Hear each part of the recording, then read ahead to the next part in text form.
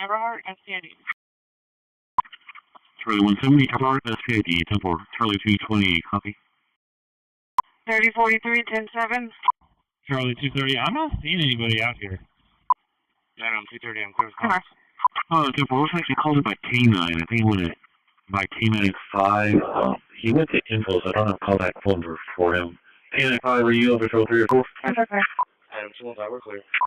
Yeah, 10-4. The managers just advised that they jumped the fence. No other information. If they don't see anything, they can clear.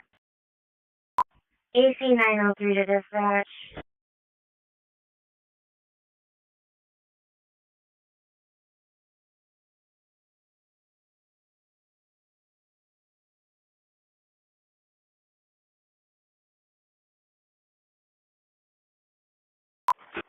What's the reason? 220, Charlie 230, mobile. MH10.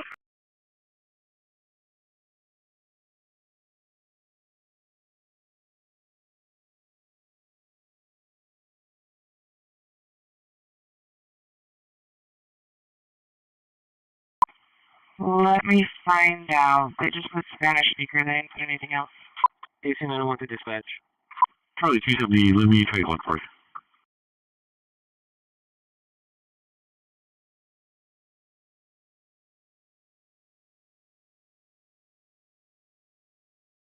We've isolated the fire room to Charlie Delta, second floor.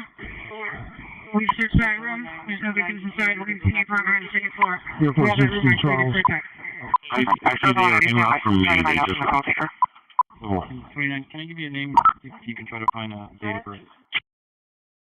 Last name is Fuentes. First name is going to be Adam, Union David, Edwards, Lincoln, Ida, Adam. Delta 255, hop another place.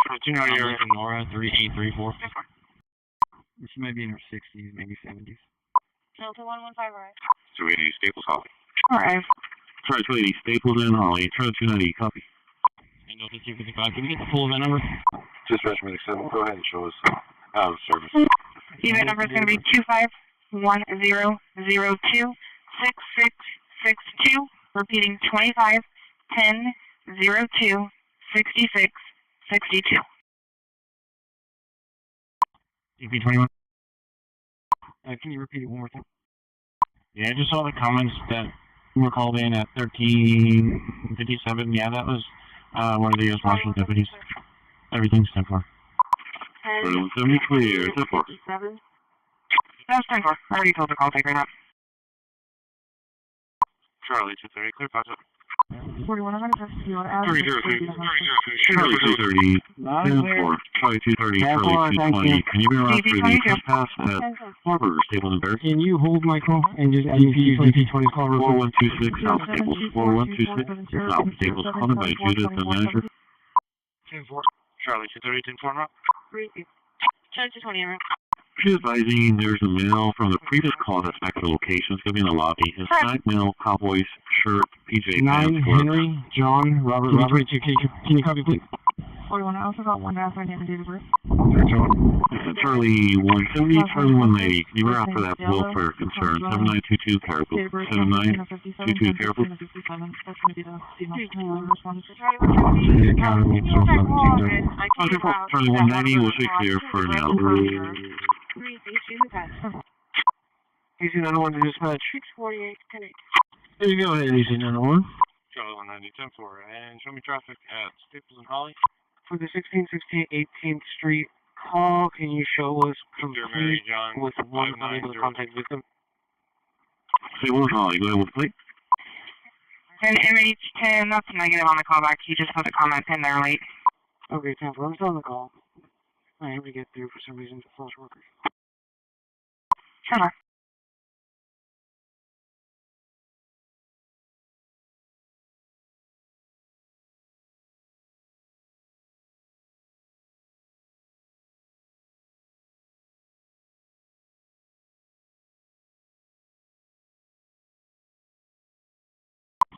AC 925 to AC 937, what's your ETA? Delta 245, go ahead. Who's the caller on this call? Alright, you're ready. Brian.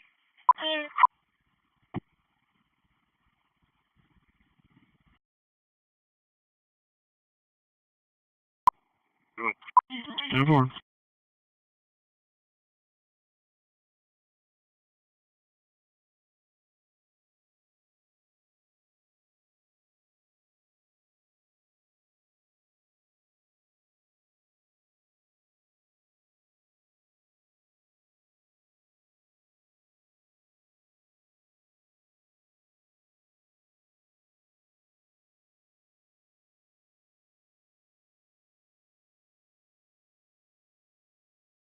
Fire dispatch, make call.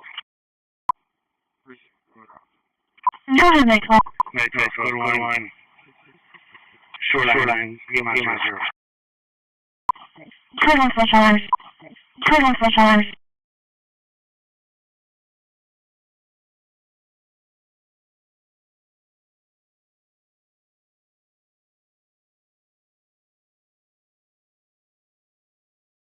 The two presidents, and I'm not speaking out of turn when I say it. It's very put on the music. As he walked in, we put on the. It was beautiful, right? It was good. He walked in, and we put on his music, right? It was great. Great guy. He's coming December 5th to perform at the White House for some of the people. If the cabinet members are good, if they're doing a good job, we'll let them come, along with some others, right? We're going to have a good time. December 5th. Well, thank you very much, everybody. It's an honor to be with a very strong leader, a man who has been through a lot, and a man who I've gotten to know very well, and we've gotten along really very well. And we had a big call yesterday, as you know, with President Putin, and we'll be talking about it. President Zelensky of Ukraine has endured a lot. I mean, he really has. He's endured a lot. And we've endured it with him, to be honest. It's been a long time, and I think we're making great progress. So we're going to be talking about that today. We'll be talking about what took place yesterday with my phone call with President Putin. And I think that things are coming along pretty well. It began with Alaska, where I think certain guidelines were discussed, and we want to see if we can get this done. This was long ago into the Biden administration. I came here and we inherited this, and we'd like to see if we could finish it, end it. We want it ended. So many people have died in this war, and we're gonna get it ended. So I just want to thank you all very much. If you have a couple of questions, go ahead, please.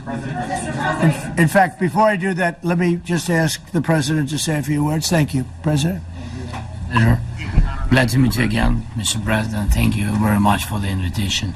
Again, my congratulations with your successful ceasefire in the Middle East. Thank you. Yeah, and you did it, and I think this is a momentum to finish Russia's war against Ukraine. I think that, yes, we understand that Putin is not ready. I think not ready, but I think that I'm confident that with your help we can stop this war, and we really need it. We see that they don't have successful steps on the battlefield, and it's good. I think that their army is weak now, but a lot of losses. They have a lot of losses and in economy and people, and I think this is a very important moment. And I wanted to thank you, Mr. President, after our phone calls. Yesterday I had a good opportunity to meet with the big American energy companies, and they're ready to help us. Yes, after all these attacks on our infrastructure, Russian attacks, and etc. And I had also meetings. Thanks to your team, we had meetings with good military companies. We spoke about air defense, and I want to share it after with details where we are. Thank you. Thank you so much. Thank you very much. Very good. And I think it looks beautiful in his jacket. Yeah. It's beautiful. I hope people notice. It's a good. It's actually very stylish. I like it. Yeah, please go ahead. The White House was fearing of a possible escalation. They were not allowing the Ukrainians to strike into Russia, fearing of this escalation. Yeah. Would your administration allow Ukrainians to strike deep into Russia? We're going to be talking about that. That's something we'll be talking about. You're right, it's an escalation, but we'll be talking about that. Mr. President, correction, I'm yelling a black muscle shirt or a blue muscle shirt. Because it's a leader that we like. We like Viktor Orban. He likes him, I like him. It's a country that's a safe country, done a very good job. He's been a very good leader in the sense of running his country. He doesn't have a lot of the problems that other countries have, and so we've decided that we'll be going to be with Viktor Orban, and he will, I think he'll be a very good host. President Trump, President Trump, right here. It's President Trump. Hungary, yeah. We're doing Hungary, yeah. Meeting, or is it just you and Putin? To be determined, but I would say most likely it's going to be a double meeting. It'll be a double meeting, but we will have the President, Zelensky, in touch. There's a lot of bad blood with the two presidents, and I'm not speaking out of turn when I say it. It's a very difficult situation. You know, we just settled the war after thousands of years, I guess. People say anywhere from 500 to 3,000 years. And I was in rooms, as you saw, because you were with me. A lot of you were with me last week with leaders that didn't like each other, but they were able to get along. These two leaders do not like each other, and we want to make it comfortable for everybody. So one way or the other we'll be involved in threes, but it may be separated. President Trump! Mr. President Trump! Was he what? Where are you from? From Ukraine. You actually had a conversation with me last week. What if Mr. President Putin doesn't agree to peace in Hungary? What do you do then? Do you have... Well, let's see what happens. I mean, you know, I think he will. I think that President Putin wants to end the war, or I wouldn't be talking this way. I think he wants to end the war. I spoke to him yesterday for 2.5 hours. We went through a lot of details. He wants to get it ended. I think that President Zelensky wants to get it ended. Now we have to get it done. One patient, code 1 to Bay Area, starting miles 0.0. Code 1 to Bay Area, starting miles 0.0. Yeah, I'm doing right here, and then go ahead, please. Thank you. Our President Zelensky, President Trump, just broke a peace deal in the Middle East that all Americans, both sides of the aisle, are very proud of. But to meet that deal, both sides had to make concessions. Our president has stuck out his neck in many ways to make a peace deal for your war as well. What specific concessions are you willing to make to end this war with Russia? Will you give up joining NATO? Americans have foreign war fatigue, and our president, as he said, we need our tomahawks too.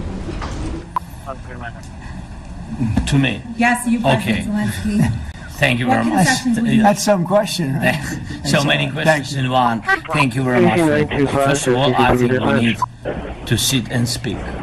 The second point, we need ceasefire. Even now, you see in the Middle East, it's very difficult to hold ceasefire. Everywhere, in every war, it's very difficult. We want peace. Putin doesn't want. That's why we need pressure on him. We will speak with President today what we need. We understand what we need to push Putin to negotiation treaty. And as I said previously, so we are ready to speak in any kind of format, bilateral, trilateral, doesn't matter. Matter just peace. This is important. And we don't speak about NATO or NATO. For Ukrainians, it's very important. Of course, it's our decisions of allies to decide where we are.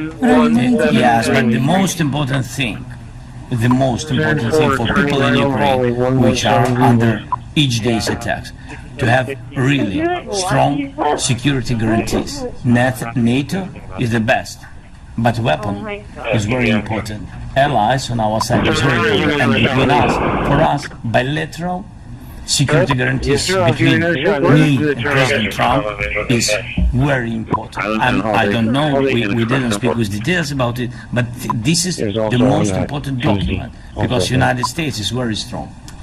Sir? President Trump, you are the middleman right now, hoping to end this conflict. is doing a better job negotiating? President Zelensky or President Putin? I think they're both doing a great job in that sense. We have to get it done. We've got to take some of the hatred of each other. You know, they don't like each other. I say that in front of President Zelensky, but I say it in front of President Putin too. They have tremendous bad blood. It's really is what is holding up, I think, a settlement. I think we're going to get it done, and we have to make it long-lasting, as I said in the Middle East, everlasting, right? Everlasting. And the Middle East is a much more complicated situation. You know, we had 59 countries involved, and every one of them agreed. And it's, you know, it's sort of amazing. Most people think that was doable. This is going to be something I really believe that's going to get done. I had a very good talk yesterday with President Putin. I think he wants to get it done. When we were in Israel with President Trump earlier in the week, we heard a lot about the difference in diplomacy between President Trump and President Joe Biden before him. What do you see as the biggest difference in diplomacy between President Trump and President Biden? President Trump has a big chance now to finish this war. President Biden now is not the president, so he doesn't have a chance to finish this war. And President Trump is really showed for the world that he can manage ceasefire in Middle East, and that's why I hope that he will do this, and we will also have such big success. For Ukraine, it's a big chance, and I hope that President Trump can manage it. I would say the biggest difference is one is extremely competent, and the other one is grossly incompetent. Mr. President. Sir, a few weeks ago in New York when you two met, you said that you think Ukraine could ultimately take back all the territory that it's lost so far. Do you still think that's the case, or do you think there'll have to be some sort of You never know. Look, you know, war is very interesting. You never know, do you? You just never know. With war and peace, but you never know. Please.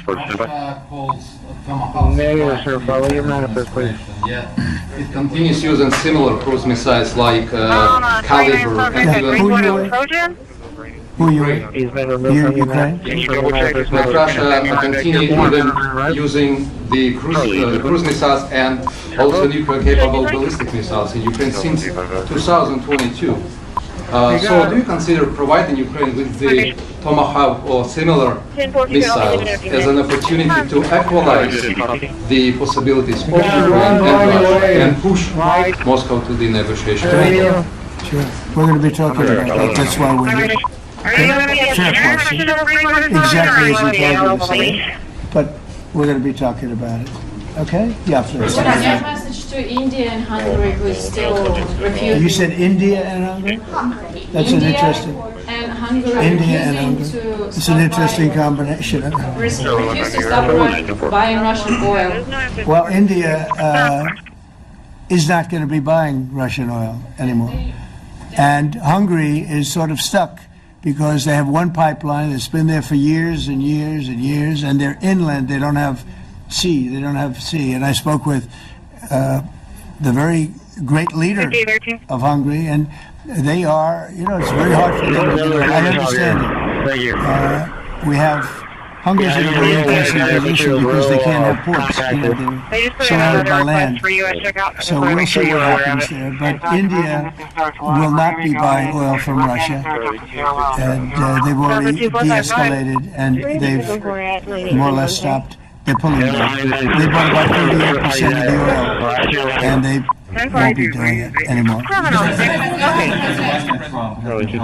Achieving peace in Ukraine. Who has? First Lady Melania Trump has been helping in returning abducted Ukrainian children from Russian captivity. President Zelensky, do you appreciate those efforts? How do you assess them? And did you ask her to step in and to help you? No, she wanted to do it. She felt very strongly about the children, and she's done a really good job, I think, in bringing it to the fore. You know, we have a lot of children involved. Now, it's some people say it's 20,000 and some people say it's 300. There's a big difference between that, so nobody really knows. But she felt very strongly about the children. She thinks about the children all the time. President Trump, if you okay tomahawks to Ukraine, what's going to happen if the United States is in a conflict and we need the tomahawks? Well, that's the problem. We need tomahawks, and we need a lot of other things that we've been sending over the last 4 years to Ukraine. We've been, we gave them a lot. Now we have a different situation. We send it to the European Union. They pay for it and all that, and they have plenty of money. But it's beyond the money. We need tomahawks, and we need a lot of other weapons that we're sending to Ukraine. One of the reasons we want to get this war over is exactly that. It's not easy for us to give. You're talking about massive numbers of very powerful weapons. So that's one of the things we'll be talking about. Hopefully they won't need it. Hopefully we'll be able to get the war over with without thinking about tomahawks. I think we're fairly close to that. Just to understand. So for today, of course, we want to finish this war, but the war is another technological war. You don't use just tomahawks. If you want to target a military goal, you need thousands of drones. It goes together with such missiles. Ukraine has such thousands of our production drones, but we don't have tomahawks. That's why we need tomahawks. But United States is a very strong production, and the United States has tomahawks and other missiles, very strong missiles. But they can have our thousands of drones. That's why where we can work together, where we can strengthen American production. So just so that I understand, so you're suggesting kind of a trade. If President Trump okays Tomahawk missiles to help you launch... Yes, it's about military goals. It's only about military goals. Right, but then you would authorize some kind of an exchange where... Yes, of course. Yes, we have proposition. We have brief proposition with our drones. President Trump, I don't mean to be brokering an arms deal here, but is that something you'd be interested in, Ukrainian drones? We are, yeah, we would. We have a lot of drones right now. We build our own drones, but we also buy drones from others, and they make a very good drone. I mean, drone warfare has really come to the fore over the last couple of years because of this war. I will say, there's nothing like the jets. We knocked out a lot of drones in Israel. We were knocking them out for Israel, and we were doing it with extremely fast and powerful jets, following the drones and knocking the hell out of them. So, we know a lot about the drones, and we know a lot about the great jets, the great ones. The ones, and the B-52s, which were totally they were stealth. They were undetectable. So we have a lot of different weapons. And, I have an obligation also, though, to make sure that we're completely stocked up as a country, because you never know what's going to happen. In war and peace, right? You never know what's going to happen. So we're going to be talking about tomahawks, and would much rather have them not need tomahawks. Would much rather have the war be over, to be honest, because we're in it to get the war over. We're selling a lot of different types of weapon, as you know, to the European Union. We're not in it for that. We're in it to get it over. We're losing thousands of people a week, thousands of people. Russian, Ukrainian, and mostly soldiers. Mostly soldiers. But we're in it to see that end. And if we can end quickly, and I think we can. I had a very good talk yesterday. We're going to be talking about it. But I had a very productive talk yesterday with President. We'll see what happens. But the war in the Middle East was far more complicated. We got that one done. And I think we have a good chance. I think President Zelensky wants it done, and I think President Putin wants it done. Now all they have to do is get along a little bit.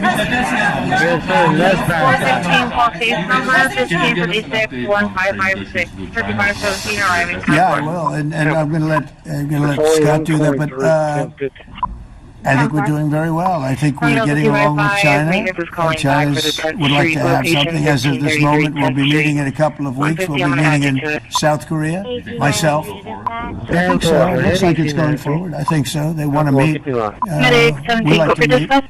I have a very good relationship with President Xi, and we're going to see what happens. But, you know, for years we were taken advantage of by China very badly. We were losing hundreds of billions of dollars a year to China. We really built their military, if you think about it. The kind of money that presidents allowed to be lost to China was just insane. And then when I came into office, as you know, I put very severe tariffs. So we took in hundreds of billions of dollars in my first term from China.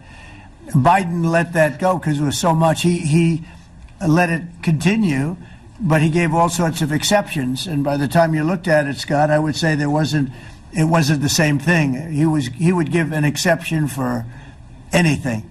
If you got up and went out to dinner, he'd give you an exception. So it wasn't the same thing. But I put on very serious tariffs. So we took in hundreds of billions of dollars. And then I left office. The election was rigged. I left office, and that was the story. Now I come back, and we are in a very strong position because of tariffs. We're in a very powerful position because of the fact that we have tariffs. If we didn't have tariffs, we would be in a very weak position. We would be in a weakened state.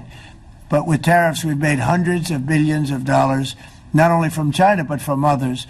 And China wants to talk, and we like talking to China. So we have a very good relationship, and we're going to be meeting in South Korea in a couple of weeks. And I just got back from a long trip. I'm going on another long trip. And Scott, do you want to say a few words on that? Driving Bay Area, ending 4.9. The great perspective the two leaders have for each other. China did a substantial, unprovoked escalation last week. We were unable to get in touch with them since then. It's been IMF World Bank Week. They have had working level people here. There have been meetings. The Vice Premier, who is my counterpart, and I will be speaking this evening at around 8:30, 9 o'clock. And then he and I and a delegation will be in Malaysia probably a week from tomorrow to prepare for the two presidents to meet. So I think that things have de-escalated. We hope that China will show the respect that we have shown them. And I am confident that President Trump, because of his relationship with President Xi, will be able to get things back on a good course. Is the hope for that meeting with you and President Xi some kind of trade deal then? Could be. Look, I think we're in a very strong position. We're getting, as you know, as of November 1st, I could move it up if I wanted, a 100% tariff over and above what we get now.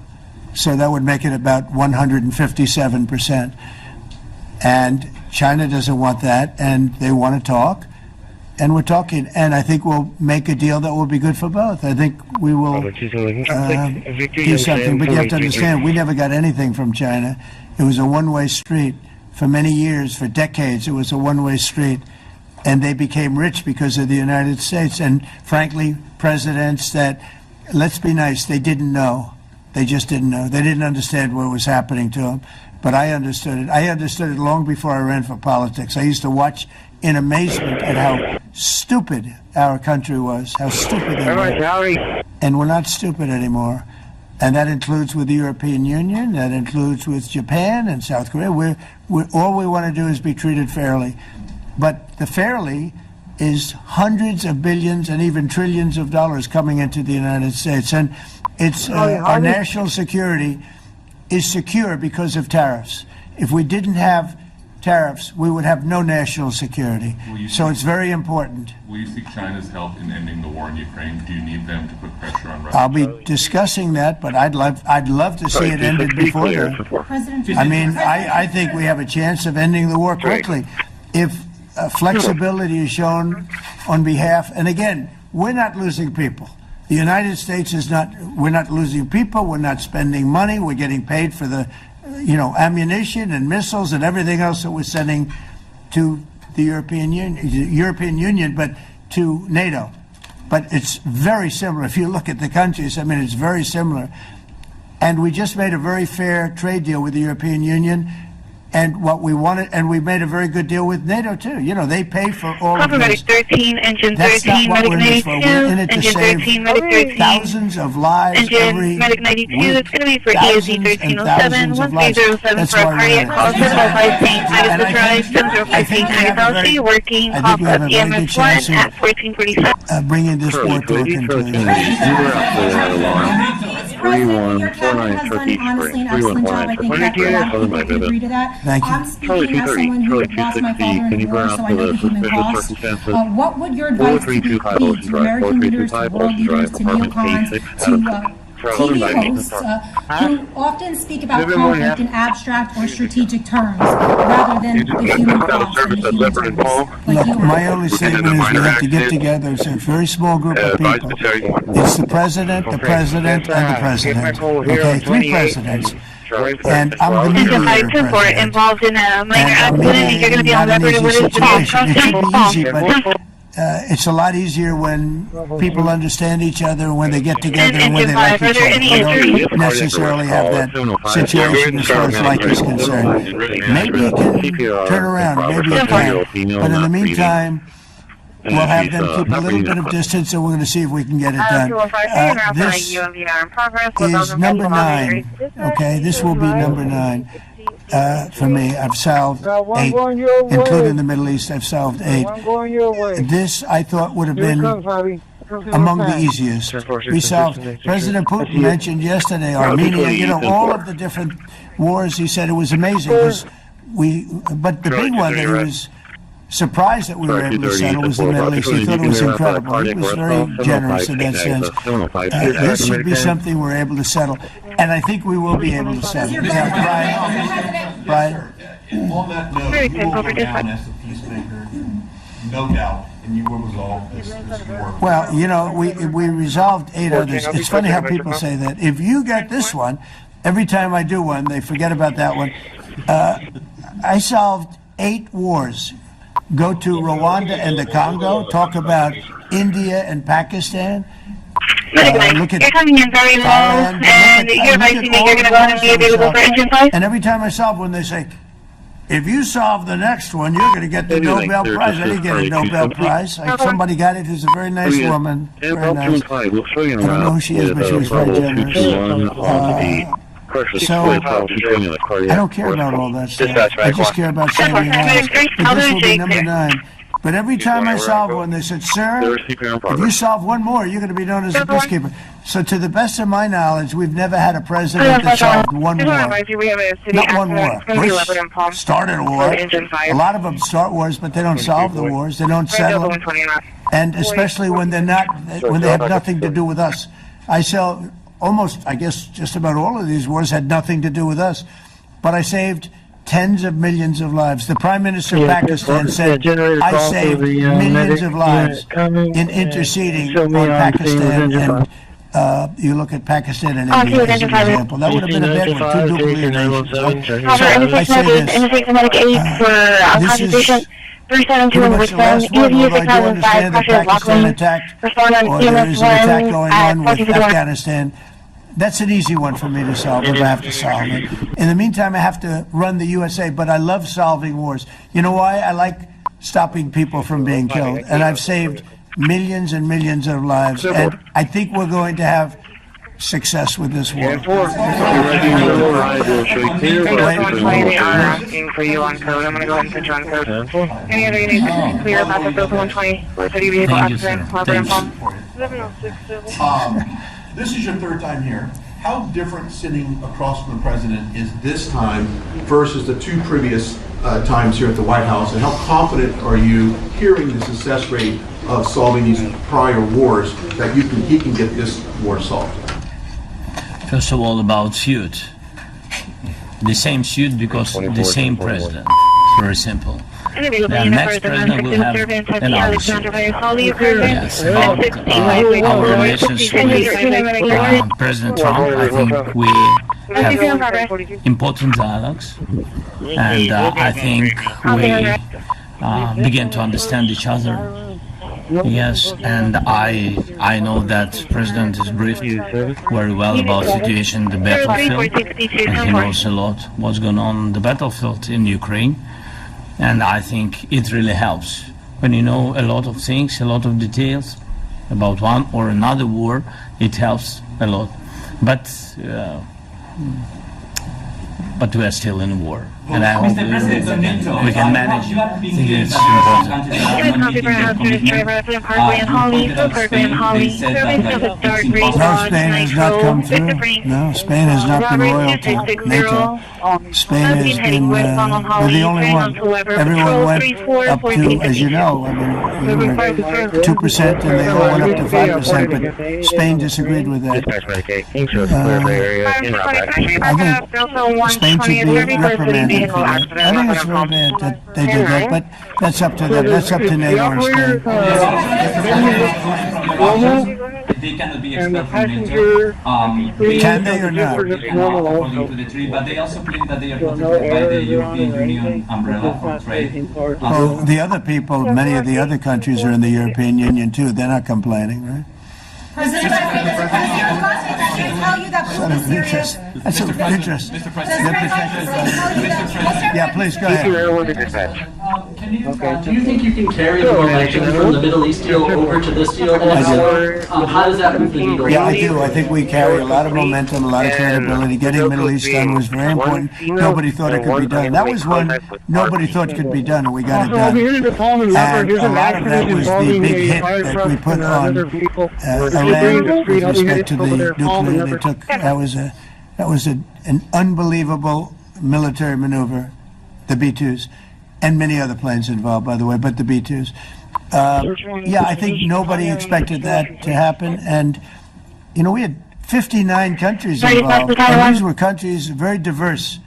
You had Arab, Muslim, Jewish, you had every kind of, you had every country, Christian.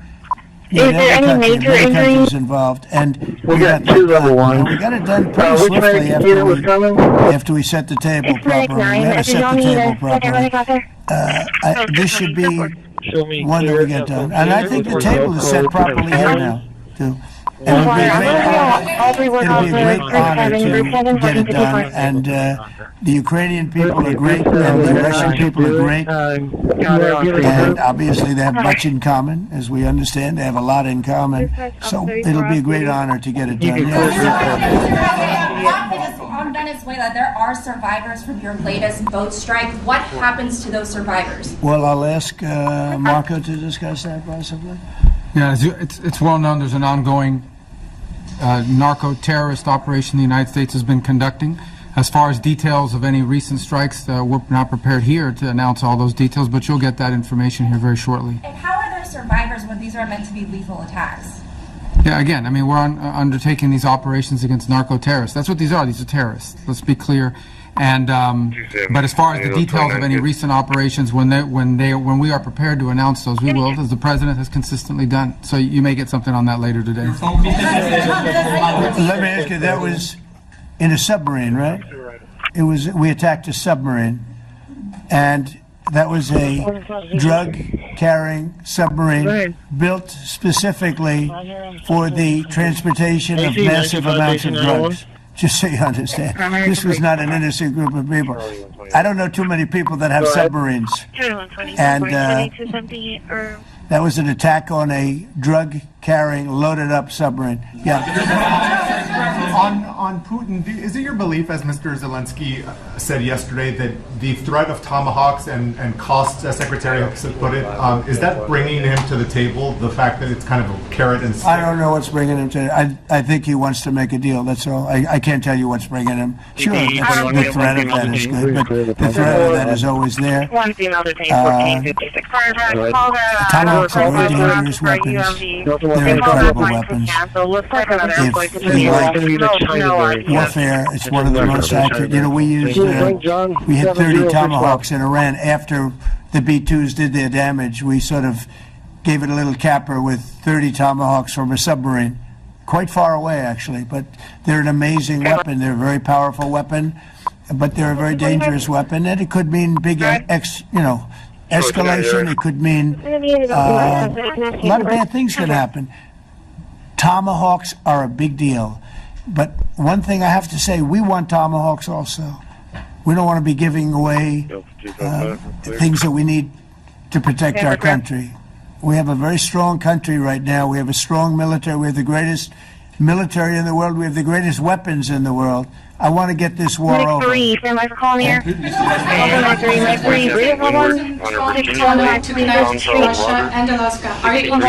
just heard about a tunnel from Russia to Alaska. I just heard about that one. That's an interesting one. We'll have to think about that. I hadn't heard that. We just did a nice road in Alaska. It's going to get us to a lot of minerals, and we have a piece of it, a good piece of the ownership because of the fact we made it possible. But this came up yesterday, a tunnel from Russia to Alaska. That's an interesting. What do you think of that, Mr. President? Do you have any ideas? How do you like that idea? I'm not happy with this. No, I don't think you're going to like it. I don't think you like it. I don't think you like it. President Trump, do you think that Vladimir Putin, do you think that Putin is your gut instinct? Well, we had a senator that wanted, remember, from Hawaii, she wanted a tunnel from the mainland to Hawaii. Then she said, well, we can't do that, so we're going to build a railroad to Hawaii. Do you remember? She's a current sitting senator, a Democrat. She wants a railroad to go to Hawaii. Right? You know who that is, right? She's another. She's another. Yeah, please. Aren't you concerned that maybe the Russian president is trying to buy himself more time? Yeah, I am. But, you know, I've been played all my life by the best of them, and I came out really well, so it's possible. Yeah, a little time. It's all right. But I think that I'm pretty good at this stuff. I think that he wants to make a deal. I made 8 of them. I'm going to make a 9th. I think he wants to make a deal.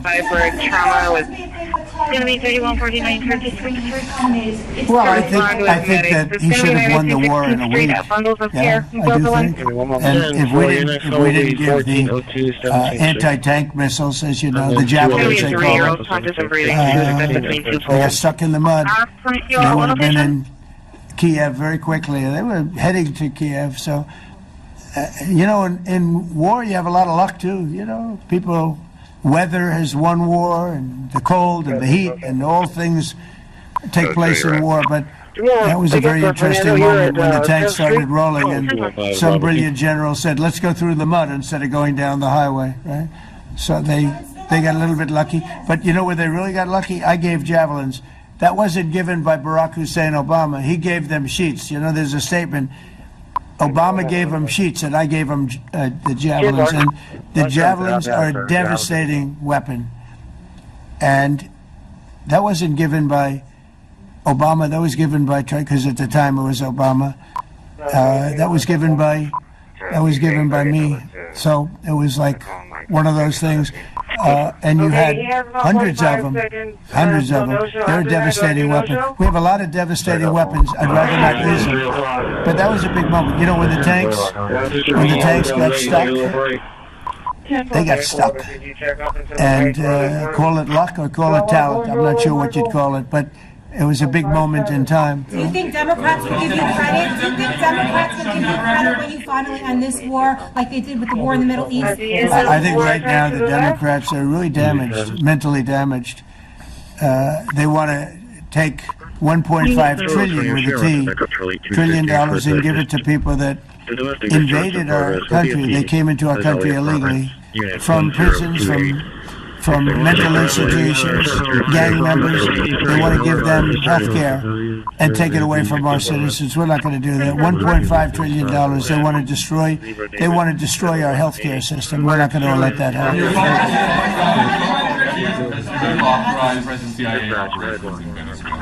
Well, I wouldn't say that, but some interesting things are happening around the world, I'll say that. It has been reported that Maduro offered everything in this country, all the natural resources. He even recorded a message to you in English recently offering mediation. What should we do? He has offered everything. He's offered everything. You're right. You know why? Because he doesn't want to fuck around with the United States. Thank you, everybody. Thank you. Thank you, everybody. Thank you, guys. Thanks, guys. Let's go. Start moving. Thank you, guys. Let's Thanks, guys. Thank you, press. Thank you, press. Thanks, President Trump. Thank you, Karen. You guys. Good job. Thank you, guys. President, what more?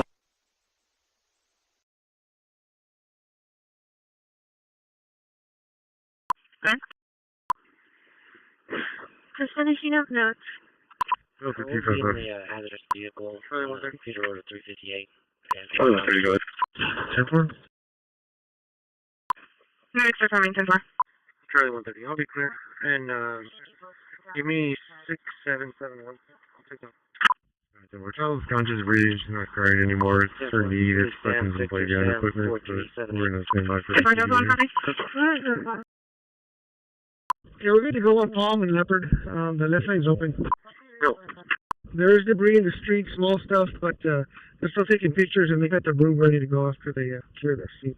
He's pulled into the parking lot between rooms to go on Keller, collision on Calvin. Enforcement 3 at South Park, over. Charlie 230, I have a juvenile male detained in the back of my unit. Well, 35 to base. Adam 243. Hi, dispatch, Medic 11. Alright. 44, 67, 42, 61, 44, 67, 42, 61. Got you? Just want to make sure that you're looking for on the notes from PD. The child's conscious and breathing. Yes. Their knee and their playground equipment. Is there a start to the engine? 604, 10-5. Okay, we have a ticket for Fernando at 10th Street. I don't know if the bus is coming. Do you want me to take him? 10-4.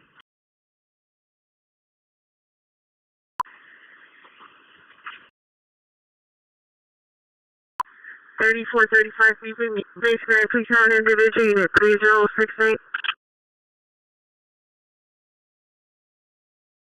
Towers, number 1. 303. Show me monitoring traffic, Reynolds Road, crap. 3071 radio check.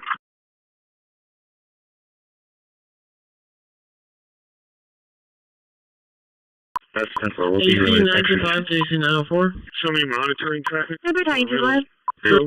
23,000 carry off, 23 holdings at Oklahoma, 10 holdings at Oklahoma, 29. 27 on Tennessee Gallon out of Hawkwood.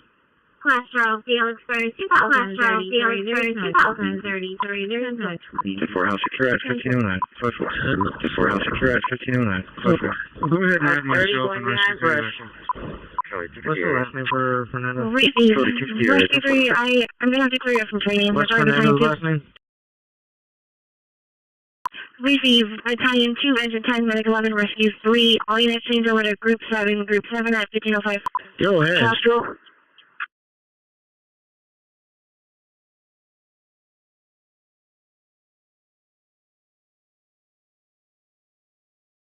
$2,700 on Patrol 3. Dispatch from Ladder 7.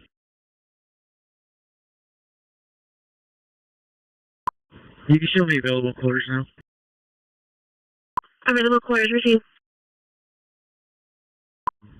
That's showing his bus will be there in 10 minutes.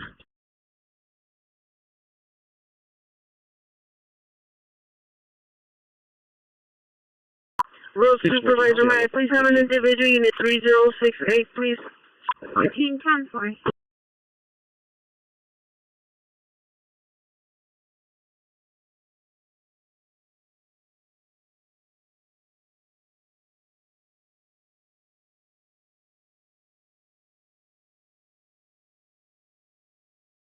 Get eyes on records already in route? 316, yeah, 10-4. She has her personal record en route. She's in a bad spot, so we're going to stay behind her until they get her. 2130. Go ahead.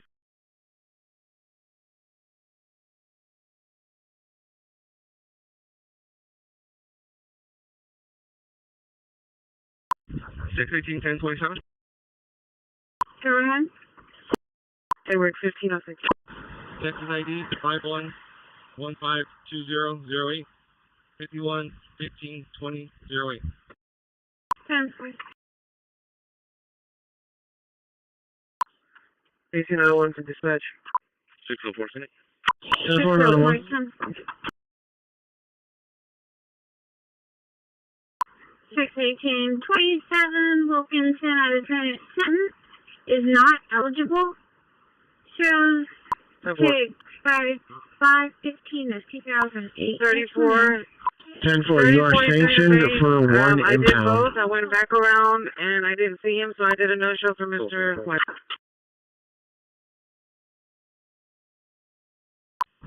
Yeah, put medic 12 on it, and then let's go ahead and cancel engine 10.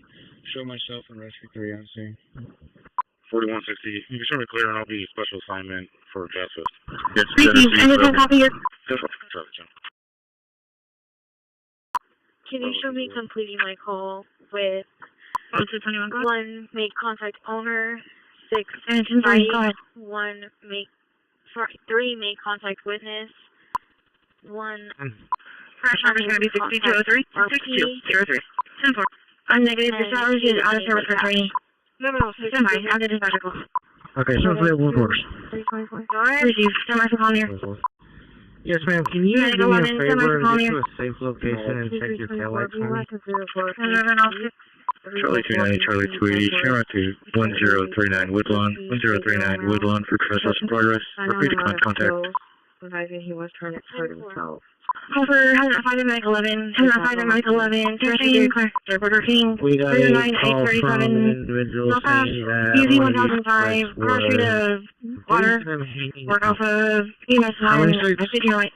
Going to be in Sacramento 10 and Broadway. Going to be one of the drivers had said it earlier when we were at Monahart, but like we put it back and got one coming from the side road, Mr. Trevino. You got one coming from that side road from 6 he is awakened. Dispatch for me. Where's the receiver? We're starting as well. It might have, because this was a, just in the call. Check 110 traffic.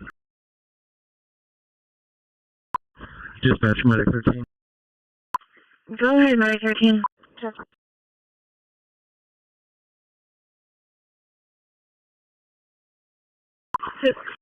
Yes, ma'am. Our computer's not updating. If you have us on the cardiac call, we'll be clear our part. Medic 13, do you have an ETA for that CPR?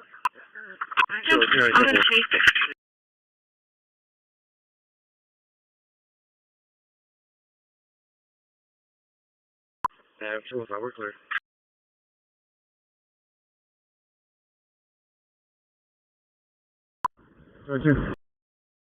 Charlie 2. 1 for you. Let me Texas 27. They 1 or 2.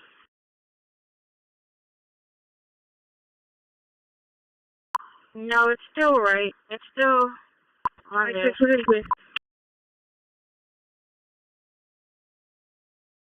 Everywhere. Oh, okay, 10-4.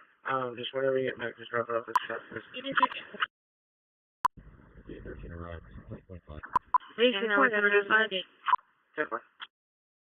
That was 4.5? 10.5. Can you show me en route to 3034 Sunset Anna? Probably 150. I'm 10-4 coming from me. 10-4, 30-34 cents. 10.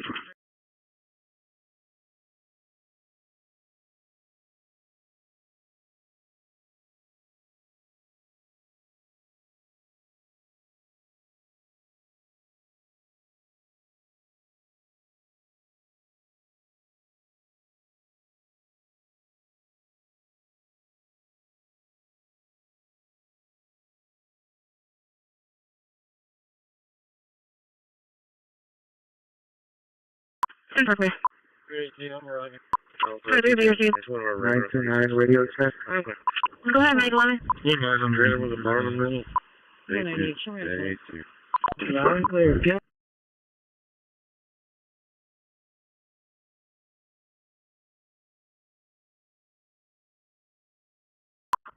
You hear me? Copy, right? Repeat your traffic. 3 Charles, 10-3. What time did the call come out? 3 call came in at 1418. 1418. 409, I'll be switching to Metrocom. Starting on the 6. Clear 1415 17th Street. DJ, okay. Result code 1, unable to contact RP, and 1, unfounded. 10-4.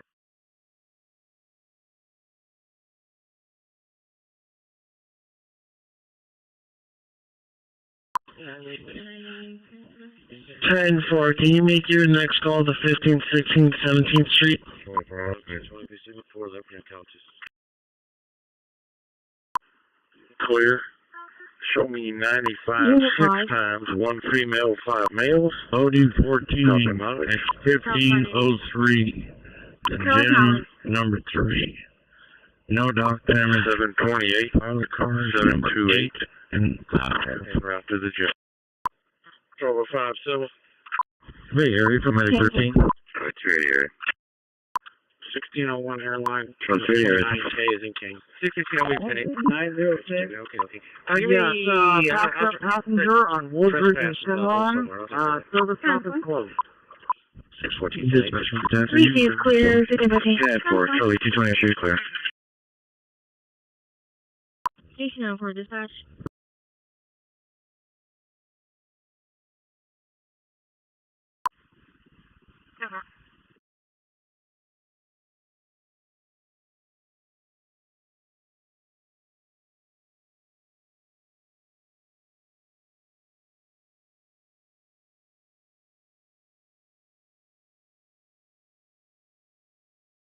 One 24B 10 traffic.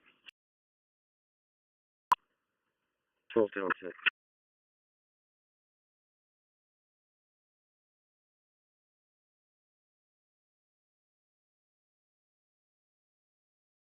Charlie 160, Charlie 260, insurance for the physical domestic disturbance. We'll be at La Palomino Mall, 5488 SKD westbound, 3140 down the way across. I'm realizing it's in front of Taco Palenque instead of a gray Chevrolet Malibu. Bye-bye.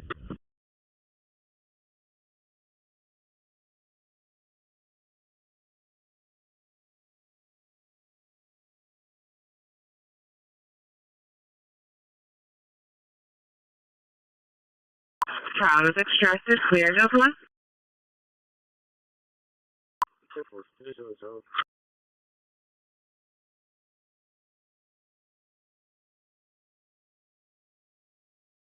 You just want to repeat that last part? You were coming over well.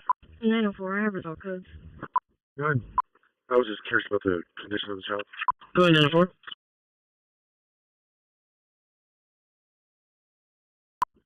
10-4.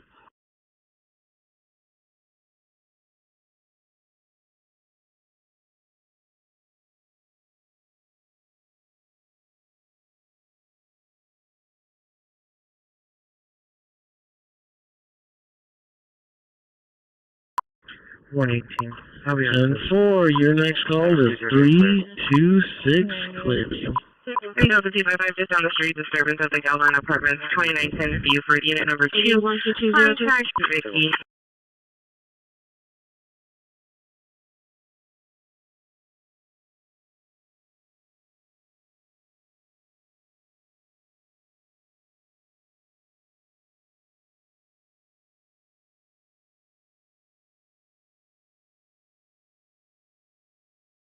Informed. 10-4, I thought we had one, but it's the new USVC.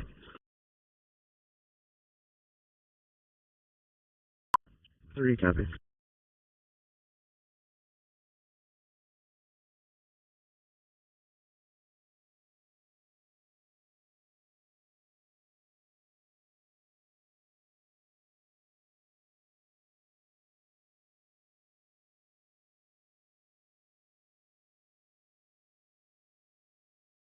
Good, buddy. South 180 arriving. Okay, buddy. Handy ready? Alright.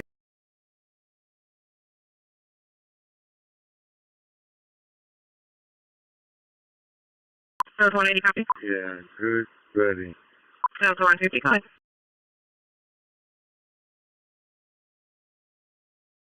3435B is 1010.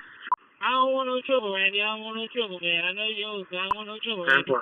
Last name Martinez, Richard, 36 of 55. AC 906 for dispatch. Go ahead, 906. 319, Patrol EAB, Northeast Parking Lot. Shows arrived and patrolling at 1516 7th Street. 10-4.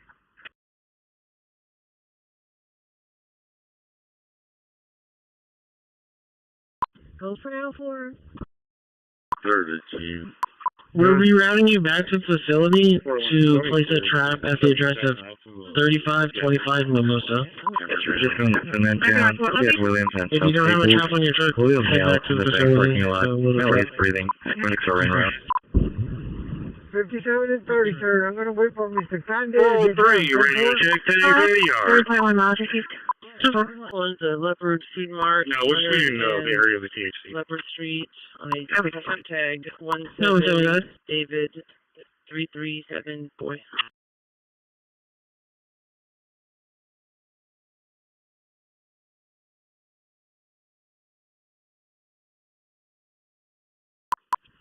Charlie 290 area. Stand by for fire and EMS page. Stand by for fire and EMS page.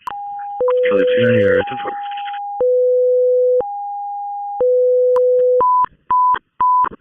Charlie 16786. You can send that to TRU. 2 Lincoln CMS 207 Common Way North Unit C Charles CMS 207 Common Way North Unit C Charles 207 Common Way North Unit C Charles Fluid Buildup Email with 17 in the garage 207 Common Way North Unit C Charles 207 Common Way North Unit C Charles. Code 11. I'm going to go to Flagelli. Just 115. How long are you wanting us to try and capture pulling into the Dollar General. Assault X-ray Henry 51 19. Team shows back in the city. Clear available. X-ray Frank Sam 4060. X-ray Henry 51195 Dollar General. Level 7 channel. 6503 10 for the yard.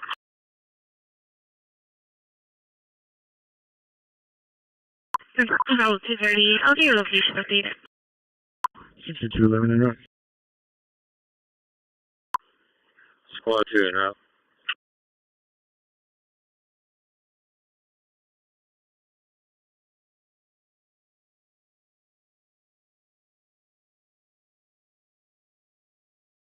It'll be your last call today. Adam 205. Adam 205.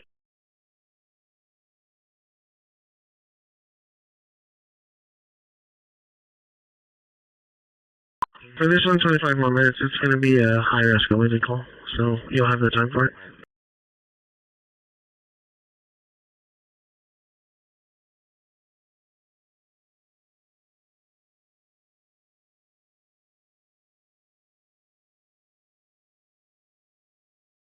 Unit 3. 619, able site school times. Okay. Charlie 280. 4863.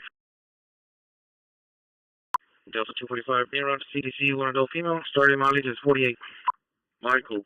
You've got the lake Forsby with a Kirby 30717B and Kirby 27711 headed to Old Lot 3 North. Alright, let's go 4. 2-4. 604.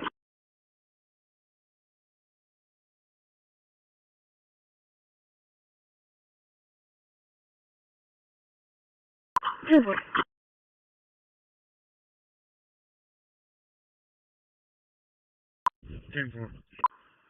10-4. Charlie 220 area.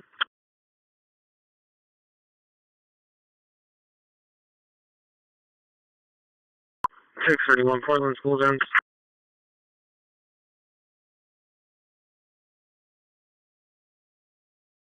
Charlie 220, Charlie 2, mobile.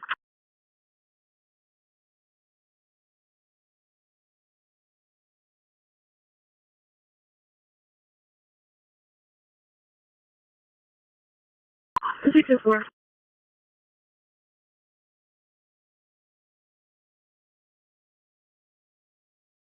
AC 906 dispatch. Dispatch in your 5. We're clear that call, but we'll be out of traffic service until further notice. Well, for 3 at fresh. Go ahead, 906. Can you show us clear 1516 7th Street? Result codes are going to be 1 patrol, 2 unable to locate, and 2 unable to catch. Charlie 260 arrived.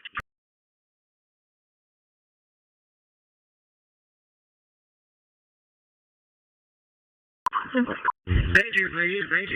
10-4, can you check and see if the 1317 16th Street was a duplicate of the call? And if not, can you head that way?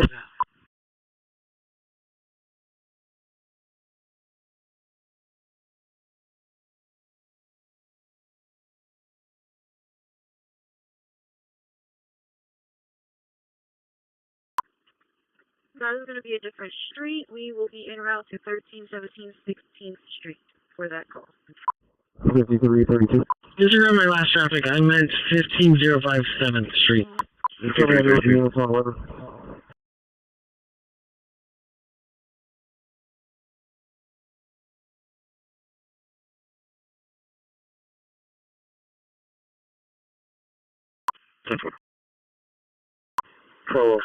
UTO. 10-4, 1505 7th Street. Looks to be a duplicate. Can cancel call. 10-4. Can you write yourself over to the 13, 17, 16th Street? Officer 3, back up plaza. 10-4, en route. Charlie 260. That vehicle's going to be here in the parking lot of the Taco Blanket. There's a female in the driver's seat and a male in the passenger. Adam 230 traffic. It's going to be Leopard and Western on a Tom Lincoln Nora 4610. Okay, for arriving south. We're good for.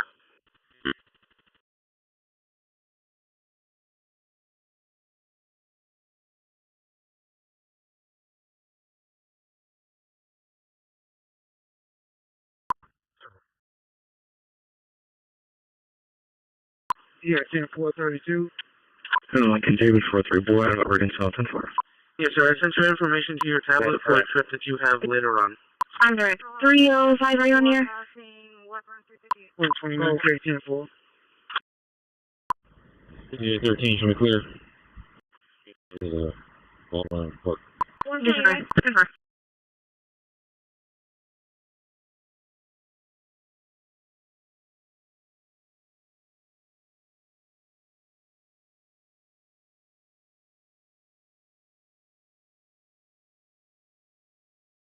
Go ahead. Show us on scene and start a medic unit to our location. Received, sorry about it.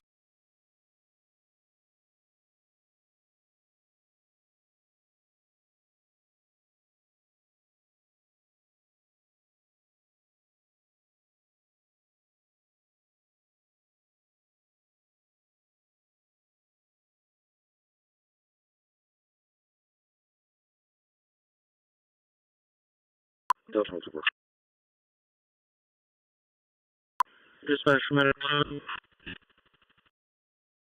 Go ahead. At 120 miles, Rosie.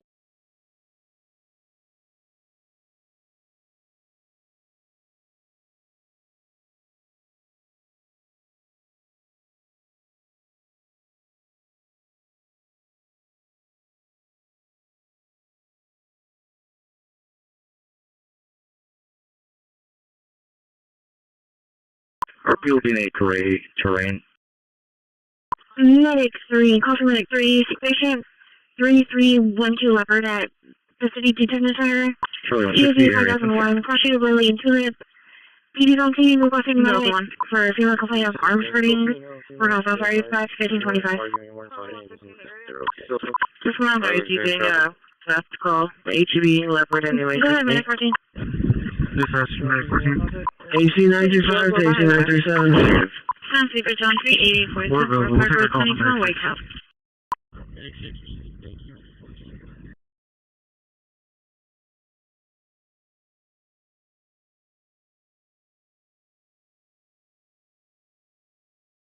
AC 965 to AC 937.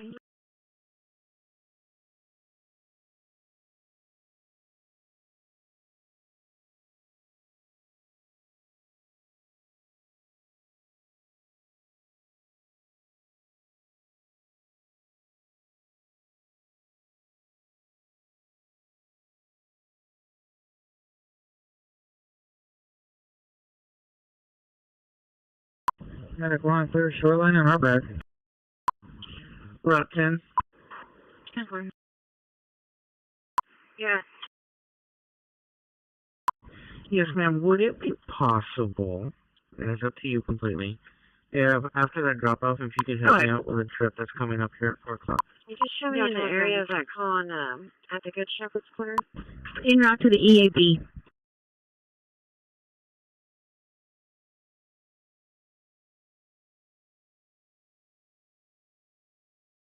AC 9 for dispatch. Okay. Is there Route 36, 1070, out and about. from the Anderson and enemy? 904 good?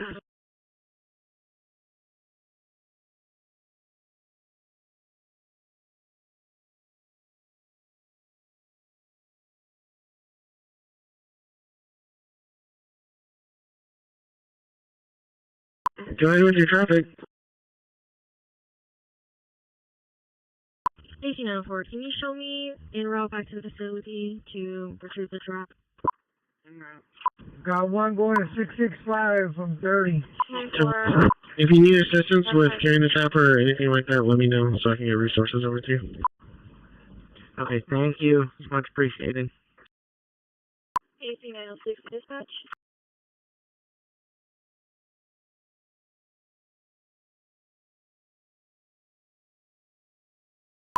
AC 906 dispatch, can you show us a ride with patrolling at 1317 16th Street? 10 for our ride patrolling. 147, we have the crosswalk in front of the middle school on Wildcat. AC 903 dispatch.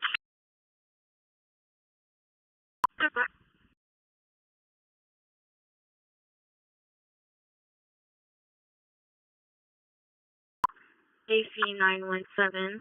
I wanted to advise that one of my canines are chipped with severe ocular discharge. Comfort, Avalon 72. Avalon 72, I Town. 630 Bright Street at the Sierra Royal Apartments. Apartment number 614. EAV is 10116, Sparkler Mary and Magnolia. 6-year-old male. I just am reading with a clogged catheter. Work also ferry dispatch, 1529. Can I get a page for a white Dodge Journey? Can we call him Logan? Charlie 1. I'll take that real quick. Relic 72 received. Good.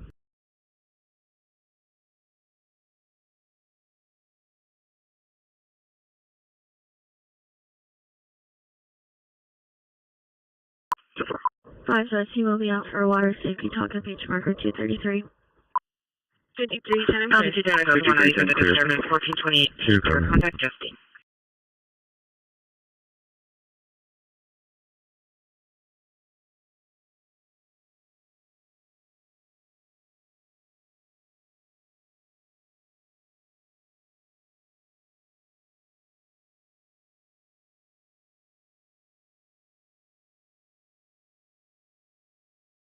Yes, man. I've been up here in secure side. There was a black briefcase next in front of the United, and it's just left here. So it's been like 25 minutes. Island tank there. No, that 190, 10-4 coming from me. 10-4, black suitcase, you said, by gate 3? Just found out who it was. 10-4, altitude 10, copy. Okay, 10-4. Yeah, I'm arriving. 10.4 miles, receive.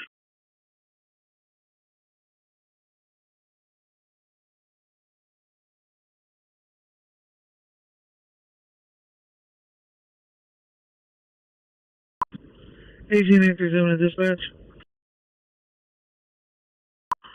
Go ahead, AC937. You can show me clear from 15202 Windward Drive, with end results being 1, unable to contact victim, 1, make contact owner. F180, F1 adult male in Christi. Case number? And show me en route to 6733 is going to be 8600. Nobody touch traffic. Charlie 190, Charlie 110 area. Were any reports taken? I'm going to go to hitching post first.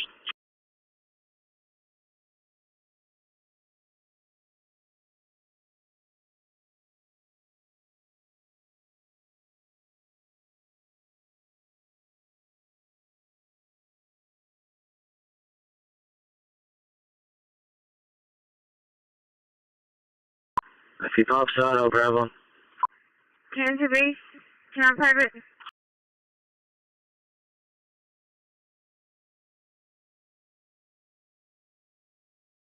Go ahead, 917. Can you show me arrived at 5418 Wharton Street and attempts to educate owner to Restrain K9. Station 3, you can disregard your tone. That's for Mag 12. 10-4, 54-7 Walton. Bravo 230 clear. 10-4.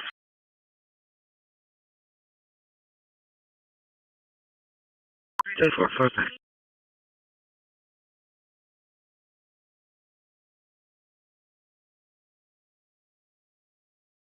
Page ready, page ready. DB21. 10 to base. Can you show us a route to the facility? We're gonna go pick up a trap. Come back. 10-4, keep you on the call.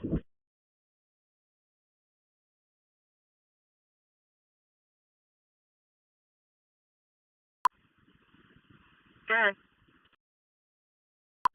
8010564553. 8010564553. You can't do anything back up, I'm okay. Summer. Dispatch medic 1 marked up on radio shaper. Go ahead. We're clear, we'll take that call for medic 12. Repeat medic 12, you're clear, and I'll put you available at station 12. Medic 12 received. Available in quarters at station 12. That's right there.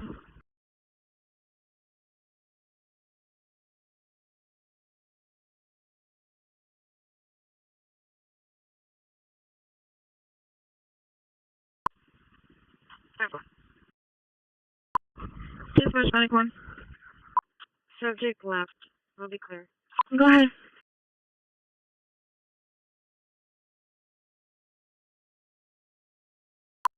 Angela, we copied that. You can show us available.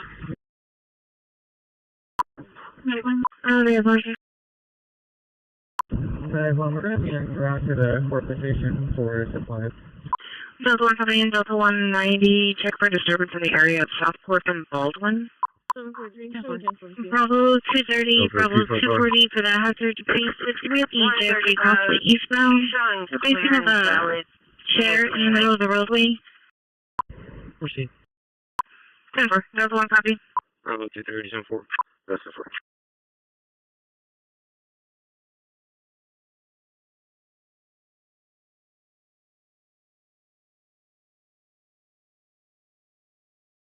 Eyes likely will be out for water safety talk underneath the pier. 10-4. 3 cover.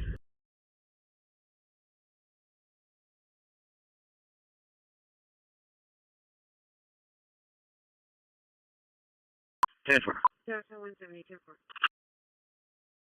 Base 906 to dispatch. Agent 71 received. Did dispatch ask you to go pick up Gilbert before dropping off?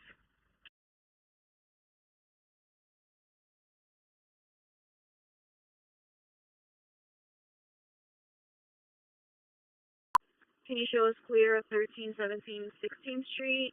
1 patrol. Correct. That's why we're letting you know to go to Ability House because it's out of order. He had a 2 o'clock pickup and we needed you to pick him up earlier.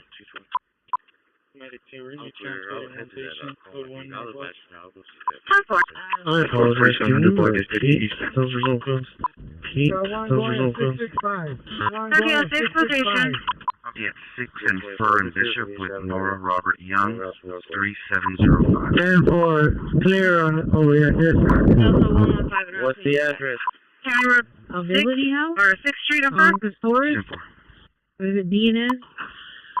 10-4, do you think you would be able to make your last call of the day, the showroom from 1423? These and things, like I said, he had a 2 o'clock pickup, so he's still there. Delta 245 or Delta 1 hold? 10-4, show us en route. 10-4, be right, and advise it is an escalated call. And where is he getting dropped off at? Is it going to pop up on my route? Excuse me? Eyes left you just backing in it. I said, where is he going to get dropped off at? Because is it going to pop up, or do I have to write the address down? 5801 Ocean Drive, 5801 Ocean. Hit and run. Contact will be Armand Schumacher. 1847.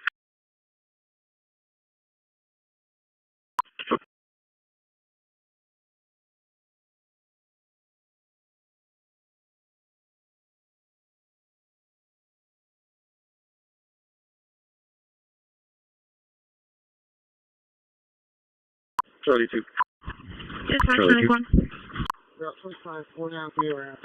Okay. Can you show us on scene at 1521 South Staples? That's okay. W27. Dispatch from 814. Island 10, can you show me signal 4 to Gulfstream? Arriving any mileage 1.8. 260 areas. 48280749. 48280749. That is 10-4. 60, same traffic.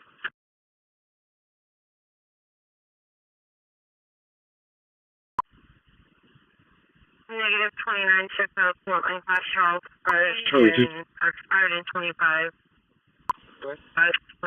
Island 10, I'll get that updated. Yes, sir. Just advise on pending. Third party freeze. 2 4s and 1 6. 10-4, and the first name is Jeremiah, correct? 10-4, Jeremiah is Monique Pettis.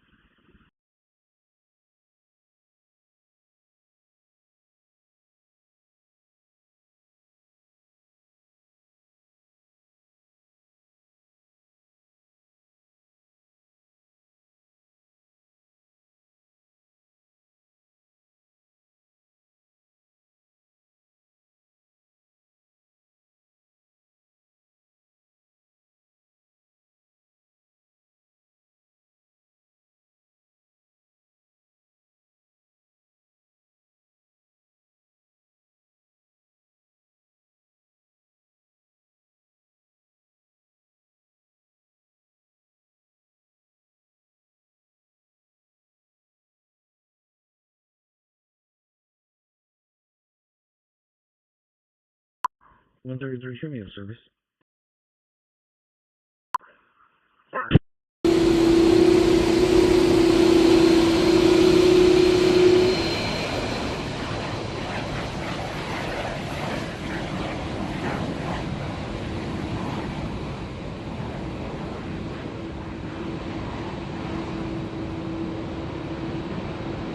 Charlie, you too.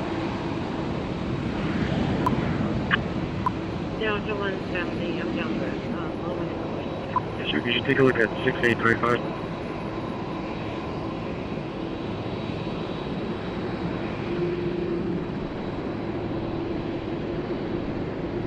Charlie, take from White Bridge over. 26, I believe that's the now and people trying to be built.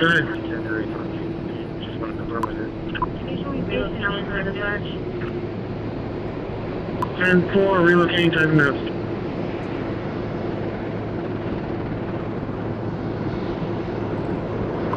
Go ahead, 917. I was also not working for this call when I arrived.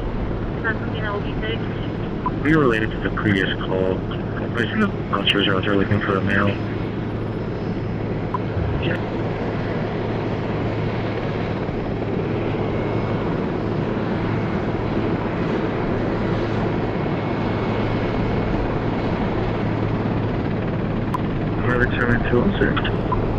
Go to your safety.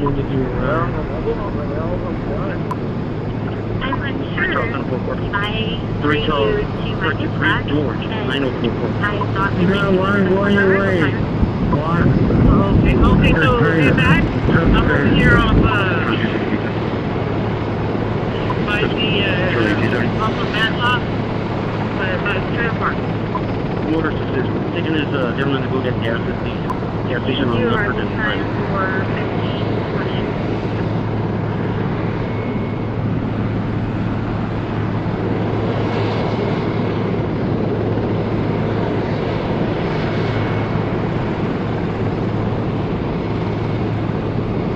Charlie 270.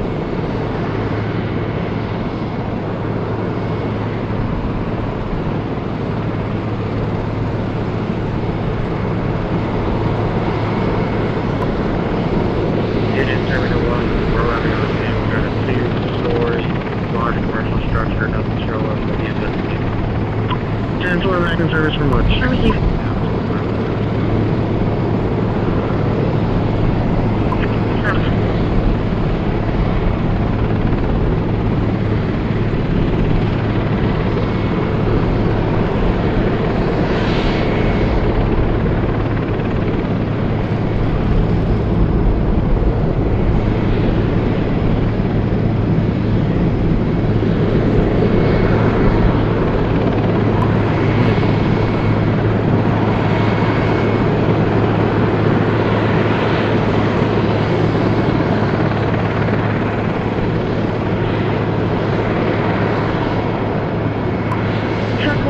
8, semi on you. 1306, okay, fine. Cover truck line minute 8. Cover truck line MID on Hammer Station. 225 Cortez. 225 Cortez. EAP, bring up radio, Russian Lewis Hines. Bring off US 154.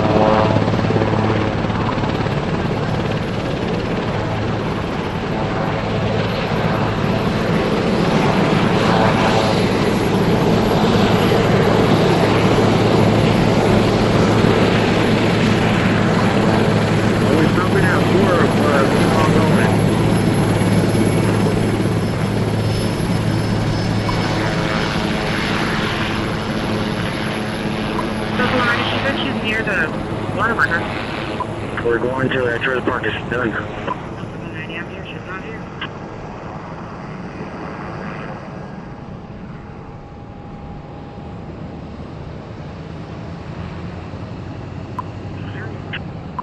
Airport. 10-4, she's in the subway now.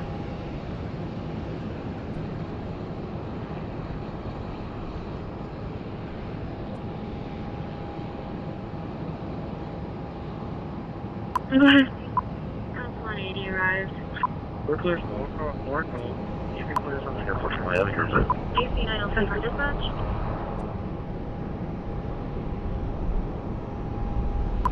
Good? I'm going to make some of your car.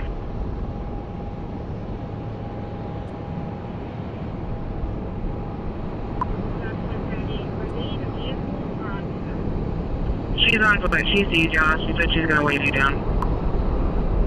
47070, 47070. Charlie 2.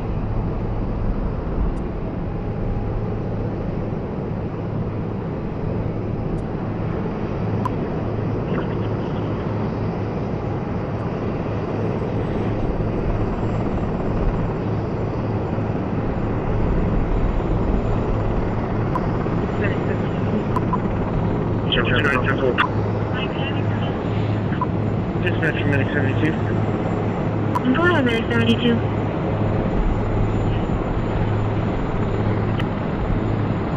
Hi, 106.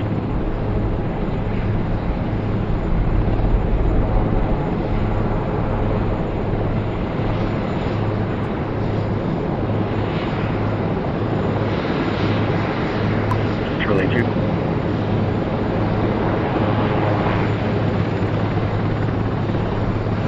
Yes, sir. You turn from the suicide heading at 2506 Harsha.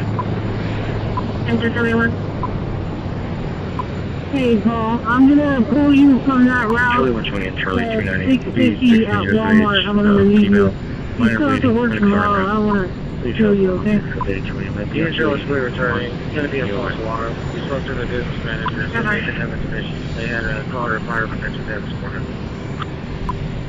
Charlie 1, 6851, submit to Fury.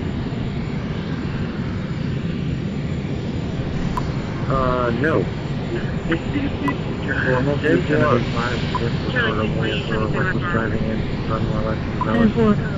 I can't express how much we appreciate all the work that you do for us. Truly, thank you.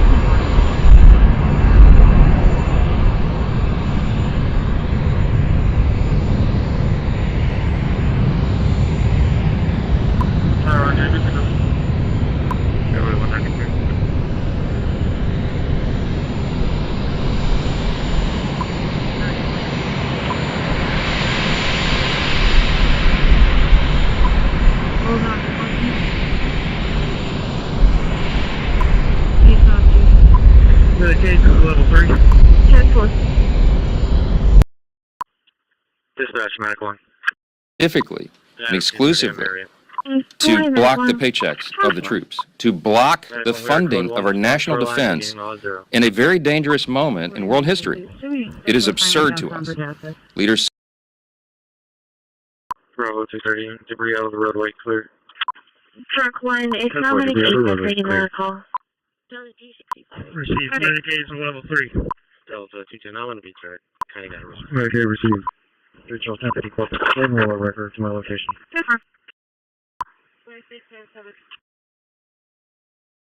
Alright, for you, show us clear. Charlie West 10. 10-5.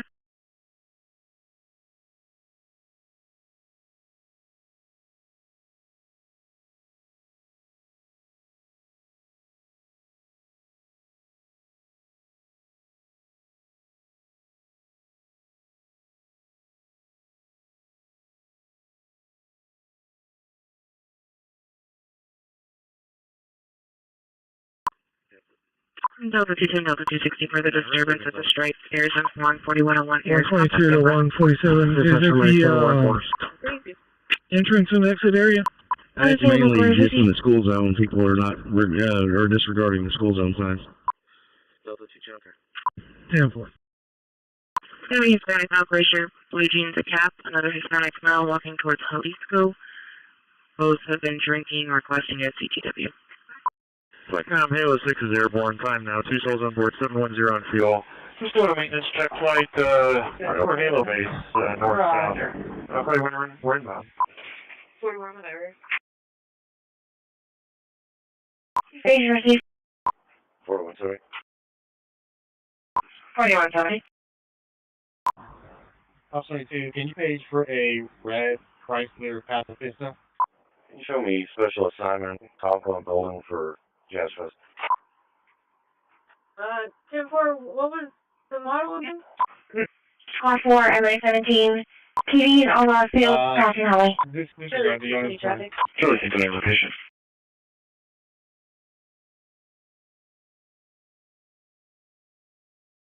Remember, I tell you right now, dude. What was 2016? ID call is still out. Put me back on that, and I'll be back at apartment 211. Go ahead. Sorry, copy deal for RP. Yes. 1461074 14210764 Amazon. Bravo 221. Unit 7.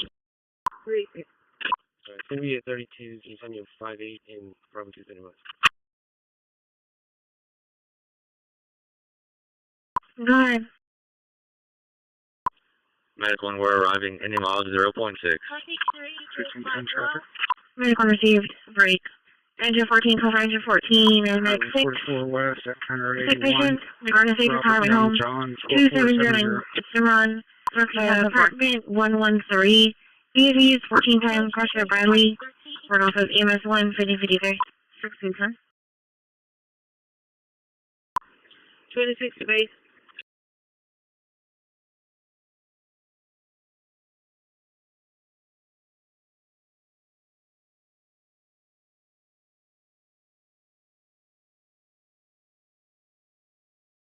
Go ahead. First name Isabel, Ida, Sam, Adam, Boy, Edward, Lincoln. Last name Clues, Charles, Lincoln, Ocean, Sam.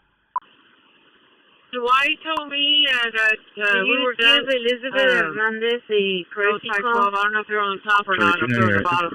But, They do not have a date of birth for it. yeah, Johnny or Myra, they were done. 3. Charlie 29 area. Clear Curve Central, 1654. Bravo 221. We'll be make sure we empty out all trucks, and 0088. then we'll head back to the yard and fill up. Be still cautious because the auctions you can come in on any side. Just be careful when you're coming through. It's still open. 2120 area. 10-4, will do. Careful. 10-4, thank you.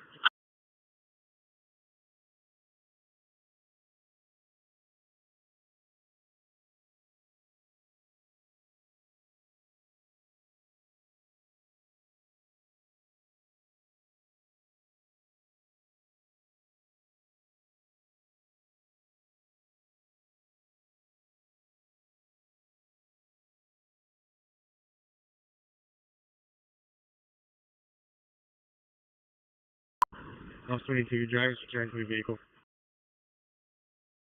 10-4, verify.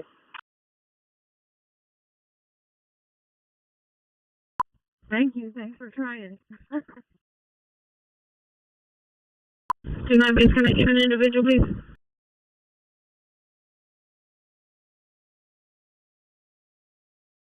Calls 210 in the area. Sorry, can I just back down real quick? 320 Delta. Charlie 296. 903. Do you have the buses assigned already for the shuttles? I'm sitting in Bay B. Bay M is full. 10439. Jam for, Go ahead and let the passengers know where 72, you're and Diana's going to take 73.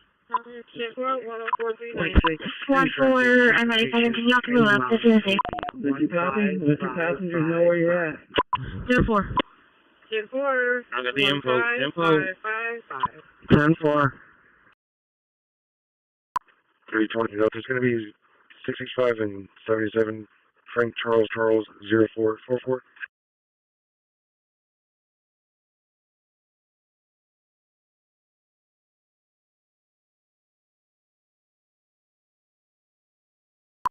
Medic 10, Sunrise for calling here.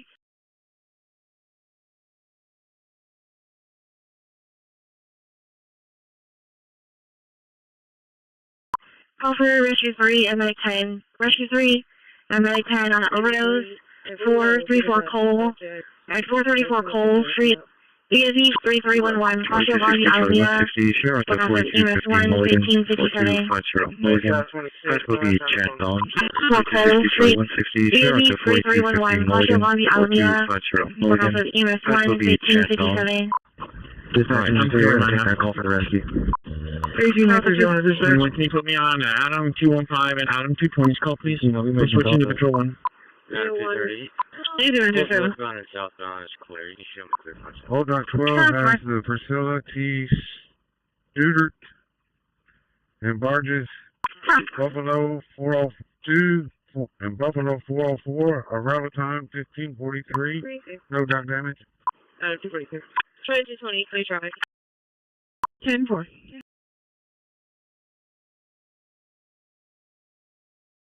Yeah, she has a issue. Probably call her and see.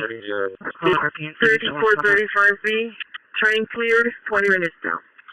I'm clear left national issue.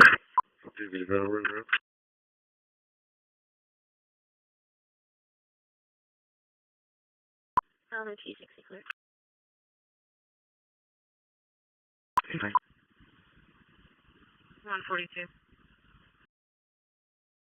32, that'll be her. Great, dude. All after. Be in service, roving till 10 p.m.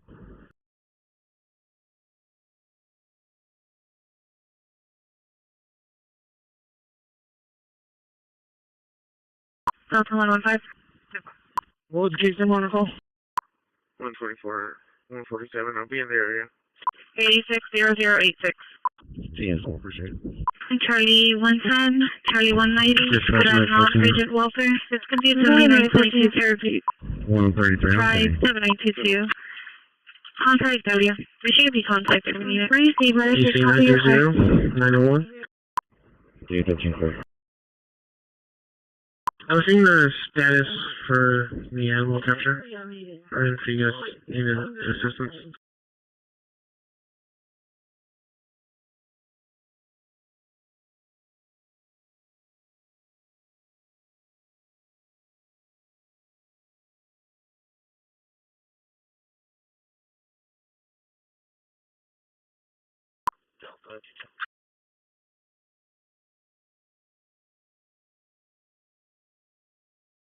Cover engine 10, MX7. Engine 10, MX7, breathing problems. At the Palacio Presidential, 1757 Guadalajara, Permanent 8 Adam 08. Let me read it first. No, it's not ESP 1007, crossing of Shaw, run off of EMS2 1559. Agent to receive. I can receive. Medic 6324. We're about to get to Garnet State. Action, Bravo. Windows 260, Delta 210 for the disturbance between the two wireless companies. It's going to be Cricket Wireless and Total Wireless. Cricket Wireless is upset that Total Wireless is throwing a trash in their trash can. Contact Samantha. Receive. Dispatch Medic 14, you're cleared in. Contact 1 contact owner, 4 catch, 1 entity, and 1 control. Windows. So. Good. Delta 255, ECD, leopard, leopard.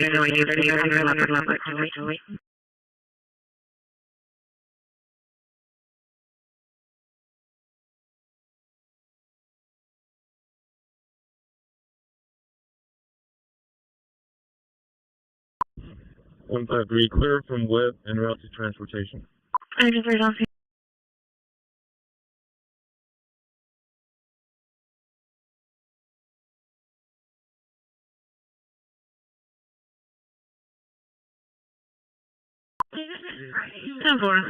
Fire dispatch from A3. It was inside of a Dollar Tree T-Mobile bag. Charlie 190. I'm going to show off now miners off Staple Street and Williams. Contact EMS. They're going to be pulled into the parking lot. Occurred in the street. Squad 4's in quarters, truck 4's available in quarters. Charlie 260, both hands. Available quarters received. Engine 14, go ahead. Dispatch from Medic 72, arriving northwest, ending mileage is 6.2. That's correct. 011. I just want to confirm the room number is 113, correct? 6.2 miles received. Dispatch Engine 14, how did this call come into the, was it a medical alarm? 9635. Did they physically call themselves? Yeah, if you start me to the main station parking lot, I got a flat tire. Unit 7680, I do have a spare.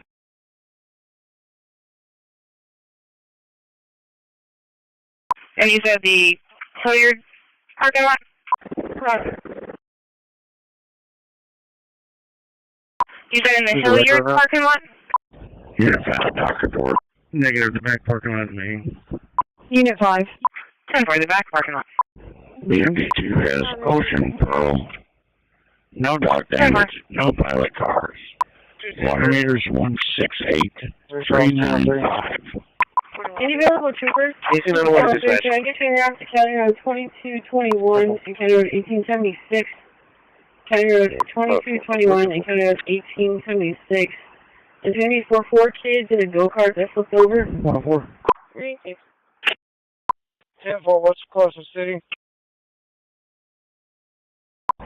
Working off duty for the RTA at Jazz Fest. I'll be stationed at Chaparral and Osaka. 14. Yes, there's a FedEx driver that has a package for you. He's coming towards the middle of the tunnel right now. For a few minutes. So 1 a.m. Engine 3, Engine 3. On my way. 647-10-4. Yes, ma'am. We're at that address, and there's nobody here named Luann. The party's stating that they saw them leave before they wanted to do a call, and maybe get a different address or a better location. County Road 2221 and County Road 1876. Engine 3, I'm there. Engine 10, American 9. Engine 10, American 9 for test names. 109 West Vanderbilt Drive. DSE 8012, crashes Naples. 1 off of US 1 S1604. 18. I'll be cruising to Signal City. 323 Delta 10-4. Charlie 250-280 right.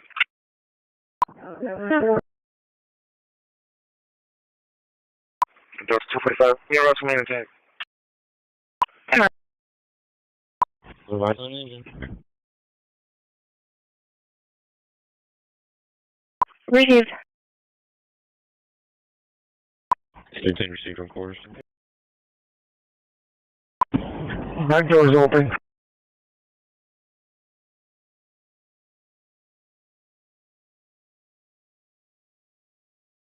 Delta 150. And nothing in download photographs. 60427. Yep, go ahead. 10-4.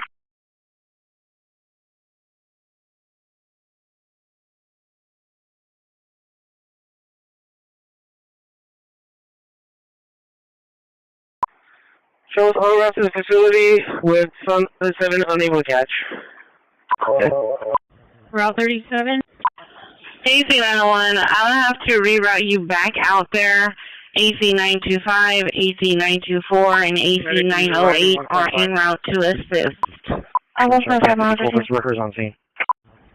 I needed you to go pick up Gilbert first before dropping off Harvey. William Henry, X-ray 9700. Who's Gilbert? Oh, whoever that is. The Asshole person? I don't even know where this place is. You said, I told you it was Ability House, and you confirmed that you knew it was on Olsen. I thought you were going over there first, like I asked you to, then to go drop off Harvey.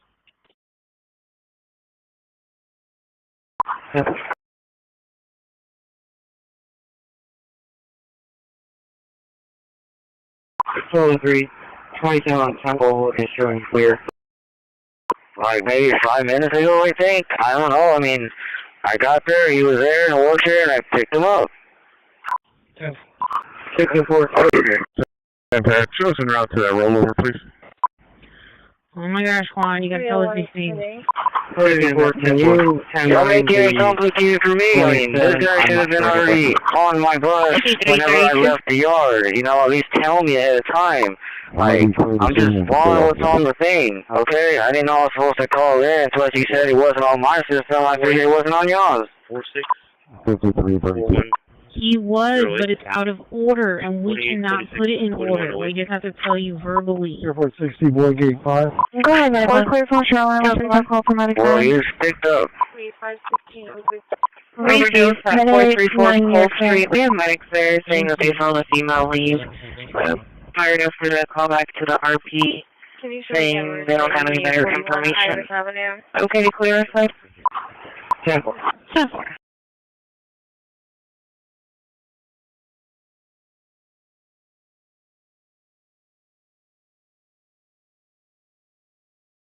Go ahead, Minnesota.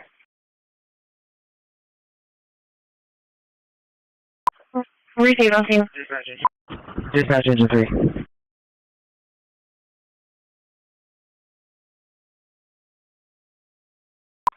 183 to 57, I'll report in the same area. Charlie 2. One's emptied, we're parking in the same area, our regular parking spaces. Received, and I did a callback to both the cell phone number and the reporting party. There was no answer to the cell phone number, and the reporting party's Jessica was like first party information. Thank you, Ms. Brown. Yep. 6-4. Can you put in that name and date of birth? Maybe registered owner of the truck, Emiliano. U2. Santana. 15408 South K Court. On Henry Edward Robert, Sam Edward, Adam 7.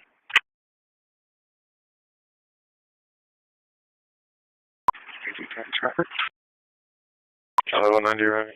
Go ahead. Did you get that gate, Voices 5? 91, 99, 4 Edward Keaton, 656. Charlie 290 Not to Bayview with juvenile female, starting on 0. Cover. Charlie 120, I'll be following. Charlie 120, cover. Job and clear will be attached.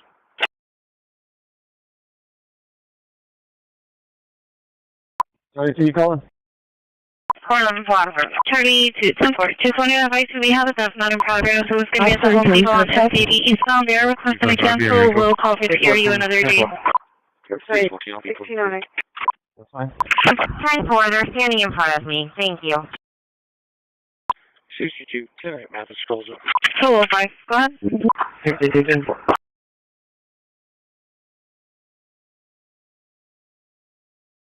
Think it's going to be clear from 6733 Wall Street with any codes being 1, they contact RP, 1, patrol, and 1, unable to locate. Unit 6. 220 arriving. Medicaid, you were garbled. Right.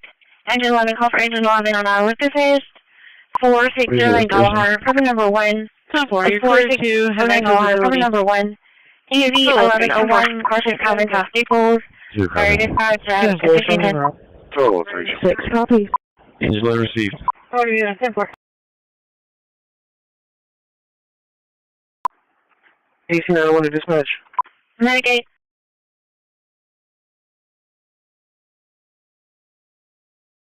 Go ahead with the plate.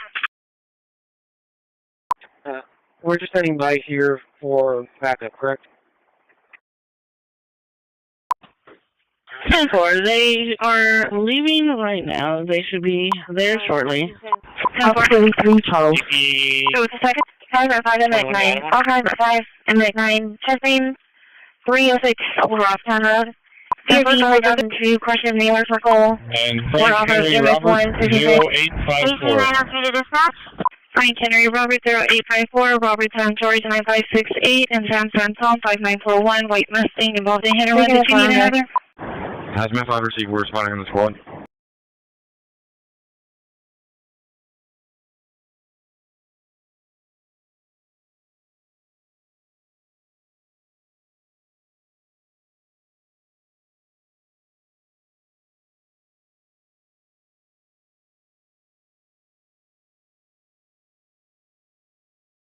Receive.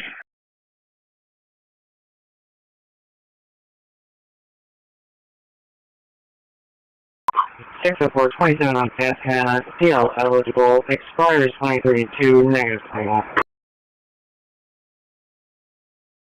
3160, 10-4.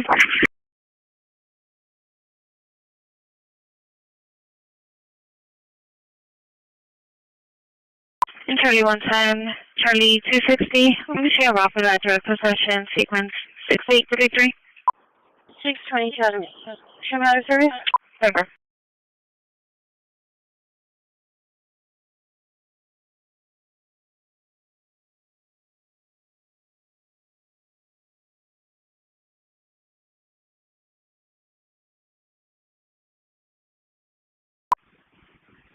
$145. 619, tonight.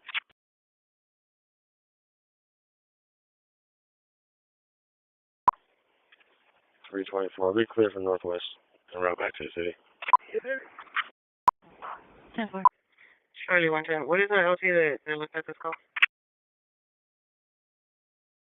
Let me check. Oh, okay. 309-319.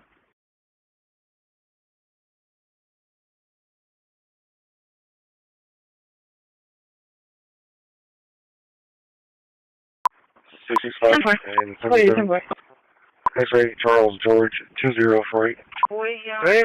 X-ray Charles George 2048. 665 and 77. 65. Right, 2 clear narcotics. Can you go and lock up the parking lots with the new PD and the HMO? There's a festival going on. Okay, I'll get her as well.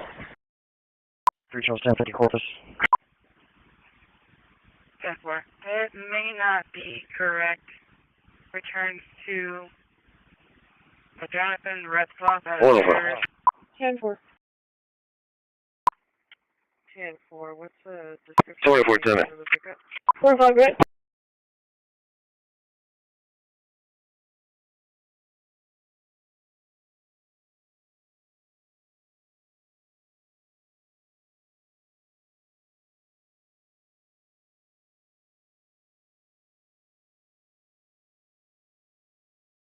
Charlie 190, I'll send you the crash number. 6014. 6014.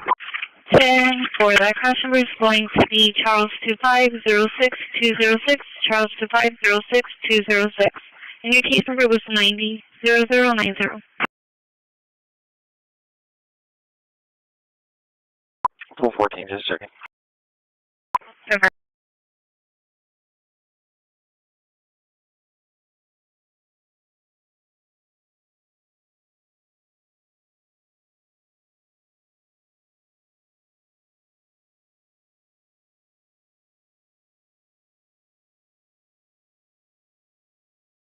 Alright, Charlie, I got Lumen Total, Barney Middle Bay 2, no skills, and select Barney Middle Bay 2, no skills.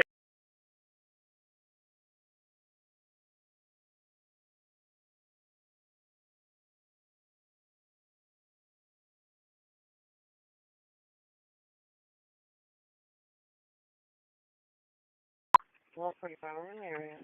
908.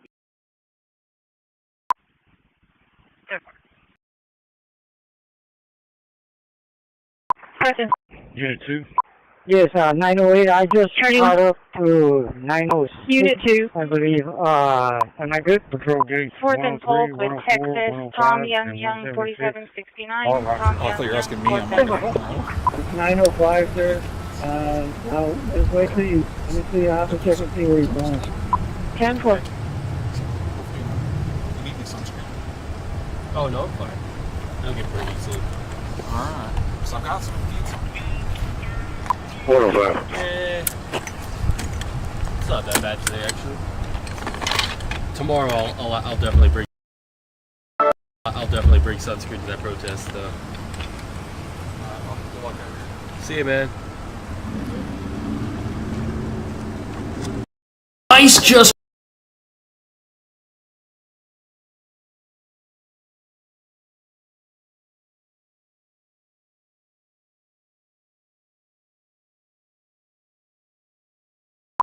Well, that's Darby.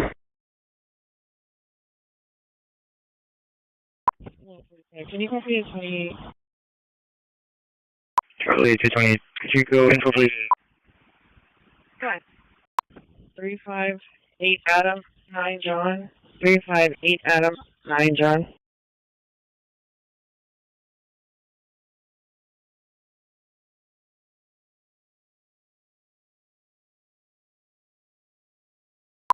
Is that 1050 and Pat have any injuries?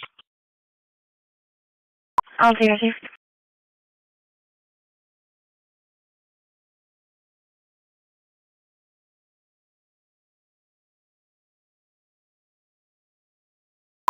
$38, 4 down, 3 around.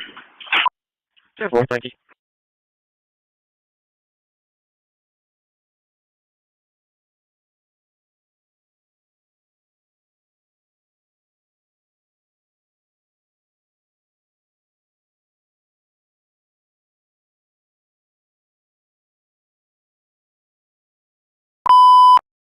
Unit copy for a hazardous driver. It's going to be on Highway 361 in Newport Pass, 361 in Newport Pass. We're facing a white Ford truck lifted, speeding and passing head-on traffic. It's going to be a male driver, patrols 416, 17. Yeah, let's call on cross current. I don't know what to do. Put me on that hazard driver. I'll check on it. There's no stand going on over there. 18 those units going over there. Those people are being harassed by suspects. It's already been. Can you show me arrived at 8841 Iris Avenue? Transport available or don't know? 10-4, the RP had no further description. 10-4. I'm getting there. I'm going to see if I can locate those big out. AC 906 to dispatch. 3's on Newport. 145. Just for your 43, the motorcycle's not damaged that I can see, but I'm going to make contact inside. AC 906. Charlie 260. Show me signal 4 at 3442 Holly.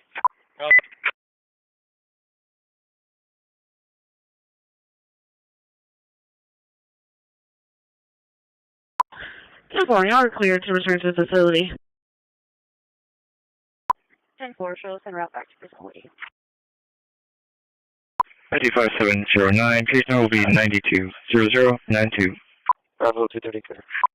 I'll be in the office. Dispatch from engine 11.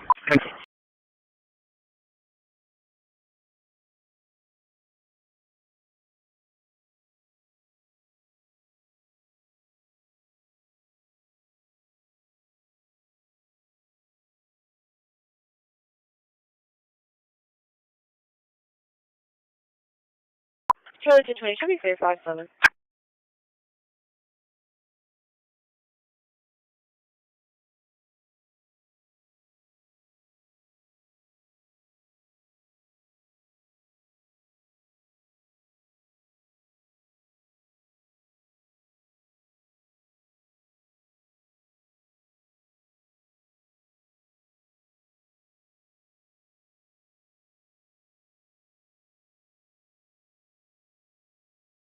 Way too late, way too late.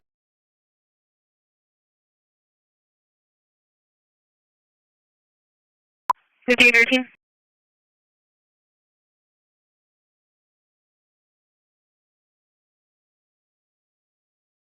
One 145, pickup still there?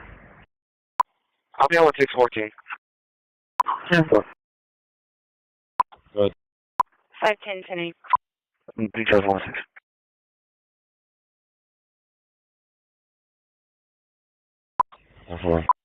Transport 1 out of town, Joe. Second line is going to be 143, 186. 143, 186.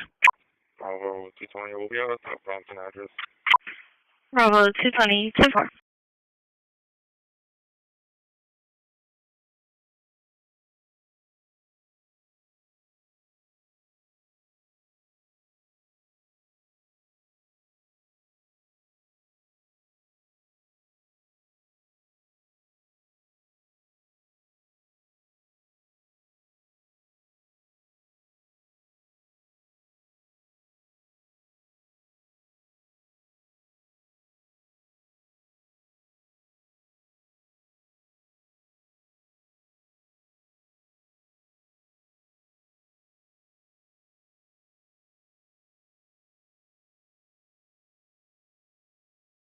Did you call for AC 937 or AC 917?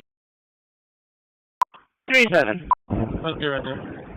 Airport 60, Edward. This is 937, go ahead. What's your location?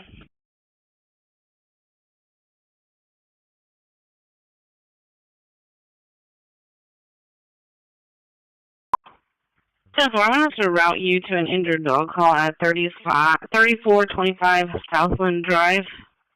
3 target up to be clear traffic.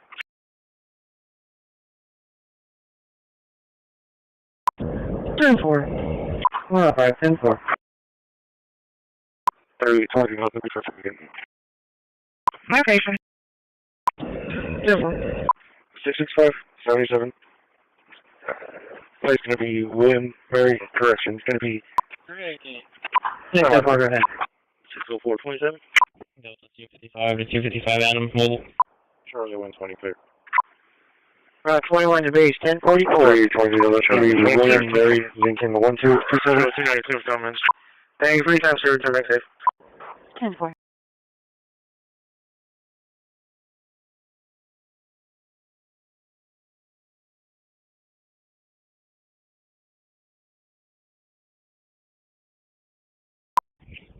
Show me the service, please.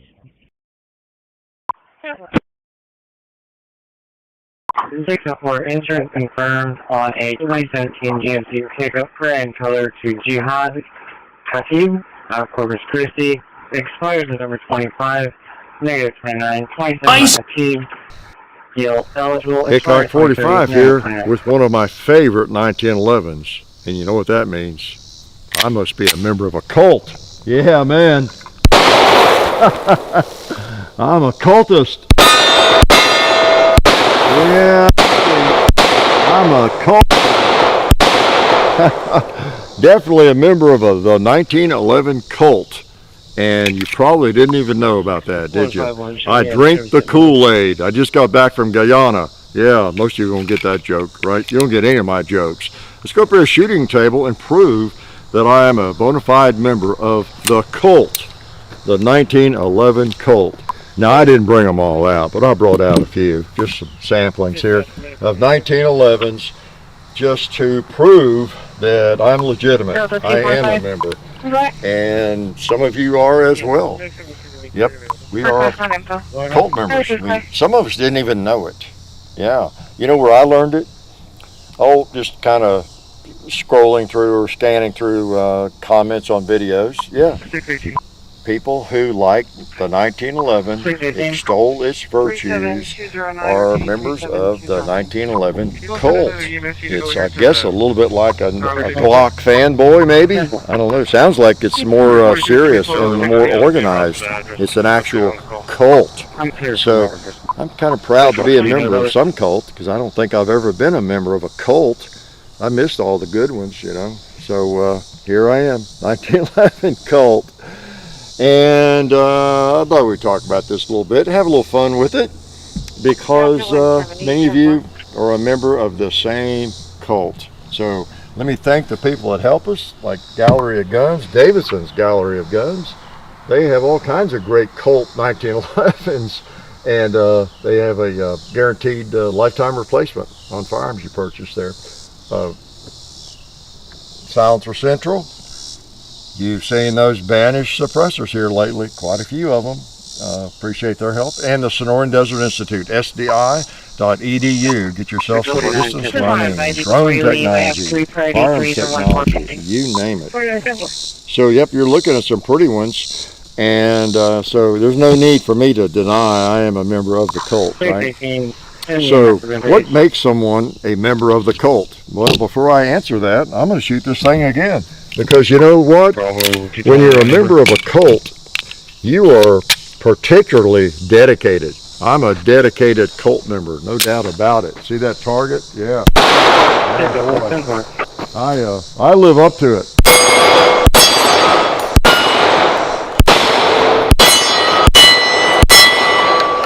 Yeah, man. I like to earn my membership and keep it up to date. I've got a license in my pocket.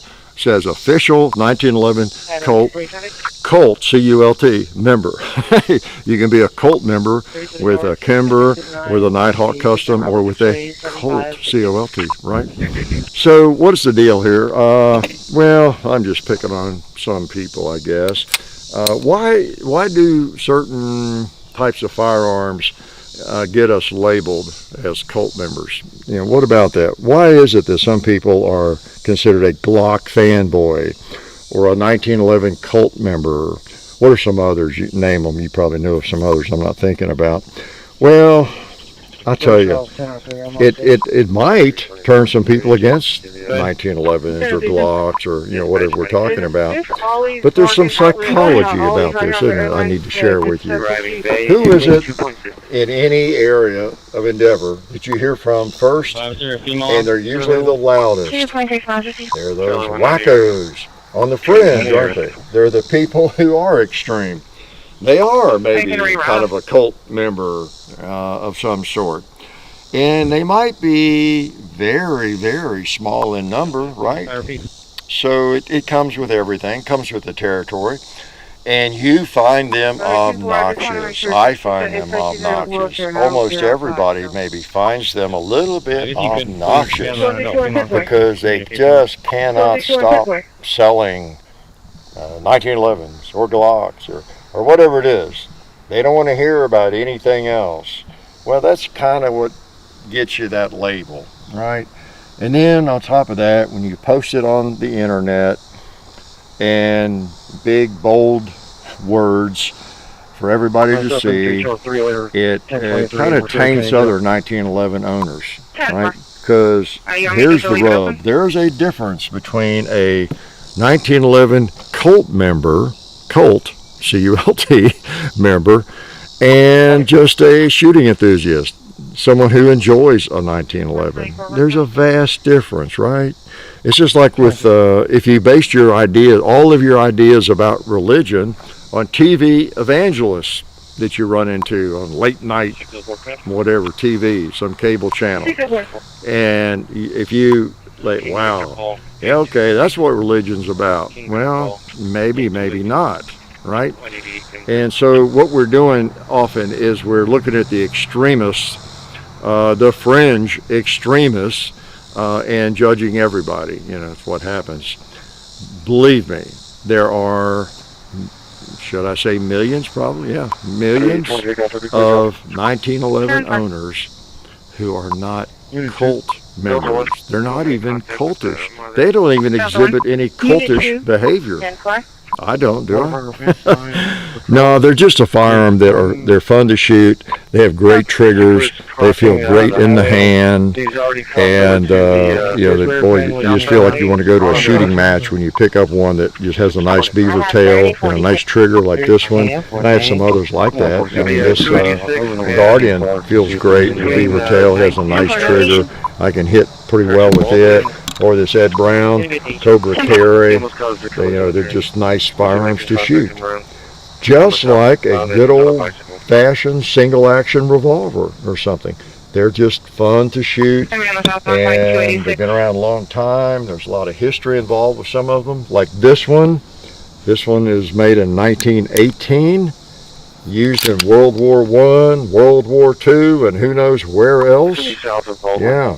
Colt 1911, so it's also fun to shoot, and it has all kinds of historical significance attached to that, right? So doesn't make me a cult member, it just makes me appreciate history, or just indicates that I appreciate history like many of you, and many of you have these USGI 1911s, and you probably prize them pretty highly. Even though you're probably not a 1911 cult member. So I guess I've overdone it, right? And before I let you out of here, out of my insane environment, let me thank Alabama Holster. They make the best little Kydex holsters. They even make holsters for 1911s. Maybe they're a part of the cult, right? This happens to be a revolver model. They make them for 1911s. I have one. And all kinds of great holsters. Appreciate their support of the channel. So, can I shoot it one more time before I make you leave? Let's just prove again. I'm a cult member. I could shoot them all, but I won't get them all dirty. This is why some of us are accused of maybe being in a cult. Now, hopefully I don't overdo it. I don't spend time in videos or out of videos ranting about how this is the greatest gun that was ever made and it's what everybody should be carrying, hunting with, target shooting with. That does begin to sound a little bit like a cult member, right? If you're that extreme. What I think about them is like Hickok 45 here with one of my favorite 1911s. And you know what that means? I must be a member of a cult. Yeah, man. I'm a cultist. Yeah, I'm a cult. definitely a member of the 1911 cult. And you probably didn't even know about that, did you? I drink the Kool-Aid. I just got back from Guyana. Yeah, most of you won't get that joke, right? You don't get any of my jokes. Let's go up to a shooting table and prove that I am a bona fide member of the cult, the 1911 cult. Now, I didn't bring them all out, but I brought out a few, just some samplings here of 1911s, just to prove that I'm legitimate. I am a member. And I don't know, sounds like it's more serious and more organized. It's an actual cult. So I'm kind of proud to be.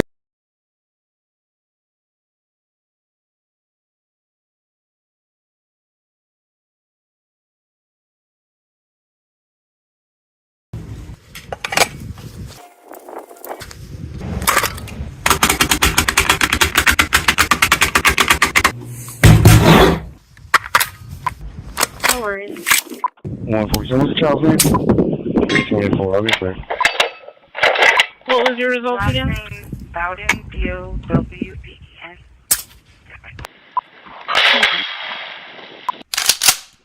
John Bowden, 10-year-old. Station number 7, it will be 1 make contact party, 1 exit, 1 dead on arrival, 1 patrol, 2 unfound. 500.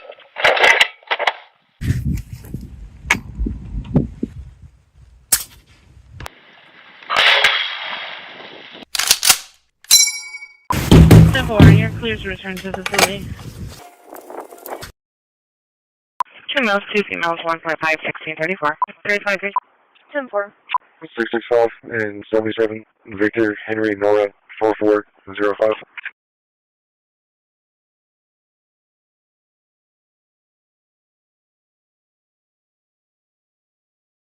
At 09:58 hours, a Marine Corps AH-1Z Viper attack helicopter was screaming south over the Caribbean at 150 knots toward a cartel boat that had no idea it was about to become an artificial reef.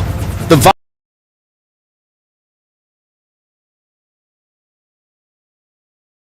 147 to 122. Check with the people doing the after school thing here. They said they've already checked for him. He's not here. Can you log me out for a meeting at HEB? Walk into the wrong gun shop with your wallet open and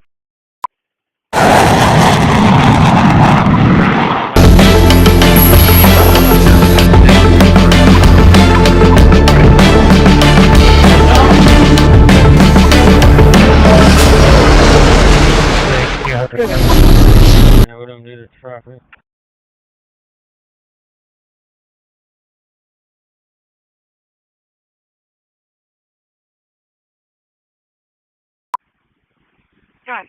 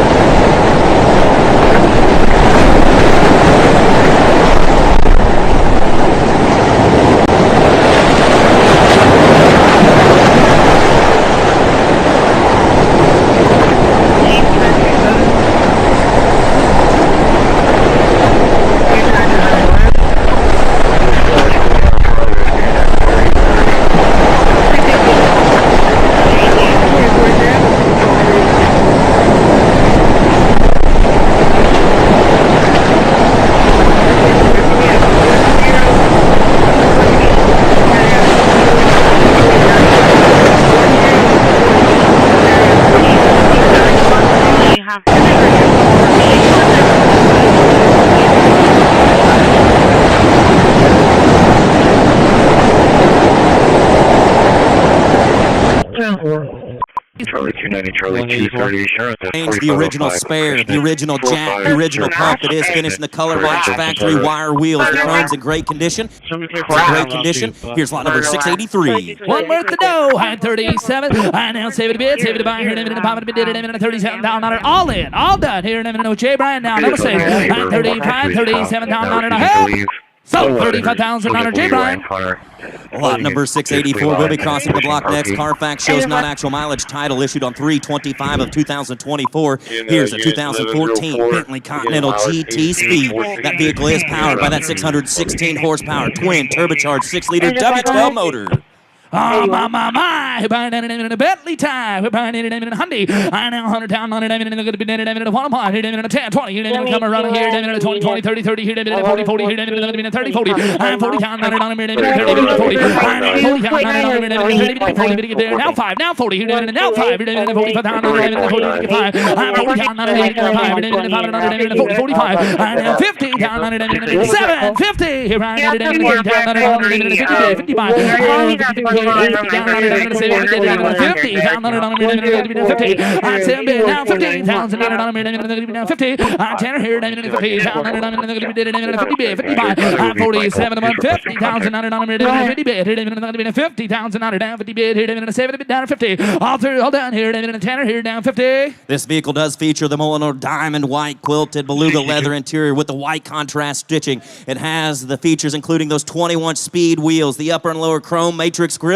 Here's lot number 684. 850. I'm 48 to get down 50,000 on it. I'm in a 50 bid. I'm in a 50. I'm bid here. I'm in a 50. I'm in a 50. I'm in a 40 here to get in. Now 50. Down 50. Down 50. Down 50 here. I'm in what 9, sir? I'm 40 here to get in. All in. All done. Here I'm in a 40. Down on it. I'm in a 9. Here I'm in a 9. Here I'm in a 48. Down on it. I'm in a 9. On TikTok here. I'm in a 99. 999. Here I'm in a 40. Here to get a 49. 40. Down on it. I have. Here I'm in a 48. 9 on it. I have. So $48,000 on the net. We are ready for lot number 687 as it crosses the block. Here is a 1957 Chevrolet 150 Black Widow creation.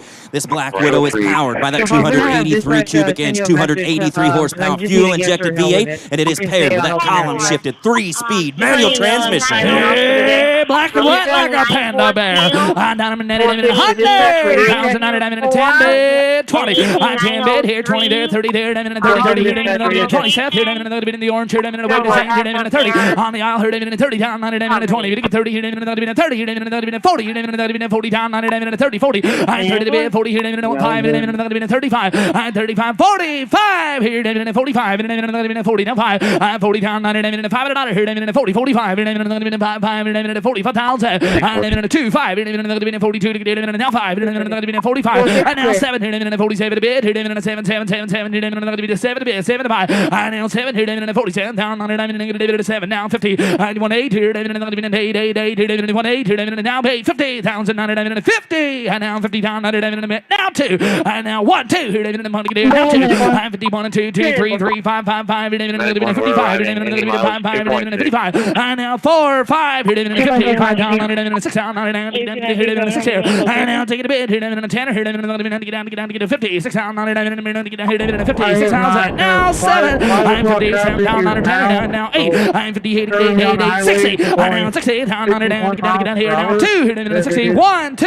here. I'm in a money get there. Take it out. I want a bit 2, 2 here. I'm in a get down to get here. I'm in a 2, 3 here. I'm in a 63, 65. And now 3, 5, 5 here. I'm in a don't let him buy that pretty car. And 65 down on it. I'm in a 4, 5 here. I'm in a 65. And now 5, 5 here. I'm in a 60. 5 down on it. I'm in a how to get it. Now 6 and 60. 6 down on a 10er. Here's one that is equipped with the Index power brakes. We have a specialist update as well. It has been displayed at the 2006 Meadowbrook Concord the Elegance. It is a multiple award winner. It is accompanied by a binder of photos, magazines, documentation. Here's an incredible Black Widow recreation. 870. Brian did it 70 down on it. 80 here now 70 here 970. Brian did it 570. And 69 5 here. 70 down on it. I'm in 70 70 here. Now 1 here. 71 down on it. I'm in wanted a bit. Wanted to buy. And now 2 2 2 2 1 1 2 2 here. I'm in a 2 to get a 2. And 71 a bit 2 now. And now 2 to get a 2 here. I'm in a 71 down on it. I'm in a 2 to get a 2 2 here. I'm in all in, all done. Everybody through. Everybody happy. And 61 to get a 2 2 down and a bit down and a half. 3. Hit by 63. Now 3, 3. Hit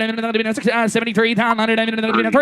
73. Hit 3, 4. Hit 74 down 4 to bid. Hit 74 down 3 to get in. Yes or no, sir? Hit 74 down 3 to bid. 4 to buy here now. 4 down and I have. Hit 5. Now 75. Now 5, 5, 5. Hit 5. Yep, 5 here.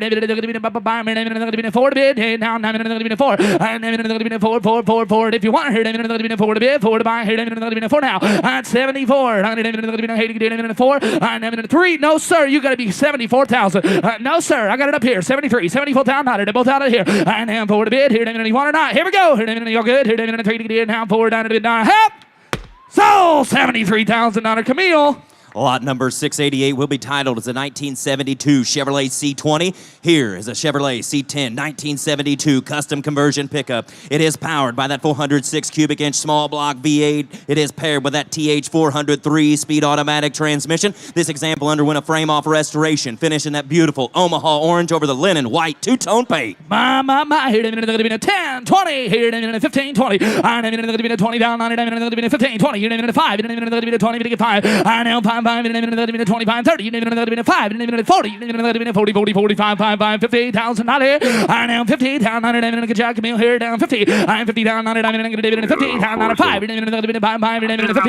I'm 5 of the bid, 50, 5 down, 55, 50 to bid, now 5. I'm 50,000 $5. I now 55 down, 50 bid, 55 down, 55 Tanner, 5 here down 50, 55. Here's one equipped with the vintage air climate control, the CVF front serpentine extension.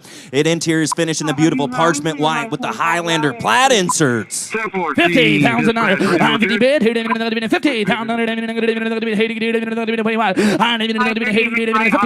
51, now 2, I bless you, 51, 52 down 2, 3, I'm 53 down 3, I'm 53,000. You're down now. You're out down front. 53. 2 to bid. 3 to buy. 3. Seth, what's he say? 52 to get on 3. 52 down. 3 to get on 3. 2 to bid. 3 to buy. And now 5. 55,000. Kevin out. 55 down. 3 and 5. 55 down. 3 to bid. 5. 55 down. Hold it away. 55 down. 7. Now 7. 57.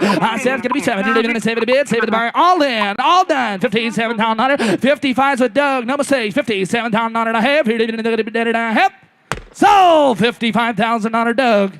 Specialist update to your catalog on lot number 689 next. Here's a 1969 Chevrolet Camaro Z28, formerly owned by Mr. October himself, Mr. Reggie Jackson. This vehicle is powered by that Z28 302 cubic inch 8-cylinder motor. It's paired with a 4-speed manual transmission, 373 posi track rear end, factory chambered exhaust. The block features the 11.1 compression. Here's lot number 689.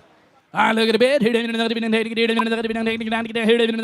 the buy. I mean, look here, black and white. $100,000. $100 bid. $100. You're buying the car on the stage. You have $100,000. $100 bid. $100 buy. $100. $100 down. $10. $10 down. $20 down. $30 down. $40 down. $30 bid. $40 down.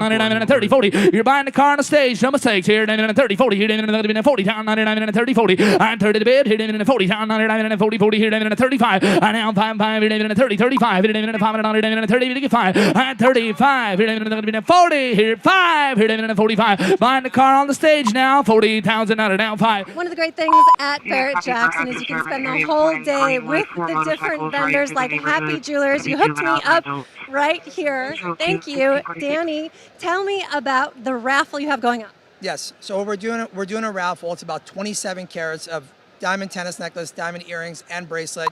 You come on over to the booth or anywhere in the world. It's $100 a ticket, and it's valued at $32,000. And all the proceeds will be going to the American Heart Association. Right, and you can scan that QR code right now. Get on in there, enter the raffle. You don't want to miss this. Let's get you back to the blog.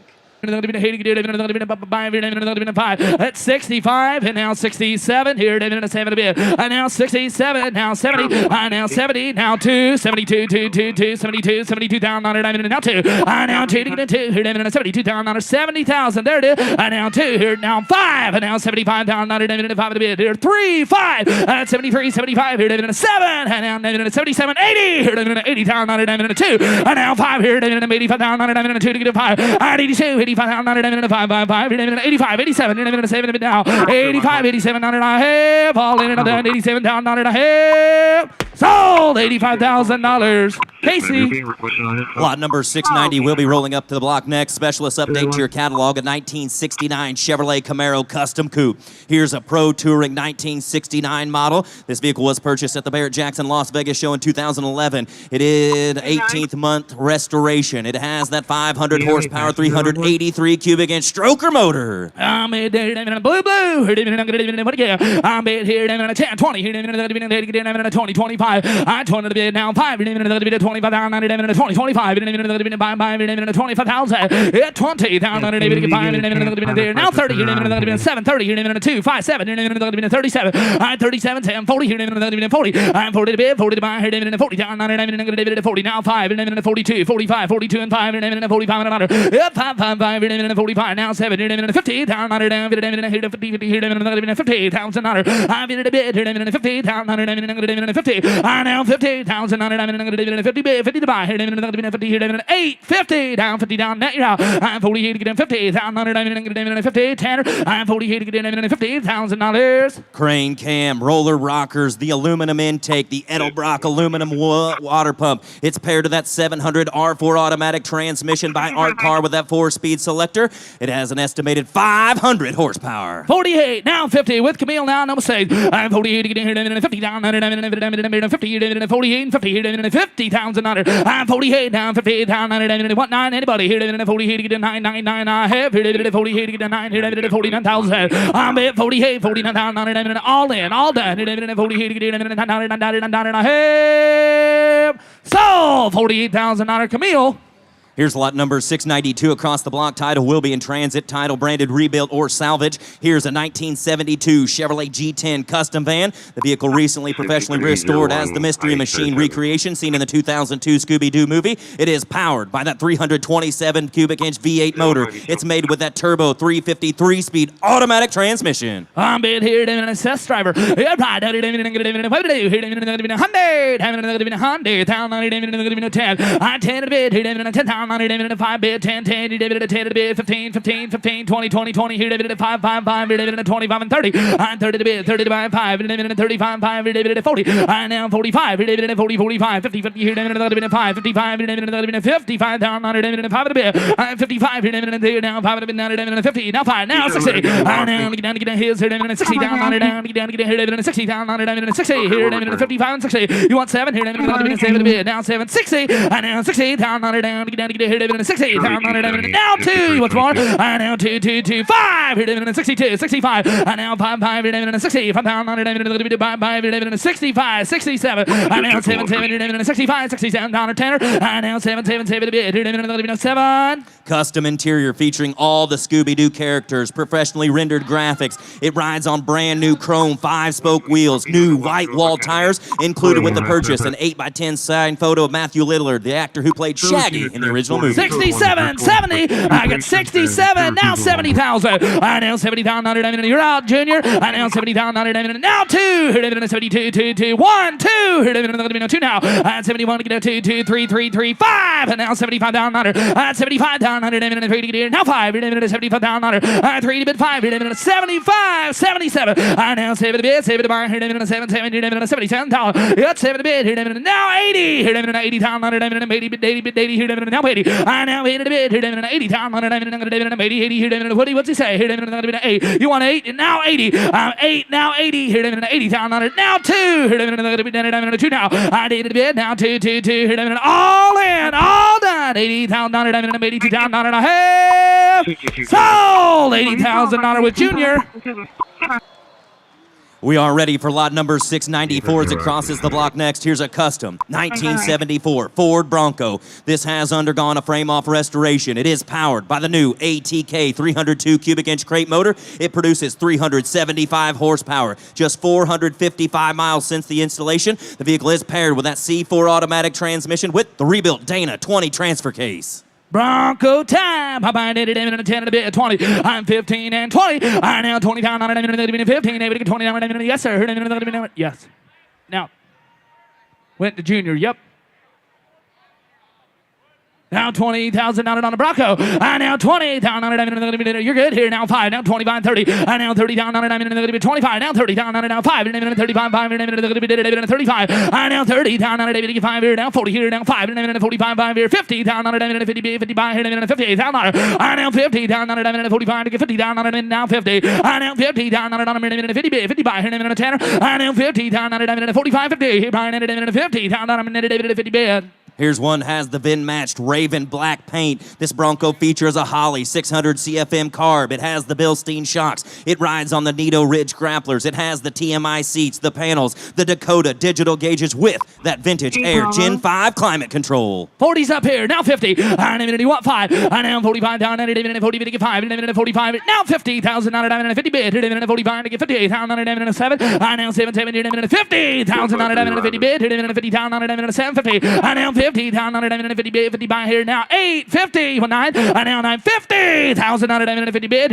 49 to get 50 down on it. 50 down on it. 50 bid. 50 by here 1. I now 1 2 2 2 2 2 to bid. 2 to buy. 2 to 2 50 2 down on it. I now 2 2 on a 50 2 down on it. 2 to get 2 2 52. I now 2 on a 2 10 2 2 2 down or 2. Trucks on the Willwood 4-wheel disc brakes, the power booster, the new lines. It has the e-brake system. This car is provided by the classic car stereo with the sound speaker, the wiring for the subs, the amps, or the Bluetooth. 2's with Camille. Now 5. I'm 52, 55. I now 5 down on it. Where's the money now? Look here. I now 55 down on it. 5 a bit. All in, all done here. 55 down on it. 5 a bit down in a half. $55,000.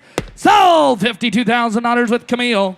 Lot number 696, specialist update to your catalog on the custom 1966 Chevrolet Chevelle. This vehicle is powered by that crate engine paired with a Tremec 5-speed manual transmission, high-performance clutch. It is protected by the scatter shield. This thing has the Flowmaster mufflers, the hooker headers, the custom firewall, luminized Taylor battery case. Here's lot 696. My, looking. I'm a dude in $100,000. I 100 a bit.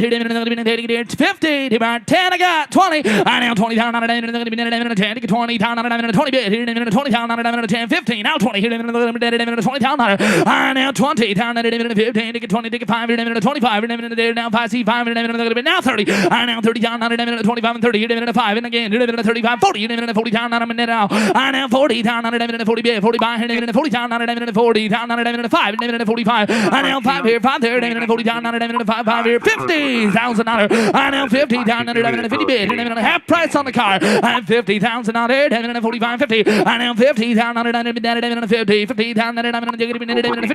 I now 50 down on it, and 50 by here, and $50,000. Power's delivered through the limited slip differential, the Ford 9-inch rear end. The suspension upgrades include the Hotchkiss front rear sway bars, the Global West tubular components, that Coleman competition tie rod ends. 850. I now 8 50 down on it, I'm 50 down on it, 55. I now 50 down on it, 50 here down 50 down on a 50 here down 50,000. I now 50 down on it all in and down 50 down on it. I'm 7 bit online. You can be 48 if you want to do it. I now 7 8 made it 8 40 down on it. I'm 7 8 now. I now 8 here 8 40 down on it. I made it 8 9 49 9 40 $49,000. What 9 down on it 48 9. I now 9 here 9 49 all in all done 40 down on it 49 down on it a half.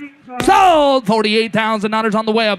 Lot number 697, description change since your catalog. Title will be in transit. Title branded odometer discrepancy. Here's a 1970 Pontiac GTO Judge Ram Air 3. This vehicle is powered by that Ram Air 3 400 cubic inch V8 motor. It is paired with the matching numbers 3-speed automatic transmission. The car retains the complete Pontiac Historical Society paperwork. One of just 1,003 automatic Judge hardtops produced for the model year. There's the right car. I mean, I give $100,000 1,000. What do you got? 10, 20. 10, 20. 20 down. 10, 15. Now 20. Now 5. 25. 25. 25 down. 30 down. 40 down. 30, 40. Now 40 down. 50 down. 45. Here down 50. Here down 50 down. 5. 55. 60. Here down. Here 5. And down 65. Here down 65. Down 65. And down 65. Down 5. 65. And down 65. Now 70. And now 70 down. Did you get her? Here now? Got a waiver. 65 down. And 60 bid. Now 5. 65 down. 5 bid. 60. Now 5. And 60 down. 5. 65,000. And 60 bid. Here down 5 bid. 5 buy. Here down 10. Here down 60. Now 5. 5 bid. 65. Complete Pontiac Historical Society paperwork. It is equipped with the highly desirable factory air. This just finished in the beautiful, correct factory color of the Sierra yellow over the brown interior. The body retains all original panels. Totally rust-free vehicle. 62 with Casey. Now 5. And 62. Now 5. 5. 65 down. 2. Now 5. And 60.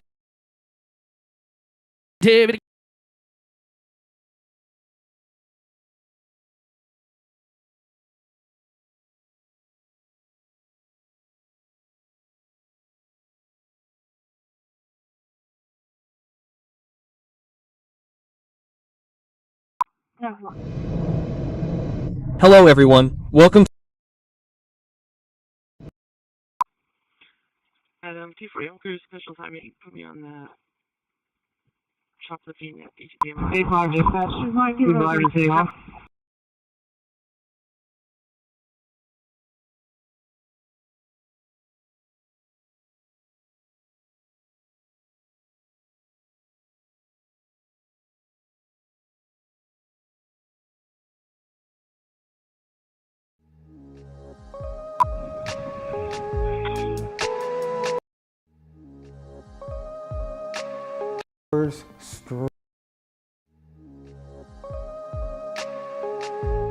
Arrived from Florida, and we jumped in the car and headed upstate.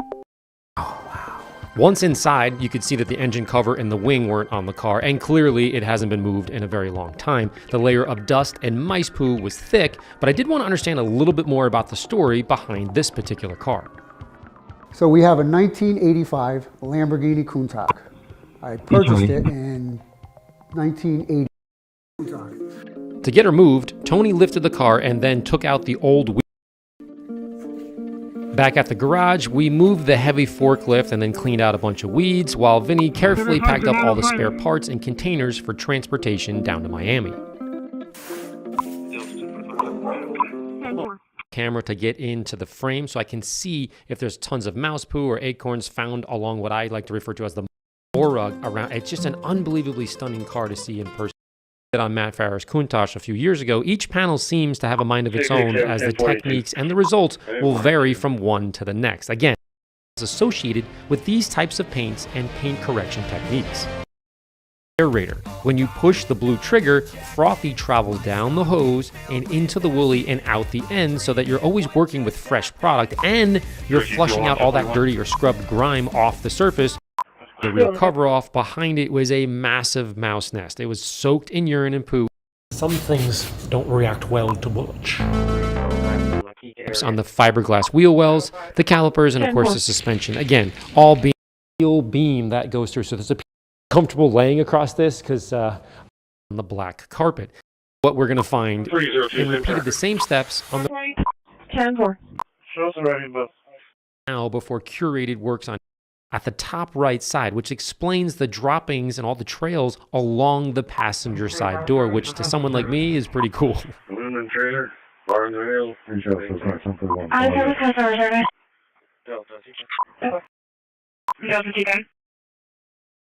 I'll be fine, Shannon. Sure, I got me real quick. 618.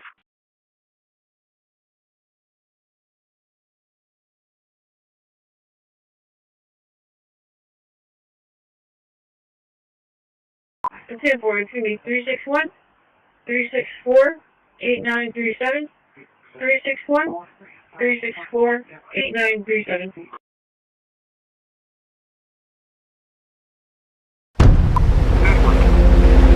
Third one, real quick. in the center of this jetted jacuzzi. Can you give me the 1020? 1045. Charlie 250. Up with the bar seating, chrome details, the built-in speaker details, recessed in LED light on the ceilings as well. Paneled walls throughout. I love the subtle LED reveal detail on the ceiling. Of course, you have your built-in speakers, recessed lights. We have the recessed in TV on this side. Walls are clad with leather. And Mikey, we got to show this detail. You got a nice built-in desk setup and your wardrobe space. Hammered steel details. It's amazing. Now, let's check out the third one real quick, which is right here, right next to the guest stateroom that we just toured. Again, this one also has a double bed setup. They even have built-in reading lights, wood paneling throughout. Again, amazing. You have your TV, built-in speakers, wardrobe setup, and you have the full bathroom around the corner. Now, lastly, we have a case looks stunning, and it brings you to the beach club. Now, this part of the yacht is very exciting. We have an amazing indoor pool, and we're going to cover all the other amenities here. But first off, I want to talk about the entry here with this amenity setup on my right hand side, marble throughout all the way to the walls. We have the walk-in shower here with a hidden drain, rain head above. A couple doors opening up to utility rooms for this yacht. I wanted to mention that. And coming here, this is another incredibly cool deep space to enjoy. We currently have the railing up, and just like the other side, if you want to block off the wind but yet allow natural light to come into the space, you have these sliding glass doors. Now, I want to tell you guys something about this yacht. Tatiana was custom built for an owner, and they were so successful with this build that they ended up building 2 more sister yachts.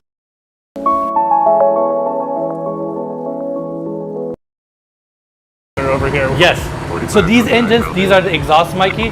It takes them to this catalytic converter system, basically, called SER. And this system right here makes this engine 0 emissions. How crazy is that? Really? This massive mega yacht, yeah. I guess that's more impressive. I was kind of impressed by the size of the air filters, but I guess that's not nearly as impressive as 0 emissions. Everything about it. Look at the sides here, right? Yeah. We also have 3 generators on this side of the yacht, 2 on each side, 1 down below us. And coming here, this is super cool. We have this dedicated soundproof engineer's room here. That way you can close this door.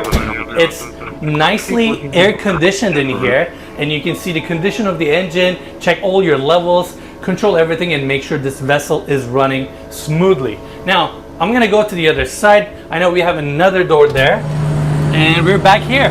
Now, that's pretty much it for the engine room. I mean, it's in amazing condition. They keep it so well. Everything is so easily accessible. You can pretty much maintain anything you need here. Now let's jump back to the utility hallway and continue our tour there.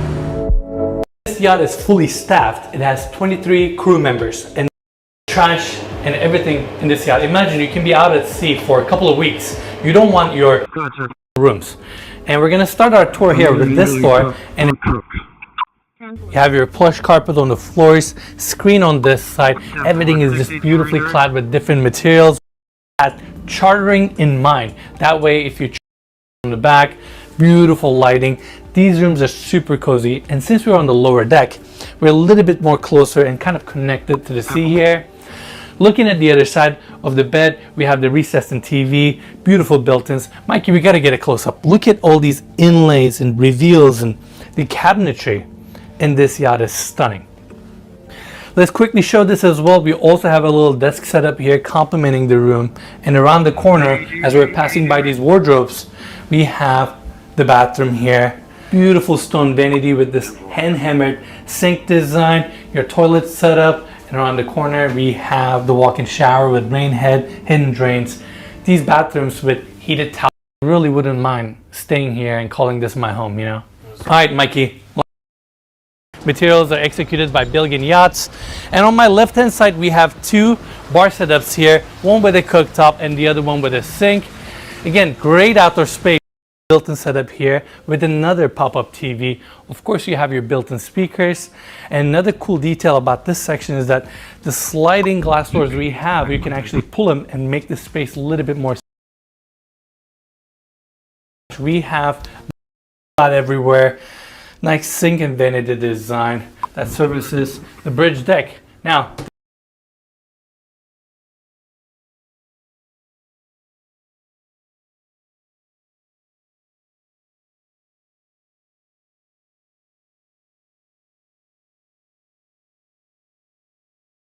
(2209 Baffin Bay). 119. 10-4. Go ahead. Is service at Fox Stadium for a football game? 10-4.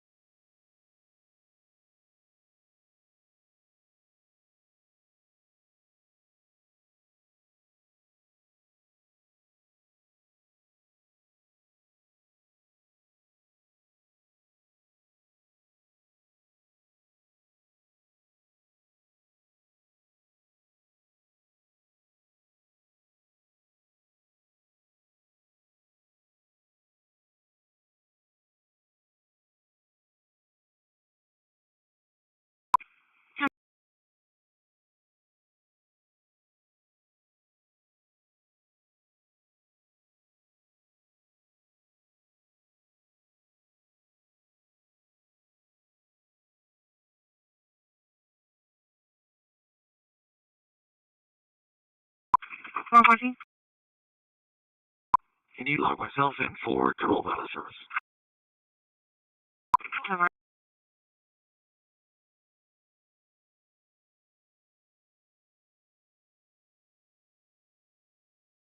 Charlie 230, Charlie 220. Sure, to estimated entrance of Ayers and Archer Alley. Go ahead. Ayers and Archer Alley for GPSOS. My apologies, 464-8-47. Yes, sir. Can you just make sure when the empty units get there that they know that they're supposed to be on Ops 1 and make sure that they're also announcing their arrival and departure? I don't know for you for that.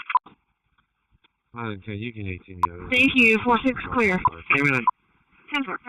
10-4. Came in as an open line. 30, 32 of them. The callback and not a try callback.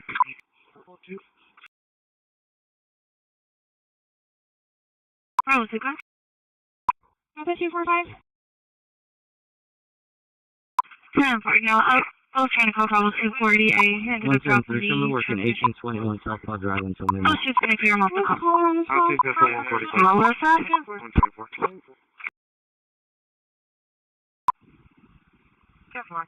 Could affect the parking lot of the library. Hey guys, you need a truck? Is concerned that the no subject in that 1042. car is living in it and possibly going to stay parked there at the library. 183. 10-4. 10-4. 10-4-8-2307. Right?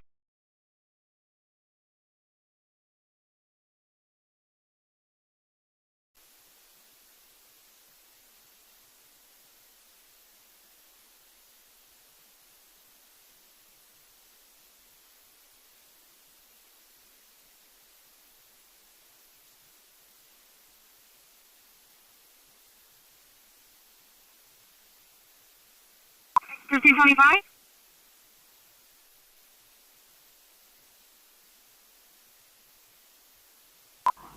All right, we're going to have a good time. December 5th.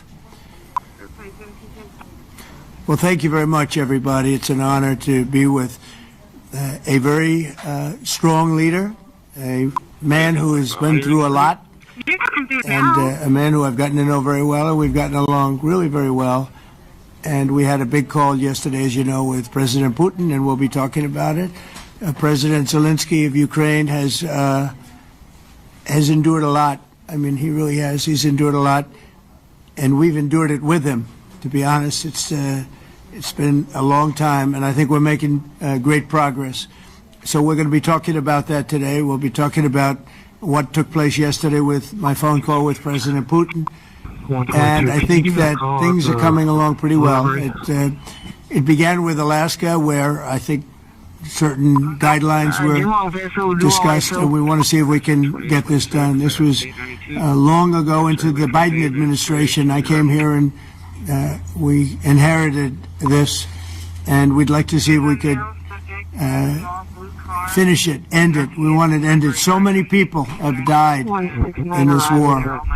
and we're gonna get it ended. So I just want to thank you all very much. If you have a couple of questions, go ahead, please. In fact, before I do that, let me just ask the President to say a few words. Thank you, President. Glad to meet you again, Mr. President. Thank you very much for the invitation. Again, my congratulations with your successful ceasefire in the Middle East. Thank you. Yeah, and you did it, and I think this is a momentum to finish Russia's war against Ukraine. I think that, yes, we understand that Putin is not ready. I think not ready, but I think that I'm confident that with your help we can stop this war, and we really need it. We see that they don't have successful steps on the battlefield, and it's good. I think that their army is weak now, with a lot of losses. They have a lot of losses in economy and people, and I think this is very important moment. And I wanted to thank you, Mr. President, after our phone calls. Yesterday I had a good opportunity to meet with the big American energy companies, and they're ready to help us. Yes, after all these attacks on our infrastructure, Russian attacks, and etc. And I had also meetings, thanks to your team. We had meetings with a good military companies. We spoke about air defense, and I want to share it after with details where we are. Thank you so much. Thank you very much. Very good. And I think it looks beautiful in his jacket. Yeah? It's beautiful. I hope people notice. It's actually very stylish. I like it. President Trump. Yeah, please go ahead. Under the Biden administration, the White House was fearing of a possible escalation. They were not allowing the Ukrainians to strike into Russia, fearing of this escalation. Yeah. Would your administration allow Ukrainians to strike deep into Russia? We're going to be talking about that. That's something we'll be talking about. You're right. It's an escalation, but we'll be talking about that. Mr. President, will President Zelensky join you in Hungary to meet President Putin? Because it's a leader that we like. We like Viktor Orban. He likes him. I like him. It's a country that's a safe country. Done a very good job. He's been a very good leader in the sense of running his country. He doesn't have a lot of the problems that other countries have, and so we've decided that we'll be going to be with Viktor Orban, and he will, I think he'll be a very good host. President Trump. It's in Hungary, yeah. We're doing Hungary, yeah. Trilateral meeting, or is it just you and Putin? To be determined, but I would say most likely it's going to be a double meeting. It'll be a double meeting, but we will have the President, Zelensky, in touch. There's a lot of bad blood with the two presidents, and I'm not speaking out of turn when I say it. It's a very difficult situation. You know, we just settled the war, and after thousands of years, I guess. People say anywhere from 500 to 3,000 years, and I was in Rome, and you saw, because you were with me, a lot of people were with me last week, with leaders that didn't like each other, but they were able to get along. These two leaders do not like each other, and we want to make it comfortable for everybody. So one way or the other, we'll be involved in threes, but it may be separated. President Trump! Mr. President! President Trump! Was he what? Where are you from? Okay, good. Good, yeah. His dog, his mic, no shirt, punching the dog's face. Well, let's see what happens. I mean, you know, what if? I think he will. I think that President Putin wants to end the war, or I wouldn't be talking this way. I think he wants to end the war. I spoke to him yesterday for 2.5 hours. We went through a lot of details. He wants to get it ended. I think that President Zelensky wants to get it ended. Now we have to get it done. President Trump, Kara Castronova from Lindell TV, and although I love asking you questions, today my question is for President Zelensky. Sure. Go ahead, please. Thank you. Our President Zelensky, President Trump, just brokered a peace deal in the Middle East that all Americans, both sides of the aisle, are very proud of. But to meet that deal, both sides had to make concessions. Our president has stuck out his neck in many ways to make a peace deal for your war as well. What specific concessions are you willing to make to end this war with Russia? Will you give up joining NATO? Americans have foreign war fatigue, and our president, as he said, we need our tomahawks too. Patrol Officer Davis. To me? Yes, you Okay. Thank you very much. That's some question. So many questions in one. Thank you very much for your question. First of all, I think we need to sit and speak. The second point, we need ceasefire. Even now, you see in the Middle East, it's very difficult to hold ceasefire. Everywhere, in every war, it's very difficult. We want peace. Putin doesn't want. That's why we need pressure on him. We will speak with President today what we need. We understand what we need to push Putin to negotiation table. And as I said previously, so we are ready to speak in any kind of format, bilateral, trilateral, doesn't matter. Matter just peace. This is important. And we don't speak about NATO or NATO. For Ukrainians is very important. Of course, it's our decisions of allies to decide where we are. But are you willing to give Yes, up but joining the NATO? most important thing for people in Ukraine, which are under each day's attacks, to have really strong security guarantees. NATO is the best, but weapon is very important. Allies on our side is very important, and between us, for us, bilateral security guarantees between me and President Trump is very important. I don't know, we didn't speak with details about it, but this is the most important document because the United States is very strong. Sir, President Trump, you are the middleman right now, hoping to end this conflict. Who is doing a better job negotiating, President Zelensky or President Putin? I think they're both doing a great job in that sense. We have to get it done. We've got to take some of the hatred of each other. You know, they don't like each other. I say that in front of President Zelensky, but I say it in front of President Putin too. They have tremendous bad blood. It's really is what is holding up, I think, a settlement. I think we're going to get it done, and we have to make it long-lasting. As I said in the Middle East, everlasting, right? Everlasting. And the Middle East is a much more complicated situation. You know, we had 59 countries involved, and every one of them agreed. And it's, you know, it's sort of amazing. Most people didn't think that was doable. This is going to be something I really believe that's going to get done. I had a very good talk yesterday with President Putin. I think he wants to get it done. President Zelensky, right behind you. When we were in Israel with President Trump earlier in the week, we heard a lot about the difference in diplomacy between President Trump and President Joe Biden before him. What do you see as the biggest difference in diplomacy between President Trump and President Biden? President Trump has a big chance now to finish this war.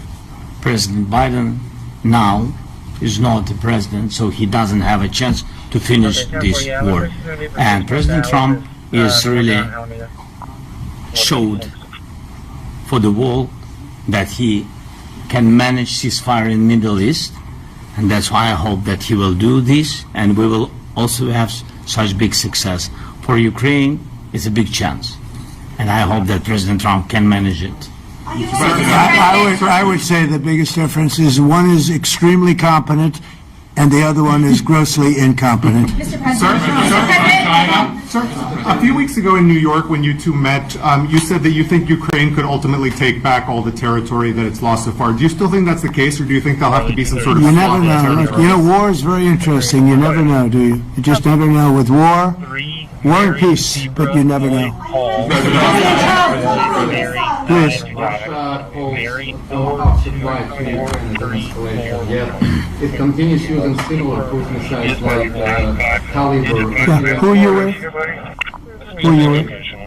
Ukraine? But Russia continue even using the cruise missiles and also nuclear-capable ballistic missiles in Ukraine since 2022. So do you consider providing Ukraine with the Tomahawk or similar missiles as an opportunity to actualize the possibilities of Ukraine and Russia and push Moscow to the negotiation table? Sure. We're going to be talking about that. That's why we're here. Okay? Fair question. Exactly as he told you to say it. But we're going to be talking about it. Okay? Yeah, please. Message to India and Hungary who is still You said India and Hungary? That's an interesting... India and Hungary.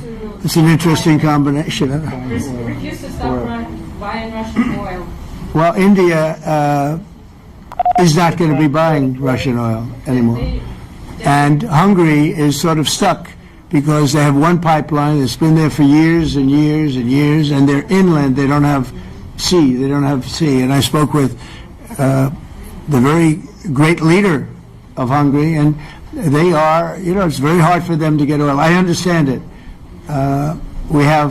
Hungary's in a very interesting position because they can't have ports. They're surrounded by land. So we'll see what happens there. But India will not be buying oil from Russia. And they've already de-escalated, and they've more or less stopped. They're pulling back. They bought about 38% of the oil, and they won't be doing it anymore. President Trump has been helping you in achieving peace in Ukraine. Who has? First Lady Melania Trump has been helping in returning abducted Ukrainian children from Russian captivity.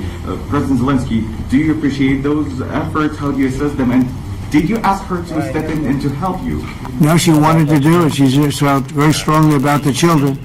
And she's done a really good job, I think, in bringing it to the fore. We have a lot of children involved. Now, it's some people say it's 20,000 and some people say it's 300. There's a big difference between that, so nobody really knows. But she felt very strongly about the children. She thinks about the children all the time. President Trump, if you okay tomahawks to Ukraine, what's going to happen if the United States is in a conflict and we need the tomahawks? Do we have enough? That's a problem. We need tomahawks, and we need a lot of other things that we've been sending over the last 4 years to Ukraine. We've been, we gave them a lot. Now we have a different situation. We send it to the European Union. They pay for it and all that, and they have plenty of money.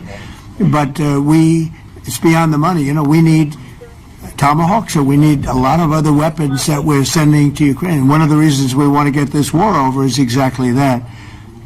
It's not easy for us to give. You're talking about massive numbers of very powerful weapons. So that's one of the things we'll be talking about. Hopefully they won't need it. Hopefully we'll be able to get the war over with without thinking about tomahawks. I think we're fairly close to that. Yeah, please. Just to understand. So for today, of course, we want to finish this war, but the war is another technological war. You don't use just tomahawks. If you want to target a military goal, you need thousands of drones. It goes together with such missiles. Ukraine has such thousands of our production drones, but we don't have tomahawks. That's why we need tomahawks. But the United States is a very strong production, and the United States has tomahawks and other missiles, very strong missiles, but they can have our thousands of drones. That's why where we can work together, where we can strengthen American production. And so just so that I understand, so you're suggesting kind of a trade. If President Trump okays Tomahawk missiles to help you launch... Yes, it's about Russia, military goals. It's only about military goals. Right, but then you would authorize some kind of an exchange where... Yes, of course. Yes, we have proposition. We have big proposition with our drones. President Trump, I don't mean to be brokering an arms deal here, but is that something that you would be interested in, Ukrainian drones? We are, yeah, we would. We have a lot of drones right now. We build our own drones, but we also buy drones from others, and they make a very good drone. I mean, drone warfare has really come to the fore over the last couple of years because of this war. I will say, there's nothing like the jets. We knocked out a lot of drones in Israel. We were knocking them out for Israel, and we were doing it with extremely fast and powerful jets, following the drones and knocking the hell out of them. So it's, we know a lot about the drones, and we know a lot about the great jets, the great ones. The ones, well, and the B-52s, which were totally they were stealth. They were undetectable. So we have a lot of different weapons. And, you know, I have an obligation also to make sure that we're completely stocked up as a country, because you never know what's going to happen. In war and peace, right? You never know what's going to happen. And so we're going to be talking about tomahawks, and we'd much rather have them not need tomahawks. Would much rather have the war be over, to be honest, because, you know, we're in it to get the war over. We're selling a lot of different types of weapon, as you know, to the European Union. We're not in it for that. We're in it to get it over. We're losing thousands of people a week, thousands of people. Russian, Ukrainian, and mostly soldiers. I mean, mostly soldiers. But we're in it to see that end. And if we can end quickly, and I think we can. I mean, I had a very good talk yesterday. We're going to be talking about it. But I had a very productive talk yesterday with President Putin. We'll see what happens. But the war in the Middle East was far more complicated. We got that one done. And I think we have a good chance. I think President Zelensky wants it done, and I think President Putin wants it done. Now all they have to do is get along a little bit. Can you give us an update on the trade negotiations with China, or perhaps Secretary Best? Yeah, I will, and I'm going to let Scott do that. But I think we're doing very well. I think we're getting along with China. China would like to have something. As of this moment, we'll be meeting in a couple of weeks. We'll be meeting in South Korea. You think myself. Will go forward? I think so. It looks like it's going forward. I think so. They want to meet. We like to meet. I have a very good relationship with President Xi, and we're going to see what happens. But, you know, for years we were taken advantage of by China very badly. We were losing hundreds of billions of dollars a year to China. We really built their military, if you think about it. The kind of money that presidents allowed to be lost to China was just insane. And then when I came into office, as you know, I put very severe tariffs. So we took in hundreds of billions of dollars in my first term from China. Biden let that go because it was so much. He let it continue, but he gave all sorts of exceptions. And by the time you looked at it, Scott, I would say it wasn't the same thing. He would give an exception for anything. If you got up and went out to dinner, he'd give you an exception. So it wasn't the same thing. But I put on very serious tariffs. So we took in hundreds of billions of dollars. And then I left office. The election was rigged. I left office, and that was the story. Now I come back, and we are in a very strong position because of tariffs. We're in a very powerful position because of the fact that we have tariffs. If we didn't have tariffs, we would be in a very weak position. We would be in a weakened state. But with tariffs, we've made hundreds of billions of dollars, not only from China, but from others. And China wants to talk, and we like talking to China. So we have a very good relationship, and we're going to be meeting in South Korea a couple of weeks. And I just got back from a long trip. I'm going on another long trip. And Scott, do you want to say a few words on that? Yes, sir. So the entire relationship stems from the great respect that the two leaders have for each other. China did a substantial, unprovoked escalation last week. We were unable to get in touch with them. Since then, it's been IMF World Bank Week. They have had working people here who are there in meetings. The Vice Premier, who is my counterpart, and I will be speaking this evening at around 8:30, 9 o'clock. And then he and I and a delegation will meet in Malaysia probably a week from tomorrow to prepare for the two presidents to meet. So I think that things have de-escalated. We hope that China will show the respect that we have shown them. And I am confident that President Trump, because of his relationship with President Xi, will be able to get things back on a good course. Is the hope for that meeting with you and President Xi some kind of trade deal then, or could be? More Look, I think we're in a very strong position. We're getting, as you know, as of November 1st, I could move it up if I wanted, a 100% tariff over and above what we get now. So that would make it about 157%. And China doesn't want that, and they want to talk, and we're talking. And I think we'll make a deal that will be good for both. I think we will do something, but you have to understand, we never got anything from China. It was a one-way street. For many years, for decades, it was a one-way street. And they became rich because of the United States. And frankly, presidents that, let's be nice, they didn't know. They just didn't know. They didn't understand what was happening to them. But I understood it. I understood it long before I ran for politics. I used to watch in amazement at how stupid our country was, how stupid they were. And we're not stupid anymore.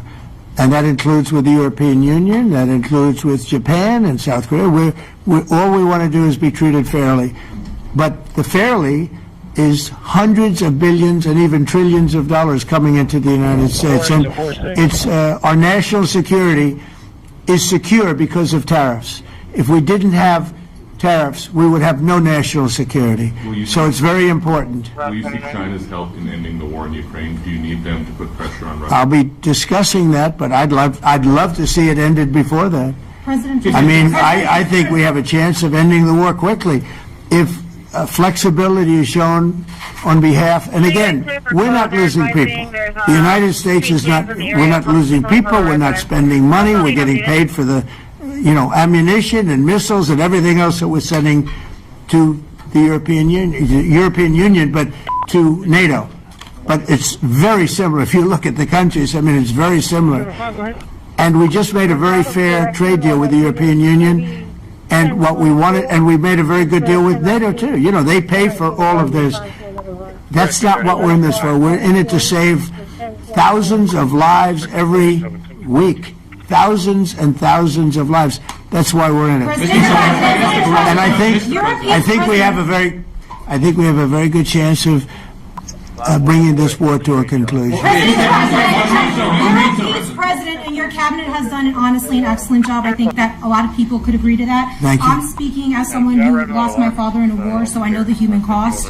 What would your advice be to American leaders, to world leaders, to neocons, to TV hosts who often speak about conflict in abstract or strategic terms rather than the human cost and the human terms? Look, my only statement is we have to get together. It's a very small group of people. It's the president, and the president. Okay, 3 presidents. And I'm the mediator president.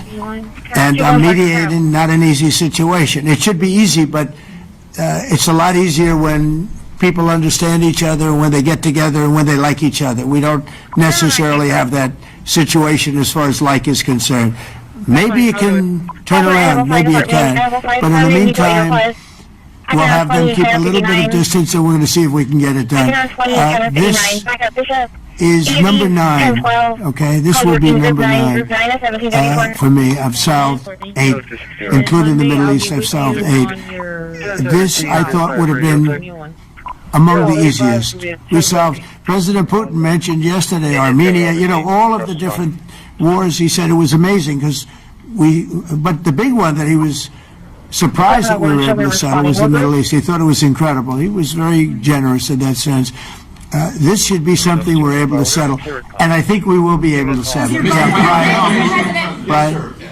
that note, you will go down as the peacemaker, no doubt, and you will resolve this war. Well, we resolved 8 others. It's funny how people say that. If you get this one, every time I do one, they forget about that one. I solved 8 wars.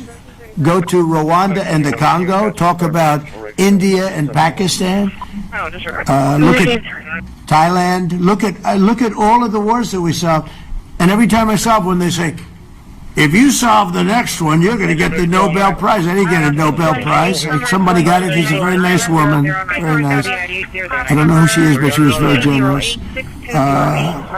So I don't care about all that stuff. I just care about saving lives. But this will be number 9.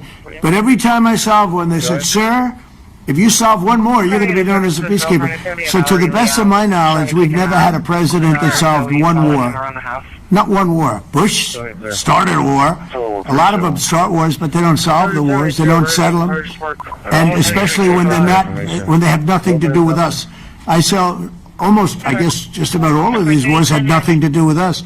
but I saved tens of millions of lives. The Prime Minister of Pakistan said, I saved millions of lives in interceding on Pakistan, and you look at Pakistan and India as an example. That would have been a bad one, two nuclear nations, right? So I say this, this is pretty much the last one, although I do understand that Pakistan attacked, or there is an attack going on with Afghanistan. That's an easy one for me to solve if I have to solve it. In the meantime, I have to run the USA, but I love solving wars. You know why? I like stopping people from being killed, and I've saved millions and millions of lives, and I think we're going to have success with this war. Wait, please. This is your third. Thank you, sir. Thank you. This is your third time here. How different sitting across from the president is this time versus the two previous times here at the White House, and how confident are you hearing the success rate of solving these prior wars that he can get this war solved? First of all, about suit. The same suit because the same president. It's very simple. The next president will have another suit. Yes, about our relations with President Trump, I think we have important dialogues, and I think we begin to understand each other. Yes, and I know that President is briefed very well about situation in the battlefield, and he knows a lot what's going on the battlefield in Ukraine, and I think it really helps. When you know a lot of things, a lot of details about one or another war, it helps a lot. But we are still in war, and I hope we can manage. It's important. Are not meeting their commitment. You pointed out Spain. They said that it's impossible. No, Spain has not come through. No, Spain has not been loyal to NATO. Spain has been, they're the only one. Everyone went up to, as you know, I mean, you were at 2% and they all went up to 5%, but Spain disagreed with that. I think Spain should be reprimanded for that. I think it's very bad that they did that, but that's up to them. That's up to NATO and Spain. They cannot be expelled from NATO. Can they or not? They cannot, according to the treaty, but they also believe that they are protected by the European Union umbrella for trade. Well, the other people, many of the other countries are in the European Union too. They're not complaining, right? President, I can tell you that Putin is serious. That's interesting. Yeah, please go ahead. Thank you, Mr. President. Do you think you can carry the momentum from the Middle East deal over to this deal? And I do. How does that move the needle? Yeah, I do. I think we carry a lot of momentum, a lot of credibility. Getting Middle East done was very important. Nobody thought it could be done. That was one nobody thought could be done, and we got it done. And a lot of that was the big hit that we put on Iran with respect to the nuclear. They took that was an unbelievable military maneuver, the B-2s, and many other planes involved, by the way, but the B-2s. Yeah, I think nobody expected that to happen, and you know we had 59 countries involved, and these were countries very diverse. You had Arab, Muslim, Jewish. You had every country, Christian. You had every country, and many countries involved, and we got that done. And we got it done pretty swiftly after we set the table properly. We had to set the table properly. This should be one that we get done. And I think the table is set properly here now, too. And it would be a great honor. It'll be a great honor to get it done. And the Ukrainian people are great, and the Russian people are great. And obviously they have much in common, as we understand. They have a lot in common. So it'll be a great honor to get it done. Yeah. On Venezuela, there are survivors from the latest road strike. What happens to those survivors? Well, I'll ask Marco to discuss that possibly. Yeah, it's well known there's an ongoing narco-terrorist operation the United States has been conducting.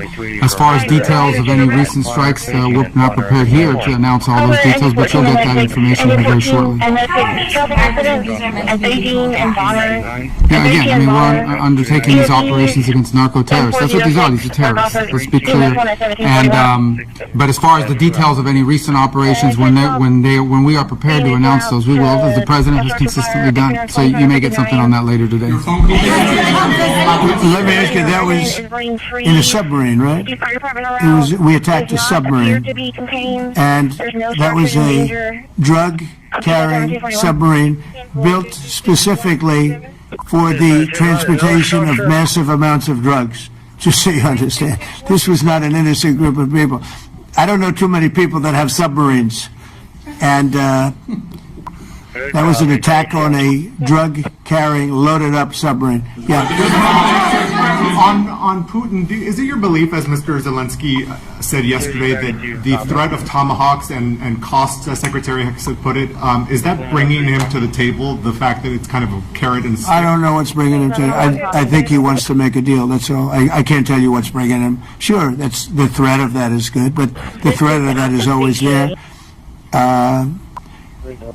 Tomahawks are very dangerous weapons. They're incredible weapons.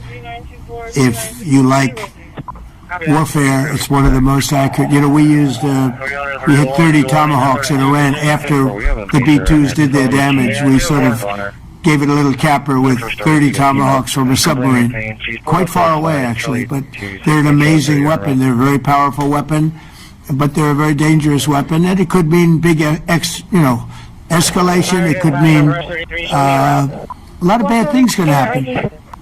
Tomahawks are a big deal, but one thing I have to say, we want tomahawks also. We don't want to be giving away things that we need to protect our country. We have a very strong country right now. We have a strong military. We have the greatest military in the world. We have the greatest weapons in the world. I want to get this war over. Okay? Putin-Trump tunnel to connect Russia and Alaska. Are you interested? I just heard about it. A tunnel from Russia to Alaska. I just heard about that one. That's an interesting one. We'll have to think about that. I hadn't heard that. We just did a nice road in Alaska that's going to get us to a lot of minerals, and we have a piece of it, a good piece of the ownership because of the fact we made it possible. But this came up yesterday, a tunnel from Russia to Alaska. That's an interesting. What do you think of that, Mr. President? Do you have any ideas? How do you like that idea? I'm not happy with this. I don't think you're going to like it.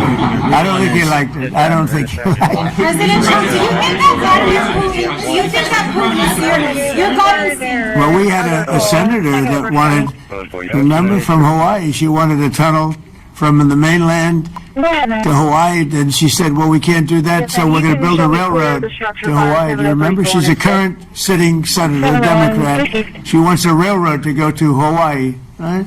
You know who that is, right? She's another beauty.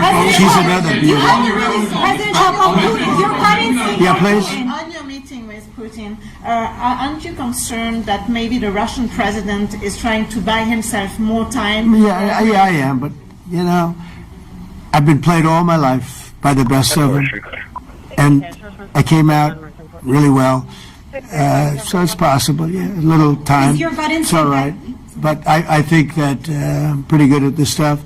I think that he wants to make a deal. I made 8 of them, I'm going to make a 9th. I think he wants to make a deal.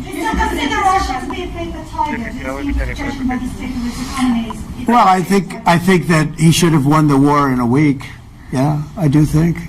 And if we didn't give the anti-tank missiles, as you know, the javelins they call them, they got stuck in the mud.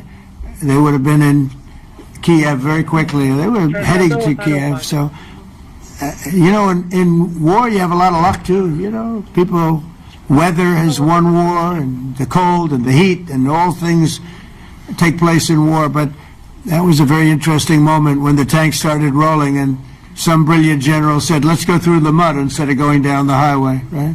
So they got a little bit lucky. But you know where they really got lucky? I gave javelins. That wasn't given by Barack Hussein Obama. He gave them sheets. You know, there's a statement. Obama gave them sheets, and I gave them the javelins. And The javelins are a devastating weapon. And that wasn't given by Obama, that was given by, because at the time it was Obama. That was given by me. So it was like one of those things. And you had hundreds of them. They're a devastating weapon. We have a lot of devastating weapons. I'd rather not use them. But that was a big moment. You know, when the tanks got stuck, they got stuck. And call it luck or call it talent. I'm not sure what you'd call it, but it was a big moment in time. Do you think Democrats would give you credit? Do you think Democrats would give you credit when you finally end this war, like they did with the war in the Middle East? And I think right now the Democrats are really damaged, mentally damaged. They want to take 1.5 trillion with a T, $1 trillion, and give it to people that invaded our country. They came into our country illegally from prisons, from mental institutions, gang members. They want to give them health care and take it away from our citizens. We're not going to do that. $1.5 trillion. They want to destroy our health care system. We're not going to let that happen. Have you authorized present CIA operations in Venezuela as part of? Well, I wouldn't say that, but some interesting things are happening around the world, I'll say that. Mr. President, it has been reported that Maduro offered everything to his country, all the narcotics. He even recorded a message to you in English recently, offering mediation. What should we do? He has offered everything. He's offered everything. You know why? Because he doesn't want to fuck around with the United States. Thank you, everybody. Thank you. Thank you, everybody. Thank you guys. Thank you guys. Thank you guys. Thanks guys. Thank you guys. Thank you, President. Thanks, President Trump. Thank you, Peter. Good job. I don't know, join us if you'd like.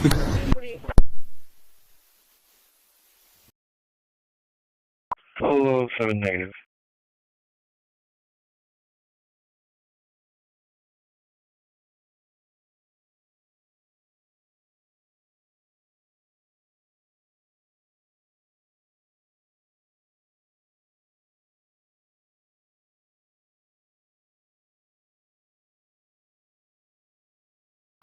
Item 230, copy plate. Robert Boy Young, 5321. 335 for disturbance at 400 man. Contact Crystal De Leon.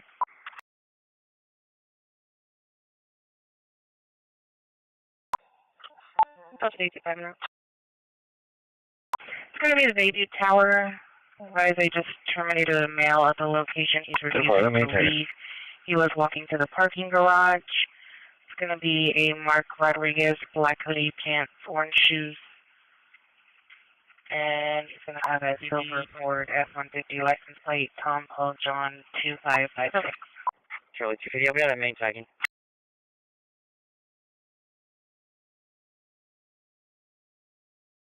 Charlie 280, right, 10-4. 631.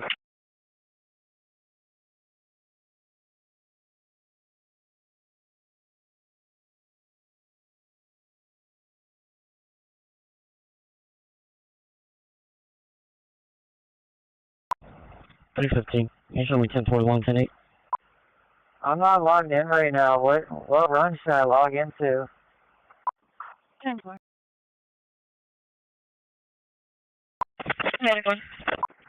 It should have an alternate login there. Show us code 121 all the way down to the bottom, and it'll say 7015. 20 to 35. Dispatch from 300 Charlie arriving semi. Alright. 240 copy plate. Victor Charles 1513. You're gonna make briefing? 10-4. Speaking with 51 right now. Yeah, I'm not seeing the alternate. I'm just. 917413.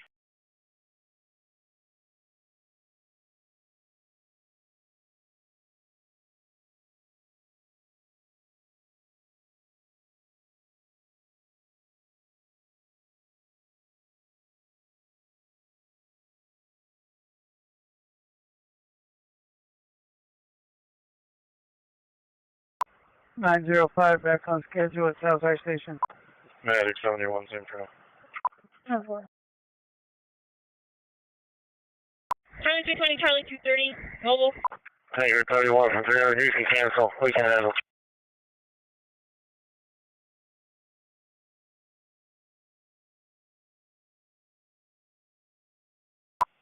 Dispatch, 711.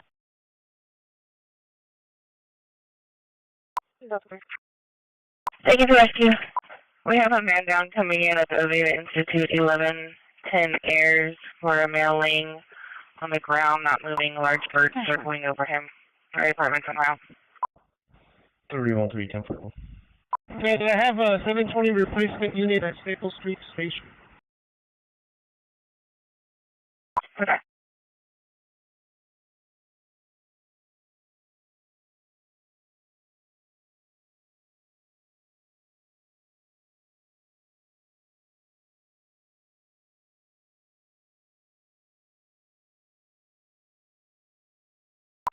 Charlie 260, crash number. Dispatch 703. Go ahead, 703. Show me clear back in service. Cancel 5 patient.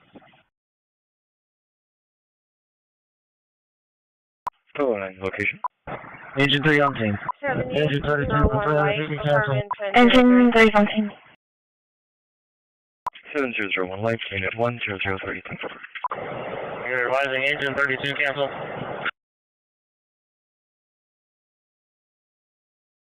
Oh, 8-10-4. 1017 arriving at Heritage Park. Charlie 250 on 2. Charlie 250.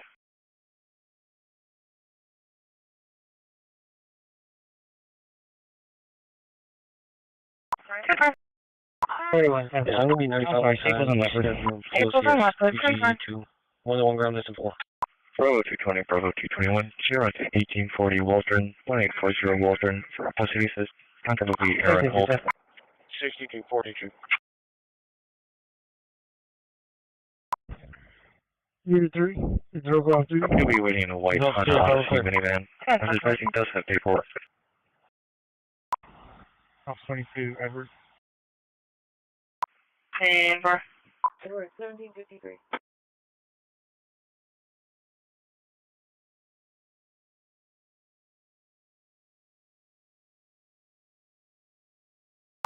The crash happened OCL and San Pat on 77. Both vehicles stopped in the city limits, but it'd be San Pat jurisdiction. Delta 25 for the verbal family disturbance at Emerald Beach, 1102 Shoreline. Make contact with Megan. 7-4. Stand by. Let me call San Pat and see if they need him to drive over there to the other side so they could be ICL for their county. 1 second. 10-4. AC now is under dispatch.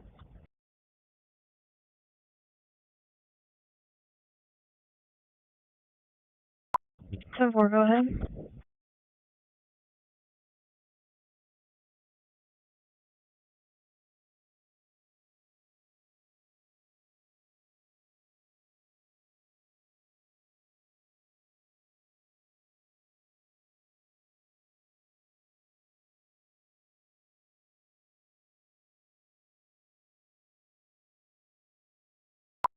$112, Shirley at back for football.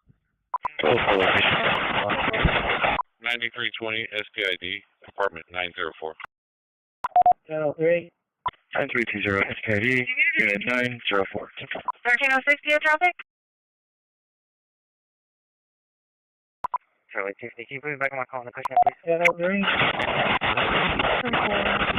Communications to Airport 60, please. Your radio is completely unreadable. 10-5-2B-638 McClendon, that's Mary, Charles, Lincoln, Edward, Nancy, David, Ocean, Nora. All units can cancel. All units can cancel. 1003. FMO1, go ahead. I'm in the area around. RP, give a description of the mail. Negative, just as they lay on the ground at Alameda Staples.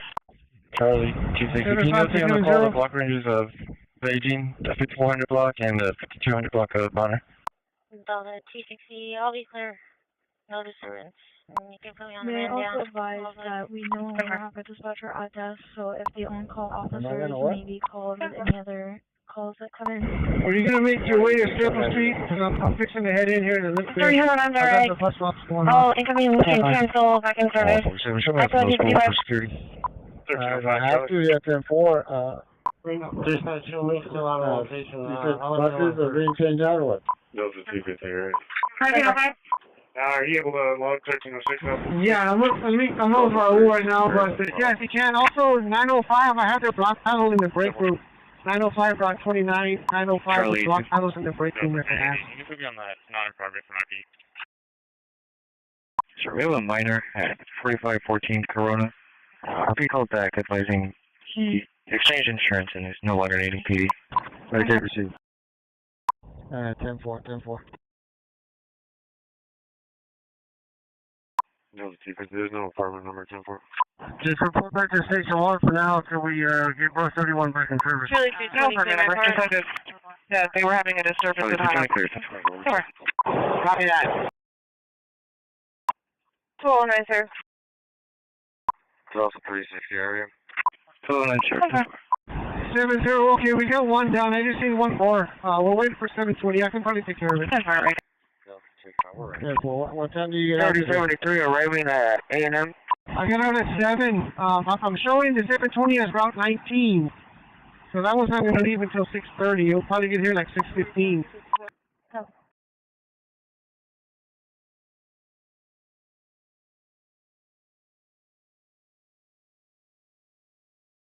The replacement bus is parked across from the 19 and at the Greyhound. The replacement bus for 7-4. Island 10, did you clear me? 10-4. Island 10, 10-4. 1 second.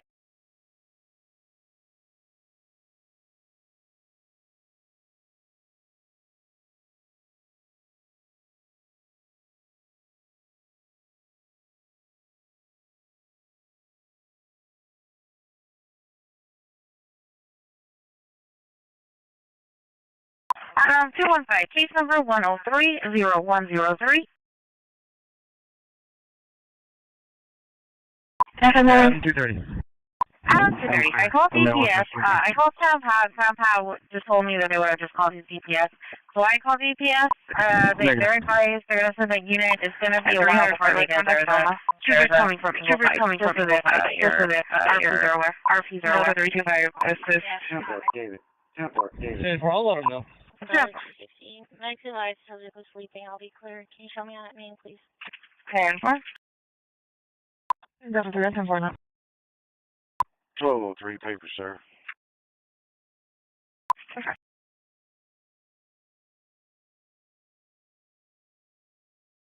P72 arriving at Heritage Park. Delta 245. Party separated. Route 2. Okay. Delta 325, RP needs to go pick up child. Correction, RP needs to go pick up a vehicle.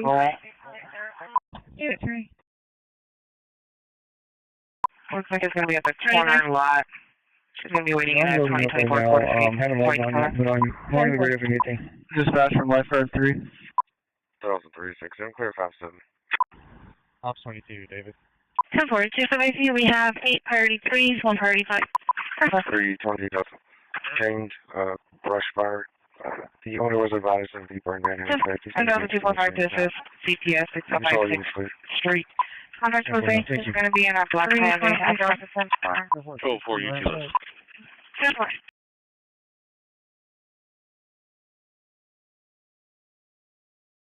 One to be 1041 at the ER. 10-4.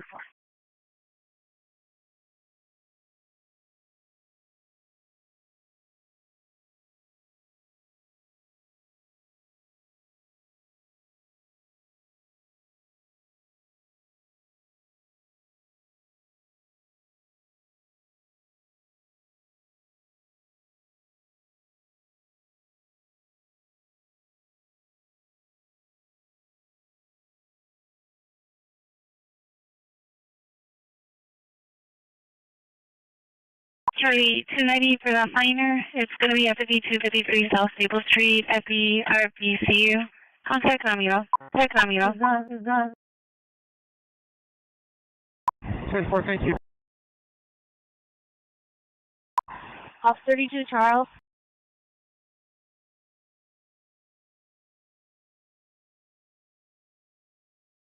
Roll for 720. 10-15, still standing by. Show Go ahead, shoreline beginning 0. 46-48. That is my strategy. 10-4, I have your replacement unit. Yes, ma'am. I want to go ahead and park it in Bay A, and you can park yours in Bay M, correct? 10-4? Go ahead, Diana. 15 Yeah, signal 6 in the lobby with Maureen Garcia. He's requesting an officer to the lobby for child exchange. Yes, I am clear. All one of those are not here yet. fine. And keep this boat open. 10-4.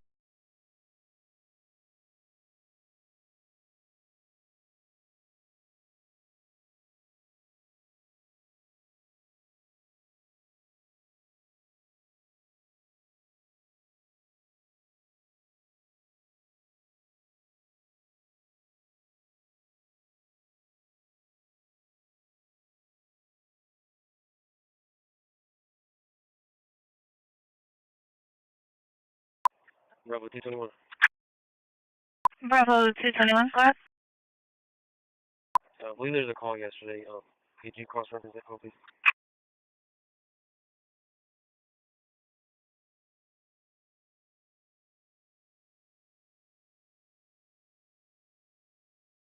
Location?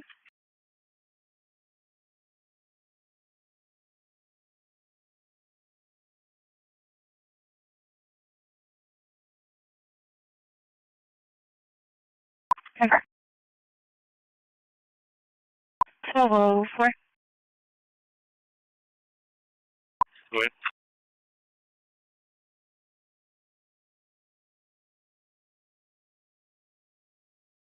Two four.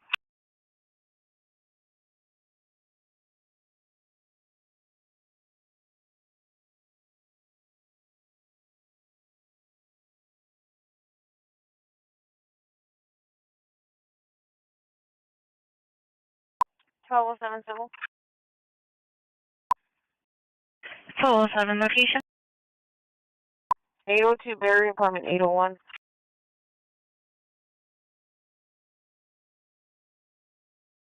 Silent 10. 204, you show me tracking?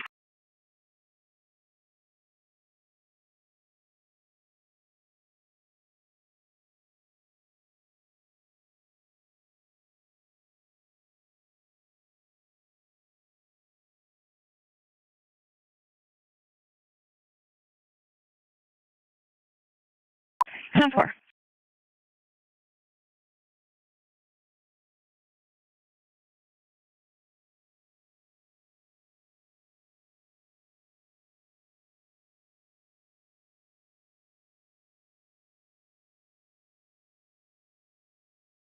Airport 16, GTA.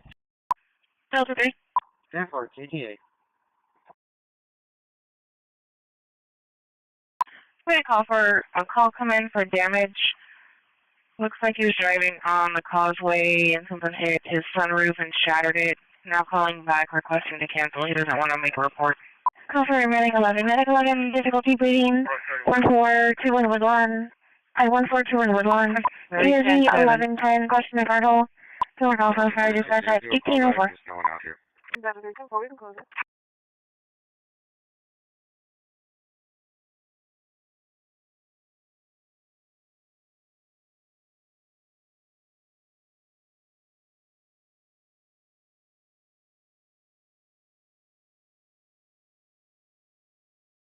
Alright, 10-4.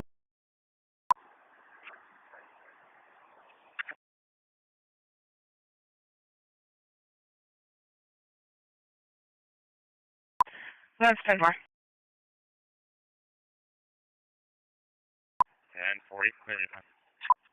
Adam 230, clear my part and give me that fraud. 3072, leaving Cherry Creek Park. Fire. You can show us clear and available.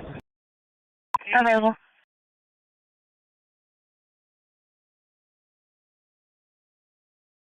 BP21. Am I still on down or on call? 641, 1042.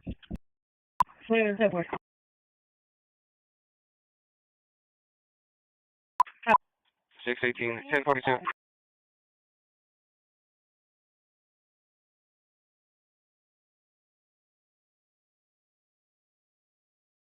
162.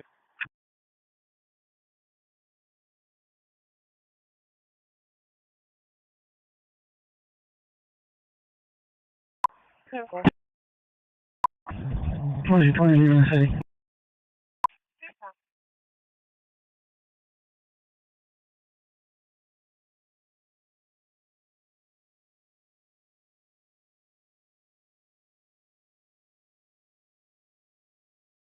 Call for engine 18, Medic 9.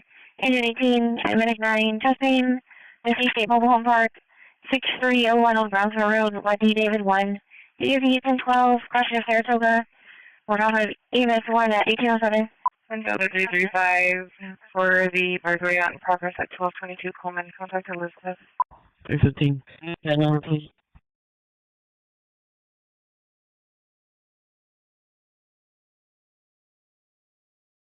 Stand for.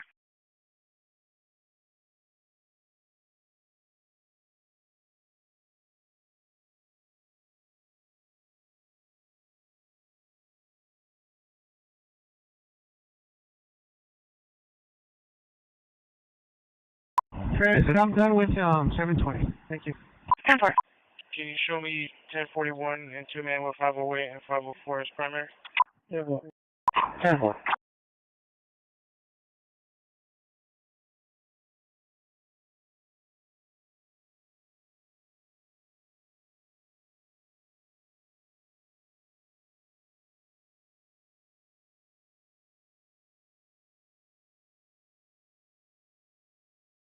Stand for.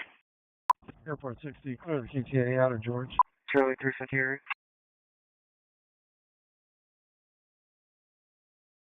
Go ahead, Medicaid. Stand for. Medicaid is transporting code 1, shoreline, starting 0. Code is Marshall Arthur.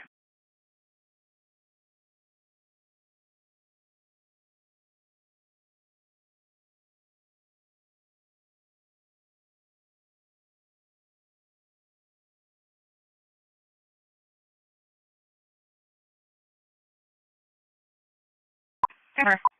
635.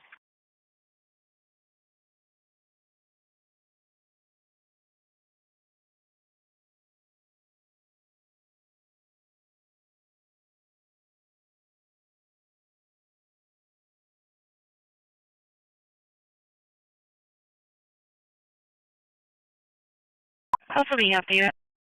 Stand for. 5360.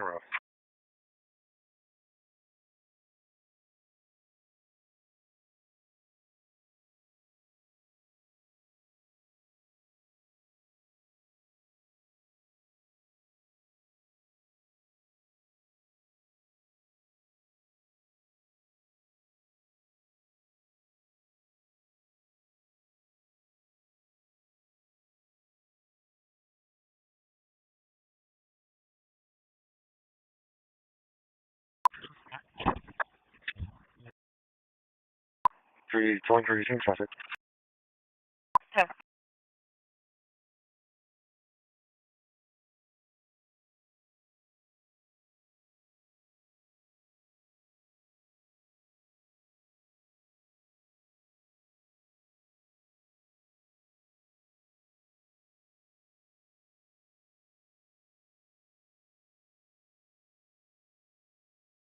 Stand for.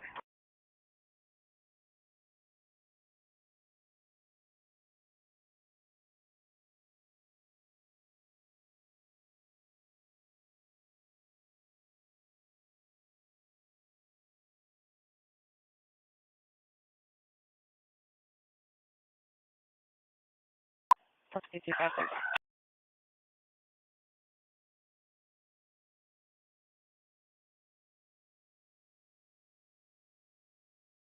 106, I'll be 1041, 10-8.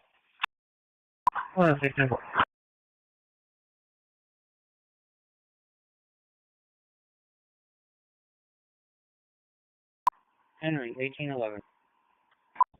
Charlie 390, complete.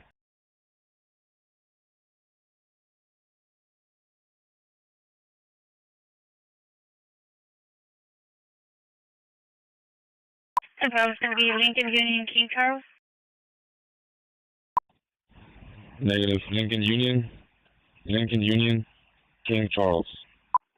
Adam 230, copy, 2 plates. First plate, John, Sam, Henry, 8770. Second plate, Paul, David. Correction, Paul, Tom, David. Did you say we had transport earlier? No, sorry, let me go David and make sure it's on the actual access road and not on the highway.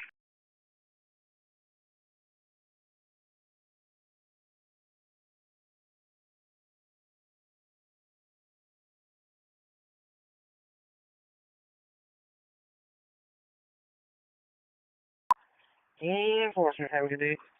Thank you for your time, returning. Hello.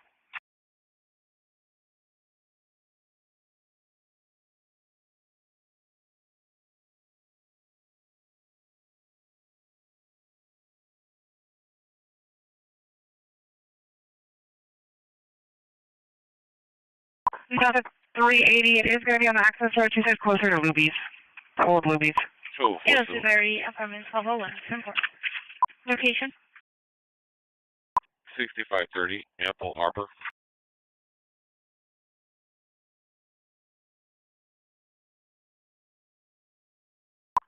$65.30, Apple Harbor. Can you add a plate for me?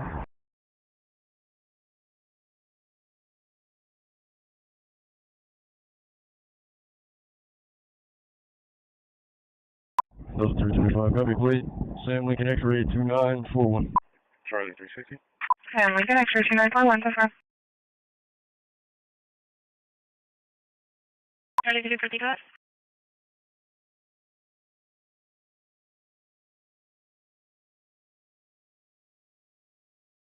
Report.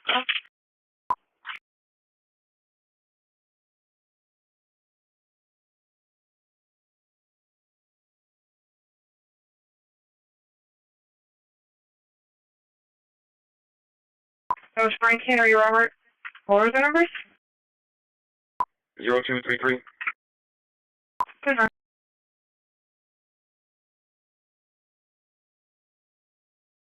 Delta 210.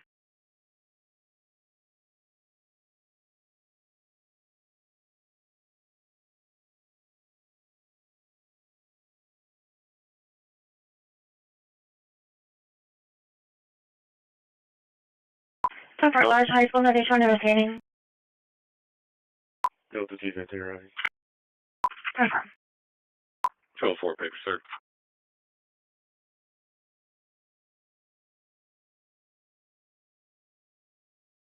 Delta 360 area.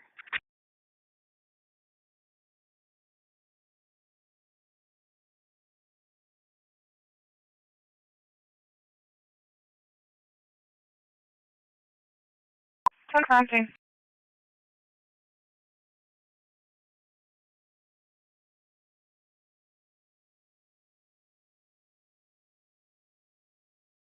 Medic 1, dispatch. Medic 1, disregard.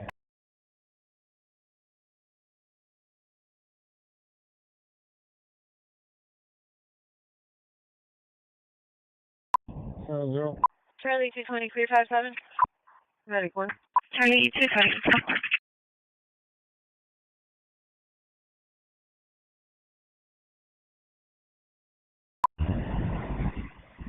Charlie 310. What's the copy, Charlie? Charlie 310, Charlie 320. The trespass 4821 3rd Street. It's going to be at the street sponsor. It's a mass time. Contact Kevin. Dispatch Medic 10, arriving 4.5. 1510 traffic.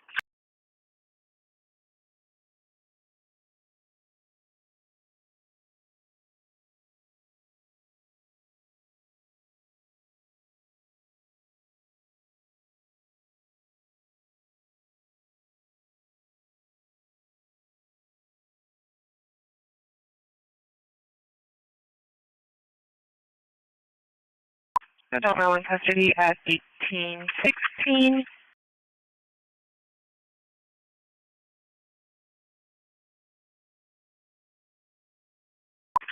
Your case number is going to be 01080. 0108.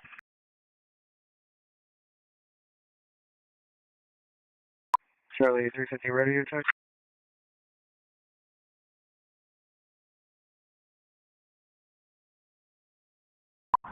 Off 23, off 32. Can you log me off and show me 10-7 for the day, please? 10-4. 10-4.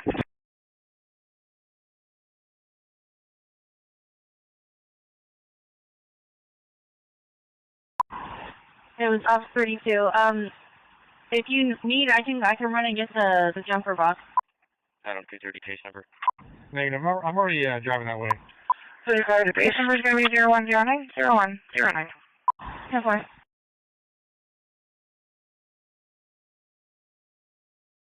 Let whoever picks up Mr. Keith Grant, and he always has a wheelchair, pick him up out front because he didn't want anybody messing with the cars back here at the Hilly in front of the school. Charlie 290, passenger city, Charles 25 06210, Charles 25 06210.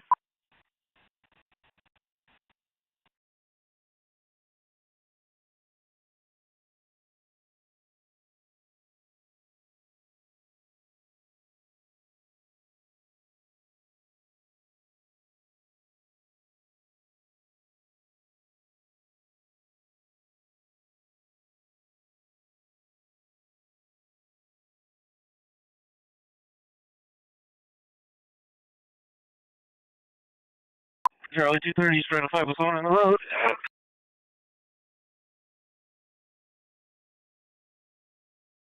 Charlie 230, 10-4, he's trying to fight with someone on the road.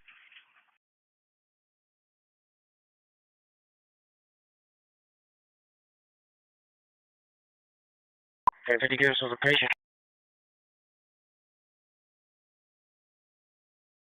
I'm fine, pal. Going to be tracking right in front of Sunnybrook in Arizona. He's going to be in front of the Fruit King. Charlie 230, did you need microphone code?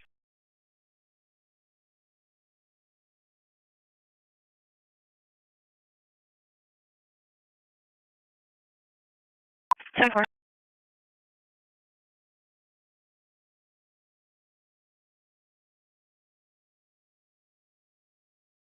Charlie 360 here. That's right.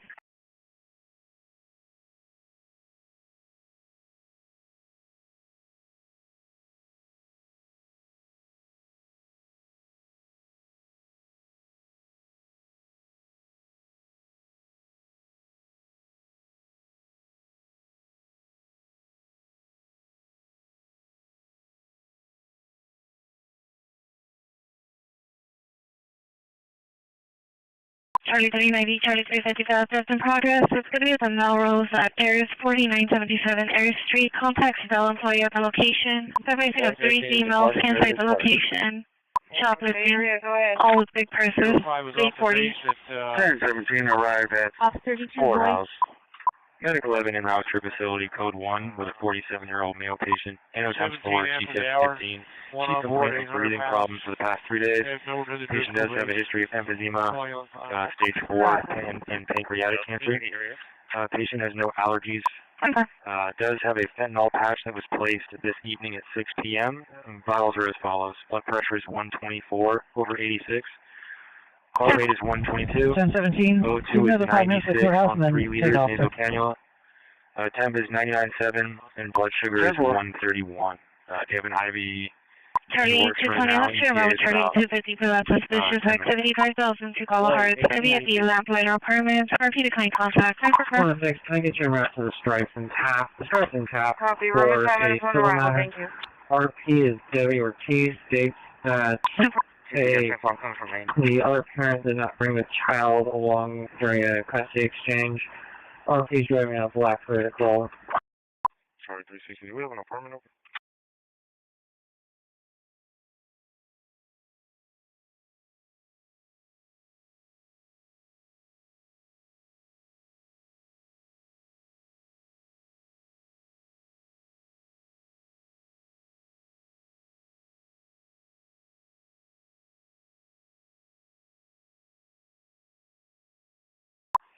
3073, arrive at Heritage Park.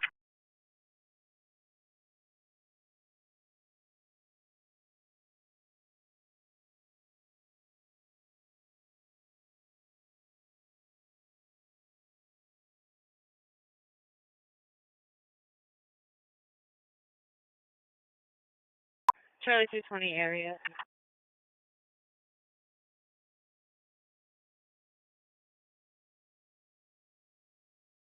Show 4 Silk.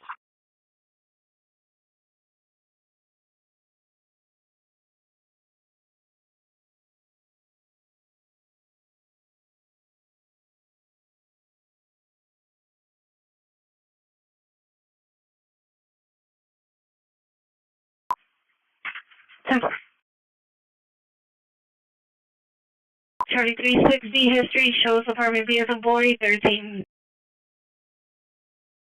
Good one, thank you.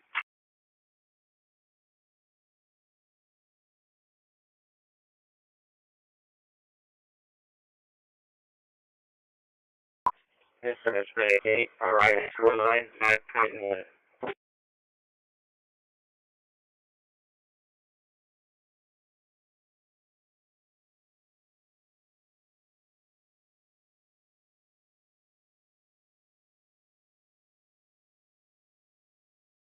Testify.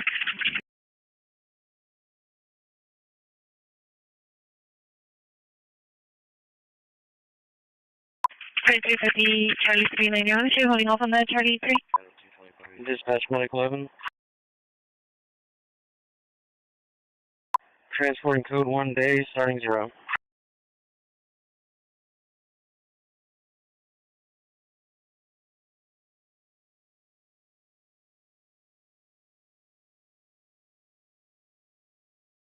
Charlie 3, you calling me?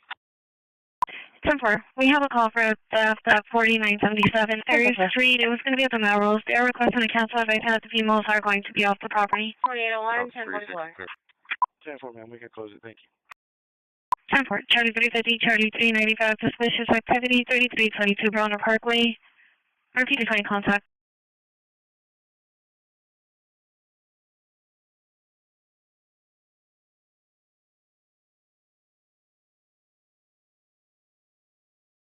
Charlie 24, we're having back to church.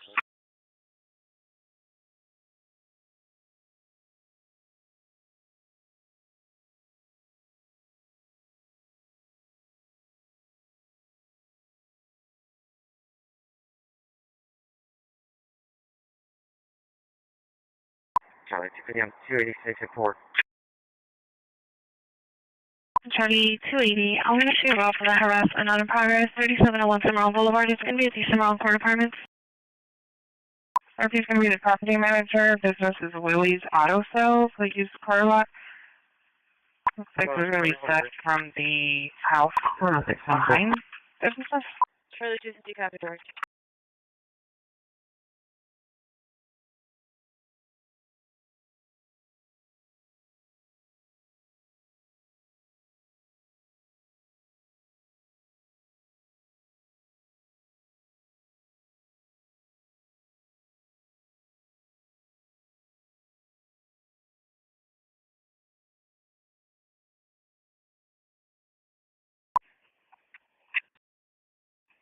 Bravo 205, map fraud in progress, 406, Polaris. 504, go ahead. Polaris, please, 406, Polaris, please. Go ahead. 181 northbound, 2986. 1017, departing courthouse. Mary Lincoln, Charlie 238. Can you leave this call open and move me to the trespass so I can clear my camera? 164, go ahead.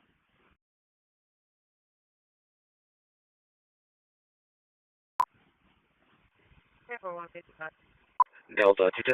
Charlie 310 for adult male in custody, case 1825 case number is going to be 0110 0110. Sorry. We're up to 1100 block of Ocean Drive. We're reporting took earlier. I need to double check some information real fast. I transported the mail back to the original location.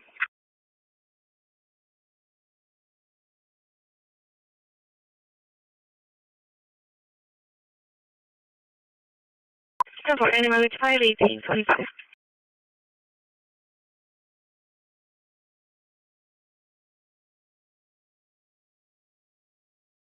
That was a 36. Yeah, passed by the parking complaint. You can clear it. It's parked legally. 403 is going to be 10-7 HEB, no passengers. Copy of plate. Any room here? Go ahead. Ladder 15 received. 247867 out of Illinois.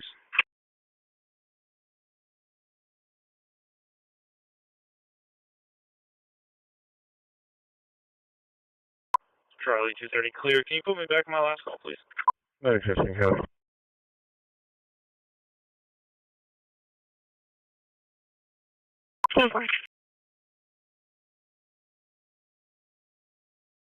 Charlie 220, there's nothing shown out here. You should be clear 5-7, and you can 18 the other.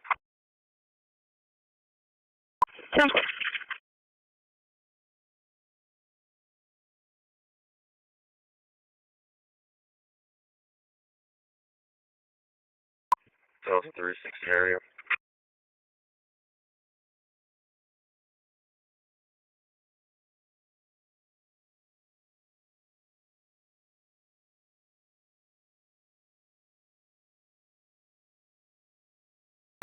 So, Charlie 2. sorry, dispatch, medic 92. We're on a break to 5790 Weber. 10-4. Yes, ma'am. Do you have any image units available?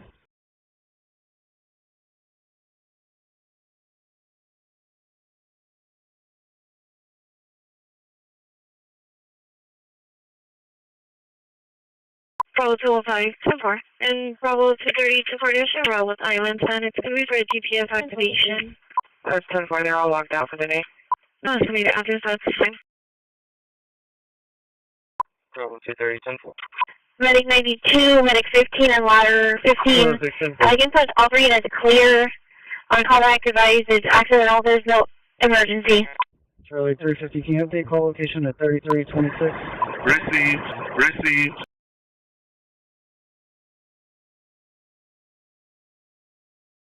Looks like we are getting on call right there, but I said it was going to be accidental. Dispatch for Medic 11. Dispatch for Medic 11. Arriving 2.11.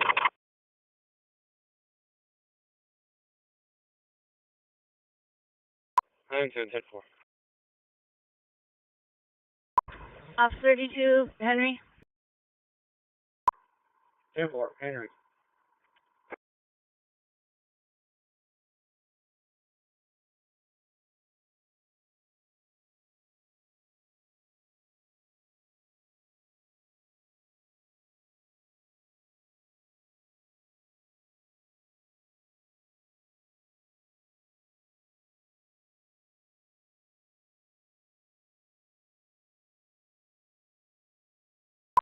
Delta 360, you're anything over. 220 in a row.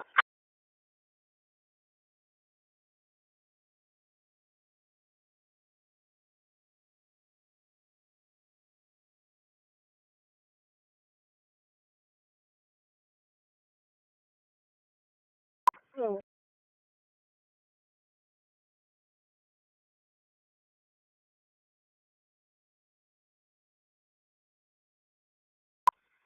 Hey, 36.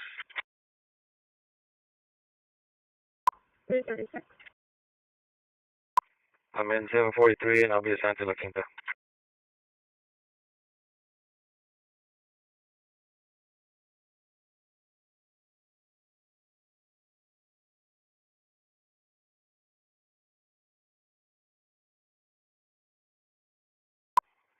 We'll be on at 504 clear.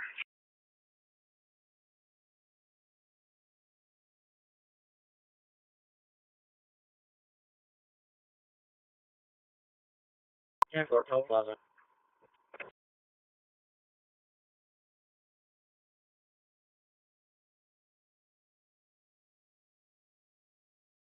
Charlie 360, I'll be clear.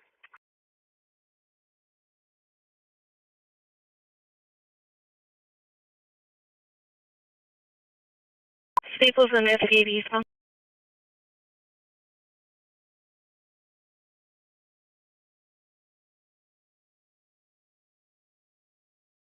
10-4.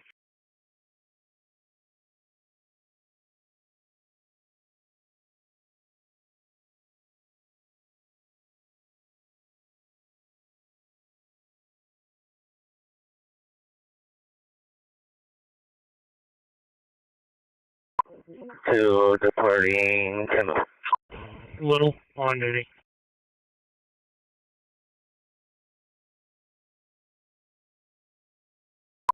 6 Alpha. 6 Alpha. De la Torre, on duty. And Charlie, 330.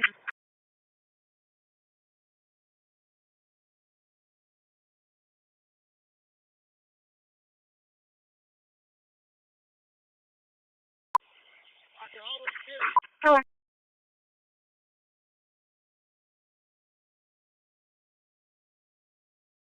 Charlie 290, you can open tail traffic. 10-4, 1832.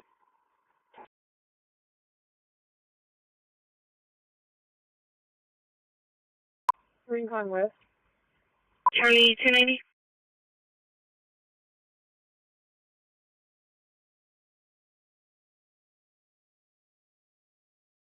Ten four. 10-4. Charlie 250 area. Alright. Charlie 250, 10-4.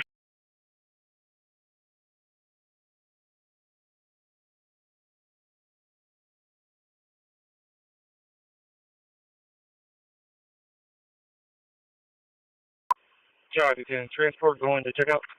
Who's on duty?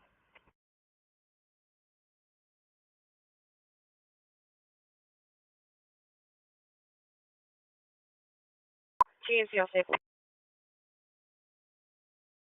10-4. I'm going to take tail people.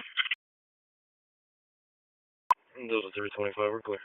Bravo 20, 18-215, I'll be there. 6 Bravo. 10-4, Bravo 205, I'm going to shoot. Ludwig on duty. Rakovitz off duty at 1800. Charlie 250 Wallace, 220 traffic. 323 Delta, be clear traffic.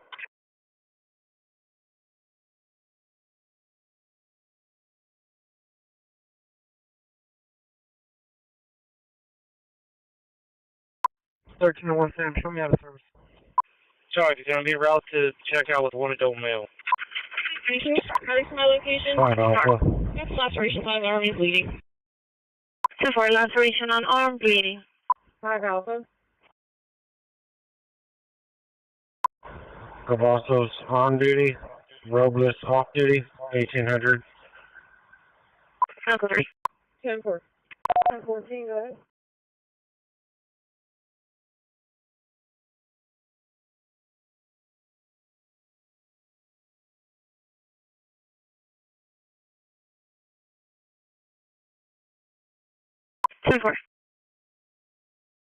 Charlie 327. Did she say he stole a backpack?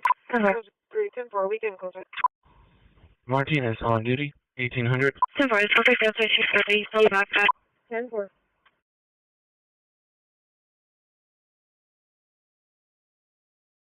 Charlie 320, jumping around to the robbery then. Delta 36, I'm clear with comments.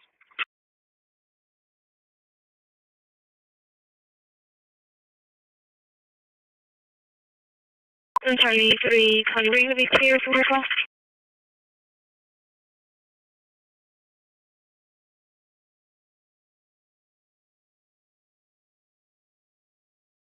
Delta 325, we can be around. 10-4, easy.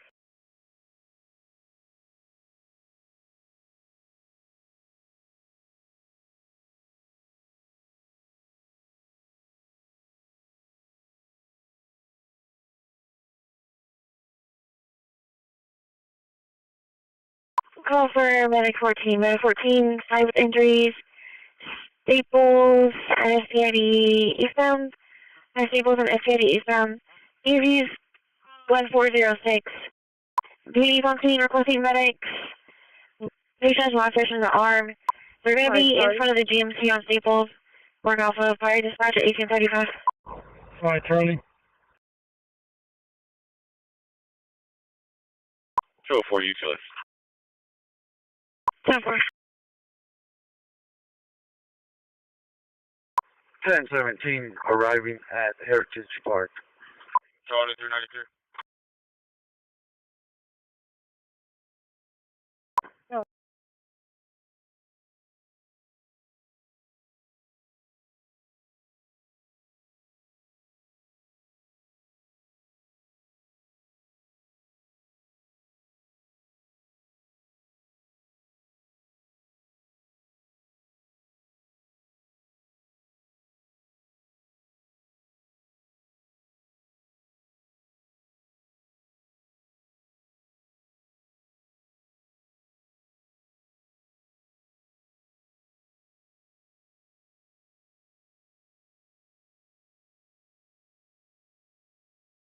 Delta 210. Delta 210. Yeah, that call on Logan was canceled earlier because they realized it was somebody working in the house behind them.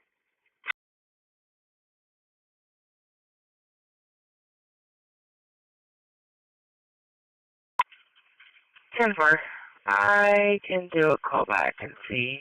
Charlie 350, Charlie 390 for the trespass, 6685 lights at the Alexander Valley Apartments, 1028. Contact my. Yeah, I'll do it, but they once the updates.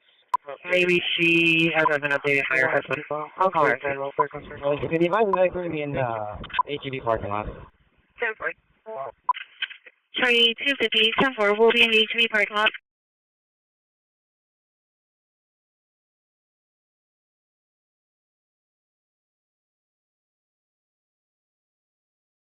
Charlie 10-4 on that fight with injuries. It's going to be a robbery of a mill at South Staple Street and SK80. You took a backpack from the mill. It does have minor injuries. 155 along with 125, 1026 degrees, lot Henry 105, 1026 degrees, lot Henry 105. It's going to be reference to a female. She called 911 advising that she believes she's being stopped in her house by several people. She said about 10 different names. She is 2200 on patrol 04. She does have a situation tag attached to her name, reference to threatening police. 1026 degrees, lot Henry 105. Shelby Hamilton. We're waiting for them as well. And for 43 other officers, she stole the knife on me before. 306 and 741. Marie. 1207, 333. 1207, location. 738, Thailand. 4813, Dodson.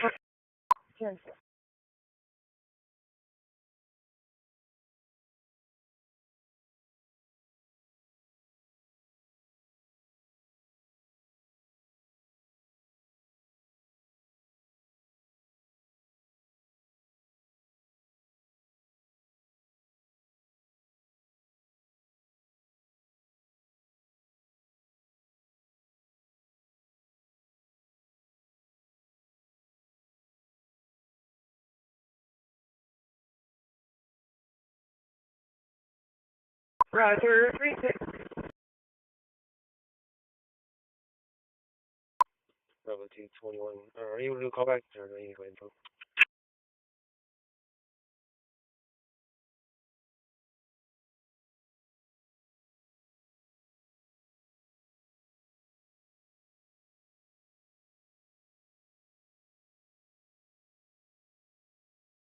and go. Roger, call back. 504 traffic. 504.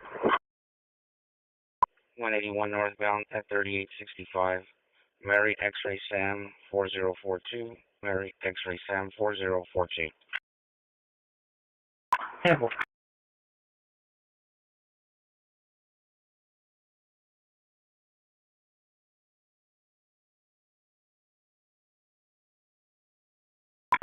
Robert King Zebra 6263.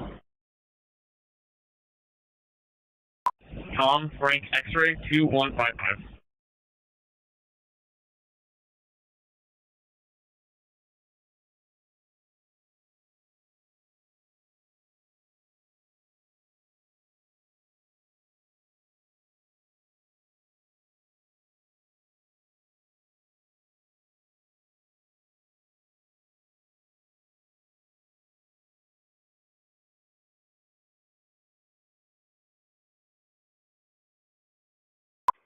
Charlie 280, vehicle back on the road. Be clear. How is she holding off on this call?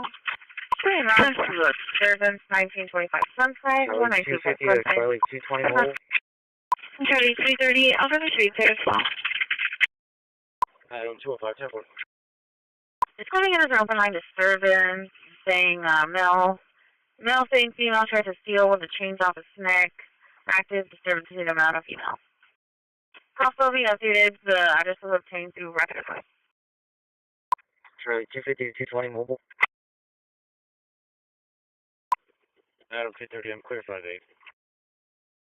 Stacy 201, can I get you route to FM 1069 and County Road 1848? FM 1069 and County Road 1848. It's going to be a vehicle versus an animal. It's going to be a Chevy Equinox, no injuries. Charlie 220, I'm getting updates from a witness. He said he saw the male get out of a black coupe, two-door vehicle. It was last seen in front of the Canes in the parking lot by Target. Unknown direction of travel for that vehicle or license plate. 507 traffic.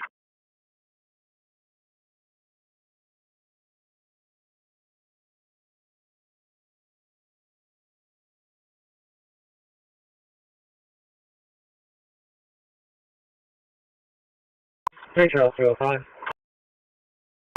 What was the location of that 1050?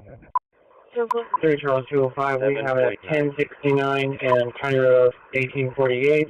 FM 1069 and County Road 1848. I'll be around for that.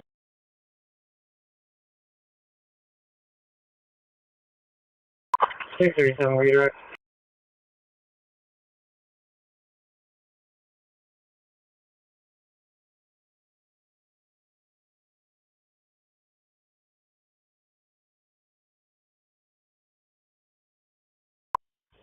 Thursday to 1, on the work, Kenny.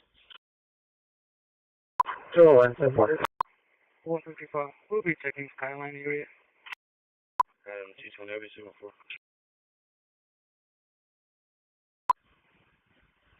For 155. Okay, I'm sorry.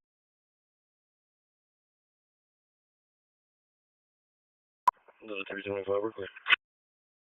Never clear.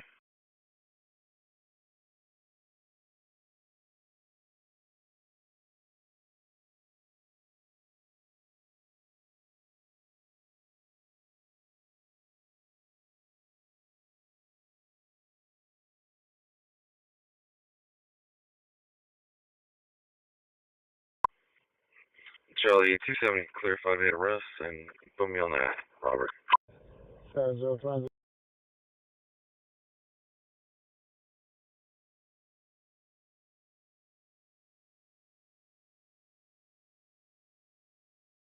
No.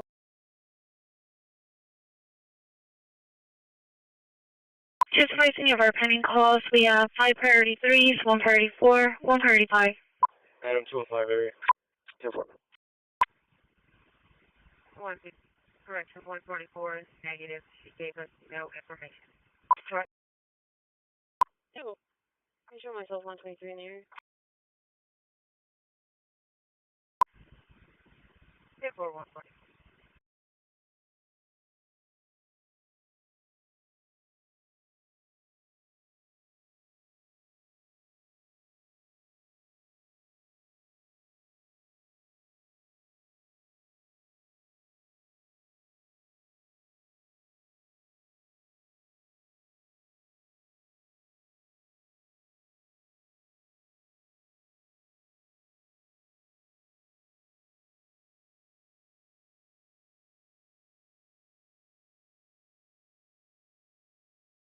Item 205, copy plate.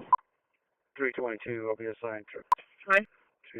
I'll be on heat at 737 assigned to. Sorry. Call still pinging everywhere, or we lost contact with her? Sure.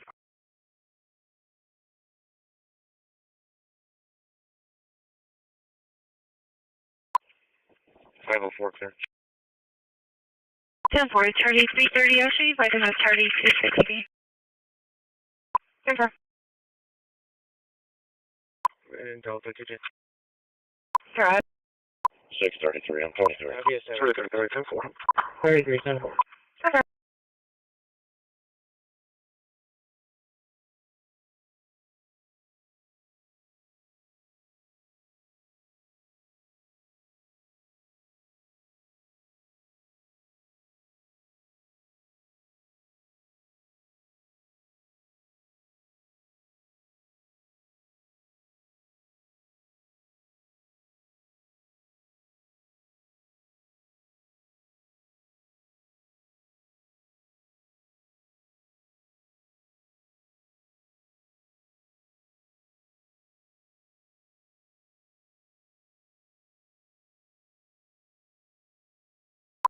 215, everything's code 4. You show me clear.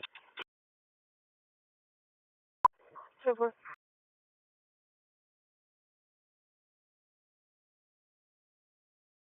No, witness advised it's going to be a newer model. 2-door coupe. 10-4, you said newer model 2-door coupe? Yeah, black and gold.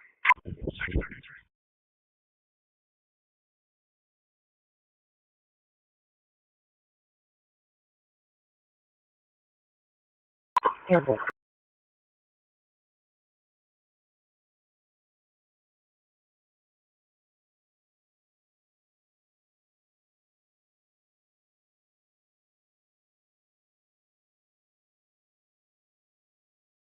Sorry, 250? Are you able to call back to one of the RPs, see if they saw a vehicle as well or something like that? Maybe they can give us some additional information. Yeah, okay, sir. 10-10 for open around. 3073 arriving A&M. 10-4.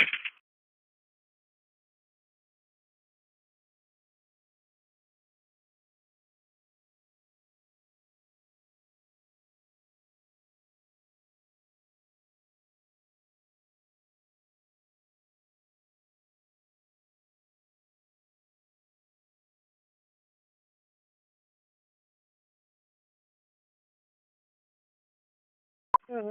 125 minute area.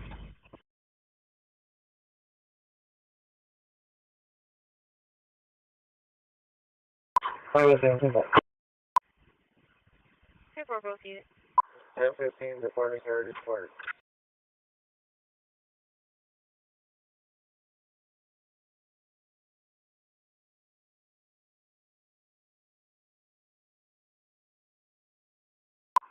Hey, it's 5402 is 1044.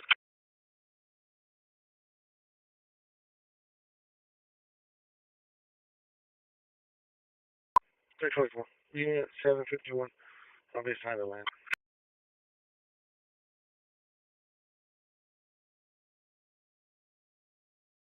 Airport 6, clear Henry.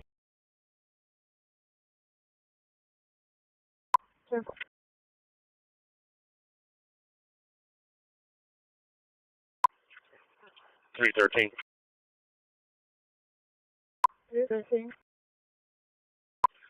739 looking.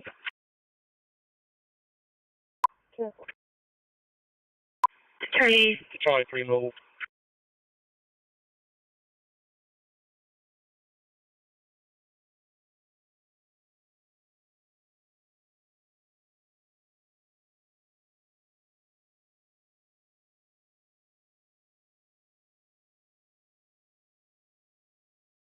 City 310.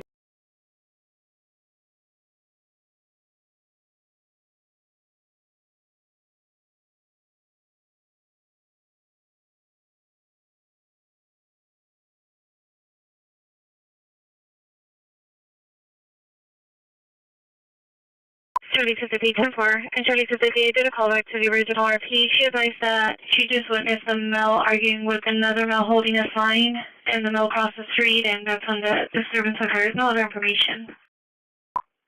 324, security check, family door. Yeah, wait. 10-4.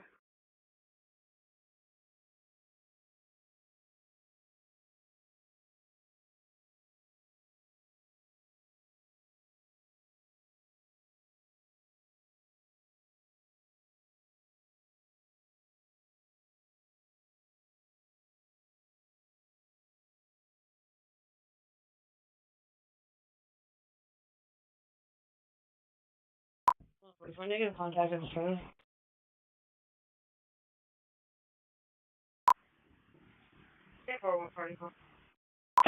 1017 departing City Hall. Double.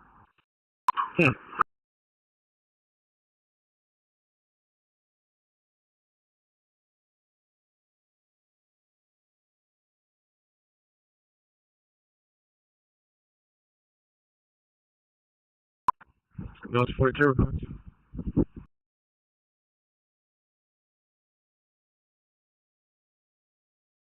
Delta 245. Where have you clear cars? Delta 245, 10-4. Delta 325, taking after the animal cruelty, 2337 Comanche, 2337 Comanche. Delta 325, we're out.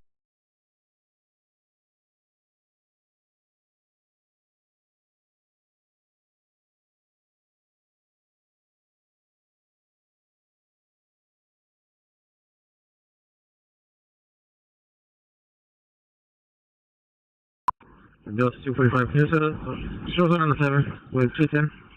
Charlie 260. Delta 245, Sunflower.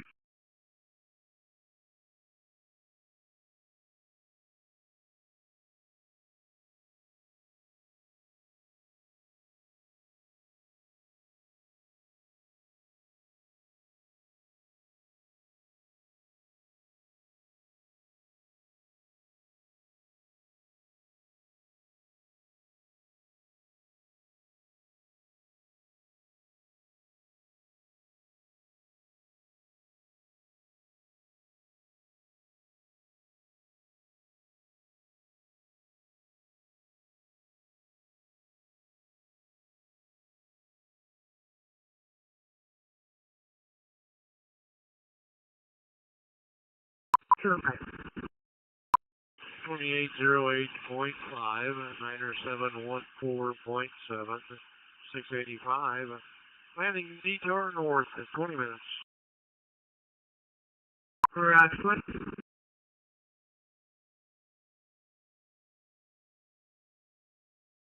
Charlie 230, Charlie 260. You can 18 the other. There's nothing showing off the road.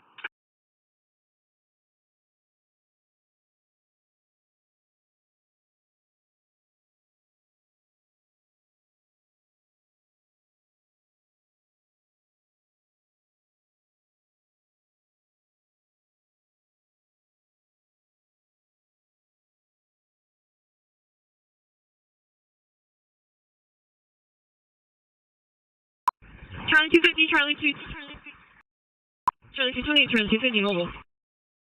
633. 633. Building's clear, but I'm not able to secure that door. Looks like the lock's broke.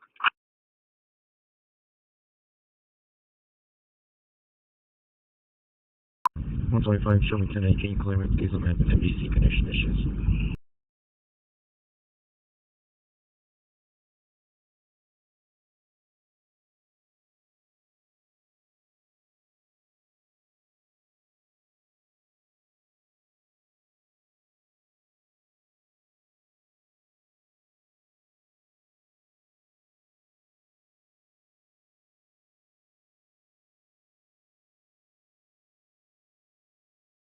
Charlie 230, Charlie 330 for the trespass at 4126 South Staples, 4126 South Staples is the one for contact Maggie. Charlie 320, clear off, are you out of that? Over.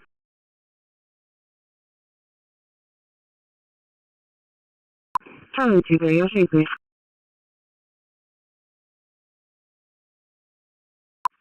355. Could you please get a hold of TSA and see if they can meet me down here at the We had the control office. Indian mileage 104270. 104270. 10-4. 10-4. 144. I'll be today. You need to clear me.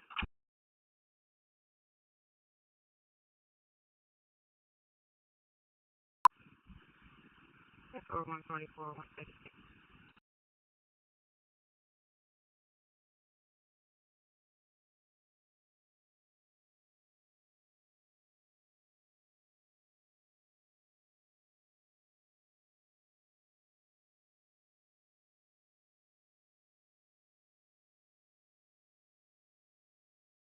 Charlie 330, 10-4.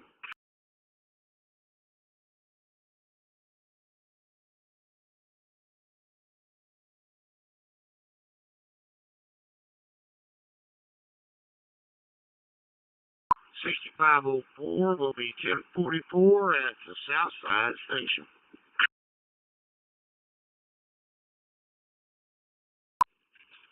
Charlie 290, sir.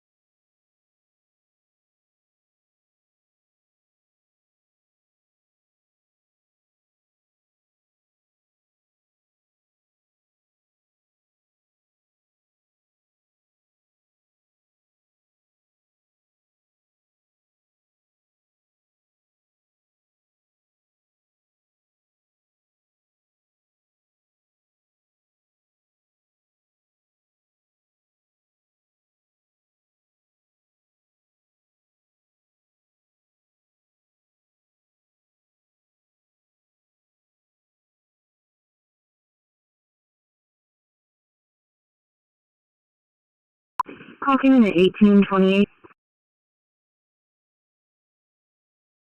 1017 departing courthouse. No.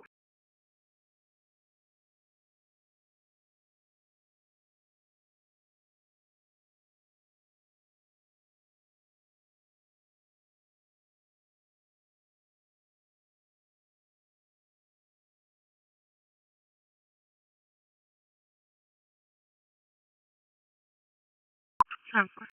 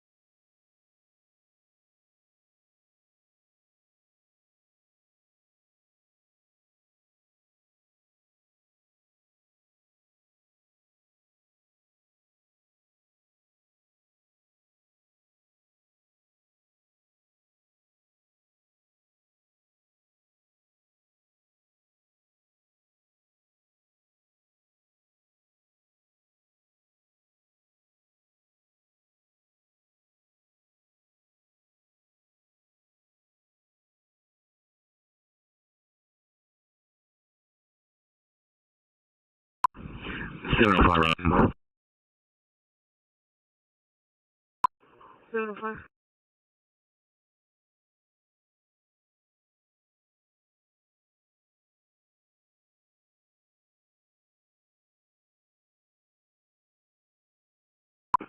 Report 27114-0114.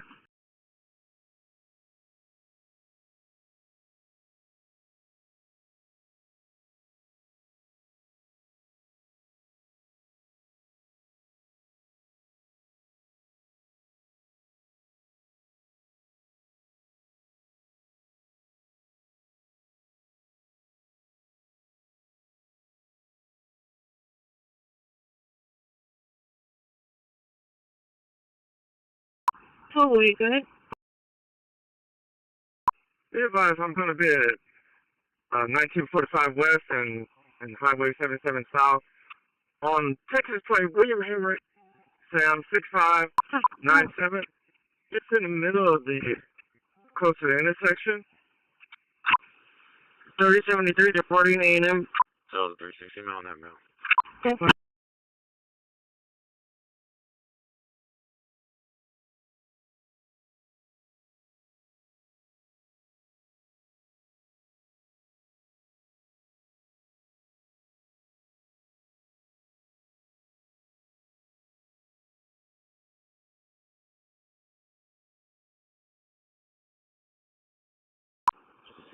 So it's in the area.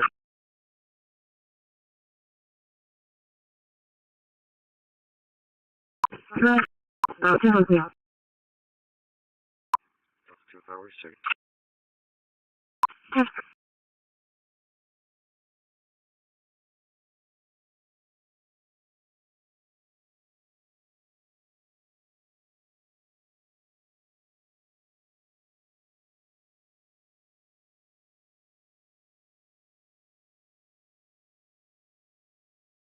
Transfer.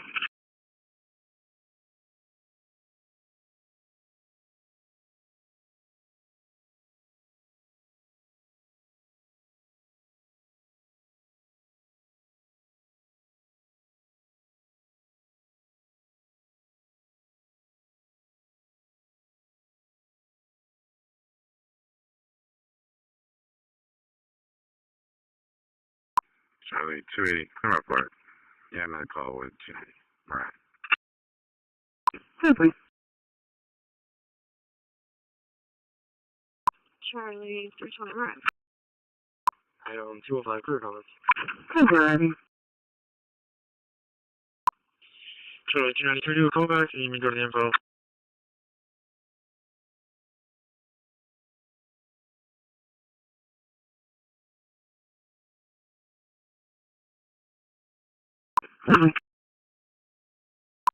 Charlie, continue to be clear 5 8 arrest.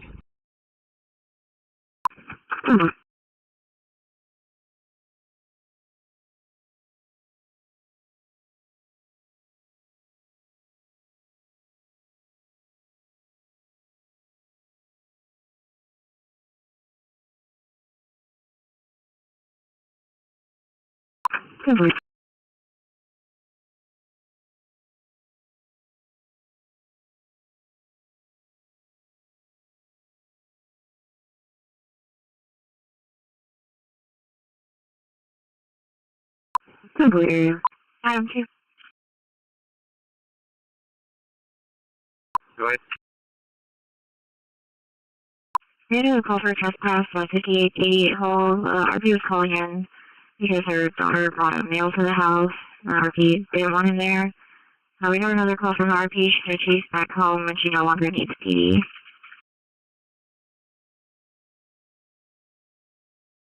10-4. 215 shake.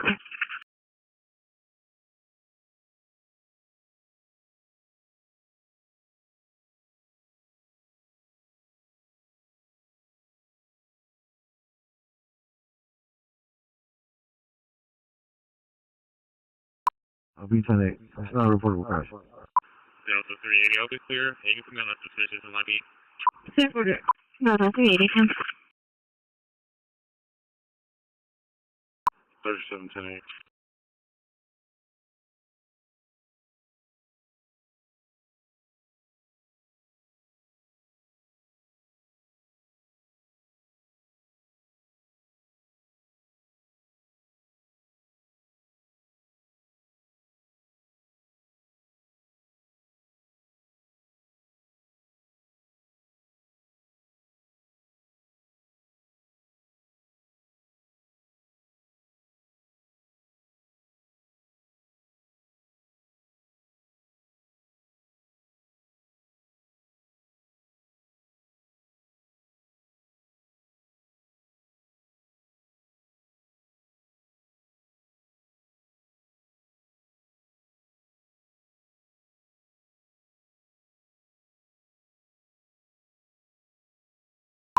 Charles, 1905. Adam 2, Adam 220, mobile. 1015, reporting courthouse. Sorry, 220, roll. Sorry,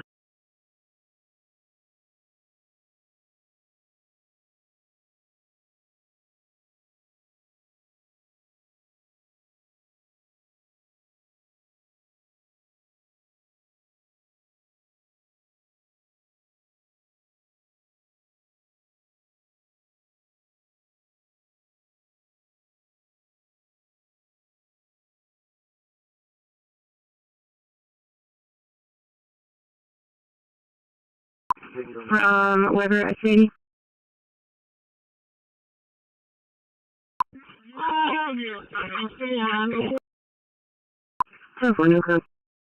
Unit 2. Unit 2. Location.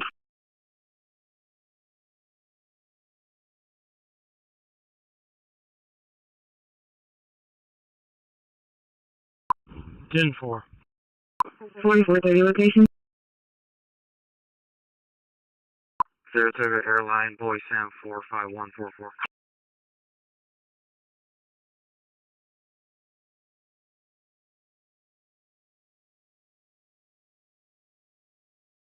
Number 221, can you see message, please?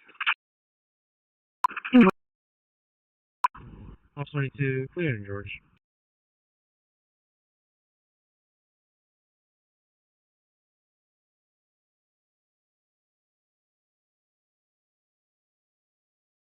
10-4, you do this thing. 1017, arrived at the Heritage Park. Oh.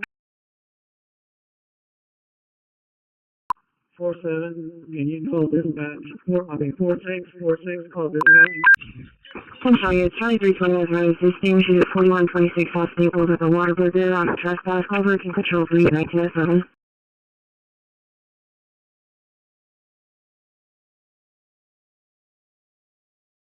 Airport 16, boy.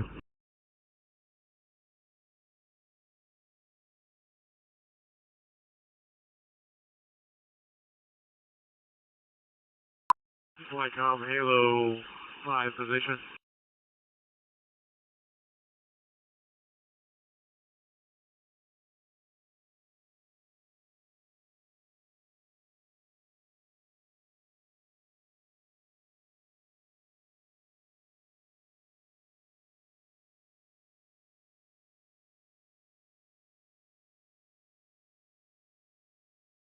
Transport small setting on cruiser.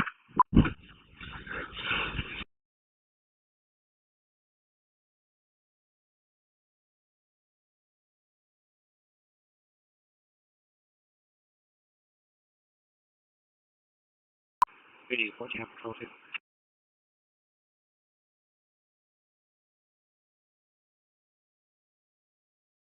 Emergency traffic on 3. Being out CDC, 1 male, 1 female, being about to 0.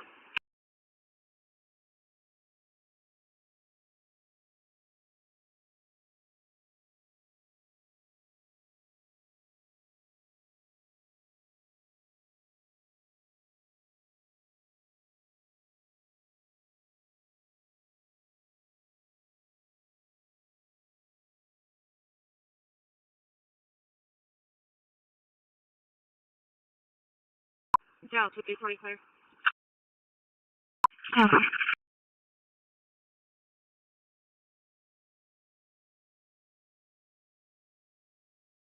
Take 41.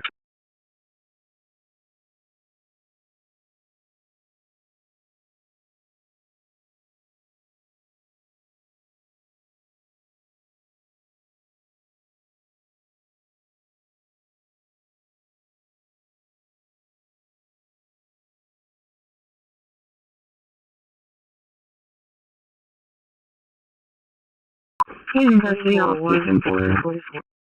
Case number is 117-0117. Sorry, 3 on 10, we'll put on the call. Staff, well, thank you for your time. What's the next day? Simply. Social in custody. No injuries.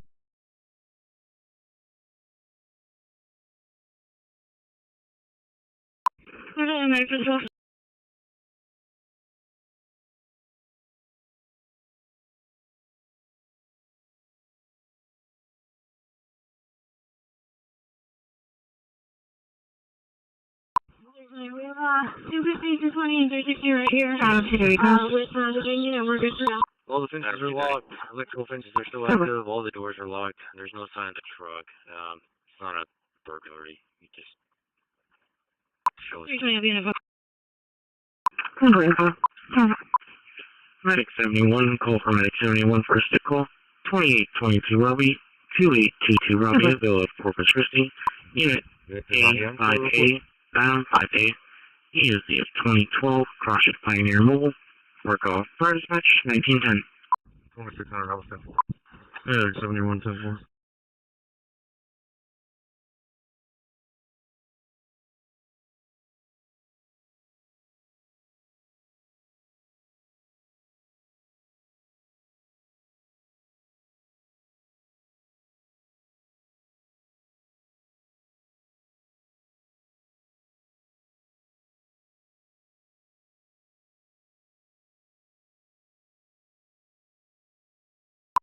Message received.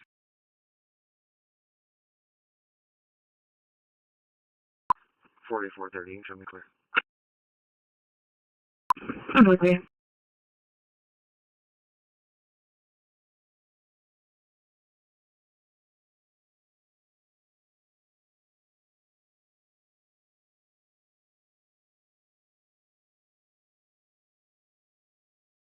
About 30, 10-7.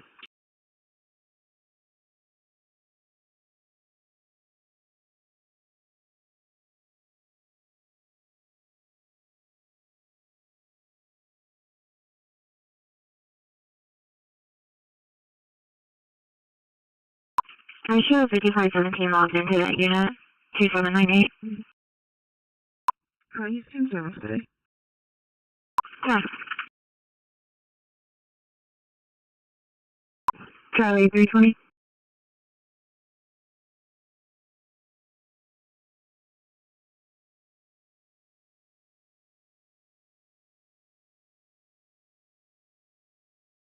What's the nature of the injuries to the medics?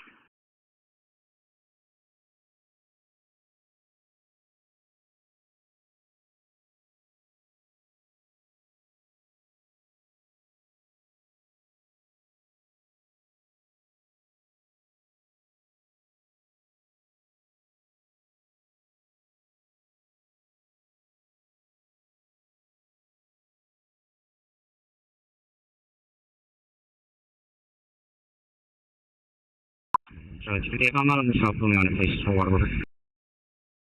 10-4.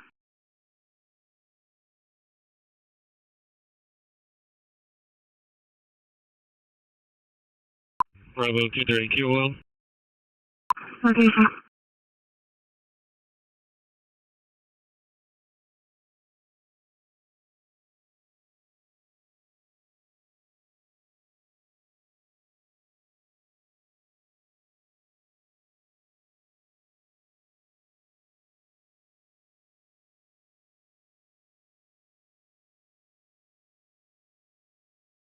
Dallas 340 traffic. Hospital on 19th. Victor X-ray John 0953. 1017 departing Heritage Park.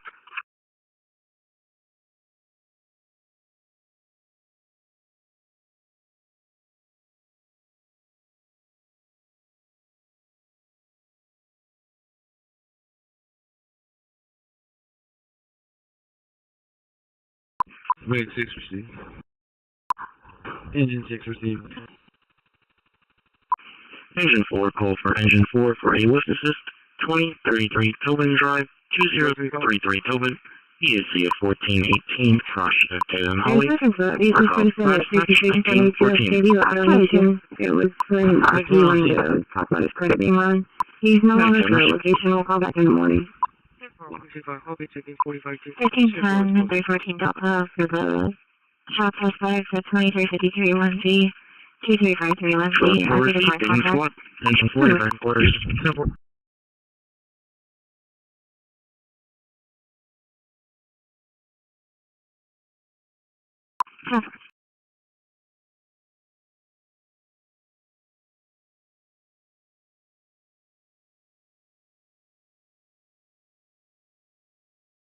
That's all, so you clear.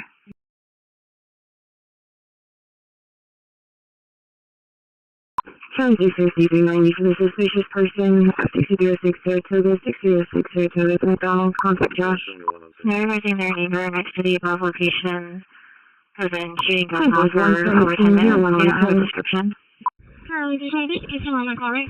Next time you want to shift. 2223 my park. Perfectly.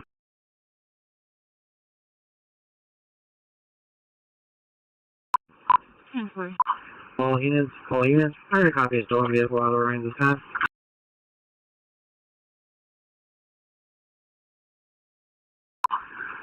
Stolen vehicle is a white, 2024 white Ford F-350 four-door with Texas license plate Victor Nora John 0627.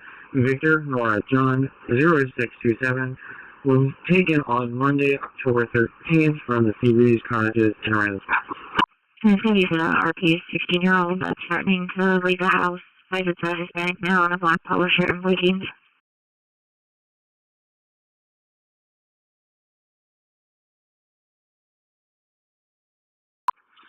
667 Kyle's right.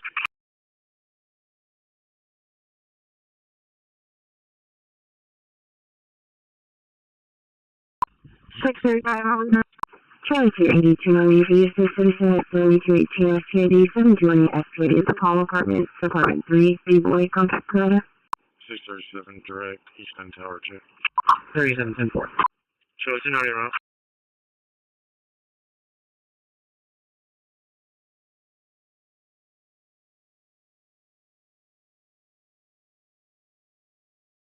Clock and move. Charlie 230 clear. Yeah. Perfectly. I mean, I could take that alarm. Do another.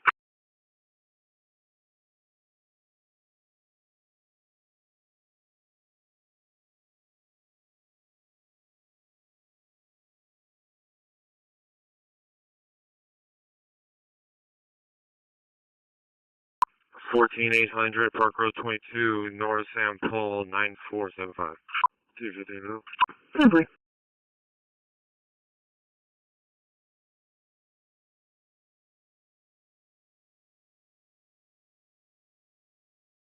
Advise there's a male walking in the middle of the roadway back and forth. Advise he's close to the white church on Ruth. And it's going to be a male with no shirt and shorts.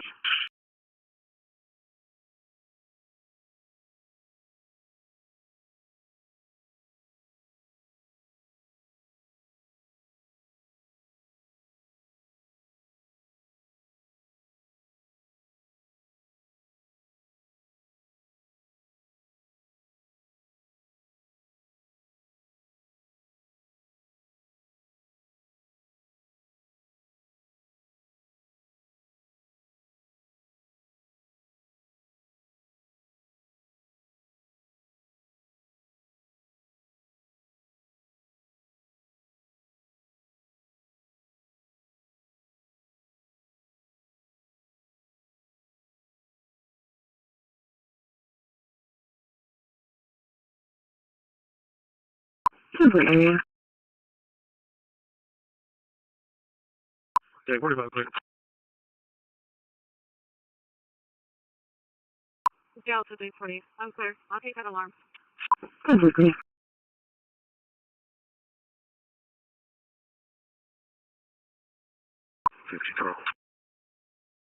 1521, go ahead. So somebody shot, or they're just shooting? Bravo 230, code comments. Complete clear. Nobody shot. They're advising they're just shooting guns on the property. Charlie 230 arrive. 10-4.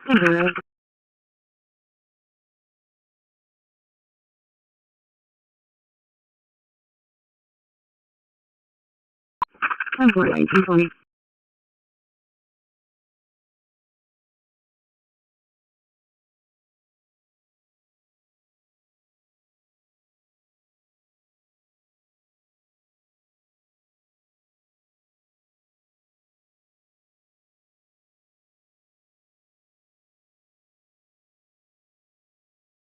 Delta 325, we're clear. 3072, arriving at Temple. Delta 250 area.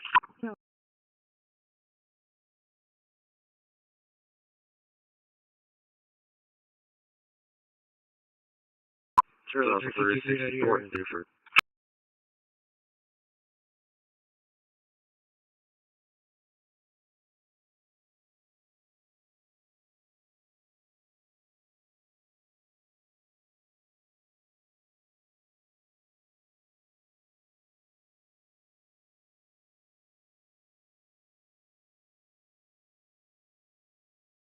David 79195 Illinois. 10-4. 6 Alpha. 6 Alpha. 403 to dispatch individual, please. 3071. I have a Coast Guard dependent asking for access to the gate. Coast Guard is requesting access to a gate.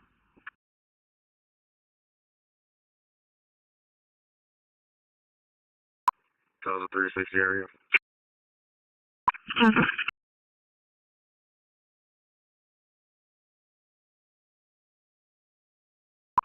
Yeah, Thomas, I don't know what the heck just happened. I think this radio, it just let out the biggest squeal and beeping just now. I don't know if you might want to make a report to have the radio shop check this thing out. But yeah, it about blew my ears out sitting up here right underneath it. 123, 45 AS code 4. 3073 arrived at Hertz Park. 10-4, go ahead. It may have been interference with the system, because I saw it too. It happened on this end as well. 1-4. Yeah, it did. Okay, well then, disregard it, I reckon. Yeah, that speaker about blew my eardrums out, and I'm only like a foot away from it.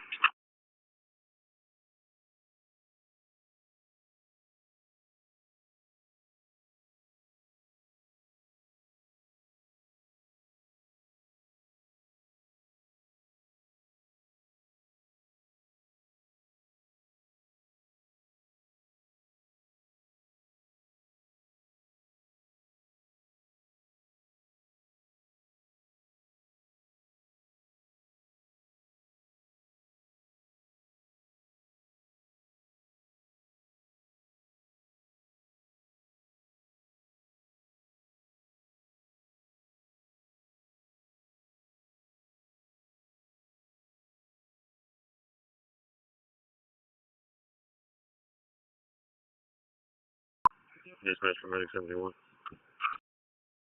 Medic 71.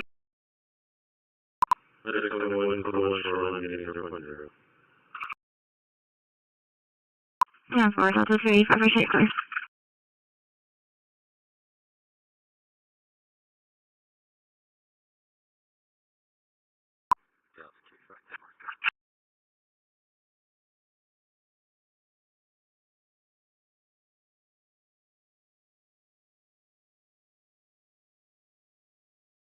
Charlie 220, it'll be a full floor. 1305 and 3171 for the disturbance.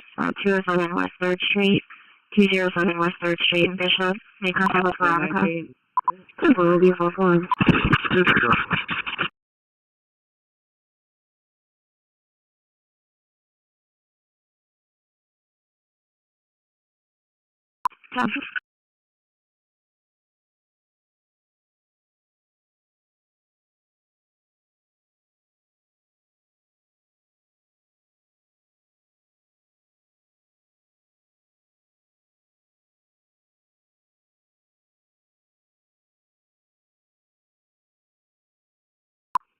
.324 traffic.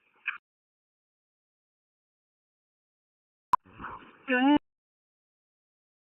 Yeah, first and heath. North Tom Frank 6102. North Tom Frank 6102. Go, 345.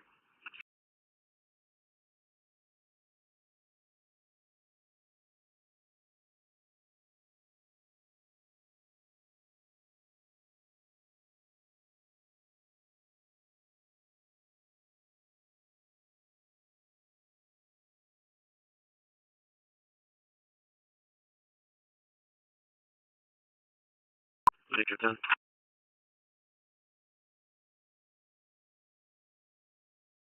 Yes, sir. Can you put me on Victor 70's call? I'll be switching over.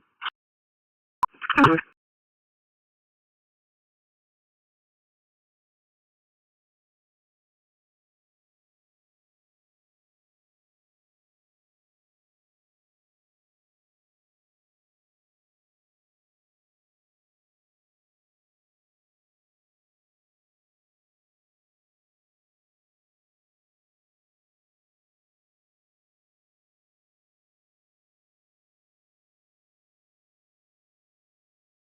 Angela received.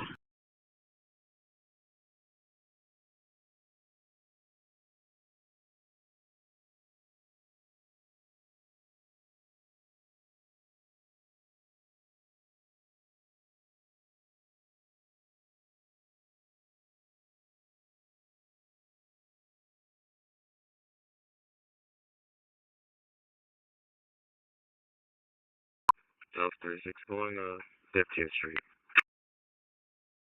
Okay.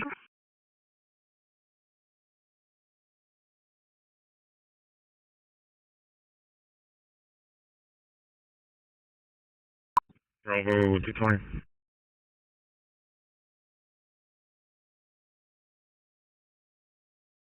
Over, go ahead.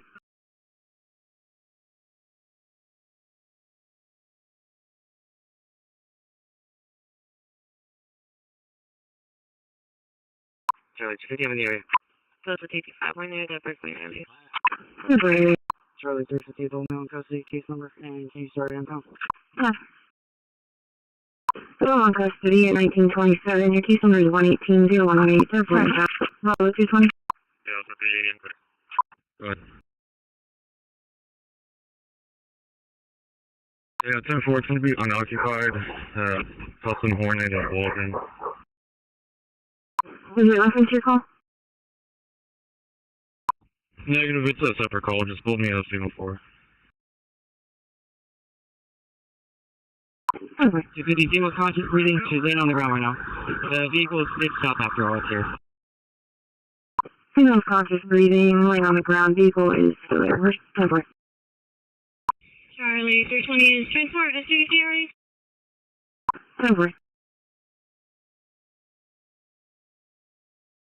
Dispatch from Lake 6. Lake 6. Code 1, shoreline 00. Code 1, shoreline, jump 10, receive. Break rescue 3, medic 3, call for rescue 3, medic 3, for a diabetic call, 819 Francesca, 819 Francesca, ESCF 3301, cross the Marion Road, work off EMS 1, 1928. Follow 47.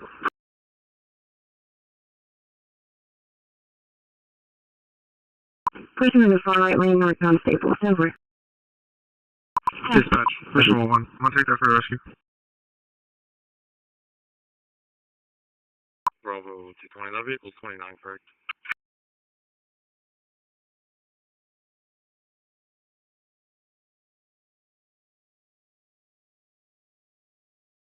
I don't know the CDC. Bravo 221. I'll be around 1520. Over.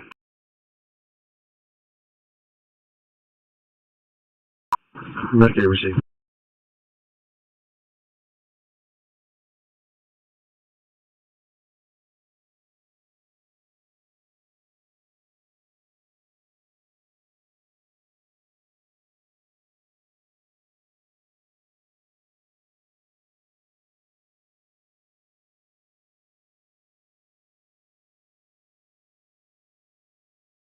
Charlie 2. Confirm.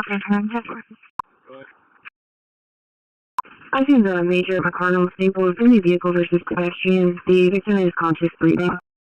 2600.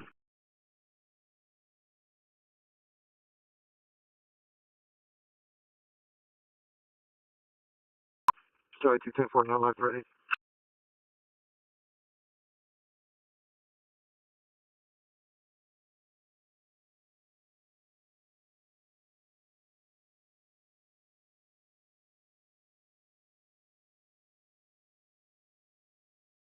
Run. Deputy Secretary in line. They're going to be transporting her to base. Can we get a unit over there? Check status, please. You're on primary. Perfect. Bravo 7 traffic. Sorry, Corpus, we might have an off-duty working there. Maybe 14 off. 3073, departing North Sport Street, right in front of the PD. Perfect. Texas. Charlie 2, Frank Boy George, Robert George. Correction, 6. 3072, reporting. Robert 6. Yeah, stay for the info. 15, I'll be on 24. 10-4. 10-4.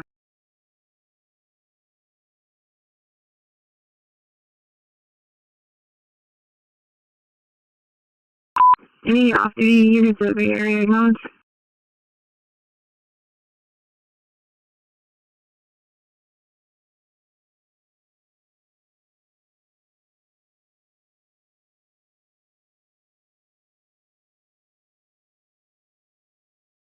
William Sam X-ray 9644.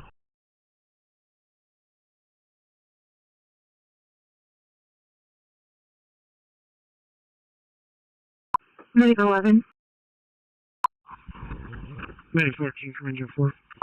Medic 11 to Bay Area. Down to 330 area. The area, go ahead. Hey, I'm going to give you guys an update. We're going to be coming code 3 with an 18-year-old female, times 4 GCS of 15. She was involved in a motor vehicle accident, vehicle versus pedestrian. She was walking across the street and got hit by a vehicle. She's in full spinal right now, still assessing to see if there's any major injuries. Nothing visual right now, but we'll update you guys in about 5 minutes. What was the address was called? 403 to dispatch. You can hold me 1044, sir. It's 207 West 3rd Street, 207 West 3rd.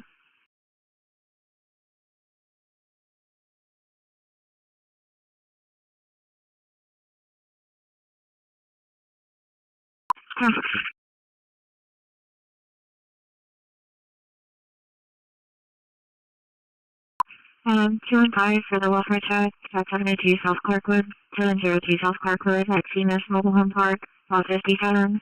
RP decline contact.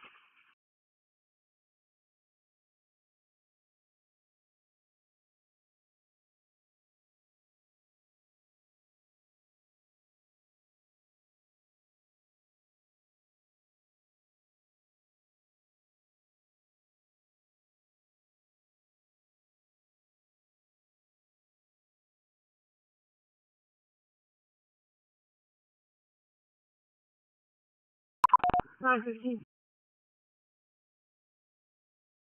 15, I'll be clear. 10-4. Copy, where do you pick it up?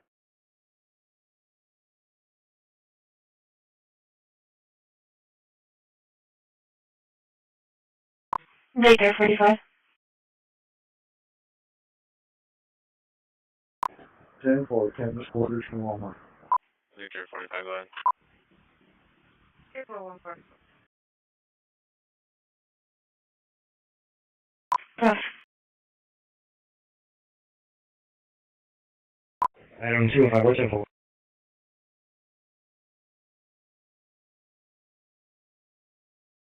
Goes to 325, we're there.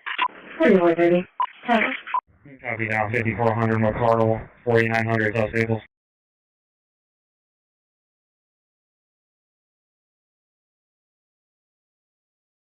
Hey, usual inspection service, we're unable to locate any patient at the facility. So being around at 919 Bishop Road, 919 Bishop Road, RP states that an individual named Matthew Walker was attempting to assault him.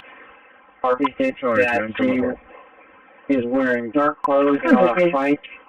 Was unable to get RP's name or number before he hung up.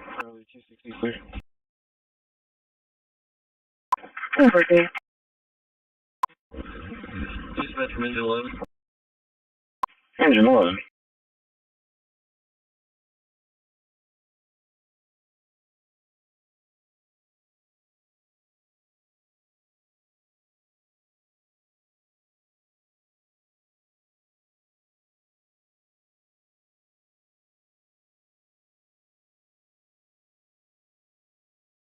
Flight pending 3132, but just came in for a physical disturbance, a female trying to go away from a male. So for 919. 533, 14, 15, 16. Engine 4.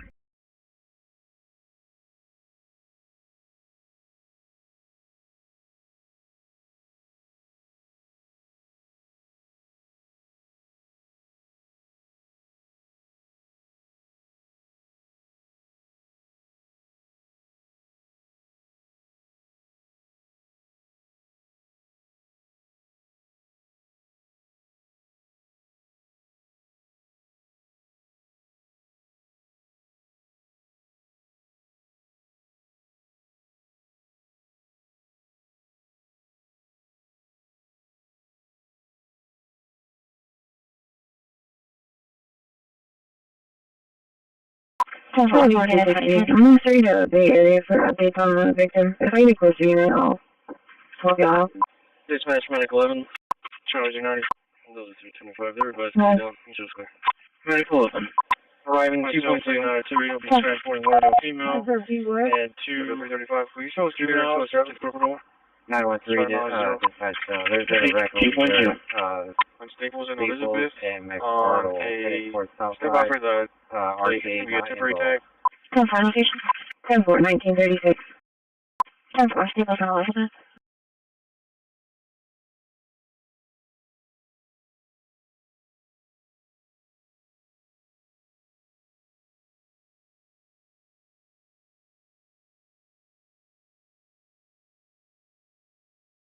Come on. 3171. 3171, go ahead. We'll be in route to 313 East 9th. Talk to the other half. Come on.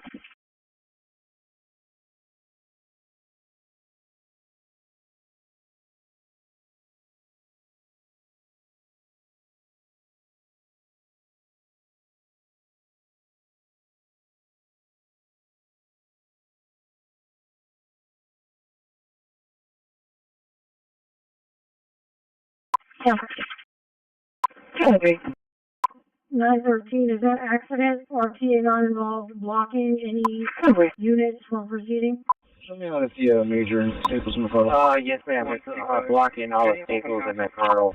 I'm going all the way to Rising and going across to take Chuck away. Unit 2. Alright, we have door dock 6, we have the Haskell, the code be 30720B. No new dock damage, the arrival time was 1925. 10-4.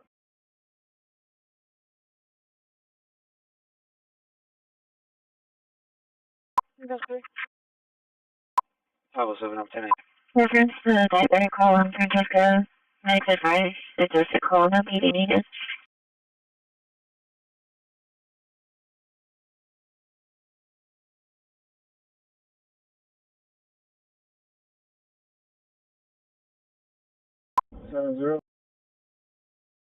Yes, sir, 913 just called in at RCA not involved accident at McCardle and Staples. We stated it is blocking the intersection. Okay, for now, just advise them to stand by and until it clears, or they're able to go. 4. Yes, sir, 10-4. Delta 260, Delta 340 for the trespass at 413 star, 4130 star, F Flanagan's. Main contact with Valerie. 925, go ahead. Okay, come on. Are you being blocked by that accident?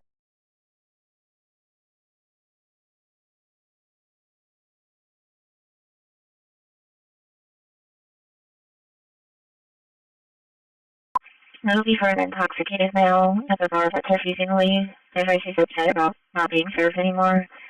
There's going to be a male in a black shirt with red stripes and blue jeans, but he's carrying a duffel bag. Okay, simple.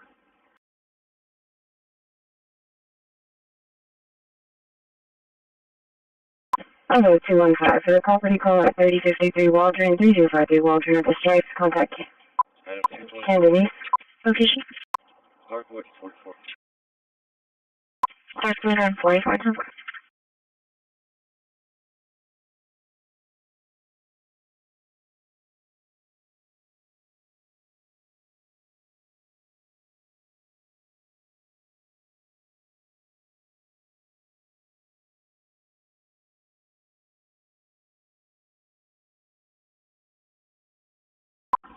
Top 72, I'll be curbside. Yeah, for curbside.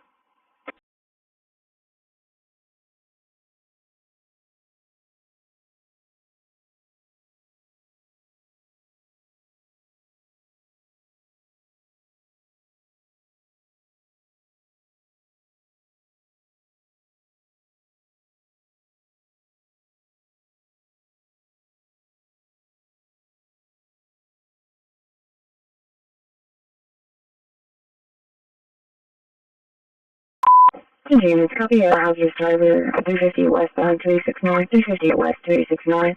Send your vehicle forward, remounted 2 other vehicles. Send your gray Infinity, last and exiting Galahad, Patrol 34, 1921. Bravo 215. Delta 335. Bravo 215. Yes, man. Bravo 220. He's stating that he's going to take our part on that call, and then we're going to take his part on this call. Unit 4, quick work. Go ahead. Hold back 5 is Yeah, vacant. subject here and there's going to be 29 out of Arizona. Reading for a probation violation. Shoes for expedition. No documents. Over. 10-4.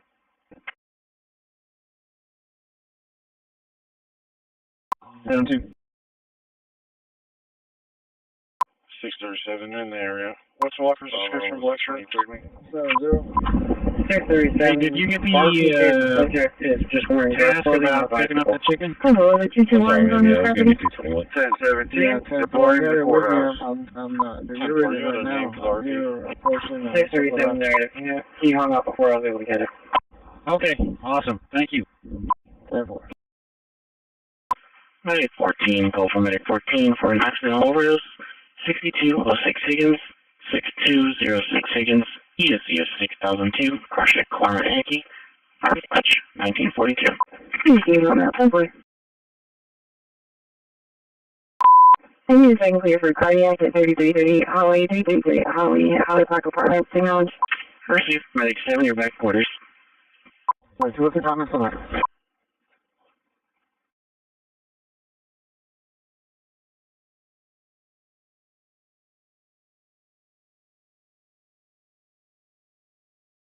Yeah, Galera Prescott, they called back at 3 o'clock as soon as they were done.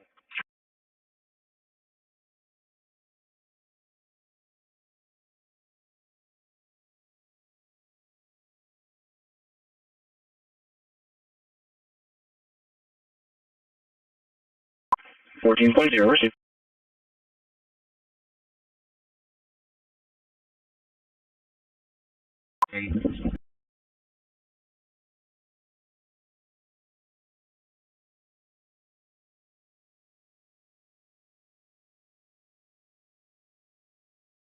So, 30 right, PC.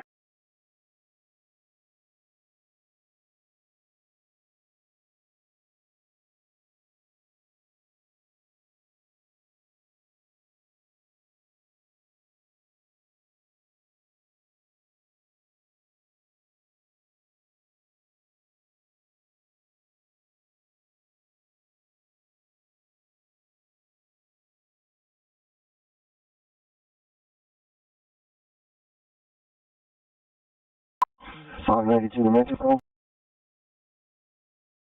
Go ahead. Is Officer C. Martinez. Show me off duty is on shoreline.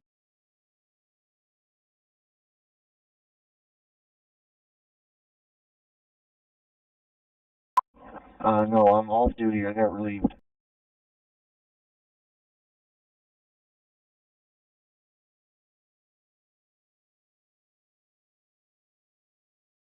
314 Delta area. 10-4.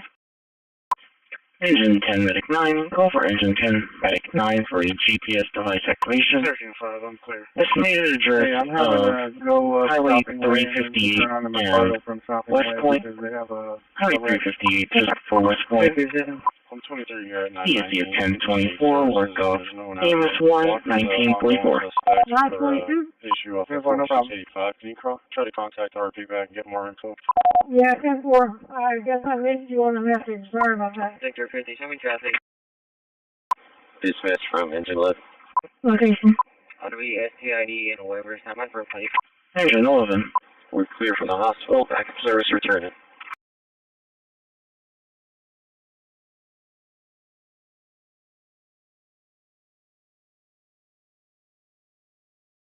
Arriving shoreline ending 9.9.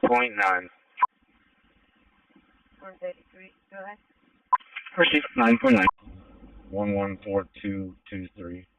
114223. Your location. Traffic. SPID access east and Staples. Nora Zebra 4064. Secretary, RP is at the end of Bishop.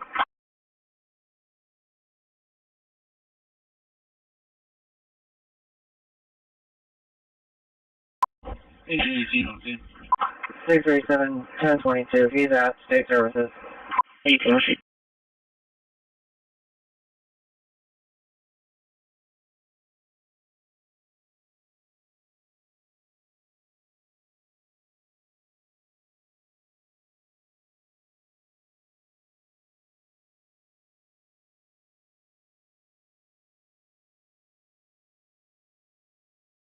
Charlie 220 to Charlie 260, hold. Delta 360 clear. Hi.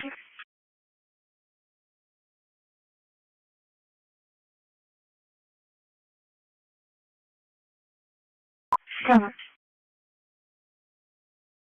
Everything.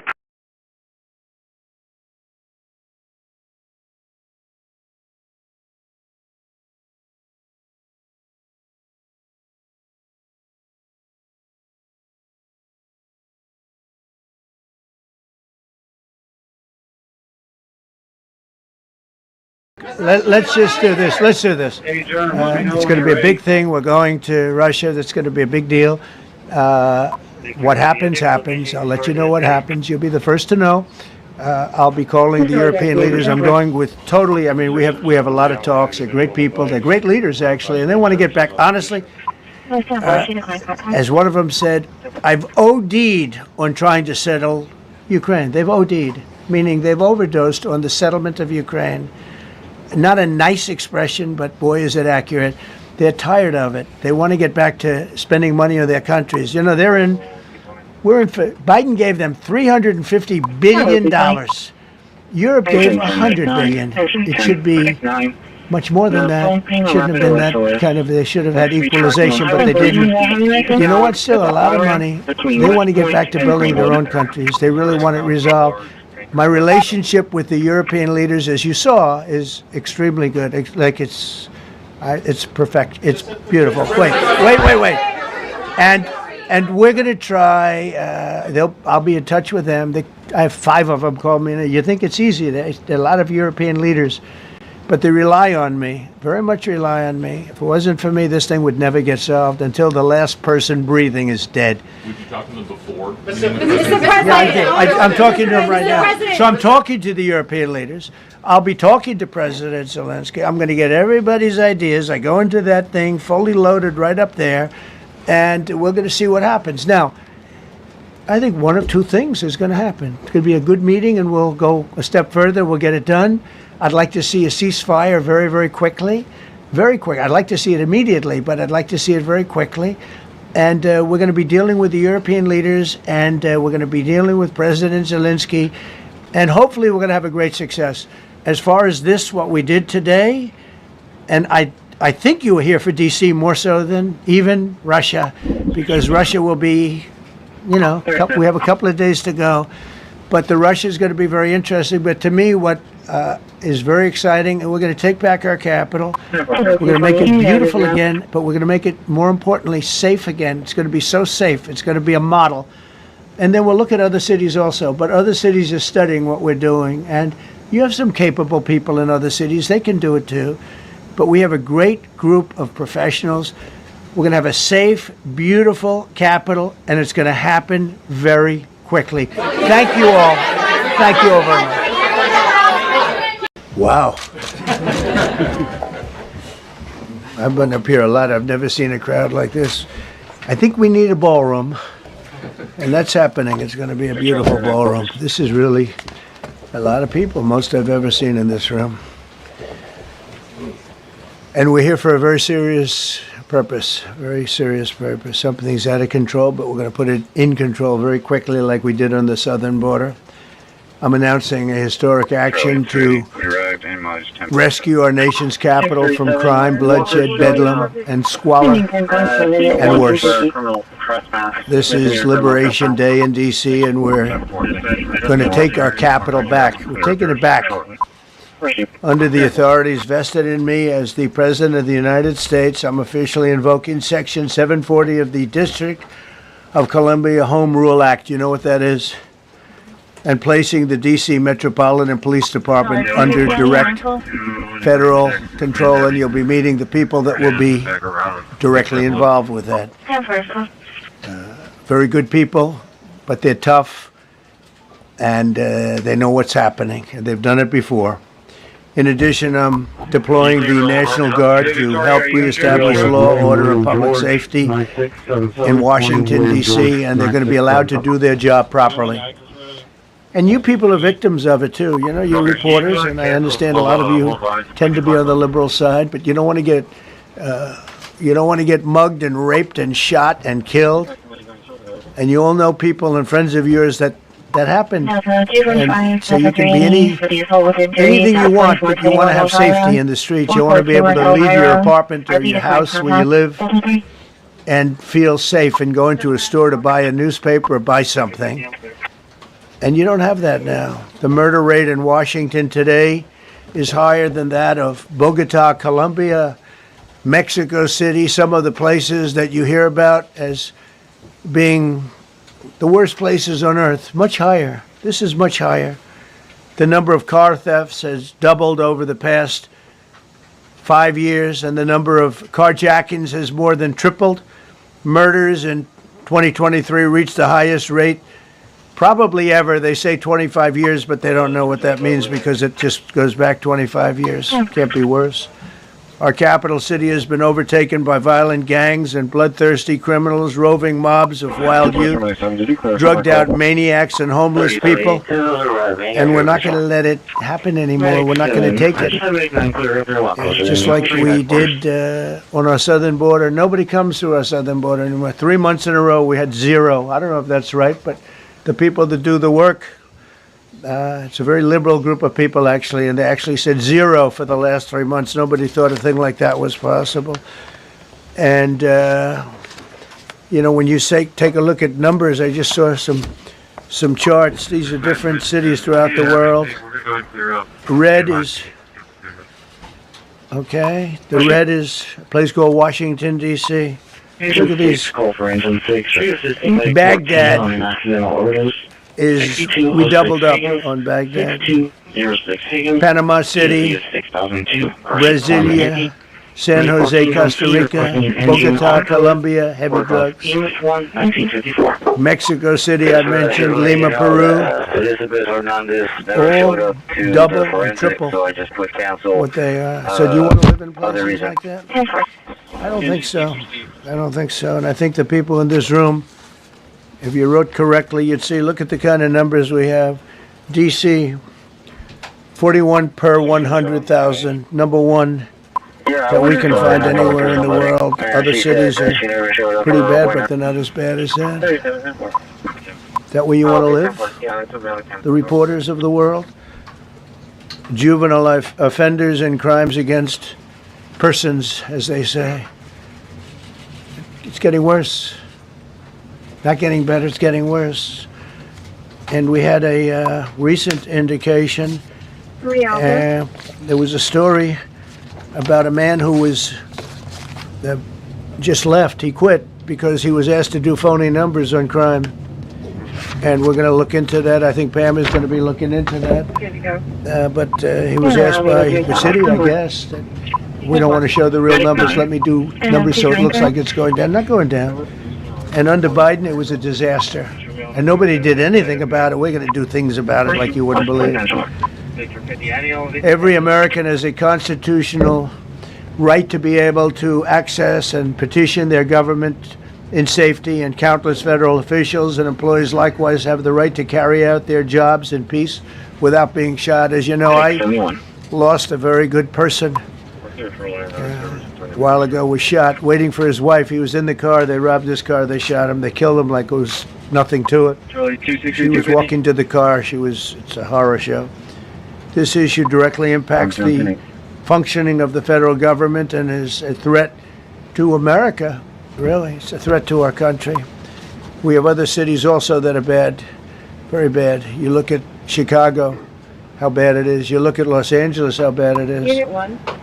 We have other cities that are very bad. New York has a problem. And then you have, of course, Baltimore and Oakland. We don't even mention that anymore. They're so far gone.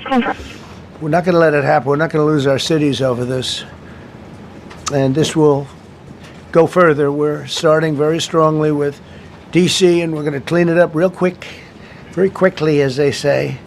Days ago, a former member of the DOJ staff was savagely beaten by a band of roving thugs after defending a young woman from an attempted carjacking. He was left dripping in blood. He thought he was dead, with a broken nose and concussion. Can't believe that he's alive. He can't believe it. In June, a 21-year-old congressional intern was tragically killed after being hit by a stray bullet in a drive-by shooting. A former Trump administration official named Mike Gill, fantastic person, was murdered last year in cold blood in a carjacking blocks away from the White House. We all knew him. Great person. Waiting for his wife as she was walking to the car.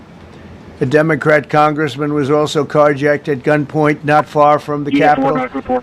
And in 2023, an aide to Senator Rand Paul was stabbed in the chest and head by a demented lunatic as he walked down the street, just absolutely for no reason. Horrifically, last July 4th weekend, a 3-year-old girl was shot in the head and killed while sitting in a car near the Capitol. It's becoming a situation of complete and total lawlessness.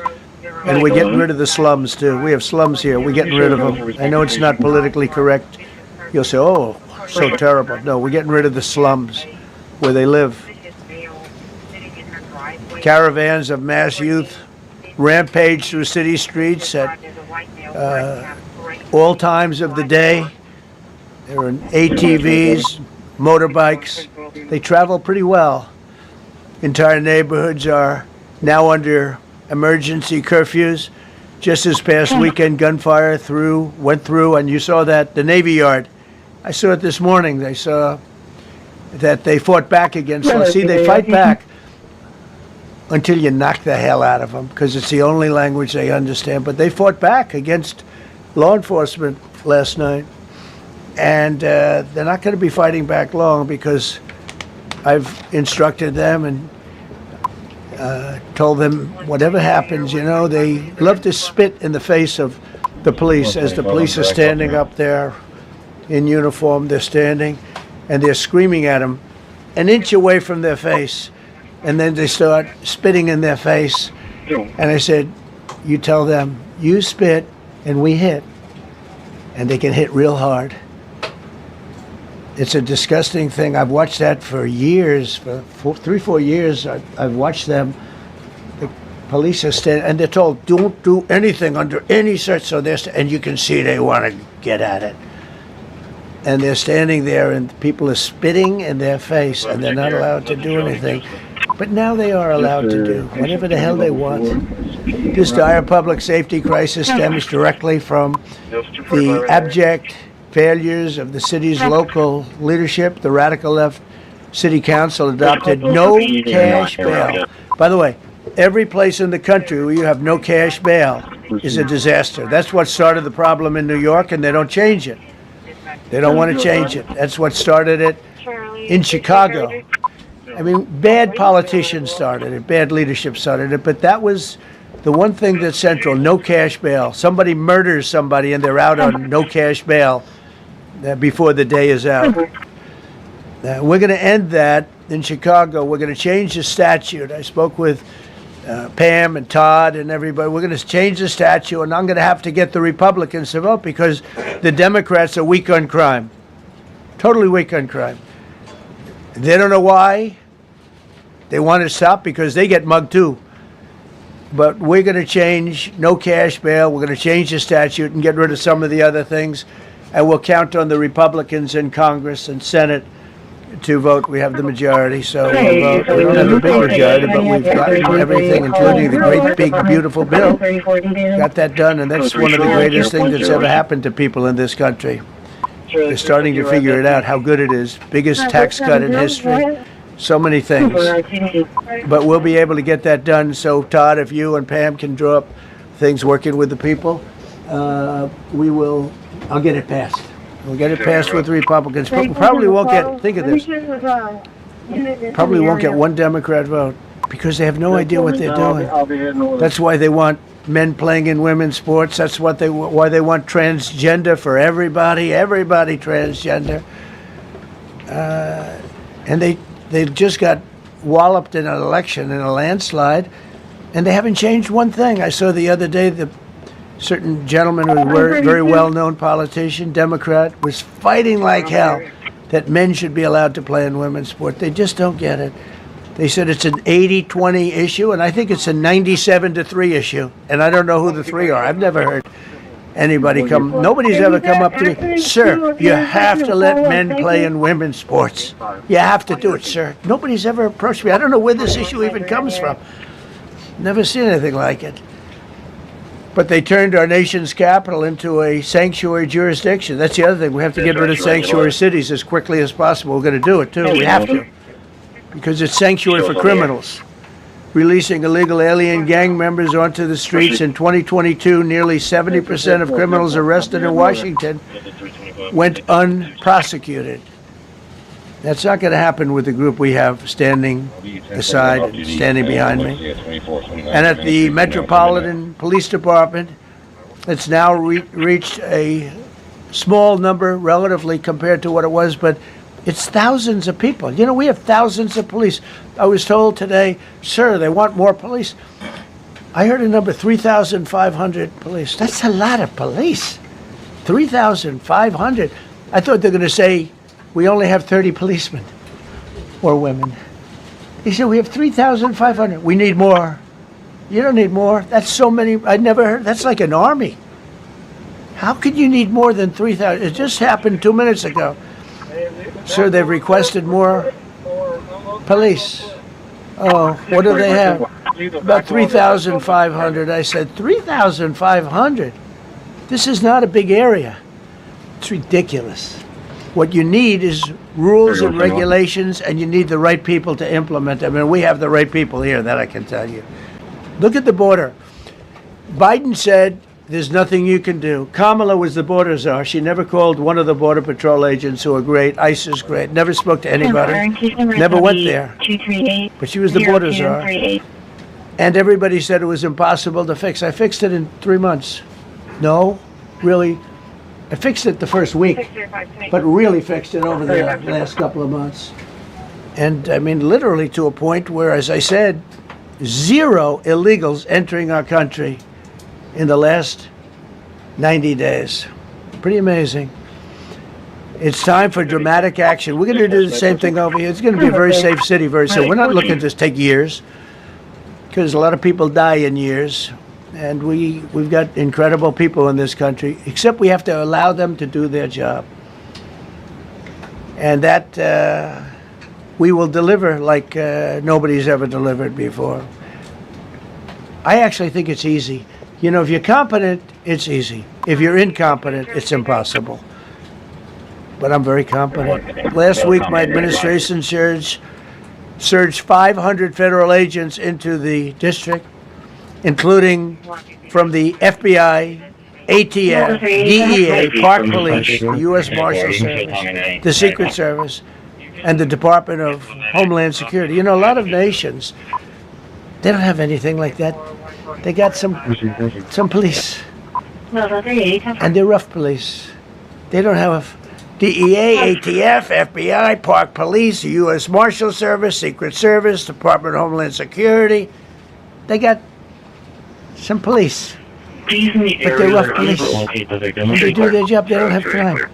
We're not going to have crime either. They made dozens of arrests, and that's what starts to happen. Again, cashless bail. Watch what we do with that. Today, we're formally declaring a public safety emergency. This is an emergency. This is a tragic emergency. And it's embarrassing for me to be up here. You know, I'm going to see Putin. I'm going to Russia on Friday. I don't like being up here talking about how unsafe and how dirty and disgusting this once beautiful capital was, with graffiti all over the walls. It's another part of it, by the way, because we're talking about safety, but we're also talking about beautification. We have the most beautiful, potentially, capital in the world. We always had. But people come from Iowa, they come from Indiana, they come and then they get mugged. Not going to happen. Keep coming, because by the time you get your trip set, it's going to be safe again, and it's going to be clean very quickly. We're going to replace the medians that are falling down all over the roads. We're going to replace the potholes. We're going to put a nice new coat of asphalt over the top. No, we don't have to rip the road out and spend 7 years building a new road because they cut everything. Because some designer said, well, we need a 1/4 inch more turn for safety reasons. No, we're going to do it right. We're going to get it done quickly. So today we're declaring public safety emergency in the District of Columbia. Attorney General Pam Bondi, who's fantastic, is taking command of the Metropolitan Police Department as of this moment. And I'll be making the appropriate notifications to Congress and to the mayor, our new DEA administrator, who's one of the top in the country. He better be Terry. If you're not, I'm going to get rid of you so fast. Terry Cole. Terry, thanks. Very good. We just got him. Most highly recommended person. And you'll be designated as the interim federal commissioner of the Metropolitan Police Department. Okay? And you run them tough. They're good. You have a lot of good people. You have people that shouldn't be there. You also have people that shouldn't be there. They got in there because of woke. But you have a lot of great police. And those people are the ones that want to help you. This city will no longer be a sanctuary for illegal alien criminals. We will have full, seamless, integrated cooperation at all levels of law enforcement, and we'll deploy officers across the district with an overwhelming presence. You'll have more police, and you'll be so happy. Because you'll be safe when you walk down the street. You're going to see police, or you're going to see FBI agents. We have a lot of agents on the street. And you're going to have a lot of essentially military, and we will bring in the military if it's needed, by the way. We're going to have National Guard. But Pete Hegseth will tell you about it. We will bring in the military if needed. People say, oh, that's so terrible. He's going to bring in, it's been used many times over the years. I don't think we'll need it. I think we've got so many great people, including the people that are in the police department with proper leadership. They'll immediately begin massive enforcement operations targeting known gangs, drug dealers, and criminal networks to get them the hell off the street, maybe get them out of the country, because a lot of them came into our country illegally. They shouldn't have been allowed in. They come from Venezuela. They come from all over the world. We're going to get them the hell out. They won't be here long. But some of these people, a lot of them, are homegrown criminals. And these are bad people. These are rough people. And this is just a list of some of the people that were given to me today that were criminals removed from the D.C. streets this weekend. They were rough and tough. But we're rougher and tougher. Look at these people here. Nothing, you know. They're not going to be your local school teacher. Look at this guy. He has killed people numerous times. They're not going to be an asset. They will never be an asset to society. I don't care. I know we all want to say, oh, they're going to be rehabbed. It's not going to be rehabbed. I'm going to ask Doug Burgum to come up and say a couple of words because he's in charge, as you know. He's Interior, but he's in charge of the U.S. Park Police. And I've heard so many great things about the Park Police. They're proud of it. They've been there for a long time. Their families oftentimes grow into the roles. They love the country. They love this area. So, Doug, could you say a few words, please? Thank you, Mr. President. On behalf of the U.S. Park Police, this is the oldest federal police force in the nation. They were formed in 1791 by none other than President George Washington. They've got the awesome responsibility of protecting our nation's most sacred monuments. The National Mall, Washington Monument, Jefferson Memorial, Lincoln Memorial, Statue of Liberty, and out west, the Presidio and the Golden Gate area. These folks have tens of millions of visitors a year, the kind of people that President Trump's talking about that come from around the country and around the world to see our sacred and learn about our history and our sacred monuments. They've been doing a fantastic job, but they are so pleased, the rank and file, that President Trump is now allowing them to enforce the law. As those of you that live in the city may know, that the circles and the triangle parks that are spread throughout D.C. are actually federal park property. So the U.S. Park Police also have responsibility for that. These became littered with homeless camps under the Biden administration. All of you saw that. Since President Trump's executive order on March 27th, making D.C. safe and beautiful again, the U.S. Park Police have removed over 70 homeless camps. And President Trump also talked about beautification. They're stopping and enforcing the laws against graffiti on our monuments. They've removed over 80 specific attacks against our history with graffiti on our monuments. So they continue to do a great job, whether it's in their vehicles, on foot, or on the mounted police that you see around the National Mall. And President Trump, they thank you. The rank and file is so happy to be enforcing the law again. Thank you for your leadership. And they're excited about the announcement you're making today. Thank you. Very good. Great job you're doing. Thank you very much. Pete, could you say something about the military, if you would? Well, Mr. President, it's an honor to be here. And at your direction this morning, we've mobilized the D.C. National Guard. It'll be operationalized by the Secretary of the Army, Dan Driscoll, through the D.C. Guard. You will see them flowing into the streets of Washington in the coming week. At your direction as well, sir, there are other units we are prepared to bring in. Other National Guard units, other specialized units. They will be strong, they will be tough, and they will stand with their law enforcement partners. This is nothing new for DOD. As the President noted, at the border, we've got 10,000 troops down there who've been operating in defense cooperation areas, defense zones, where there's zero illegal crossings because of troops on strikers scanning the border. We've been protecting other people's borders for 20 years. It's about time we protect our own. And we're working with ICE and CBP. In Los Angeles, we did the same thing. Working with the California National Guard, working with ICE officers. ICE officers deserve to do their job and not be attacked. We will work alongside all D.C. police and federal law enforcement to ensure this city is safe, this city is beautiful. And as I always say about President Trump to the troops, he has their back. And my message to the National Guard and federal law enforcement in Washington is, we have your back as well. Be tough, be strong, we're right behind you. Thank you, Mr. President.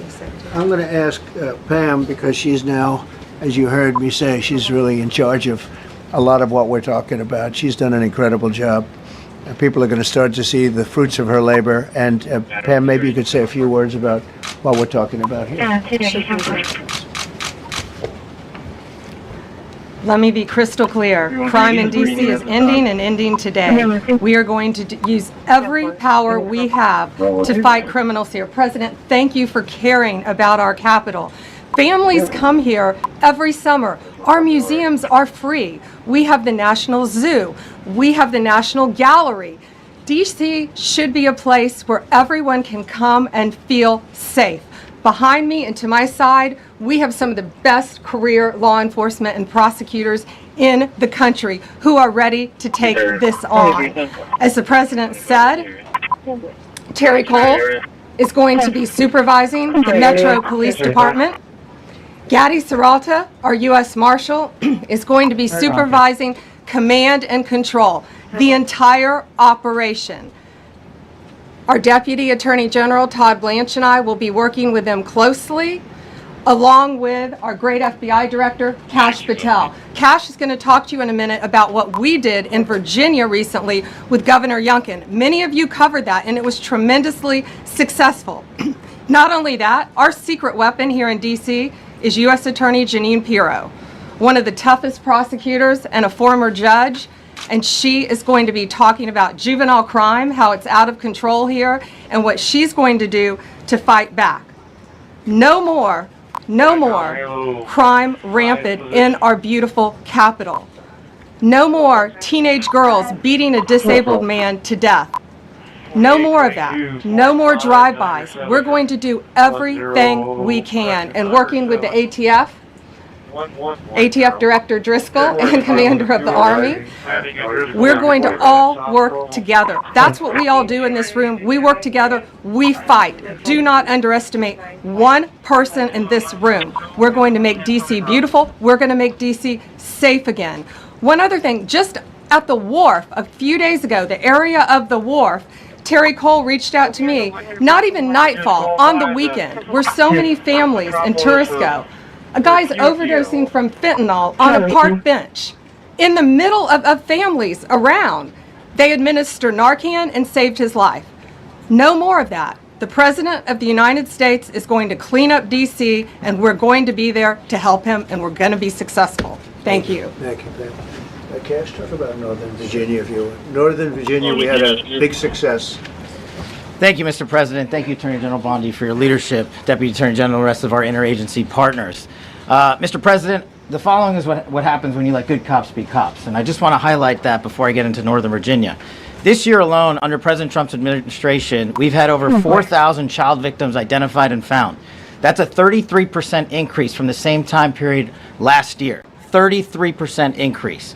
We've had a seizure of 1,500 kilograms of fentanyl up to this date. That is a 25% increase since the same time period last year.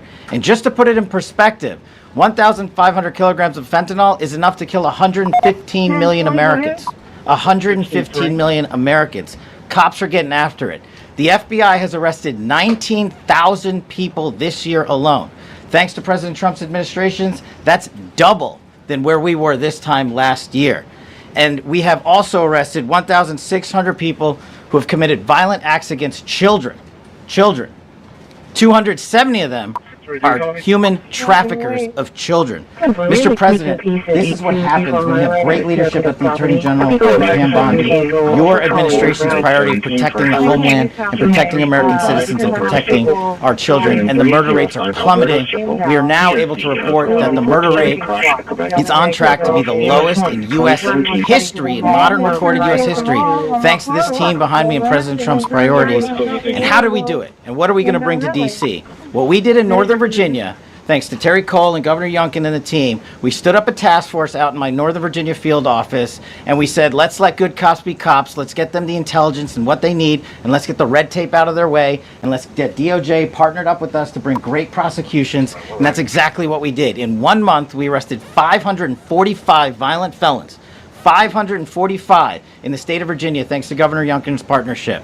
And that simplicity in law enforcement is what's coming to Washington, D.C. When you let good cops be cops, when you give them the intel they need, when you work with our Homeland Security Task Force, when you work with Terry and Gaddy and I go way back to Miami, these guys are great leaders of the respective departments and law enforcement capacities. And when you have the DOJ and President Trump driving behind this mission, we are going to clean up Washington, D.C. And we're going to do it the right way, the lawful way, and we're going to make sure Washington, D.C. is safe again. Thank you, Mr. President. Thank you, Attorney General. Thank you very much.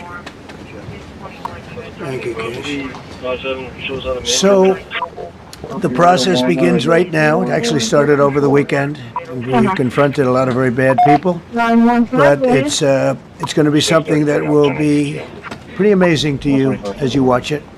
And I think most of you say it's a beautiful thing to do it right. We're going to be removing homeless encampments from all over our parks, our beautiful, beautiful parks, which now a lot of people can't walk on. They're very dirty, we got a lot of problems. But we've already started that. We're moving the encampments away, trying to take care of people. Some of those people, we don't know how they even got there. Some of those people are from different countries, different parts of the world. Nobody knows who they are. They have no idea, but they're there. We're getting rid of the people from underpasses and public spaces from all over the city. There are many places that they can go, and we're going to help them as much as you can help. But they'll not be allowed to turn our capital into a wasteland for the world to see. The Metropolitan Police Department and the federal authorities will be supported in the effort, a really big effort, the 800 DC National Guardsmen that we'll put on, and much more if necessary. Much more. It's, you remember I said, I offered 10,000 once. Remember I said to a certain person, a person who I thought always was highly overrated, not very competent. But I said, if you need them, we'll give you 10,000 of the military or the National Guard. They turned me down. But if necessary, we're going to move service members directly to joining the Guardsmen. And that'll take place very rapidly, and that'll be done in conjunction with Pam and with Pete and everybody else.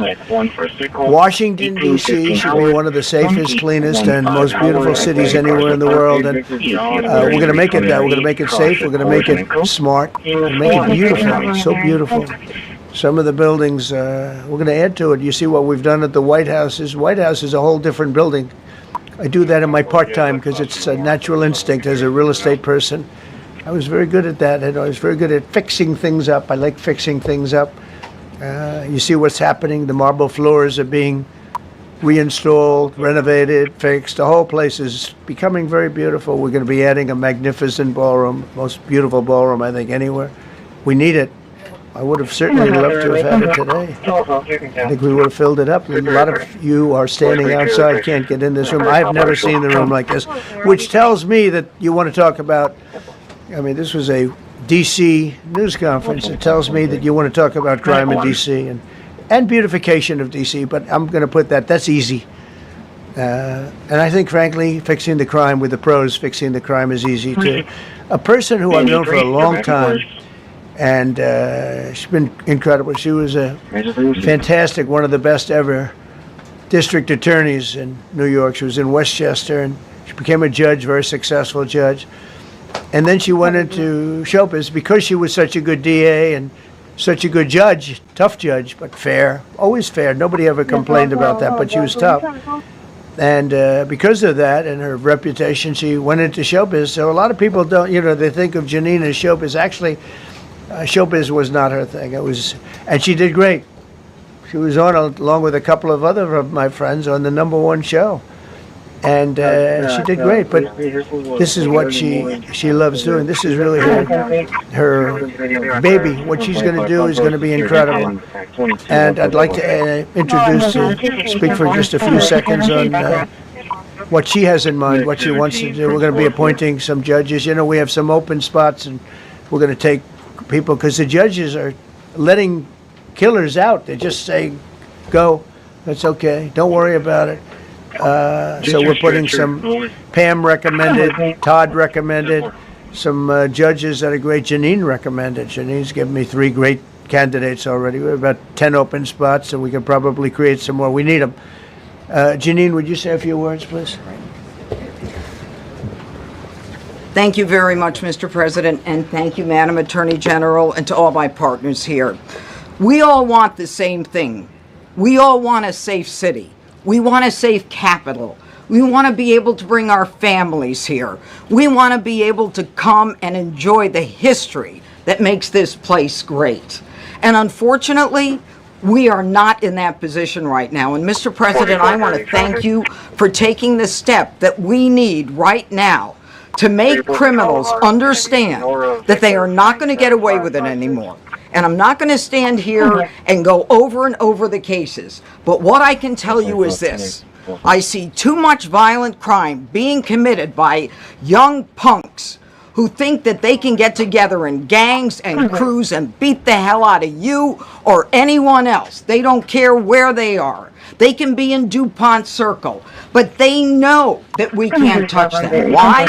Because the laws are weak. I can't touch you if you're 14, 15, 16, 17 years old and you have a gun. I convict someone of shooting another person with an illegal gun on a public bus in the chest. Intent to kill? I convict him. And you know what the judge gives him? Probation. Says you should go to college. We need to go after the D.C. Council and their absurd laws. We need to get rid of this concept of, no cash bail. We need to recognize that the people who matter are the law-abiding citizens. And it starts today. But it's not going to end today, because the president is going to do everything we need to do to make sure that these emboldened criminals understand we see you, we're watching you, and we're going to change the law to catch you. And my final note is this. These kids understand that the jurisdiction is through the State Attorney General, Brian Schwab. I did a poster of the young man from Doge who was beaten bloody with a severe concussion, a broken nose. And then I did a poster of what happens to those kids, because I can't arrest them, I can't prosecute them. They go to family court and they get to do yoga and arts and crafts. Enough. It changes today. Thank you, Mr. President. Thank you, Jim. You're welcome. Great job. Thank you. If I could, I just signed some executive orders. I'd like to have Will please come up and we'll let the people know what we signed. Do you want to put them down? Yes, sir. Go ahead. A short while ago in the Oval Office, President Trump signed 2 crucial executive actions to deal with the emergency crime conditions we currently face in the District of Columbia. The first of these was an executive order, as President Trump said before, invoking his powers under Section 40 of the Home Rule Act to take federal control of the D.C. Metropolitan Police Department. Along with that executive order, President Trump signed the statutorily required notification letters to Mayor Bowser and to the relevant House and Senate committee leaders. The second major executive action that President Trump signed was a presidential memorandum directing the Secretary of Defense to utilize the National Guard to address the conditions we see on our streets here in D.C. It also authorized the Secretary of Defense to work with state governors to utilize their National Guard units if necessary as well. These are bold, decisive steps intended to combat the out-of-control crime conditions we've seen on D.C.'s streets for far too long, and I, for one, am deeply proud to be part of an administration that's finally coming to terms with these issues, sir. Thank you very much. Sir. Thank you.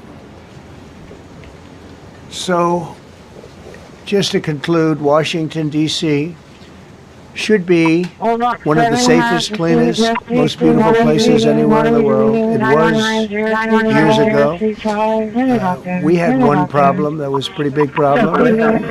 The radical left got out of control and they started trying to rip down statues. And I said, let's go pass a law real fast. We're going to do it real fast, but we were blocked by the Democrats who do not want safety. Nobody gets it. I don't get it. They don't get it, because they can't get votes. I don't know how they can win an election with this, but they don't want safety. And I found an old statute, very old, early 1900s, that said if you so much as touch or even think about destroying a statue or a monument in Washington, D.C., you go to jail for 10 years with no probation, no anything. In other words, slightly different than we have today. Today we have cashless bail. Today you get jailed 10 years. No curtailed sentence, 10 years. And we took it out. Nobody used it. It was never used because, it was harsh. And you remember they started to rip down the statue of Abraham Lincoln. I said, that's a tough one to rip down. He was pretty good, Pam. I think he was pretty good. When the rope started going around Abraham Lincoln to pull him down, Andrew Jackson, others, and they were heading to the Jefferson Memorial, Thomas Jefferson. They're going to do a big number there. I said, it's time. And I signed that statute immediately. We had it updated. We made it use the same language, all passed by Congress. And I announced it's 10 years in jail, no probation, no anything, 10 years, no curtail sentence if you touch, so much as touch a statue in Washington, D.C. And it was an amazing sight, beautiful sight. Everybody just left. The ropes were hanging around Andrew Jackson. There were 2 ropes around Abraham Lincoln. They left the rope. But everybody just left. And that was the last problem we ever had. You know, that was the last problem that we ever had with the statues. They were going wild. And somebody came to me and said, sir, in 1910, I don't want to give you an exact because you'll say, Donald Trump gave us wrong dates around like early on. You know, if I'm slightly off, they make you sound a little bad. So I won't put myself in that position. I won't put you in that position. Because I think everybody agrees with what we're doing today. But when I signed that thing, it was like a miracle. Everybody left. They were gone. They were starting to march down. They started the march toward Thomas Jefferson. And I figured he was always going to be safe. But they found something with him, and they found something with Abraham Lincoln. And even in the name George Washington in California, numerous places changed the name of George Washington High School and various other places. They took George Washington's name. This was a sick, woke culture that I think we've largely ended. And a lot of those people that were woke are now turning out to be the opposite. I won't go so far as to say MAGA. It's a very special category. But they've gotten out of that. But we have people that love this country, and they love this really beautiful capital. It is. I flew over it the other day and I said, what a beautiful place. But if there's crime all over the streets, when you get there, it doesn't look so beautiful. But we're going to make it beautiful again. We're going to fix it with crime, and we're going to also, as we're doing that, we're going to start doing things that we know how to do, that I know how to do better than anybody, I guess, because of my experience from previous life. But not only are we stopping the crime, we're going to clean up the trash and the graffiti and the grime and the dirt and the broken marble panels and all of the things they've done to hurt this city. And we're going to restore the city back to the gleaming capital that everybody wants it to be. It's going to be something very special. All of these people are really tough. Could I shake your hand, Gaddy, please? You're going to be so important here. You're going to be that guy. I hope I don't have to fire him in 2 weeks because he's too soft. I don't think he's too soft. If I do, I will, though. Is it okay? If you're soft, weak, and pathetic, like so many people, I will fire you so fast. You're not going to have to worry about that. No, I think you're going to do a fantastic job. And everybody in this room, they may not express it, but they all want that to happen. You know, they want to be safe, and they have families too.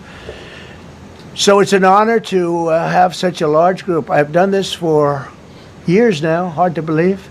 I've never seen this room so packed.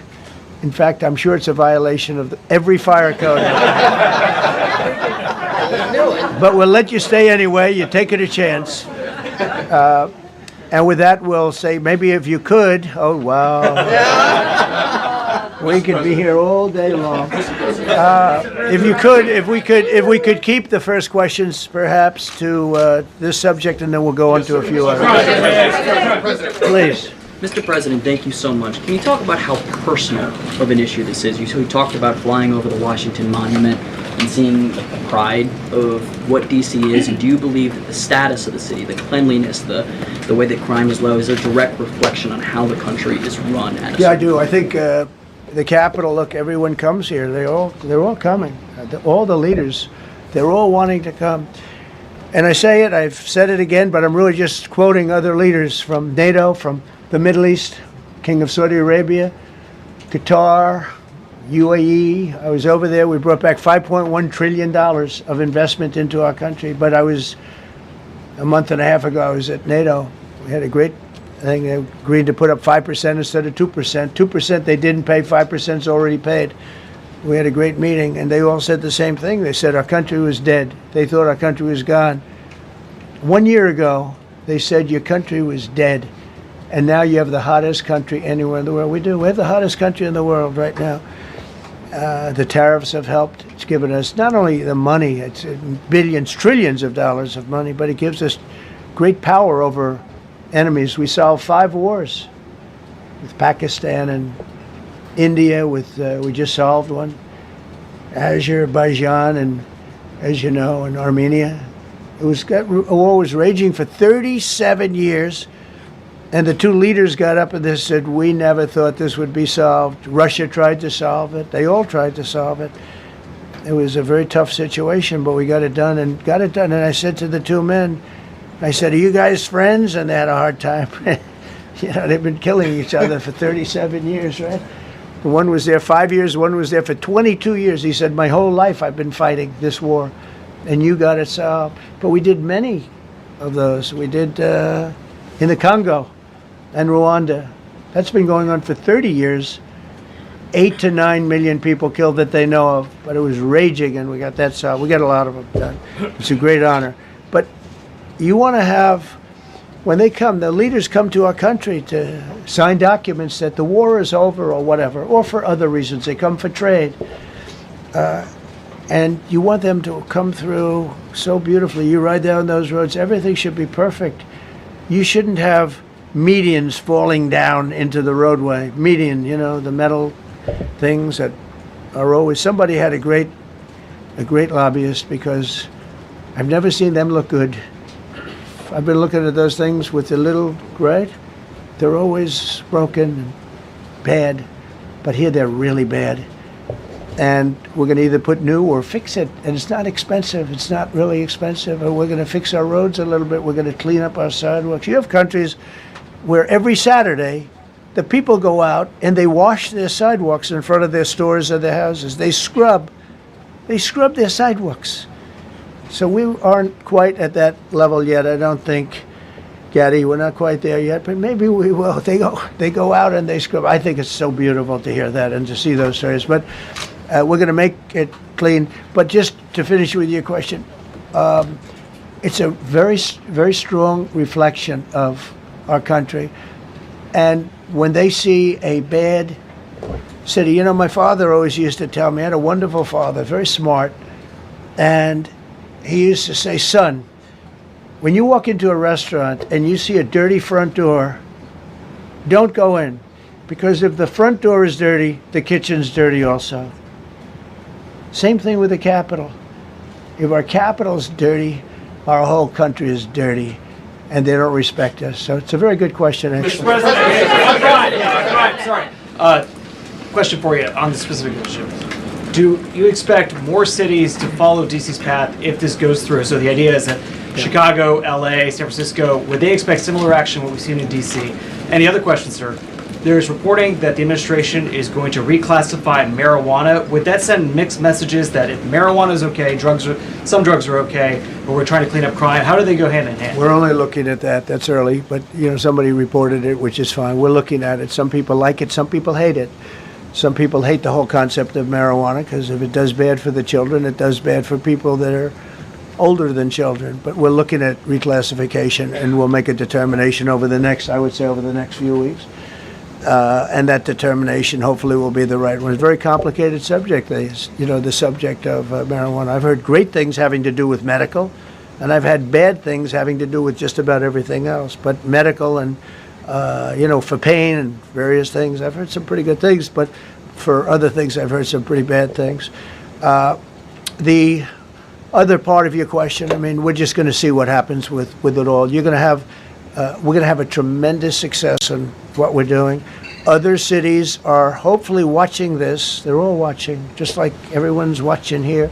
They're all watching, and maybe they'll clean up, and maybe they'll do this and get rid of the cashless bail thing and all of the things that caused the problem. I mean, if you go back, this whole thing with cashless bail is a disaster.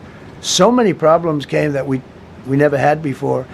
So they're watching us today, and if they don't learn their lesson, if they haven't studied us properly, because we're going to be very successful. I have zero doubt about that. It's going to be so. It's a question of will it be really fast, like the border. You know, everyone said, they used to say, Biden used to say, I need legislation. I didn't get any legislation. I called up our people, and we did a great job. Tom Homan was great.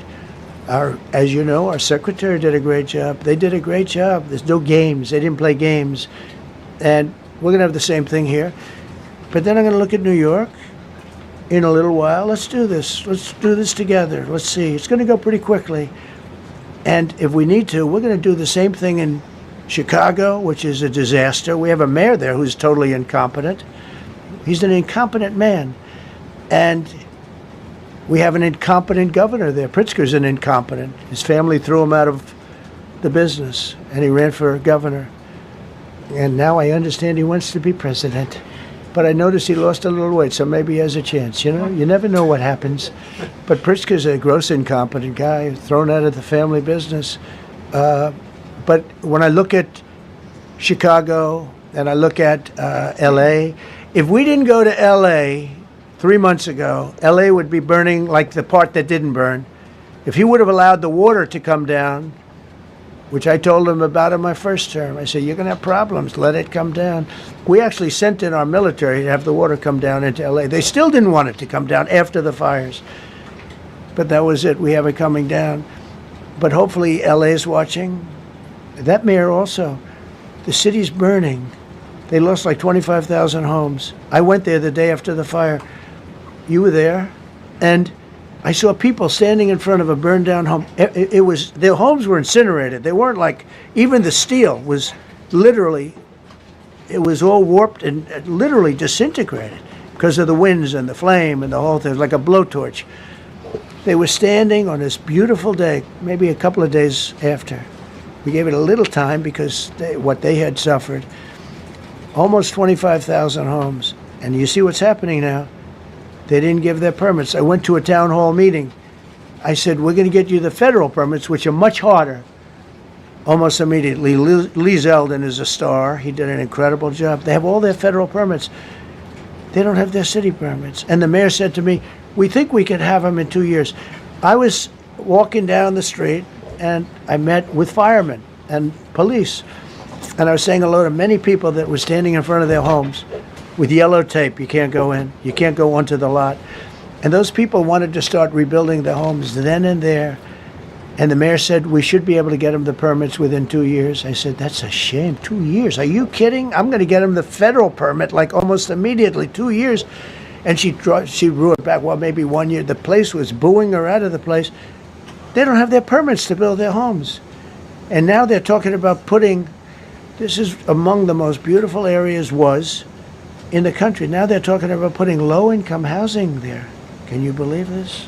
I love low-income housing. I made money with low-income housing. I built low-income housing. I know more about low-income housing and luxury housing. I know about everything real estate. They want to replace some of those homes with low-income housing. They haven't gotten their permits yet. We've gotten all the federal permits, which are much tougher to get, and it was done almost immediately through Lee Zeldin and Federal Environmental. And I watched the other day, those people are angry. And now, you know, they had they loved that area. They loved the whole big area, different places, but they loved it. It was all luxury stuff and beautiful stuff. And some wasn't that luxury, but the level of love for that neighborhood, their neighborhoods, was incredible. And you know what? I watched people on television, they want to go, they want to leave. They've lost their spirit, they've lost their heart, because the mayor's incompetent. And Gavin Newsom is incompetent. He's got a good line of bullshit, but that's about it. He's incompetent. And you have Los Angeles is, you know, it's amazing. You know, I called, the first thing I did, I got the Olympics to go there. I was the one that got it. And by a rare thing that happened, I'll be the president. I was very upset because I got the Olympics there, and I said I won't be president when it comes, but bad things happened, and illegal things happened, really illegal things happened. Now it turns out one good thing was I'm going to be the president for the Olympics for 2050, for 250, which is going to be fantastic, and also for the World Cup. So we have a lot of good things, and I hope 250 is going to be the 250th anniversary is going to be the best. But When I looked at those people, and I saw last night on television that they still don't have their permits, it's a disgrace what's happened in Los Angeles. Yeah, thank you.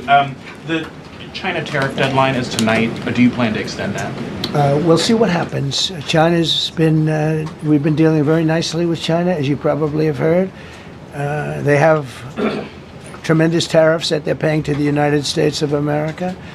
And we'll see what happens. They've been dealing quite nicely. The relationship is very good with President Xi and myself. President, you mentioned your upcoming meeting with President Putin. Can you tell us what you hope to get out of that and whether you'll consider inviting President Zelensky to join? So you have to understand, this is a war that should have never happened. This is a war that wouldn't have happened if I were president. It would have never happened. It was the apple of his eye. I got along very well with President Putin. But if you look, under President Bush, they took a lot of territory. Under President Obama, they took a lot of territory. Under Biden, they essentially took the whole thing. You know, it's just a question of time. Under Trump, you know what they took? Nothing. I was the one that said, you can't build your pipeline. That was half built.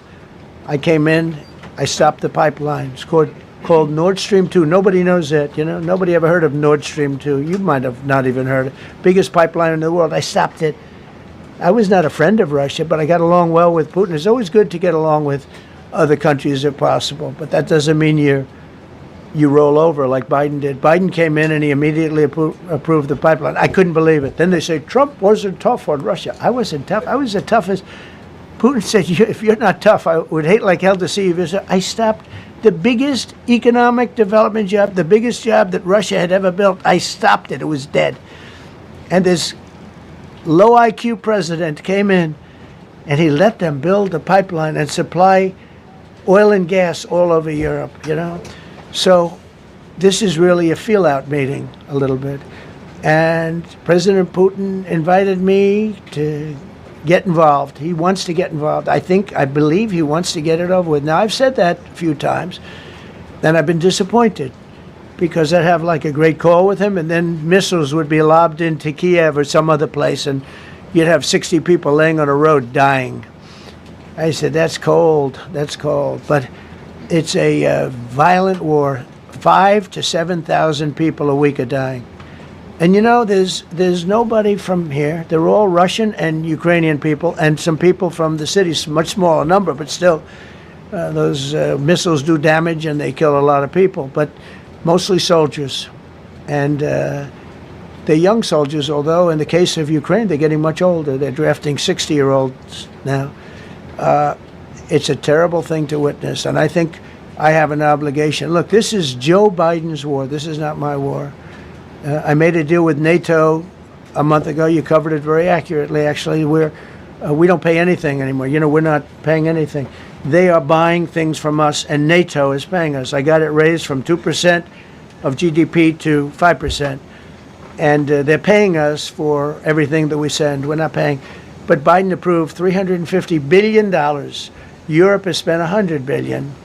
The money that's been spent and the death is incredible. It's the worst thing that's happened, by far the worst that's happened since World War II.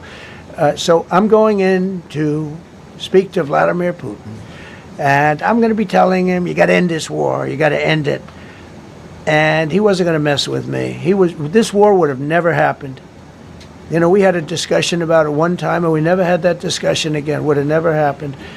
And when the election was rigged, and then Biden took office, which was barely took office, the auto pen took office, bad things started happening. Bad things, stupid things were said. And it ended up in a war. And you know, and I don't believe this will happen anymore because I have that pretty well covered. This could end up in a third world war. This could have been a third world war. I don't think that's going to happen now. But I thought it was very respectful that the president of Russia is coming to our country as opposed to us going to his country or even a third-party place. But I think we'll have constructive conversations. Then after that meeting, immediately, maybe as I'm flying out, maybe as I'm leaving the room, I'll be calling the European leaders who I get along with very well. And, I have a great relationship, I think, with all of them. And I get along with Zelensky, but, I disagree with what he's done. Very, very severely disagree. This is a war that should have never happened, wouldn't have happened. But I'll be speaking to Zelensky. The next meeting will be with Zelensky and Putin, or Zelensky and Putin and me. I'll be there if they need, but I want to have a meeting set up between the two leaders. I was a little bothered by the fact that Zelensky was saying, well, I have to get constitutional approval. I mean, he's got approval to go into war and kill everybody, but he needs approval to do a land swap, because there'll be some land swapping going on. I know that through Russia and through conversations with everybody, to the good, for the good of Ukraine. Good stuff, not bad stuff. Also, some bad stuff for both. So there's good and there's bad. But it's very complex because you have lines that are very uneven, and there'll be some swapping, there'll be some changes in land, and the word that they will use is, they make changes. We're going to change the lines, the battle lines. Russia's occupied a big portion of Ukraine. They've occupied some very prime territory. We're going to try and get some of that territory back for Ukraine.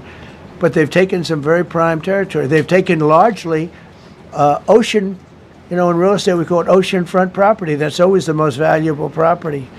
If you're in a lake, a river, or an ocean, it's always the best property. Well, Ukraine, a lot of people don't know that Ukraine was largely 1,000 miles of ocean.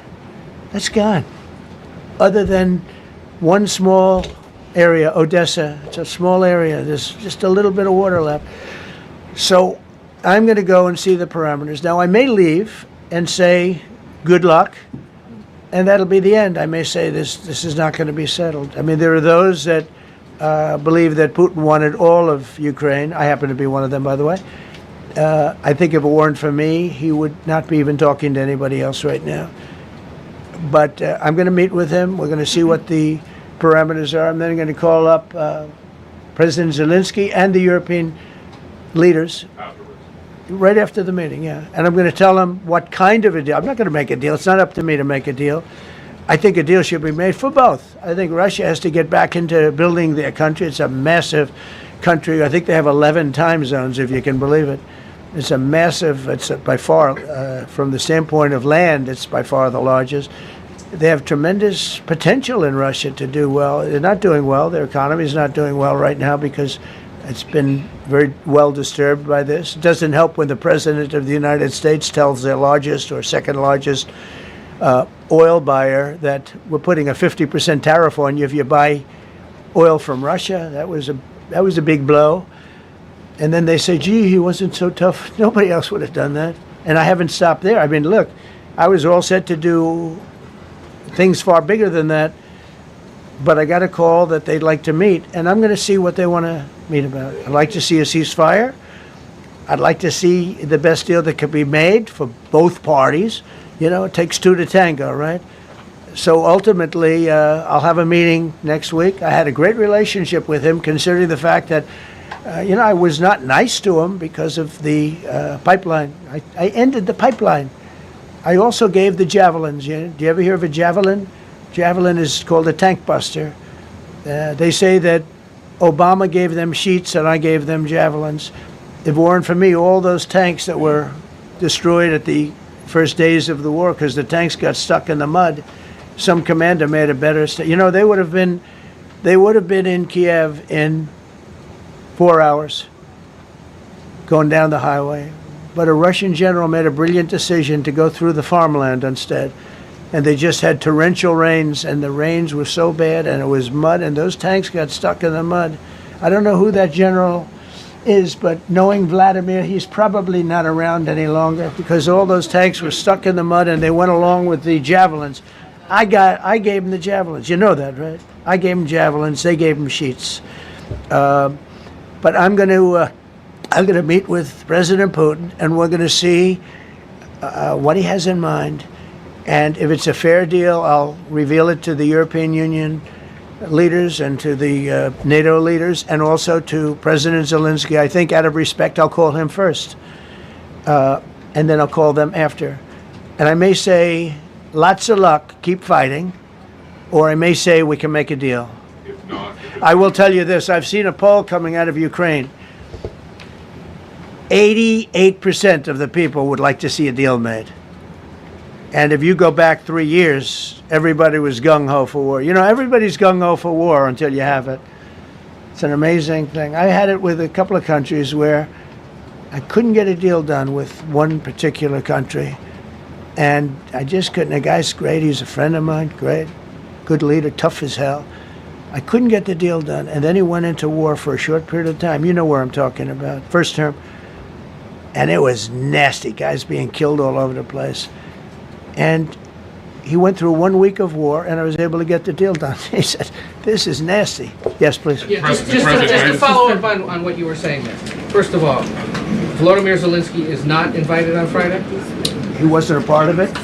I would say he could go, but he's gone to a lot of meetings. You know, he's been there for 3.5 years. Nothing happened. And what is the definition? I mean, do you want somebody that's been doing this for 3.5 years? What's the definition of a good deal? I'll tell you after I hear what the deal is. Because there could be many definitions. You know, you're talking about a very large and complex situation. Now, I tell you, the war that I just settled with Azerbaijan and with, as you know, and Armenia was almost as complex as this one, having to do with routes, trade. Meeting on Friday with Vladimir Putin. Well, we're going to have a meeting with Vladimir Putin, and at the end of that meeting, probably in the first 2 minutes, I'll know exactly whether or not a deal can be made. How will you know that? Because that's what I do. I make deals. Yeah, please, go ahead. Yeah, thank you, Mr. President. I'm going to ask you 2 questions, one about China, one about Russia, if I could. On China, your administration agreed to send the most advanced or advanced NVIDIA and AMD chips. No, obsolete. No. Obsolete chip. Well, and then 15% of the profits. You mean the come 20s? Back. No. This is an old chip that China already has. And I deal with Jensen, who's a great guy, and NVIDIA. The chip that we're talking about, the H20, it's an old chip. China already has it in a different form, different name, but they have it. Or they have a combination of two will make up for it and even then some. Now Jensen Jensen's a very brilliant guy, and Jensen also has a new chip, the Blackwell. Do you know what the Blackwell is? The Blackwell is super duper advanced. I wouldn't make a deal with that, although it's possible I'd make a deal, a somewhat enhanced in a negative way Blackwell. In other words, take 30% to 50% off of it. But that's the latest and the greatest in the world. Nobody has it. They won't have it for 5 years. But the H20 is obsolete. You know, it's one of those things. But it still has a market. So I said, listen, I want 20% if I'm going to approve this for you, for the country, for our country, for the U.S. I don't want it myself. You know, every time I say, like 747, I want, yeah, for the Air Force. So I just wanted, so when I say I want 20, I want for the country. I only care about the country. I don't care about myself. And he said, would you make it 15? So we negotiate a little deal. So he's selling a essentially old chip that Huawei has a similar chip, a chip that does the same thing. And I said, good, if I'm going to give it to you, because they have they have a stopper, what we call a stopper, not allowed to do it. It's really known as a restrictive covenant. And I said, if I'm going to do that, I want you to pay us as a country something, because I'm giving you a release. I released them only from the H20. Now, on the Blackwell, I think he's coming to see me again about that. But that will be a unenhanced version of the big one. Like, I don't know if you know it, we will sometimes sell fighter jets to a country and we'll give them 20% less than we have. Do you know what I mean, right? That's the same. So on Russia, do you see a time, Mr. President, when there could be normal trade between the U.S. and Russia? Should your meeting go well? Should there be peace? I do, yeah. Russia has a very valuable piece of land. If Vladimir Putin would go toward business instead of toward war, you know, it's a warring nation.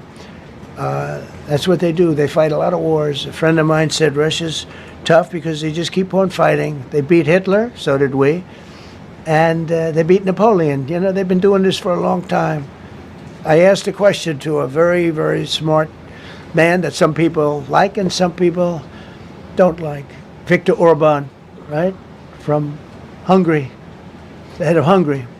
And he's in that same area and knows the two countries very well. I said, this was before Biden didn't do anything to get us out of it. He could have gotten us out of that. It would have never happened. I said, so can Russia be beaten by Ukraine? He looked at me like, what a stupid question. He said, Russia's a massive country, and they win their country, and they win their life through wars. They fight wars. That's what they do. He said, China beats you with trade. Russia beats you with war.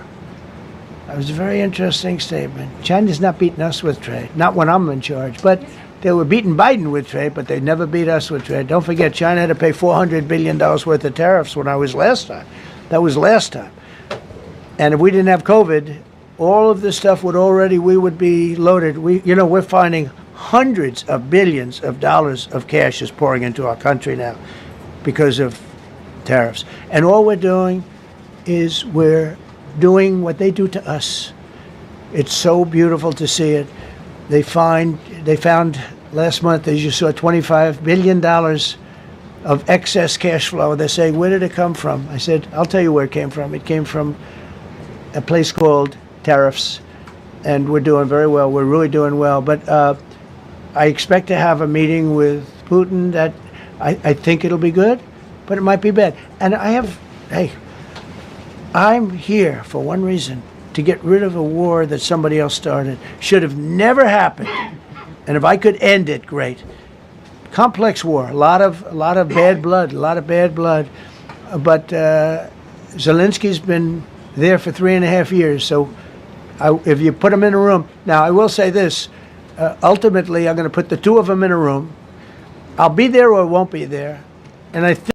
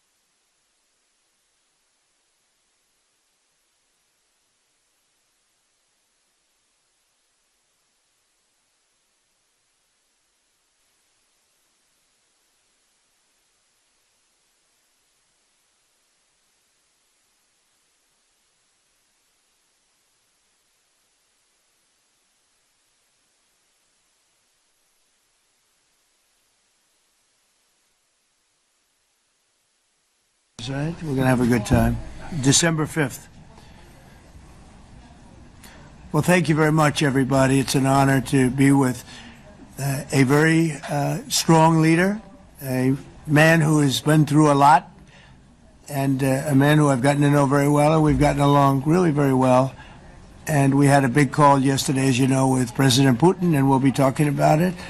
President Zelensky of Ukraine has endured a lot. I mean, he really has. He's endured a lot, and we've endured it with him.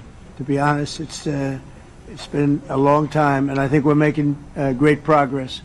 So we're going to be talking about that today. We'll be talking about what took place yesterday with my phone call with President Putin, and I think that things are coming along pretty well. It began with Alaska, where I think certain guidelines were discussed, and we want to see if we can get this done. This was long ago into the Biden administration. I came here and we inherited this, and we'd like to see if we could finish it, end it. We want it ended. So many people have died in this war, and we're gonna get it ended. So I just want to thank you all very much. If you have a couple of questions, go ahead, please. In fact, before I do that, let me just ask the President to say a few words. Thank you, President. Sure. Glad to meet you again, Mr. President. Thank you very much for the invitation. Again, my congratulations with your successful ceasefire in the Middle East. Thank you. Yeah, and you did it, and I think this is the momentum to finish Russia's war against Ukraine. I think that, yes, we understand that Putin is not ready. I think not ready, but I think that I'm confident that with your help we can stop this war, and we really need it. We see that they don't have successful steps on the battlefield, and it's good. I think that their army is weak now, but a lot of losses. They have a lot of losses and in economy and people, and I think this is very important moment. And I wanted to thank you, Mr. President, after our phone calls. Yesterday I had a good opportunity to meet with the big American energy companies, and they're ready to help us. Yes, after all these attacks on our infrastructure, Russian attacks and etc. And I had also meetings, thanks to your team, we had meetings with a good military companies. We spoke about air defense, and I want to share it after with details where we are. Thank you. Thank you so much. Thank you very much. Mr. Very good. And I think it looks beautiful in his jacket. Yeah? It's beautiful. I hope people notice. It's actually very stylish. I like it. President Trump. Yeah, please, go ahead. Under the Biden administration, the White House was fearing of a possible escalation. They were not allowing the Ukrainians to strike into Russia, fearing of this escalation. Yeah. Would your administration allow Ukrainians to strike deep into Russia? We're going to be talking about that. That's something we'll be talking about. You're right. It's an escalation, but we'll be talking about that. Mr. President, will President Zelensky join you in Hungary to meet President Putin? Because it's a leader that we like. We like Viktor Orban. He likes him. I like him. It's a country that's a safe country. Done a very good job. He's been a very good leader in the sense of running his country. He doesn't have a lot of the problems that other countries have, and so we've decided that we'll be going to be with Viktor Orban, and he will, I think he'll be a very good host. President Trump, President Trump, President Trump, right here. It's in President Trump. Hungary, yeah. We're doing Hungary, yeah. With Putin, trilateral meeting, or is it just you and Putin? To be determined, but I would say most likely it's going to be a double meeting. It'll be a double meeting, but we will have the President, Zelensky, in touch. There's a lot of bad blood with the two presidents, and I'm not speaking out of turn when I say it. It's a very difficult situation. You know, we just settled the war, and after thousands of years, I guess. People say anywhere from 500 to 3,000 years, and I was in rooms, as you saw, because you were with me, a lot of you were with me last week, with leaders that didn't like each other, but they were able to get along. These two leaders do not like each other, and we want to make it comfortable for everybody. So one way or the other, we'll be involved in threes, but it may be separated. President Trump, Mr. President, President Trump. Was he what? Where are you from? From Ukraine. He actually had a Okay, good. conversation with me. Good, yeah. What if Mr. President Putin doesn't agree to peace in Hungary? What do you do then? Do you have... Well, let's see what happens. I mean, you know, what if? I think he will. I think that President Putin wants to end the war, or I wouldn't be talking this way. I think he wants to end the war. I spoke to him yesterday for 2.5 hours. We went through a lot of details. He wants to get it ended. I think that President Zelensky wants to get it ended. Now we have to get it done. President Trump, Kara Castronova from Lindell TV. And although I love asking you questions, today my question is for President Zelensky of Ukraine. Go ahead, please. Thank you. Our President Zelensky, President Trump, just brokered a peace deal in the Middle East that all Americans, both sides of the aisle, are very proud of. But to meet that deal, both sides had to make concessions. Our president has stuck out his neck in many ways to make a peace deal for your war as well. What specific concessions are you willing to make to end this war with Russia? Will you give up joining NATO? Americans have foreign war fatigue, and our president, as he said, we need our tomahawks too. To me? Yes, you, President Zelensky. Thank you very much. That's some question, right? So many questions in one. Thank you very much for your question. First of all, I think we need to sit and speak. The second point, we need ceasefire. Even now, you see in the Middle East, it's very difficult to hold ceasefire. Everywhere, in every war, it's very difficult. We want peace. Putin doesn't want. That's why we need pressure on him. We will speak with President today what we need. We understand what we need to push Putin to negotiation table. And as I said previously, so we are ready to speak in any kind of format, bilateral, trilateral, doesn't matter. Matter just peace. This is important. And we don't speak about NATO or NATO. For Ukrainians, it's very important. Of course, it's our decisions of allies to decide where we are. But are you willing to get Yes, but the most important thing for people in Ukraine, which are under each day's attacks, to have really strong security guarantees. NATO is the best, but weapon is very important. Allies on our side is very important, and between us, for us, bilateral security guarantees between me and President Trump is very important. I don't know, we didn't speak with details about it, but this is the most important document because the United States is very strong.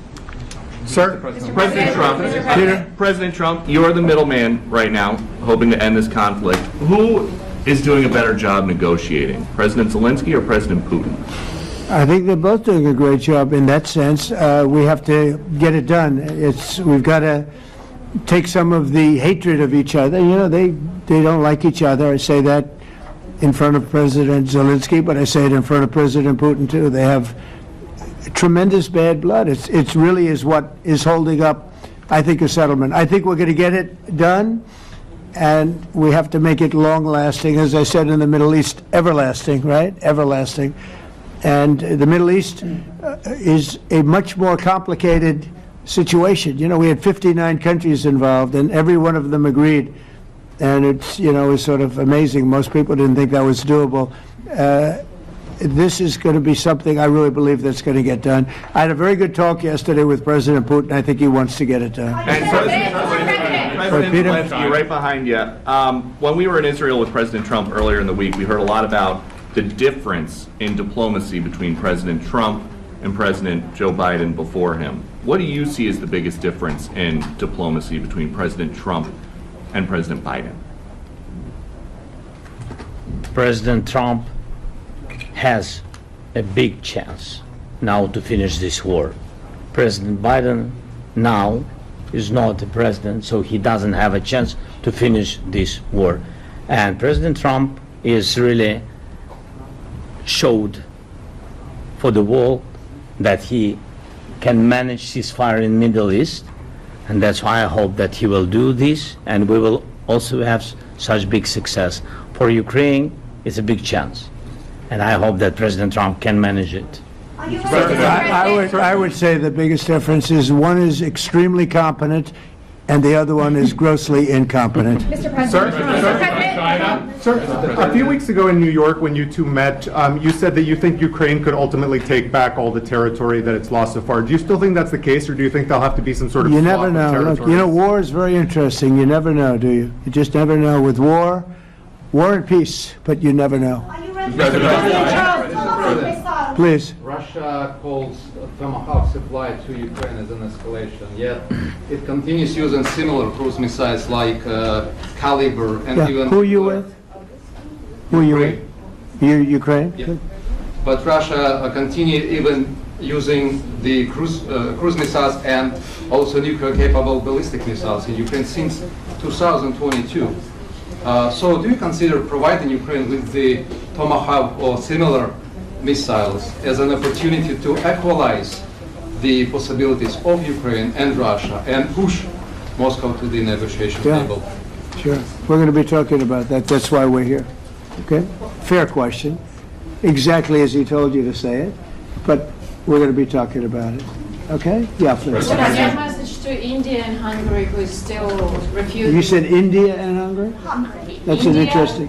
And Hungary Hungary India and refusing Hungary. to It's an stop interesting buying- combination. refuse to stop buying Russian oil. Well, India is not going to be buying Russian oil anymore. And Hungary is sort of stuck because they have one pipeline that's been there for years and years and years, and they're inland. They don't have sea. They don't have sea. And I spoke with the very great leader of Hungary, and they are, it's very hard for them to get oil. I understand it.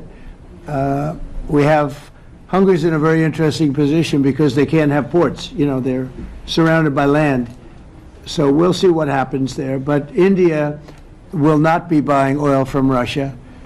And they've already de-escalated, and they've more or less stopped. They're pulling back.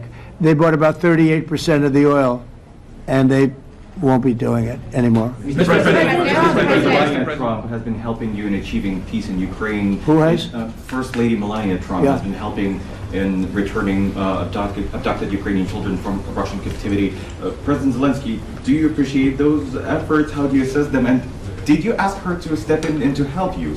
No, she wanted to do it. She just felt very strongly about the children, and she's done a really good job, I think, in bringing it to the fore. We have a lot of children involved. Now, it's some people say it's 20,000, and some people say it's 300.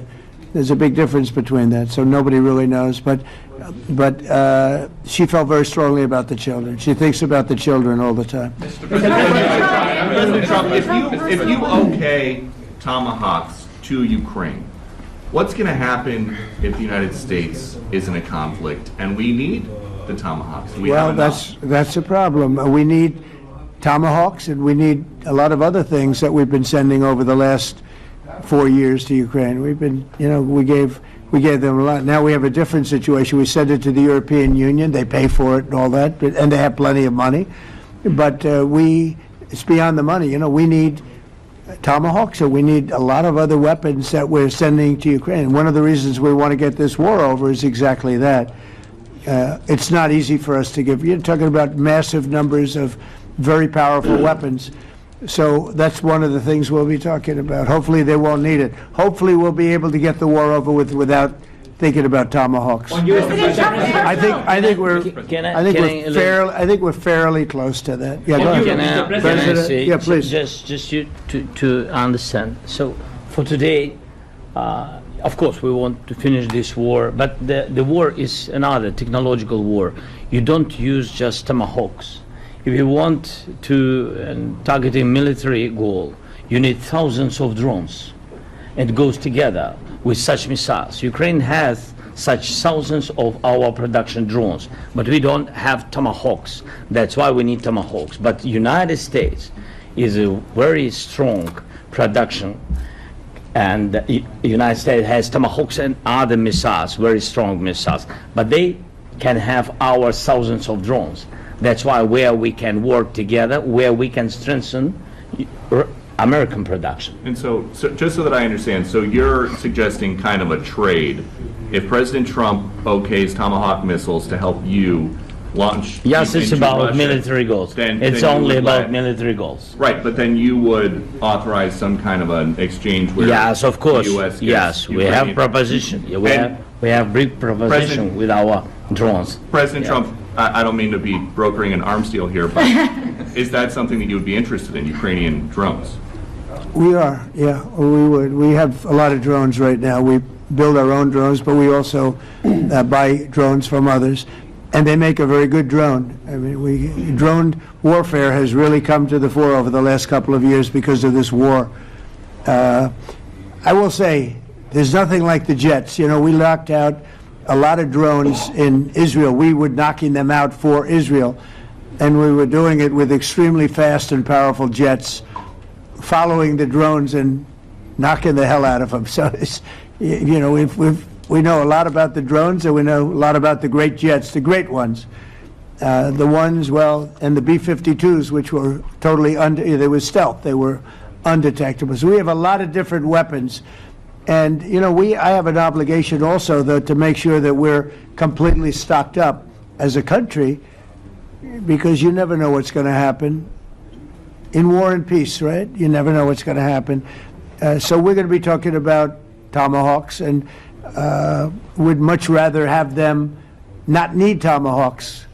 Would much rather have the war be over, to be honest, because, we're in it to get the war over. We're selling a lot of different types of weapon, as you know, to the European Union. We're not in it for that. We're in it to get it over. We're losing thousands of people a week, thousands of people. Russian, Ukrainian, and mostly soldiers. Mostly soldiers. But we're in it to see that end. And if we can end quickly, and I think we can. I had a very good talk yesterday. We're going to be talking about it. But I had a very productive talk yesterday with President Putin. We'll see what happens. But the war in the Middle East was far more complicated. We got that one done. And I think we have a good chance. I think President Zelensky wants it done, and I think President Putin wants it done. Now all they have to do is get along a little bit. Can you give us an update on the trade negotiations with China, or perhaps Secretary Best? Yeah, I will, and I'm going to let Scott do that. But I think we're doing very well. I think we're getting along with China. China would like to have something. As of this moment, we'll be meeting in a couple of weeks. We'll be meeting in South Korea. You think myself. Will go forward? I think so. It looks like it's going forward. I think so. They want to meet. We like to meet. I have a very good relationship with President Xi, and we're going to see what happens. But, for years we were taken advantage of by China very badly. We were losing hundreds of billions of dollars a year to China. We really built their military, if you think about it. The kind of money that presidents allowed to be lost to China was just insane. And then when I came into office, as you know, I put very severe tariffs. So we took in hundreds of billions of dollars in my first term from China. Biden let that go because it was so much. He let it continue, but he gave all sorts of exceptions. And by the time you looked at it, Scott, I would say it wasn't the same thing. He would give an exception for anything. If you got up and went out to dinner, he'd give you an exception. So it wasn't the same thing. But I put on very serious tariffs. So we took in hundreds of billions of dollars, and then I left office. The election was rigged. I left office, and that was the story. Now I come back, and we are in a very strong position because of tariffs. We're in a very powerful position because of the fact that we have tariffs. If we didn't have tariffs, we would be in a very weak position. We would be in a weakened state. But with tariffs, we've made hundreds of billions of dollars, not only from China, but from others. And China wants to talk, and we like talking to China. So we have a very good relationship, and we're going to be meeting in South Korea a couple of weeks. And I just got back from a long trip. I'm going on another long trip. And Scott, you want to say a few words on that, please? Yes, sir. So the entire relationship stems from the great respect that the two leaders have for each other. China did a substantial, unprovoked escalation last week. We were unable to get in touch with them since then. It's been IMF World Bank Week. They have had working level people here there have been meetings. The Vice Premier, who is my counterpart, and I will be speaking this evening at around 8:30, 9 o'clock. And then he and I and a delegation will meet in Malaysia probably a week from tomorrow to prepare for the two presidents to meet. So I think that things have de-escalated. We hope that China will show the respect that we have shown them. And I am confident that President Trump, because of his relationship with President Xi, will be able to get things back on a good course. Is the hope for that meeting with you and President Xi some kind of trade deal then, or could be? More Look, I think we're in a very strong position. We're getting, as you know, as of November 1st, I could move it up if I wanted, a 100% tariff over and above what we get now. So that would make it about 157%. And China doesn't want that, and they want to talk, and we're talking. And I think we'll make a deal that will be good for both. I think we will do something. But you have to understand, we never got anything from China. It was a one-way street. For many years, for decades, it was a one-way street. And they became rich because of the United States. And frankly, presidents that, let's be nice, they didn't know. They just didn't know. They didn't understand what was happening to them. But I understood it. I understood it long before I ran for politics. I used to watch in amazement at how stupid our country was, how stupid they were. And we're not stupid anymore. And that includes with the European Union, that includes with Japan and South Korea. All we want to do is be treated fairly. But the fairly is hundreds of billions and even trillions of dollars coming into the United States. And it's our national security is secure because of tariffs. If we didn't have tariffs, we would have no national security. So it's very important. Will you seek China's help in ending the war in Ukraine? Do you need them to put pressure on Russia? I'll be discussing that, but I'd love to see it ended before that. President I mean, I think we have a chance of ending the war quickly if flexibility is shown on behalf, and again, we're not losing people. The United States is not, we're not losing people, we're not spending money, we're getting paid for the, ammunition and missiles and everything else that we're sending to the European Union, but to NATO. But it's very similar. If you look at the countries, I mean, it's very similar. And we just made a very fair trade deal with the European Union, and what we wanted, and we made a very good deal with NATO too. They pay for all of this. That's not what we're in this for. We're in it to save thousands of lives every week. Thousands and thousands of lives. That's why we're in it. And I think we have a very good chance of bringing this war to a conclusion.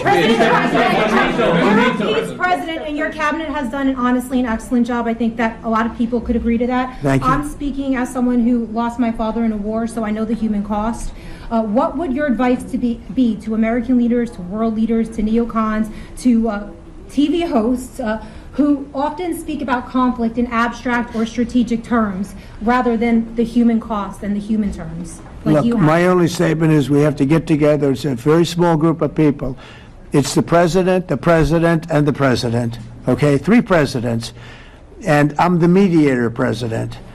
And I'm mediating not an easy situation. It should be easy, but it's a lot easier when people understand each other, when they get together, and when they like each other. We don't necessarily have that situation as far as like is concerned.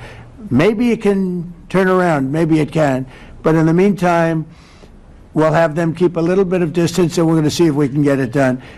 This is number 9, okay? This will be number 9 for me. I've solved 8, including the Middle East. I've solved 8. This, I thought, would have been among the easiest. We solved, President Putin mentioned yesterday Armenia, all of the different wars. He said it was amazing because but the big one that he was surprised that we were able to settle was the Middle East. He thought it was incredible. He was very generous in that sense. This should be something we're able to settle, and I think we will be able to settle. Yes, sir. On that note, you will go down as the peacemaker, no doubt, and you will resolve this war. Well, we resolved 8 others. It's funny how people say that. If you get this one, every time I do one, they forget about that one. I solved 8 wars. Go to Rwanda and the Congo, talk about India and Pakistan, look at Thailand, look at all of the wars that we solved. And every time I solve one, they say, if you solve the next one, you're going to get the Nobel Prize. I didn't get a Nobel Prize. Somebody got it who's a very nice woman, very nice. I don't know who she is, but she was very generous. So I don't care about all that stuff. I just care about saving lives. But this will be number 9. But every time I solve one, they said, sir, if you solve one more, you're going to be known as a peacekeeper. So to the best of my knowledge, we've never had a president that solved one war. Not one war. Bush started a war. A lot of them start wars, but they don't solve the wars. They don't settle them. And especially when they have nothing to do with us. I guess just about all of these wars had nothing to do with us. But I saved tens of millions of lives. The Prime Minister of Pakistan said, I saved millions of lives in interceding on Pakistan, and you look at Pakistan and India as an example. That would have been a bad one, 2 nuclear nations, right? So I say this, this is pretty much the last one, although I do understand that Pakistan attacked, or there is an attack going on with Afghanistan. That's an easy one for me to solve if I have to solve it. In the meantime, I have to run the USA, but I love solving wars. You know why? I like stopping people from being killed, and I've saved millions and millions of lives, and I think we're going to have success with this war. Wait, please. This, President Zelensky, this is your third time over here. Oh. And by the way, you look excellent. Thank you, sir. Thank Good you. suit for you, by the way. This is your third time here. How different sitting across from the president is this time versus the two previous times here at the White House? And how confident are you hearing the success rate of solving these prior wars that he can get this war solved? First of all, about suit. The same suit because the same president. It's very simple. The next president will have another suit. Yes, about our relations with President Trump, I think we have important dialogues, and I think we begin to understand each other. Yes, and I know that President is briefed very well about situation in the battlefield, and he knows a lot what's going on in the battlefield in Ukraine, and I think it really helps. When you know a lot of things, a lot of details about one or another war, it helps a lot. But we are still in war, and I hope we can manage. You have been clear that there are some countries that are not meeting their commitment. You pointed out Spain. They said that like it's impossible. No, Spain has not come through. No, Spain has not been loyal to NATO. Spain has been, they're the only one. Everyone went up to, as you know, I mean, you were at 2% and they all went up to 5%, but Spain disagreed with that. I think Spain should be reprimanded for that. I think it's very bad that they did that, but that's up to them. That's up to NATO and Spain. They cannot be expelled from NATO. Can they or not? They cannot, according to the treaty, but they also claim that they are protected by the European Union umbrella for trade. Well, the other people, many of the other countries are in the European Union too. They're not complaining, right? President, tell you that That's of interest. That's of interest. Mr. They're President. protected. Mr. President. Yeah, please, go ahead. Thank you, Mr. President. Do you think you can carry the momentum from the Middle East deal over to this deal? And I if do. so, how does that move the needle? Yeah, I do. I think we carry a lot of momentum, a lot of credibility. Getting Middle East done was very important. Nobody thought it could be done. That was one nobody thought could be done, and we got it done. And a lot of that was the big hit that we put on Iran with respect.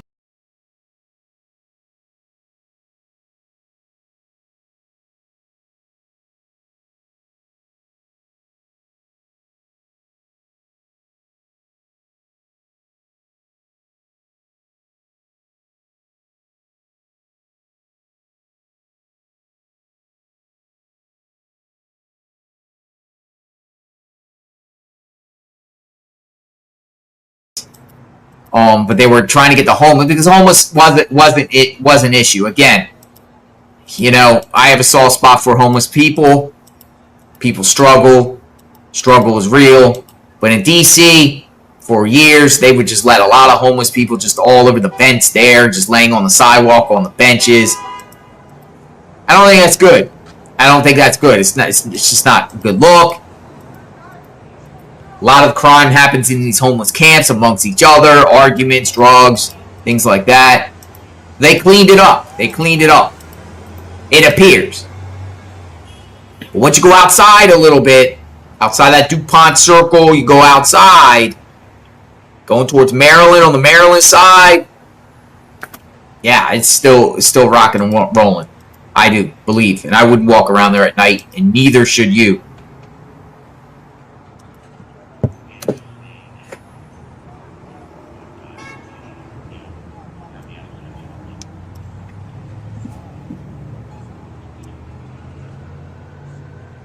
Now I walk around down by Pennsylvania at night. It's beautiful at night. Buildings are, I think the buildings in Washington, D.C. is amazing. Walk around at night. I do it down there. Baltimore, no way. Yo, I almost died in Baltimore. I did true crime. I did a story years back in front of remember Freddie Gray? Remember Freddie Gray, Freddie Gray case in Baltimore? Well, that was like literally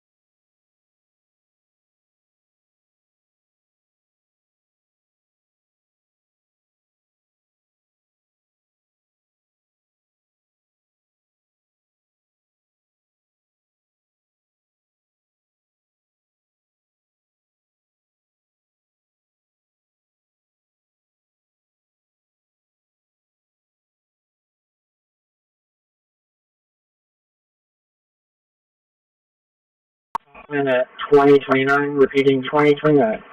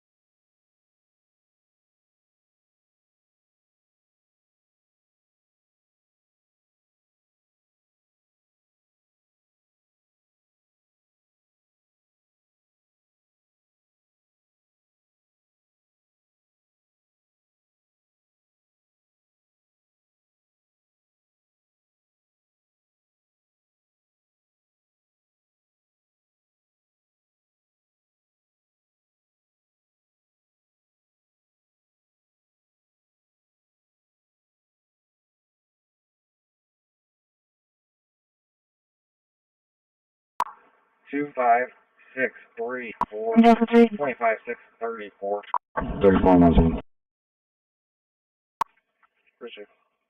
And could you clear me warning and hook me out? I'm going to restart my MDT. This is like on the pending calls. We have 132, 3 priority 3s, 15 and 16 pending.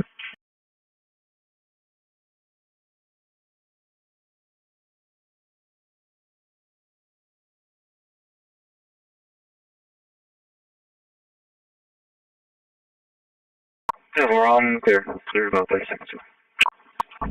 Good, we're over there. Hurry up, beach free. Yeah, we're on beach. Exactly.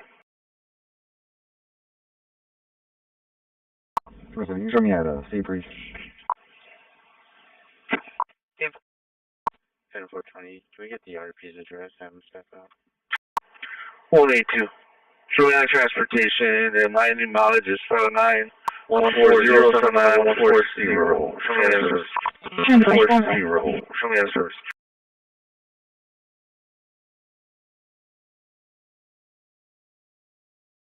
Hold on, we'll be out. I'll be clear for now. I'm in contact with the owner. He was going to pick up the boat in the morning. It's off the roadway. It's not blocking any lanes of travel. Yes,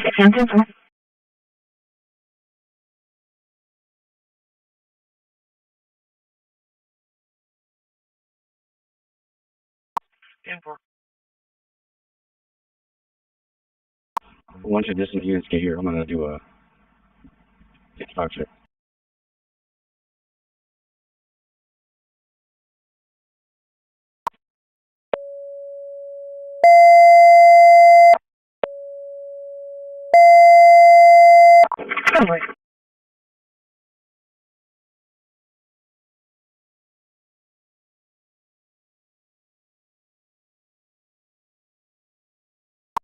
Go ahead from 750. Are the info units still going to be out at the mutual aid in Brooks County? No, you can show us all clear from start returning to district. Christi. 34, you had a 27, please. 10-4, go ahead. 33667867 33667867. Come back to Estrella.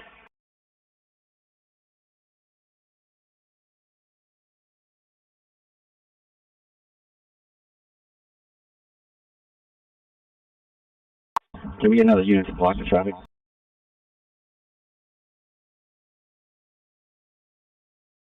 401B 1044. 435, we're heading that way. Here you go, 10. 1044.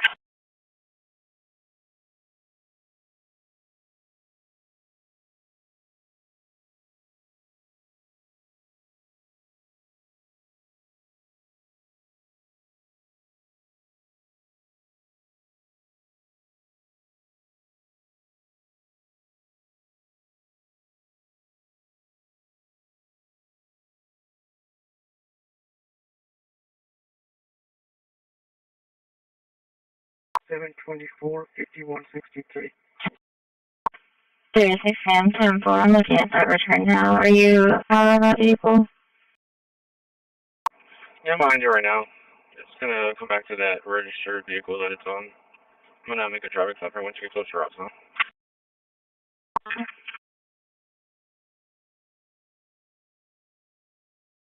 34. 192. 140, go ahead. She says she has cuts and bruises right now. Charlie, 416 route. Can you show myself in 112 out of service? 220. Delta 325, party separated, mutual square. Delta 325, party separated, mutual square.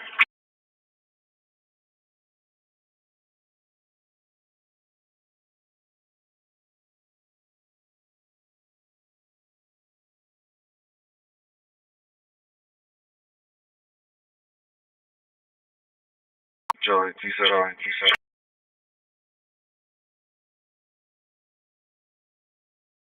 Charlie 270. I'm sorry, Charlie 270, I'm clear 58. 270 to Charlie 3 or 4. 34, copy, 27, the other driver. 34, go ahead. 24432703. We copy Texas LP for that. Go ahead. Randy Hammond. Out of arrangement pass. Eligible class of Charles expires 2030. He does have a warrant out of New Mexico, however, they will not. Yeah, the amount of 10-4. Give me Tom George William 8152. Tom George William 8152. Okay.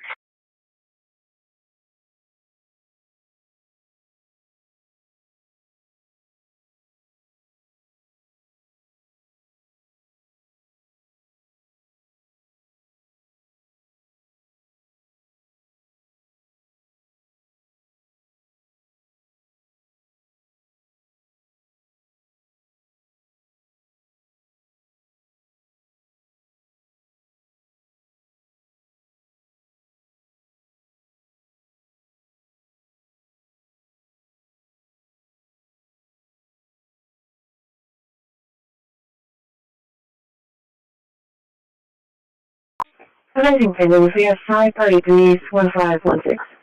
Good. WA in Jefferson, yeah, with King Nora Young 8147. We're on King Nora Young 8147. Good.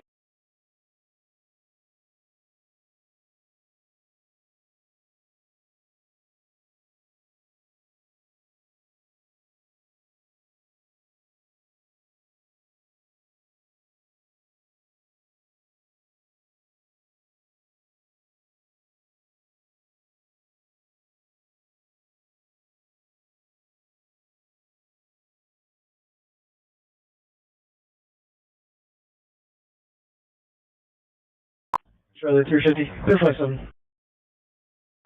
Good. Clear flight 7. 140. What's the insurance status?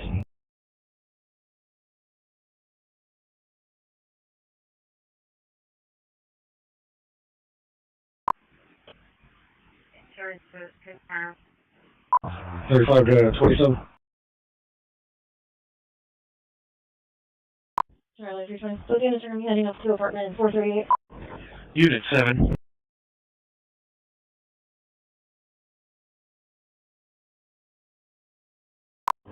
EAP floors 1 through 4. Patrol and secure. 155, BK. Charlie 154. Can you call back to Arkin? I interrupted you with that. Careful.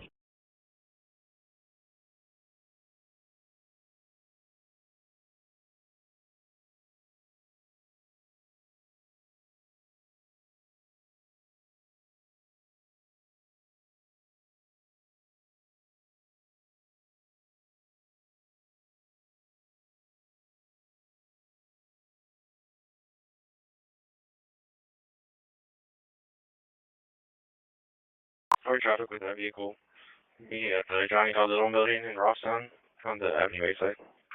Dispatch medicating, show something. Careful. Engine 5, call for engine 5 for an electrical pole arcing. 925 Irwin, 925 Irwin, ESD of 5003, crash on yours, 2211, 2211, 242 off 80.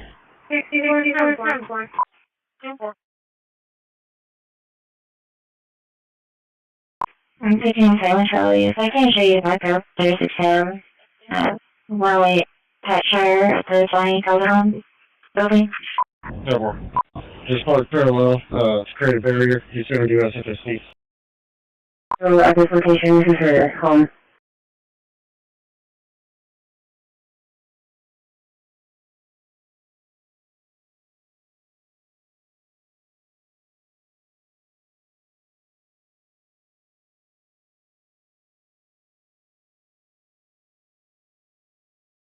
Bravo 230 clear. Bravo 230 clear.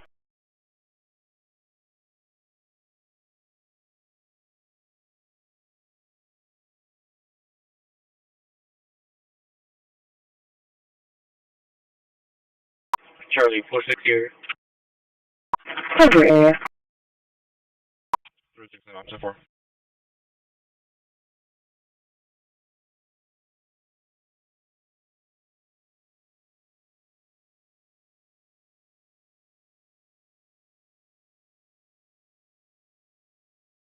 Do you still need a unit to back you? Charlie 420, 490 for the slow vehicle of Carnival and Crescent. No, good, thank you.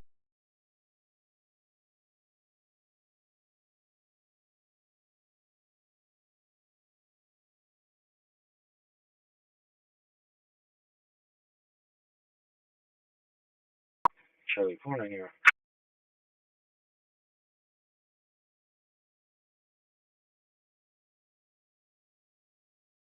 In a row. Temporary.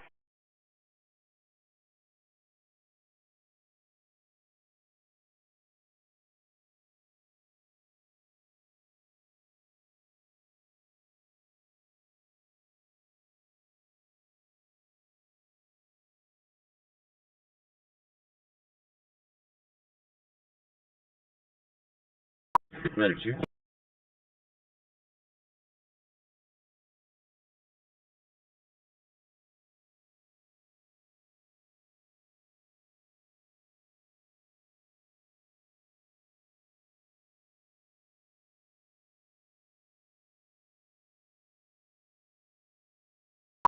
You want to stay down there close to EMS to kind of protect them? Sorry.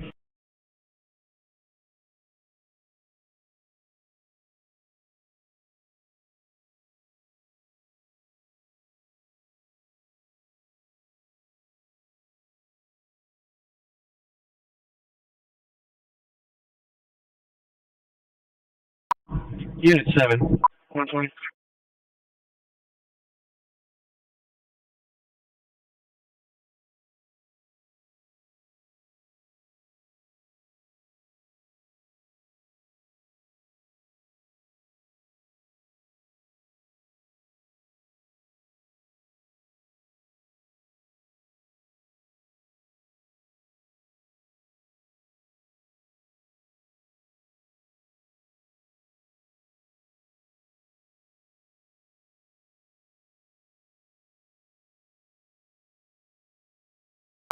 $184.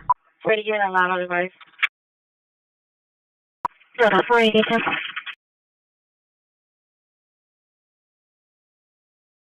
142. Yeah, for 180.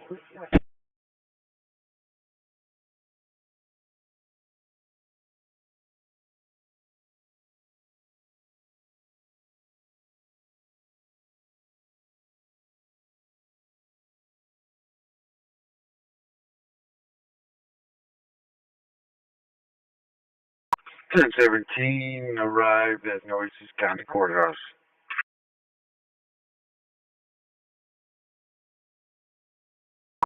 Charlie 310 area. Over area. 11, help me out on traffic at Mayville Yard, so stand by for a flight. Yeah, 420, clear the comment.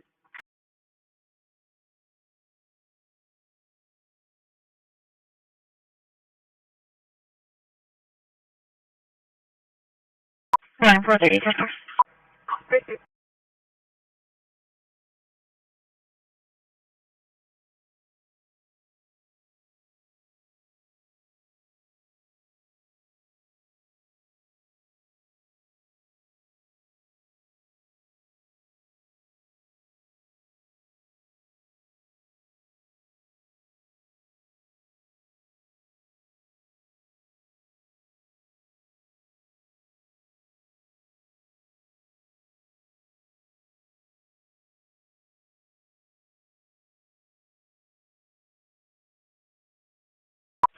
Dispatch from Engine 5.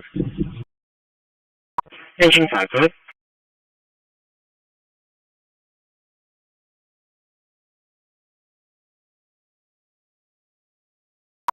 Okay, we'll go ankle. Go with the Texas LP. Close in traffic.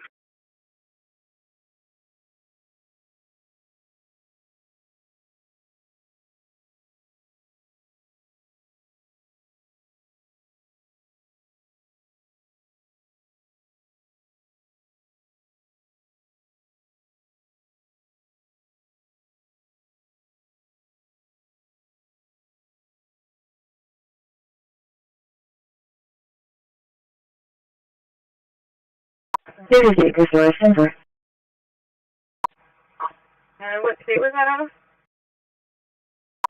Alabama.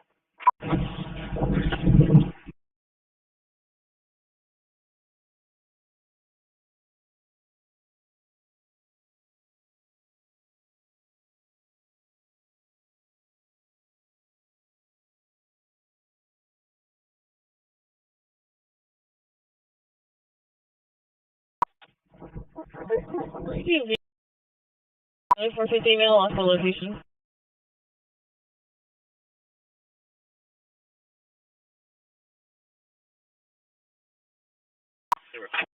Charlie 350, clear with comments.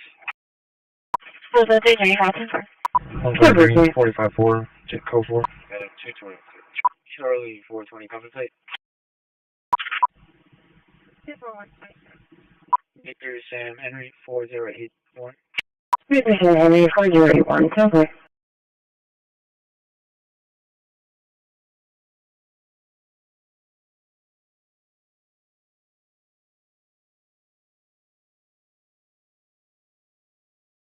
Well, the 335, let's get back in round to keep the peace. 321 North Mesquite. 321 North Mesquite. In contact with Mercedes.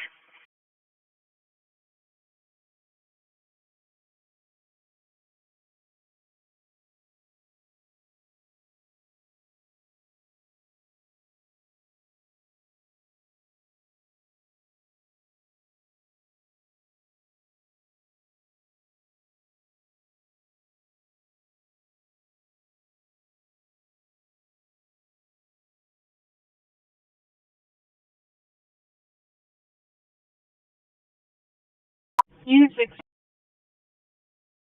After boards I-130 at cargo dock 9, no dock damage, no color cores, order meter reading 33840 plus 50. Yes.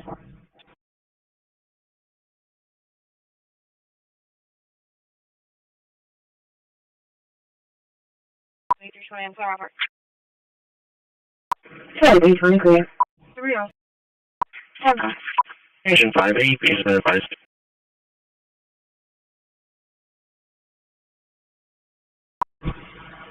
We're available. Perfectly, 5 seconds.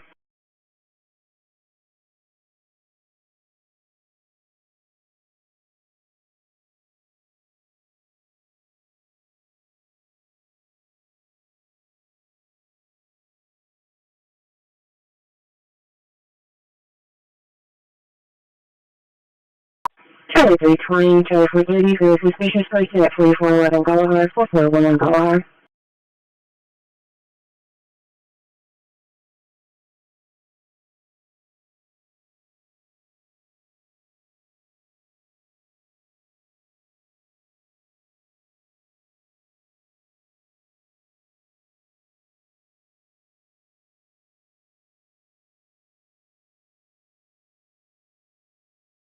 Can I get the case number? Case number is 1557-1557. Charlie 43, Austin 4, 27, equal, 3072, arriving at 10 off.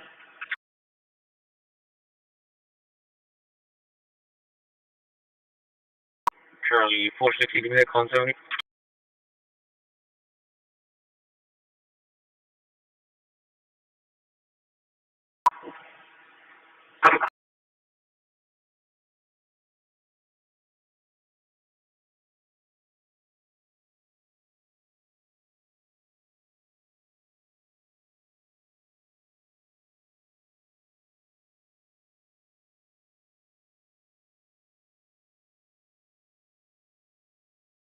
Unit 7. EAV parking lot patrolled and secured.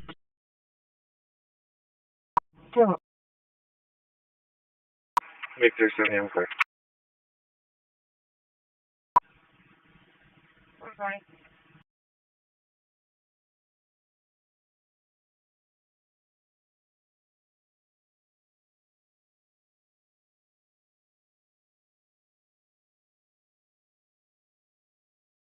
Only 14 case number. Case number is 134-0134. 633. 633.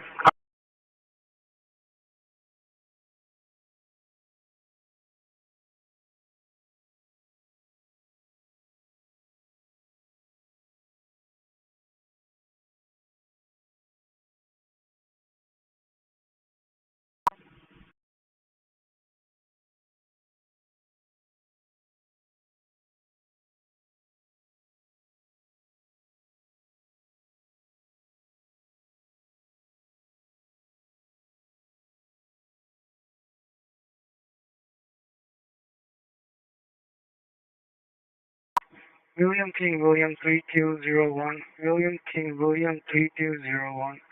I'll be at south north, correction, north south 181 frontage. Next to Billy G. Webb. Victor 90. 32 Henry. 10-4. Henry. I'll take my location to Northeast North. Is your reading secure?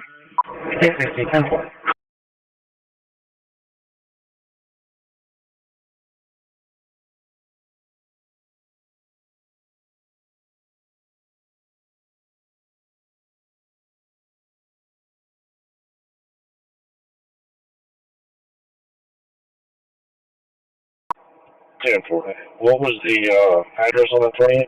Please number is 135, 0135.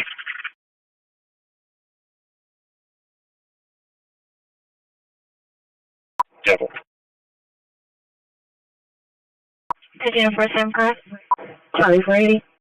That reckless driver that's pending on Sorry about 7, checking status. Alice, you can just follow that to Jim Wells, please. Corpus. Give me the call on battery. Close.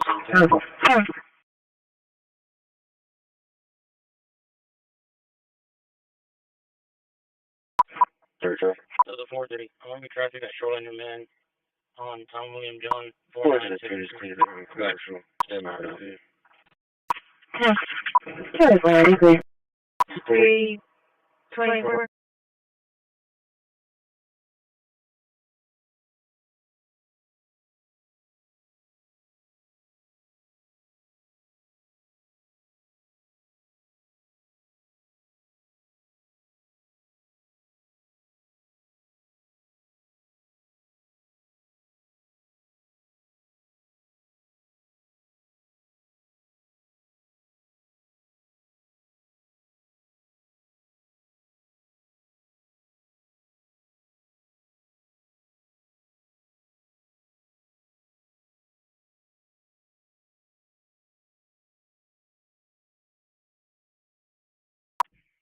Wait for time.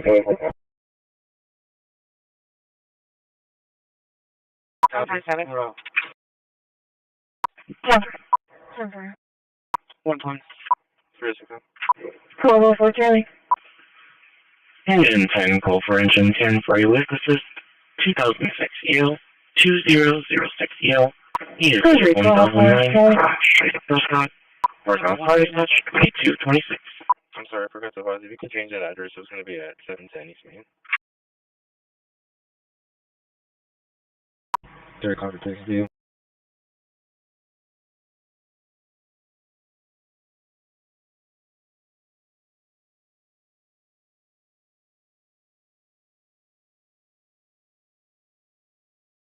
Yeah, 4 10-4. Charlie 430. 11 going. Circle K. I'll give you the LP once 30's done with his traffic. 97. 30 going to 30 out. 03594230 03594230. Go for it. Probably traffic. BMX 10 LP. X-ray flight, X-ray 209 Charlie. X-ray flight, X-ray 209 Charles. 10-4 info. 320. I'm on a 140, 431, so stay. No, 10-4. I'm on a 140, 431, so stay. 10-4. That's great. I'll be clear outside. Give me that call to calm. She's 36. 30 your vehicle, April 2020, 2016, 2016 Cadillac 2-door, insurance confirmed. Cadillac 2-door, insurance confirmed. 10-4. Off 32 Charles.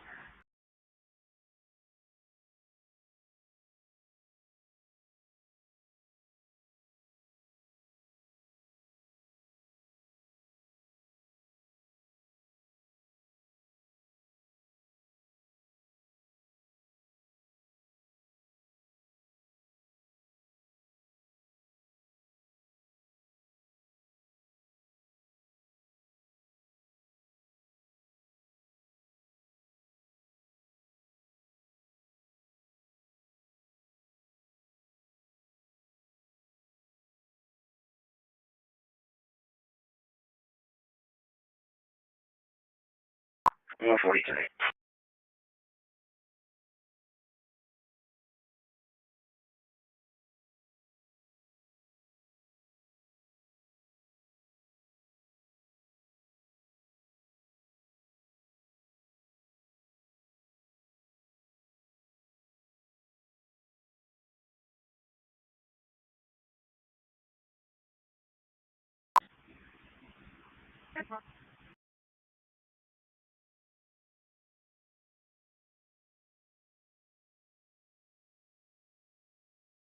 Yes.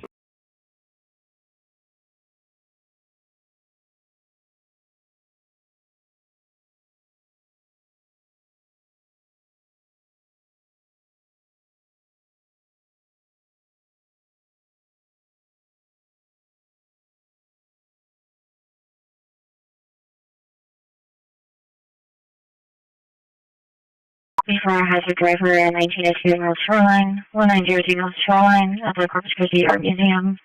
Light is going to be for a few vehicles in the parking lot, blasting music and doing donuts. It's going to be a black Chevy Silverado, a white Ford Mustang, a gray Ford F-150.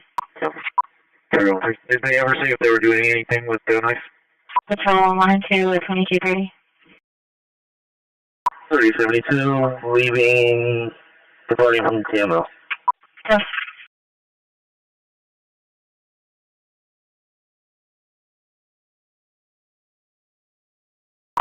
Continue. Copy of intoxicated driver in the area of SPD eastbound River, SPD eastbound River.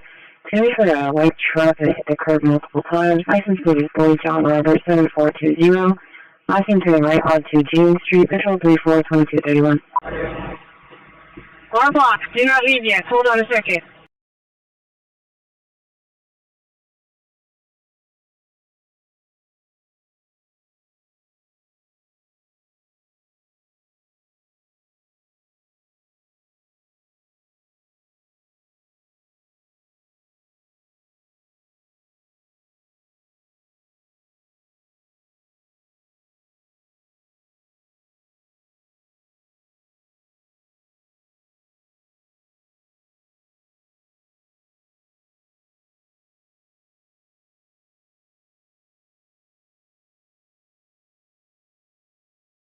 Human for 301, I-37, access southbound, 301, I-37, streets 37 on water. You contact with Anthony.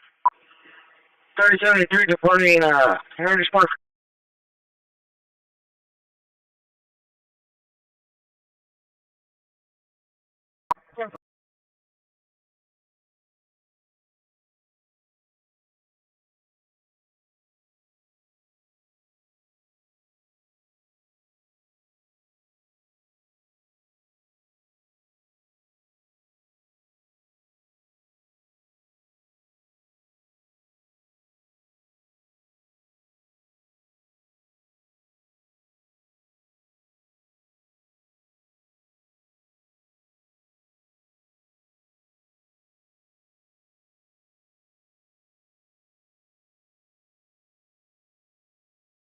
Victor 1 on bridge.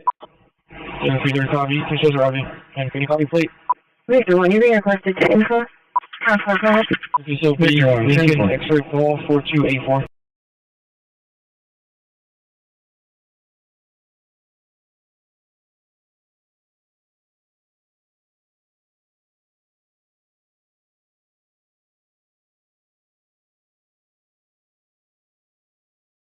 For any area.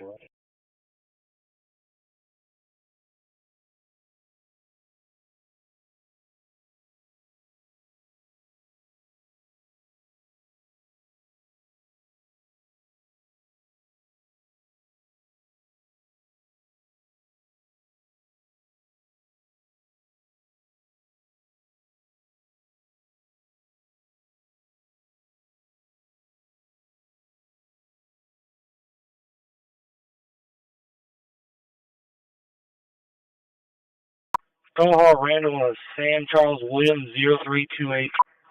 That's the elderly female's apartment. The elderly female's going to be at 102.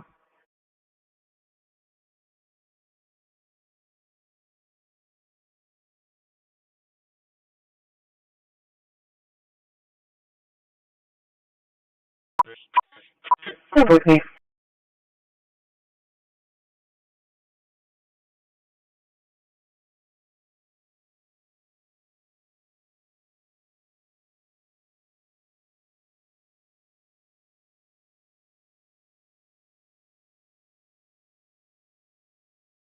Follow 7 traffic.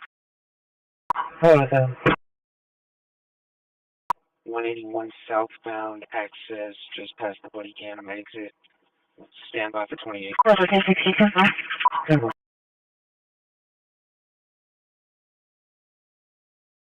10 4.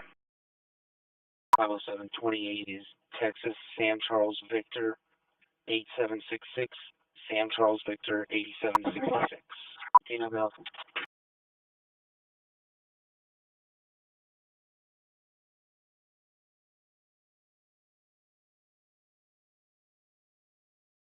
Can you show me a signal for high in Saratoga? Violating gas on a William Paul Young 2359. Violating gas, 10 4.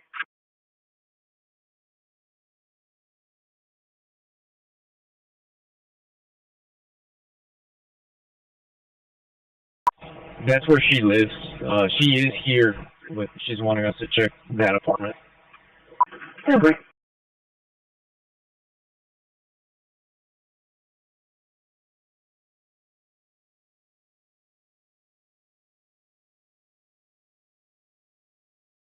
Be back out at 1801. Charlie 494, on progress, 3717, 370 Court, 107, contact Brianna. Definitely, show us out at Shoreline here. God damn it, I'm done.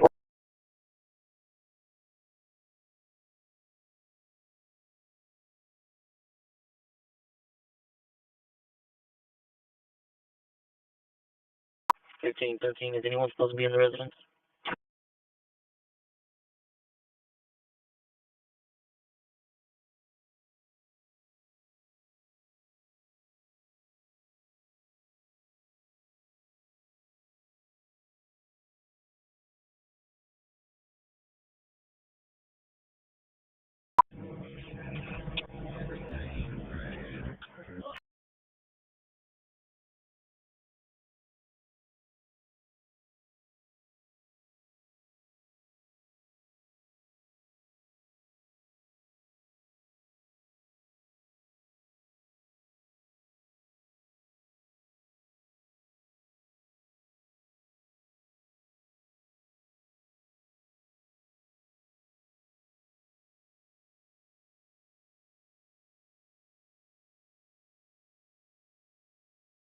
Fantastic here. Does she have a key?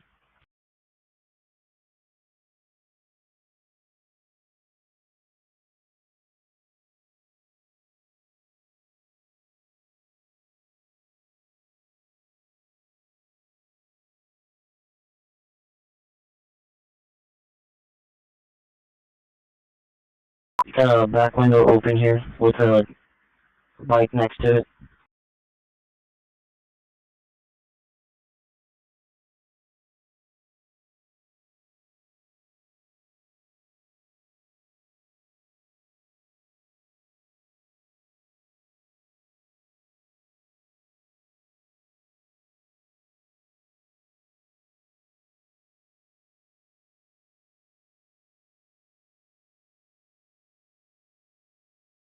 She's 36. I'll be clear.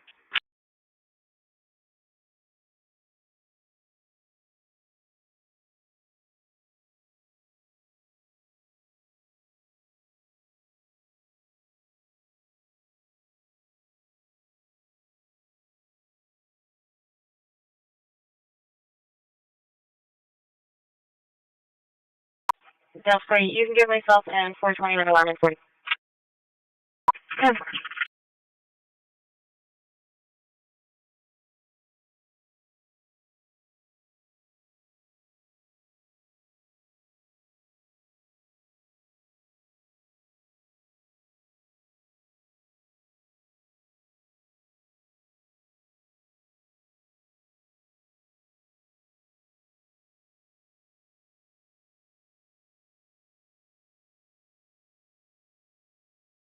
Bell 47 area.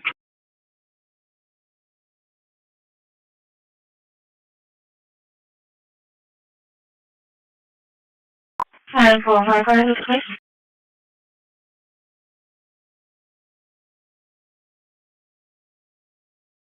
I'm going to 1710, sir.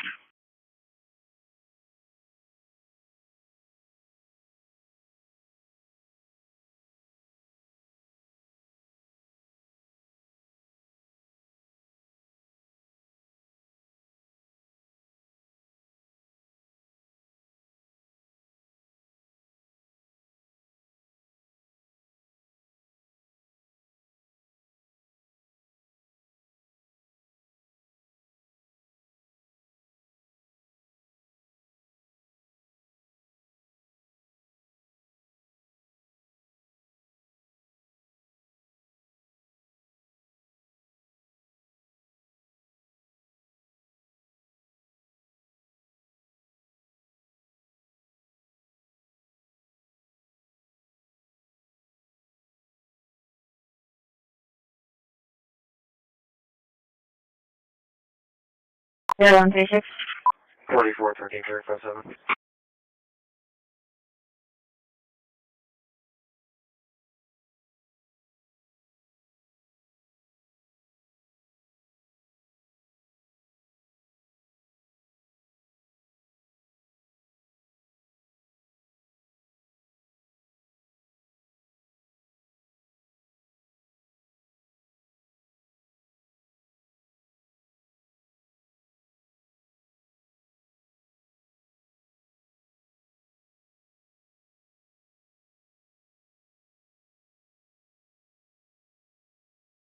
Three keys to the window.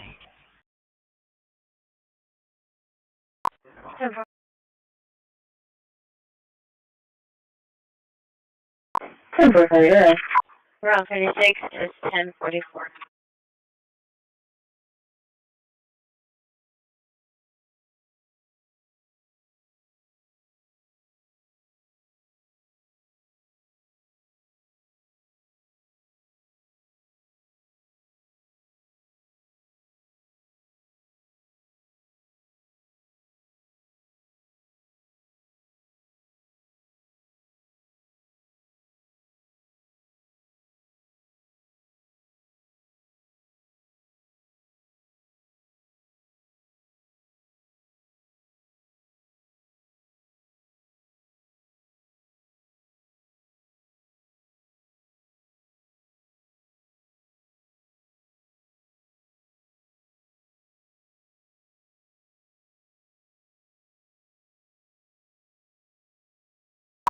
Charlie Brady, copy fleet, Robert, Tom Freak, 4258. Possible. Number.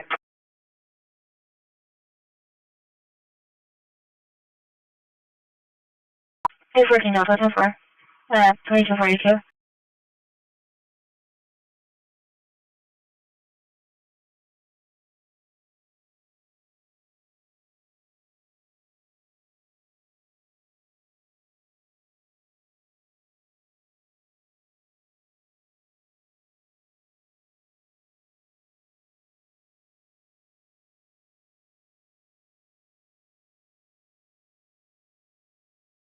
You 460 key number? 2227. Jason is 137, 0137. Go ahead. Show myself in 4914, arriving at the Holiday Inn. 10-4. Delta 470, I'll call back. The RP has a legal location. He's Ubering, and he advised the suspect vehicle at the location as well, and he's declining contact.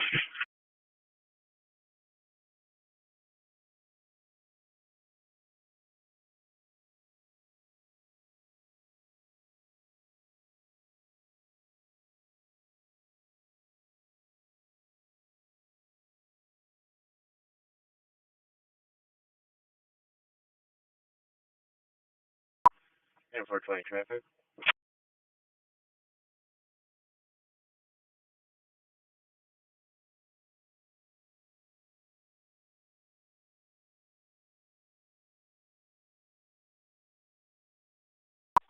Delta 40, we're going to be clear 540 with the transfers.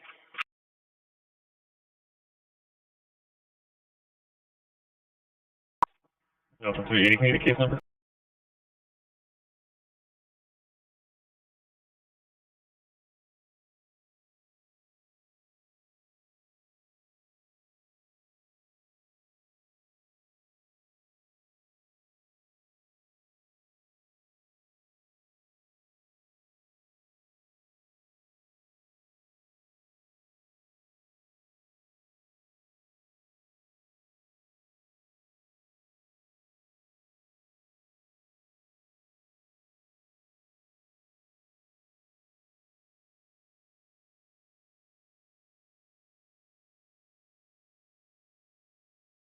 5-8.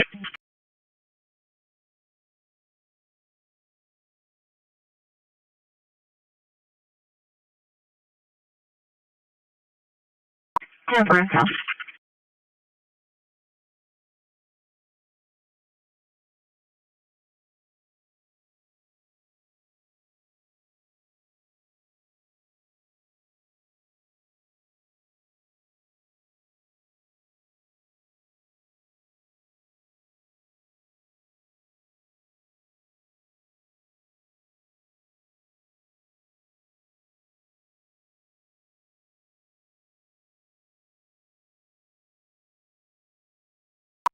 Unit 5.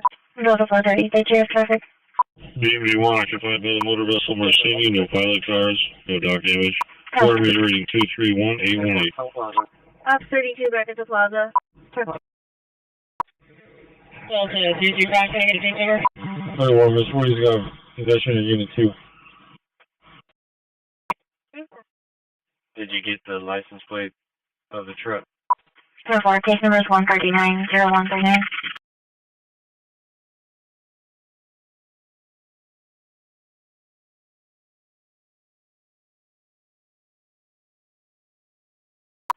Delta 10 clear.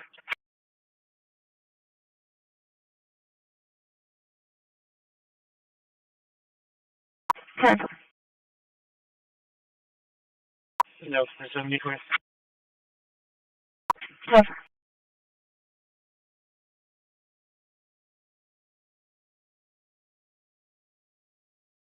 Override.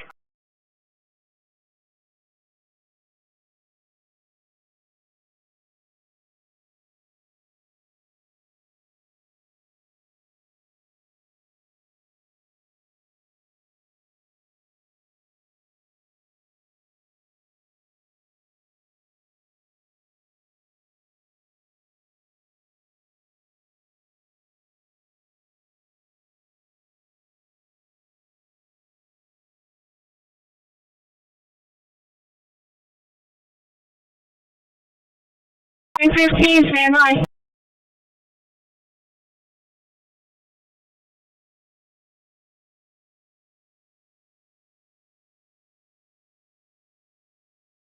Three Leopard and Catamaran on Victor Paul Tom 0865. 1017, arriving and departing at Nueces County Courthouse. The residence is secret or something. Let me check with the close taker, stand by. Delta 430, Delta 470 for the assault at 511 Star, 511 Star at House of Rock. In contact with Taylor.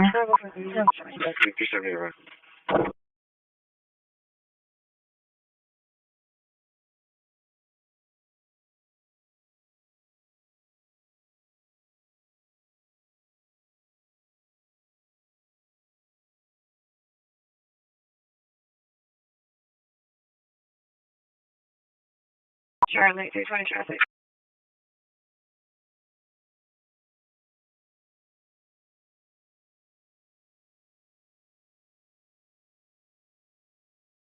Please receive Victor Frank Lincoln 2211.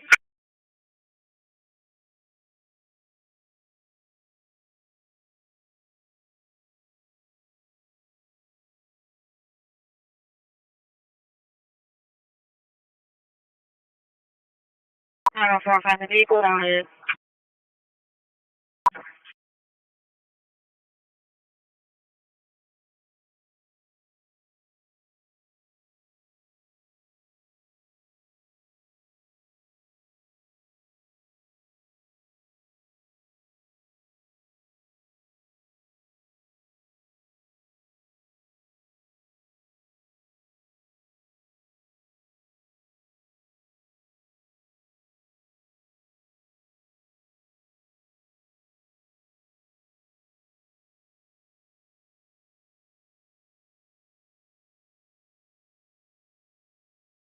Unit 6, Dr. Park.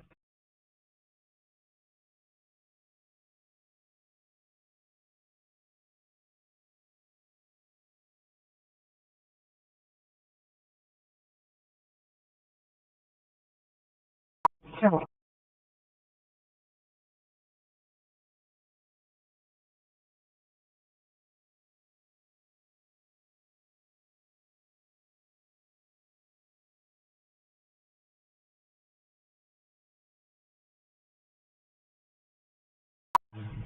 Unit 4, departure.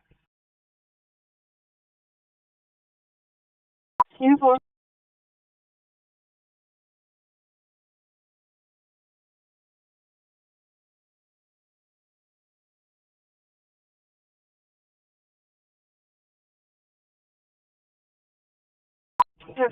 California, Los Angeles area. 480, California.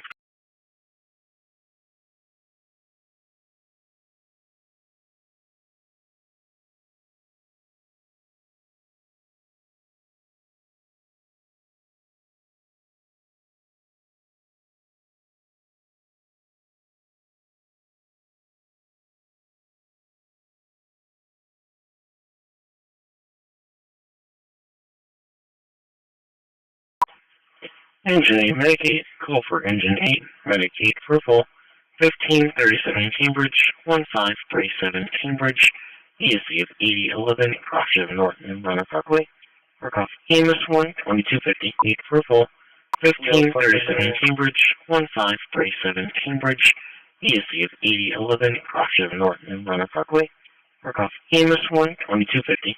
Bill 47 area. We've had a seizure of 1,500 kilograms of fentanyl up to this date. That's a 25% increase since the same time period last year. So just to put it in perspective, 1,500 kilograms of fentanyl is enough to kill 115 million Americans. 115 million Americans. The cops are getting after it. The FBI has arrested 19,000 people this year alone. Thanks to President Trump's administration, that's double than where we were this time last year. And we have also arrested 1,600 people who have committed violent acts against children. 270 of them are human trafficking of children. Mr. President, this is what happens when you have great leadership of including your administration's priority is protecting the homeland and protecting American citizens and protecting our children, and the murder rates are plummeting. We are now able to report that the murder rate is on track to be the lowest in U.S. history, modern recorded U.S. history, thanks to this team behind me and President Trump's priorities. And how do we do it? What are we going to bring to D.C.? What we did in Northern Virginia, thanks to Terry Cole and Governor Youngkin and the team, we stood up a task force out in the Northern Virginia field office, and we said, let's let good cops be cops, let's get them the intelligence and what they need, and let's get the red tape out of their way, let's get the DOJ these great prosecutions, and that's exactly what we did. In 1 month, we arrested 545 violent felons. 545 in the state of Virginia, thanks to Governor Youngkin's partnership. And that simplicity in law enforcement is what's coming to Washington, D.C.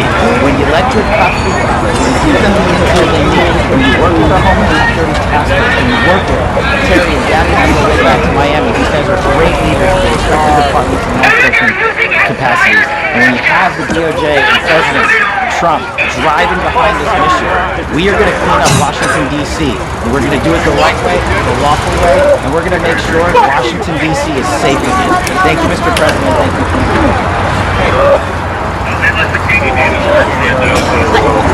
So, the process begins right now. Actually started over the weekend. I confronted a lot of very bad people. But it's going to be something that will be amazing for you as you watch it. And I think most of you say, it's a beautiful thing. Look at it right now.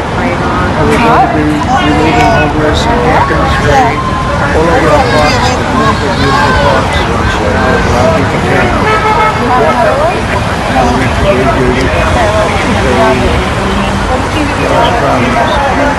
We've already started that, removing the encampments away, trying to take care of people.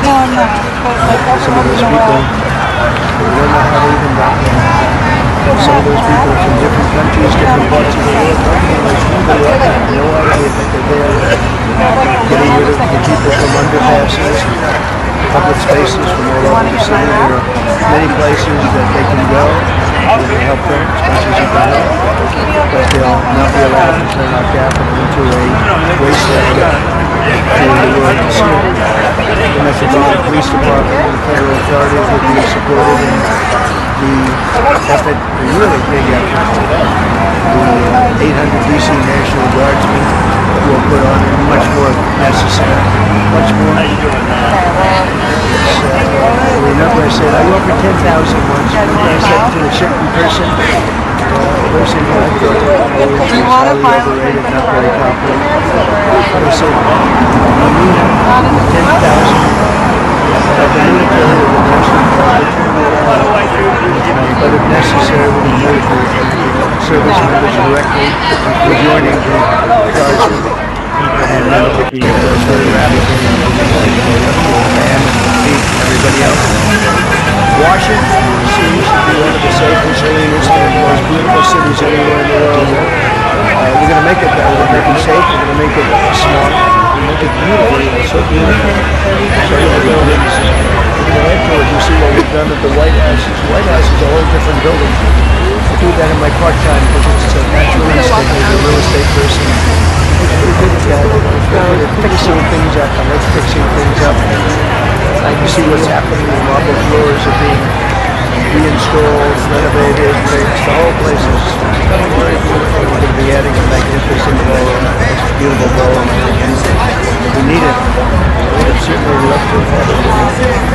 We will build it up. A lot of you are standing outside can't get in this room. I've never seen a room like this, which tells me that if you want to talk about DC news conference, it tells me that you want to talk about crime in DC and beautification of DC, but I'm going to put that's easy. And I think, frankly, fixing the crime with the pros, fixing the crime is easy too. The person who I've known for a long time, and thank God this news is fantastic, one of the best ever district attorneys in New York, was in Westchester, became a judge, very successful judge. And then she went into show business because she was such the DA, such a good judge, tough judge, fair, always fair. Nobody ever complained about that, but she was tough. And because of that, reputation, she went into show business. So a lot of people thought, they're thinking Janine was show business. Actually, show business was not. And she did great. She was on along with a couple of other folks, my friends, on the #1 show. And this is what she loves doing. This is her baby that she's going to do is going to be incredible. And I'd like to introduce her, speak for just a few seconds on what she has in mind, what she wants to do. We're going to be appointing some judges. We have some open spots. We're going to take people, because the judges are letting killers out. It's okay. Don't worry about it. So we're putting some, Pam recommended, Todd recommended, some judges and a great Janine recommended. 3 great candidates on it. We've got 10 open spots, and we'll probably create some more. We need them. Janine, would you say? Thank you very much, Mr. President, and Madam Attorney General, and to all my partners here. We all want the same thing. We all want a safe city. We want a safe capital. We want to be able to bring our families here. We want to be able to come and enjoy the history that makes this place great.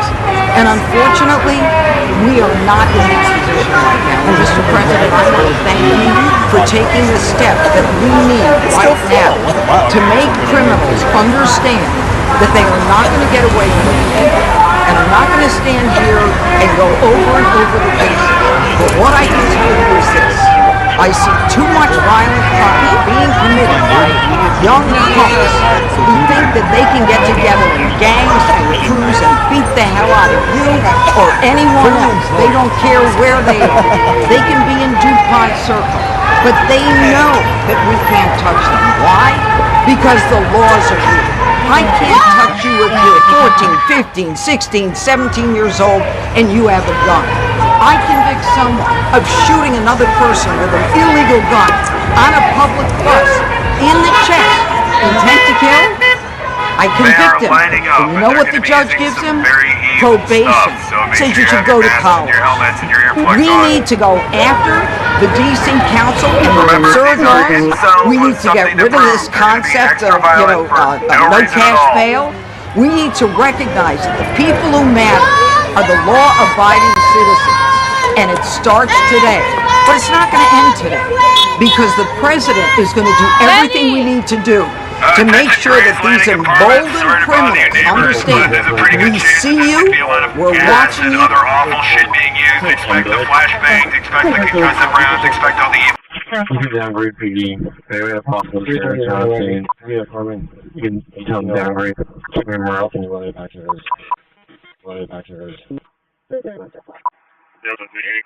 One copy here. One copy here. And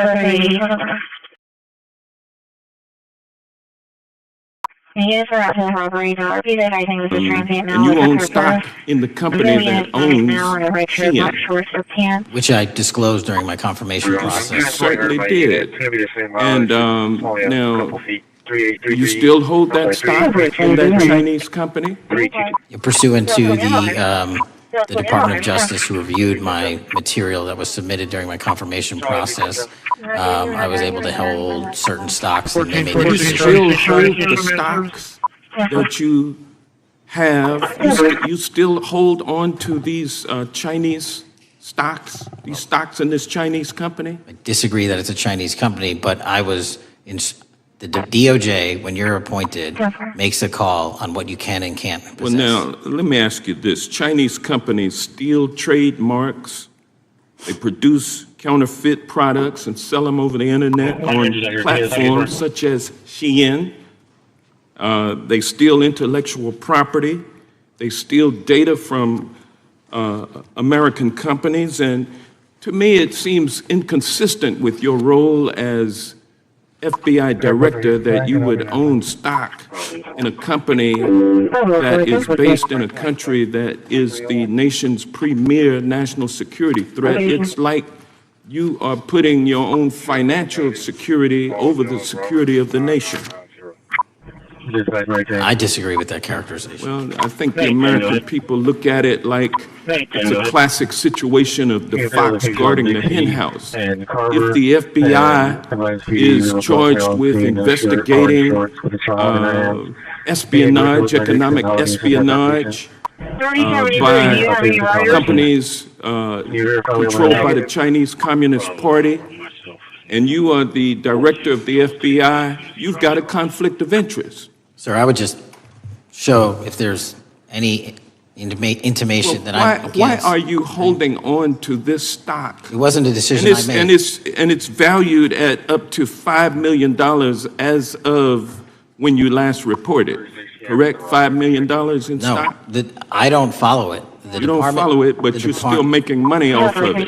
I don't have any money off of anything. What I have done...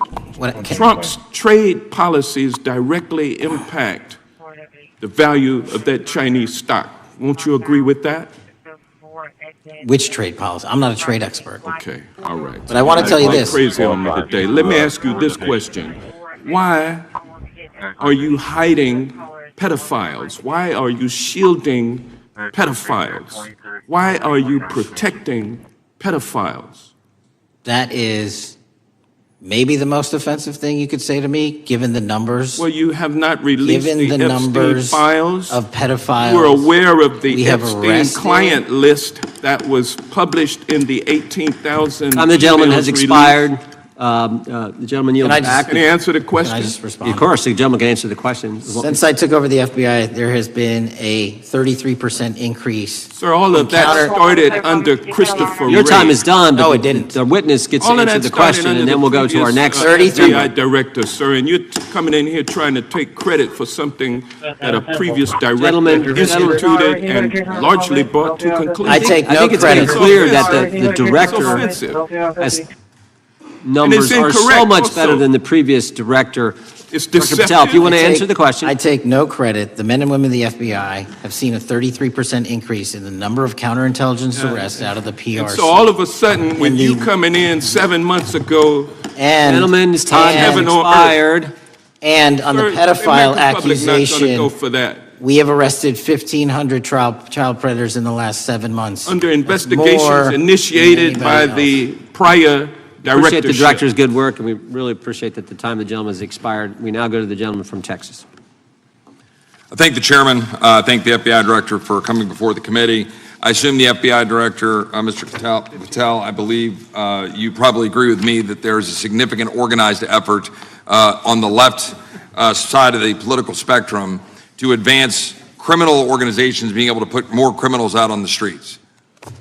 And that what we've seen this in daily action. Are you familiar with the report that came out this last Monday from the Law Enforcement Legal Defense Fund? I'm not familiar with that, sorry. So this report came out this past Monday, and it said that a significant amount of the money flowing out of George Soros and other leftist organizations and funders has been funding DAs and prosecutors, and quote, many of these DAs had never managed an office, prosecuted a criminal case, developed organizational policies. In dozens of America's largest cities and counties, this report finds these progressive district attorneys have outsourced core parts of the American criminal justice system to activists and political donors, taking direction and advice on everything from staffing decisions and communication strategy. Organizations, it's a complex web of donors going in through these organizations to put radical DAs and prosecutors out there, putting criminals on the streets. Does the FBI director agree that this exists and is a problem? I will accept the factual representation, and if that exists, it is a problem. The organizations such as TIDES, the Fair and Just Prosecution, Brenner Center for Justice, Partnership for Safety and Justice, the Vera Institute of Justice, the amount of dollars flowing from George Soros through and to these organizations and to the various prosecutors that have resulted in increased crime on our streets, including the brutal murder of the Ukrainian refugee in Charlotte. I bring that up because that is one component of the problem. In addition, we have an organized effort targeting our border. The NGOs, the nonprofits and the deep pockets, the United Nations, charitable organizations, and a long list of over 250 organizations that the Center for Immigration Studies put out that lays out a complex web of organizations that were moving people into our country, knowing that they're dangerous, knowing that they're criminal, associated with taxpayer dollars flowing through the United Nations and donor dollars flowing through organizations, including ostensibly religious ones, putting these dangerous individuals on the street that resulted in fentanyl in our communities, that resulted in the death of Jocelyn Nungare, of hundreds, thousands even, as the director testified, 100,000 people dying from these narcotics every year.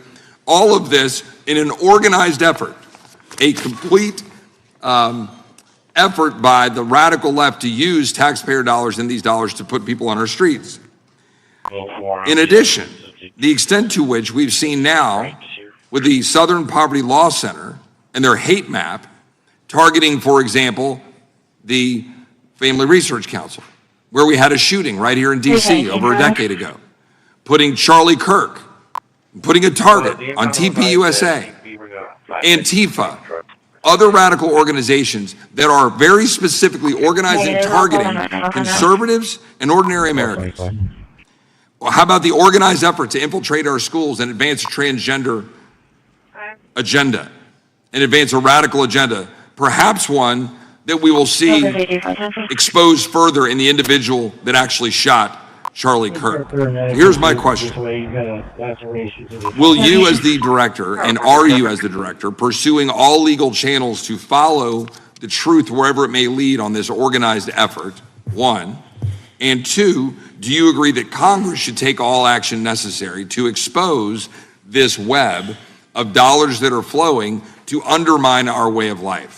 I got another minute in my time that I'd like to hear from you on this topic broadly. I'll keep it short. Investigatively speaking, we are doing the following. We are following the money. We are following the money in every organization and every person that is violating the federal code. And it doesn't matter what your background or ideology is, we are following the money. We are using legal process to follow that money, issuing subpoenas to follow that money, using grand juries to follow that money. And when we have results to recommend for prosecution to the Department of Justice, we will do that. And we will continue to publicize documents through Congress, yes, when we make these findings. Mr. Chairman, I'd like unanimous consent to insert the record outsourcing justice by the Law Enforcement Legal Defense Fund that I alluded to before. I would ask unanimous consent to add a 2024 list provided by the Center for Immigration Studies on these United Nations and other affiliated groups that are responsible, over 250 of them, for moving individuals into our country in a coordinated effort. I would like a unanimous consent to insert a letter that I sent that currently has 33 members of the United States House of Representatives have signed on it, calling for a special select committee to pursue the organized effort from the radical left to target our way of life and undermine our security by putting criminals on the street and having our borders being wide open and putting us in danger. Without objection. With that, I would yield back. Without objection. Gentleman yields back. Mr. Chairman, I have a couple of unanimous Gentleman's requests. One is a letter from Senator Tom Cotton dated last year urging the U.S. to, quote, ensure that data from U.S. companies is not harvested by the Chinese Communist Party through the purchase of Shein software and technology. Without objection. And also statement by Marco Rubio, then Senator Marco Rubio, which warned our UK allies about, quote, Shein's deep ties to the People's Republic of China. Without objection. Also,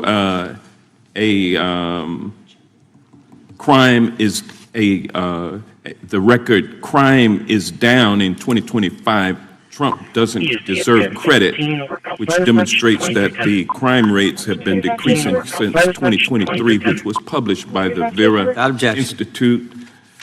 Also, a unanimous consent request to enter into the record a NPR report from July of 2024, GOP vows to make America safe again. Statistics contradict their growing crime claims. Without objection. Also, a report out of the American Presidency Project dated January 17, 2025, record low crime during the Biden-Harris administration. Without objection. Also, Joe Biden is correct that violent crime is near a 50-year low, which was a PolitiFact publication of May 2024. And last but not least, FBI releases 2024 reported crimes in the nation statistics. These are FBI statistics published on August 5th, 2025, which details decreases in murder, rape, aggravated assault, and robbery in 2024. Without objection. Gentleman from Kentucky is recognized for unanimous consent. Mr. Chairman, I ask unanimous consent to submit two sets of documents. The first is a series of emails from the victims of Jeffrey Epstein. They are making FOIA requests to get their own FBI files and not having any success. So I want to bring attention to that by submitting that to the record. The second document that I want to submit to the record, for the record, I know we don't usually read these. This one's not readable. It's completely redacted. For the most part, the first 50 pages. This is actually the search warrant that was served on James O'Keefe for a diary that he had already given to the government 2 months before. And as it turns out, there were no indictments here, yet he still doesn't know why he was raided, and I think he deserves to know. So, without objection. Thank you. The chair now recognizes the gentleman from California. Director, the first time you saw Donald Trump's name was in the Epstein files. Did you close the files or keep reading? I have reviewed not the entirety of the files, so I have... You haven't reviewed all of the Epstein files? Personally, no. You're the director of the FBI. This is the largest sex trafficking case the FBI has ever been a part of. Buck stops at the top, and your testimony today is you have not reviewed all the files. What I've been doing is been busy providing the safest country this country has seen in modern U.S. history in historic speed, because the men and women of the FBI are given the resources to reduce the homicide rate, to reduce the drug trafficking rate, to reduce the amount of children that are being trafficked, and the number of pedophiles. It sounds like those children being trafficked would appreciate the director reviewing the files. You said you don't know the number of times Trump's name appears in the files, so it could at least be 1,000 times. Is that right? The number is a total misleading factor. We have not released anyone's name that we have not released anyone's name in the Epstein files that has not been credible. Director, could it we at have least be 1,000 released times? every piece of legally permissible information. Okay, You can characterize the numbers however you want it. Reclaiming my time, Director. it sounds like if you don't know the number, it could at least be 1,000 times. Which It's not. leads me- It's not. Is it at least 500 times? No. Is it at least 100 times? No. Then what's the number? I don't know the number, but it's not that. Do you think it might be your job to know the number?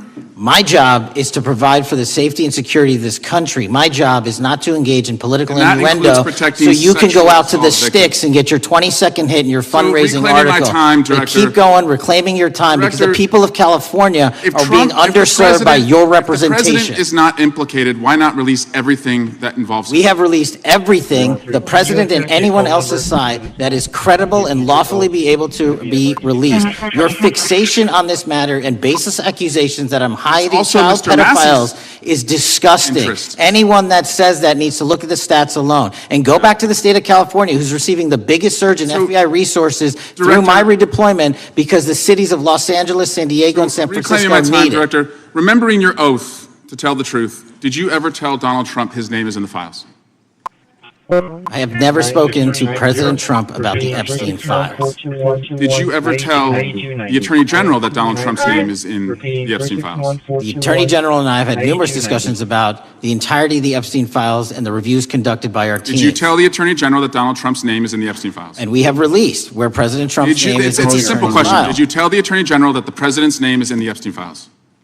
During many conversations that the Attorney General and I have had on the matter of Epstein, we have reviewed. The question is painstakingly simple. Who Did you can tell the Attorney General that Donald Trump's name is in the Epstein files? Yes or no? Why don't you try spelling it out? if Yes you're gonna or mock no, me? Director? Use the alphabet. Yes or no? No? A, B, C, Director, D, E, F? it Don't sounds wanna like do you it? don't want to tell us. Did you tell the Attorney General that Donald Trump's name was in the Epstein files?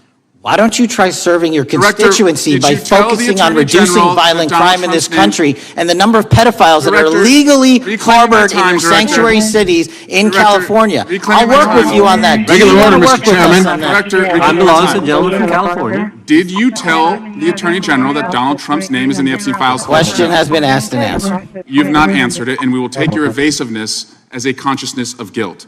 Director, did Donald Trump ever say to you, just find and release the entire truth? Don't worry if I'm in it. The instructions from the administration were to release all credible information, and we have done that.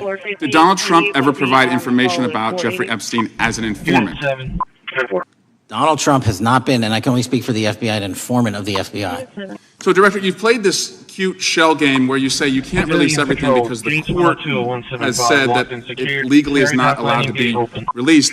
But the court calls bullshit. Judge Richard Berman said that when you went to the court, quote, information contained in the Epstein grand jury transcripts pales in comparison to Epstein investigation information and materials in the hands of the Department of Justice. So let's move on, Director. You wrote a book called Government Gangsters. You identified 20 individuals in that book. You put me on that list at the top of the list. Thank you. My children find it flattering. 20 of those individuals have been investigated or have had adverse actions. Director, considering that you have identified these people as, quote, government gangsters, will you recuse yourself from making any investigation decisions about these individuals? Anyone that has been terminated at the FBI has been done so No, the because question they failed again. to meet the muster in Director, their constitutional I will obligation. work on the audio-visual capabilities. I'm of going to the borrow room so your you can hear me. terminology and call I'm reclaiming bullshit my on your time. entire career in I'm Congress. reclaiming my It time, has been Director. a disgrace to the American Director, I'm people. reclaiming my time. You can reclaim your Will you time all you recuse want. yourself? Mr. Chairman, you're going to allow a witness to speak this way? Mr. Chairman, would you give... Recuse yourself, Director. The gentleman has no time to... Mr. Chairman, would you admonish the witness not to insult members? The gentleman has no time. Mr. Chairman, just... The committee will remember... Quick point of order. Could the gentleman be extended an additional 20 seconds to complete his thoughts since the witness decided to interrupt him continuously? And the witness will be able to respond if he wants. We'll make sure Thank he has you. time to do that. My question is, will you, Director, recuse yourself, yes or no, from investigating or making decisions about the 60 individuals, including myself, that you identified as government gangsters? Yes or no? Time of the gentleman has expired. The witness may respond if he would like. And the answer is no, as I heard. Correct. Okay. The gentleman from Wisconsin, the gentleman yields back. The gentleman from Wisconsin is recognized for 5 minutes. Thank you, Chairman. Thank you, Director Patel, for being here today. I wanted to talk a little bit about the assassination of Charlie Kirk and the FBI's subsequent investigation. I know it's really sensitive. And, you can make the call as to whether or not, obviously, it's something that you can respond to, but I think it's still fresh on many people's minds. I want to congratulate you and Utah law enforcement for the work you did in identifying the suspect and apprehending him. According to public reports, and I think this is what maybe I still have questions about, and maybe the public does. According to public reports, the alleged shooter arrives on the Utah Valley University campus nearly 4 hours before the shooting. Was that your understanding? Is that kind of...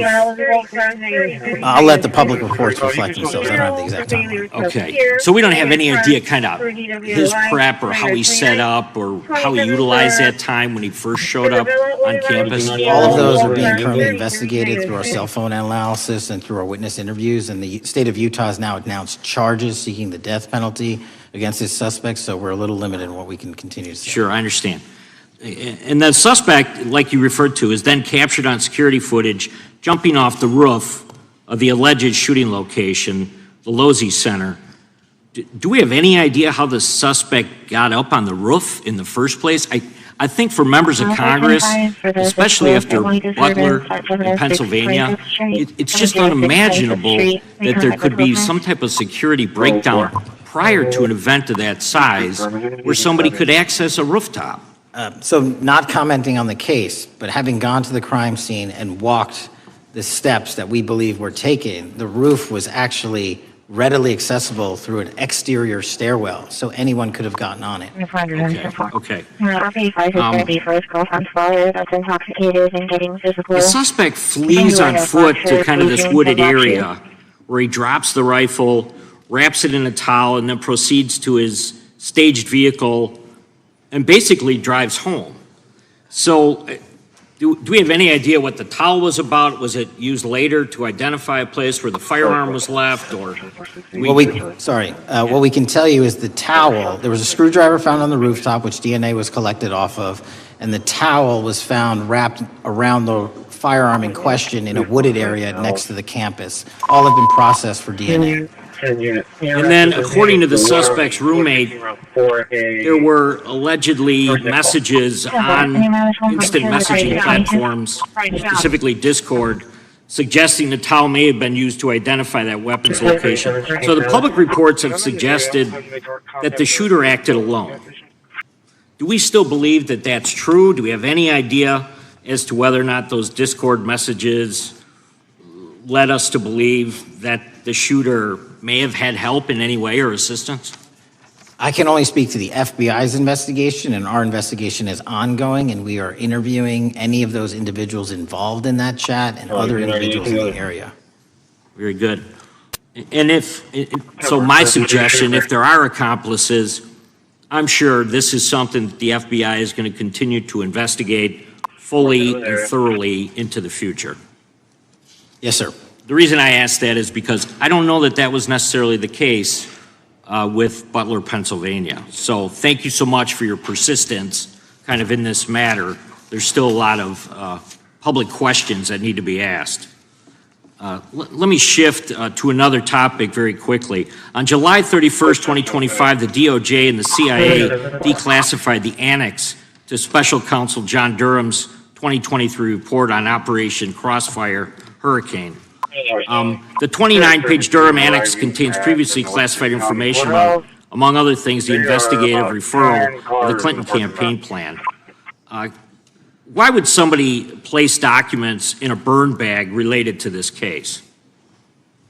That case is very much ongoing, so I can't comment on the stylization of the evidence we're collecting. Can you comment at all on the Durham Annex as I described it?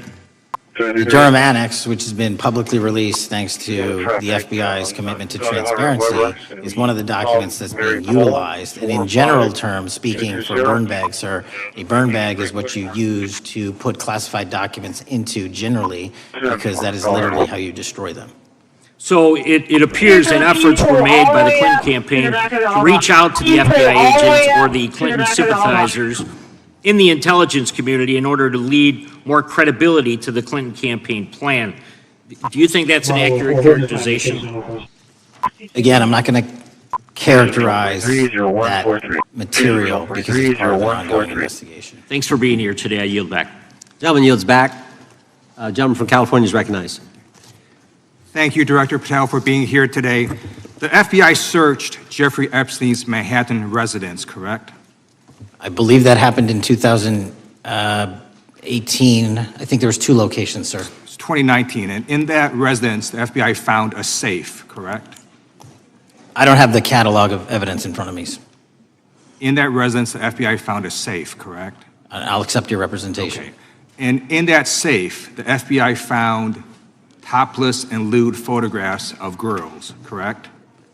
Again, sir, I'll accept your representation. I don't know. Thank you. It was all over the media at the time. There's a New York Times article that says Jeffrey Epstein is indicted on sex charges as discovery of nude photos is disclosed, dated July 8th, 2019. And the Times reports a trove of lewd photographs of girls was discovered in a safe inside financier Jeffrey Epstein's Manhattan mansion. Author Michael Wolff has conducted numerous interviews of Jeffrey Epstein. I'm going to play for you a video clip of what Michael Wolff said Epstein told him was in the safe and what he showed the author was in the safe. So let's please play that clip now. Elected. And I was sitting talking to Epstein, and he said, "Wait a minute, I got to show you something." And then he went into his safe, and he came out with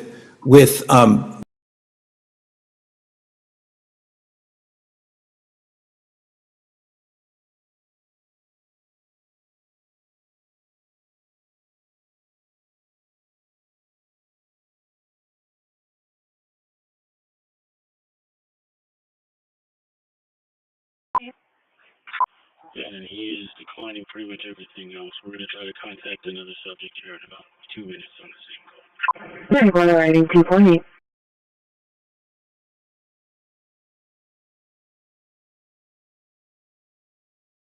Oh yeah, with Charlie 330. Careful.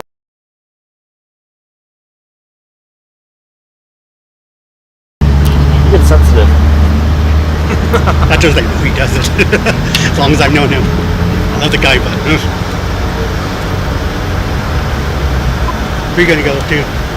Stage. Where are you gonna go stage at? I have no idea. I was only staying by the park house because they've been shooting rounds off recently. Hey! I feel like Spam the chat with rainbows for Brandon, guys. He loves the rainbows. They make him smile. I'm gonna get to the light. guys, what did I do? I'm gonna get to the light before you can switch it. I'll see you guys. See you, bro. Bring Corpus for an ambulance at 8017 Whitlock. Oh God, he's zooming in on us. Okay, dude. Number 1 and 18 bar 2 will be announced.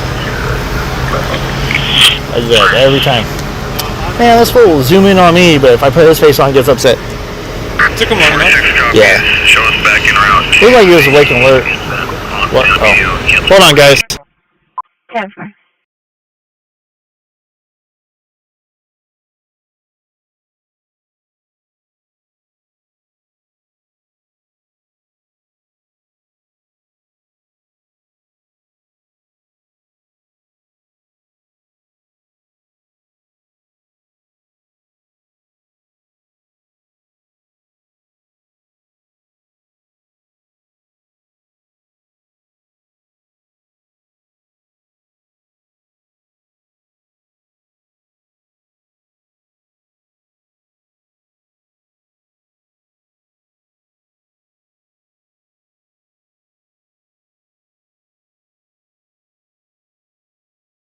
Carbon 107.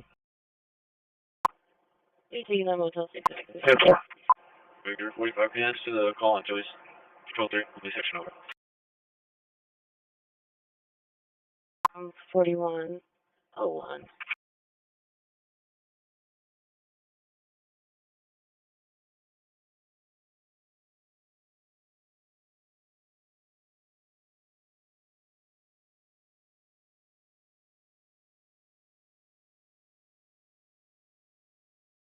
Location. Morning Port, Sam, Tom, Mary, 1721.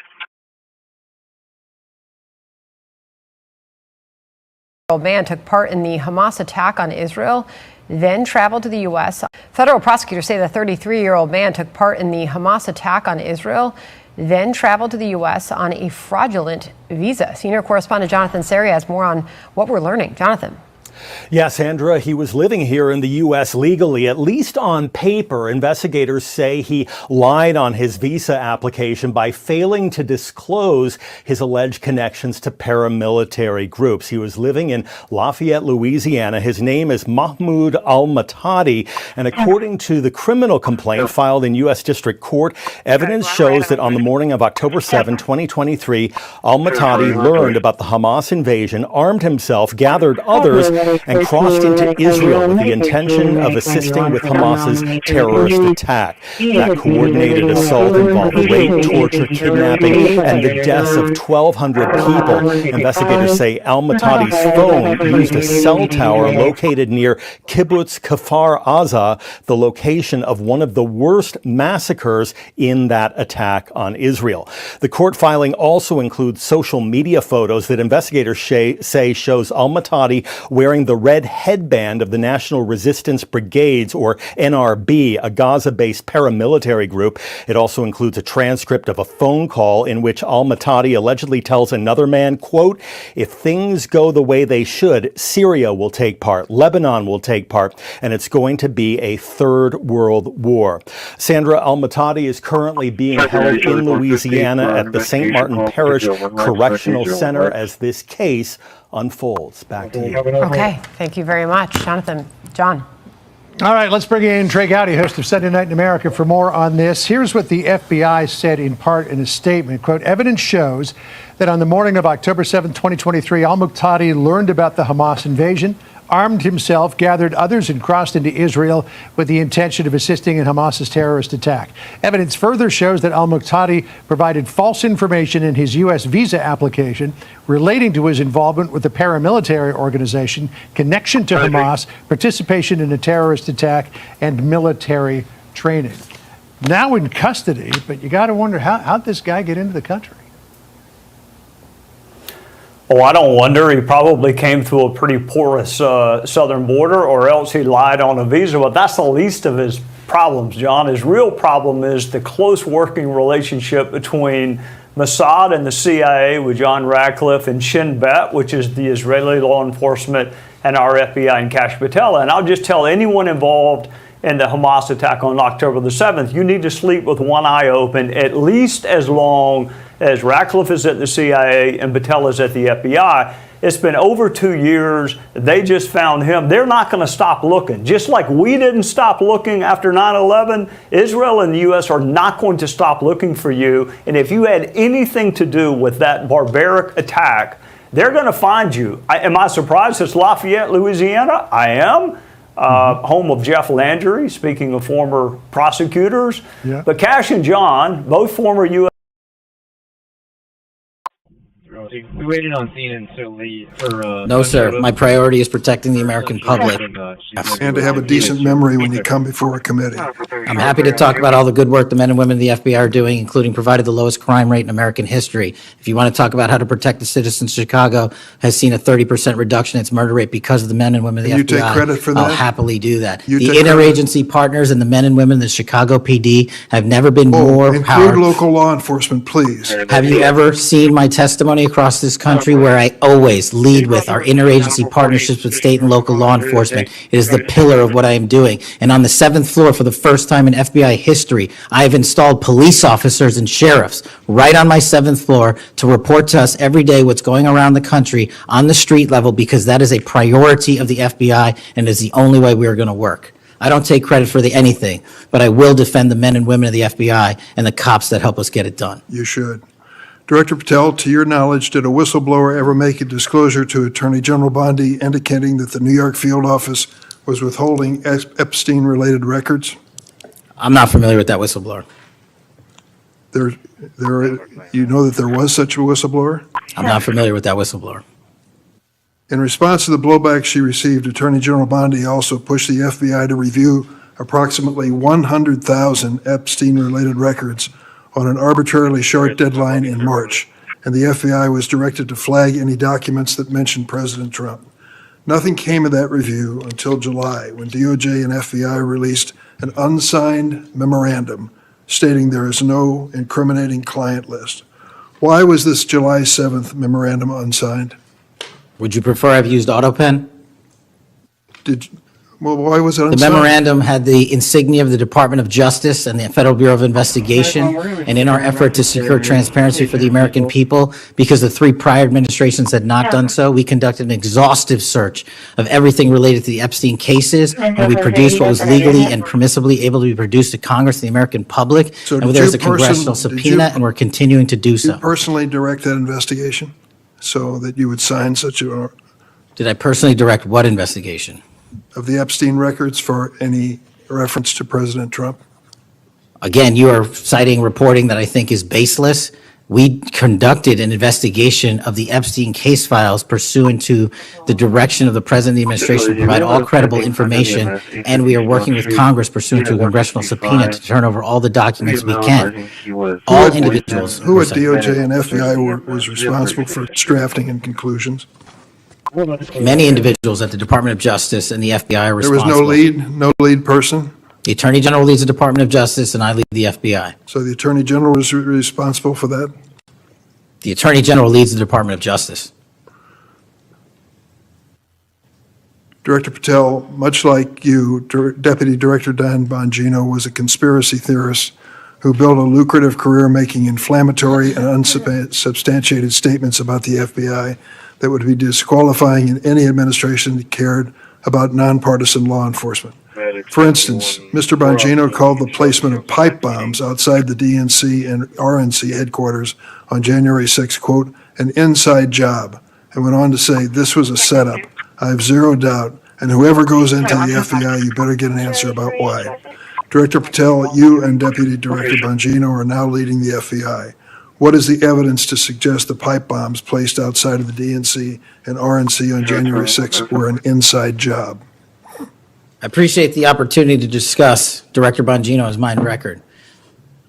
So many on this committee and the media jettison our 31 years of public service. Can you answer the question, sir? I'm answering the question. You're questioning the integrity of the Deputy Director.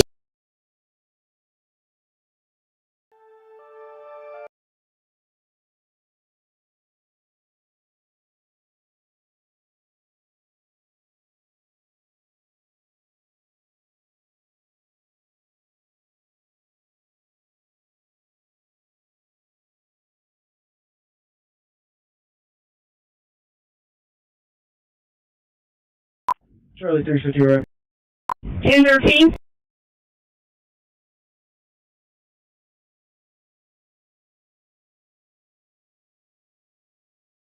Bravo 440, show me right on that now. Yes, Roger, man.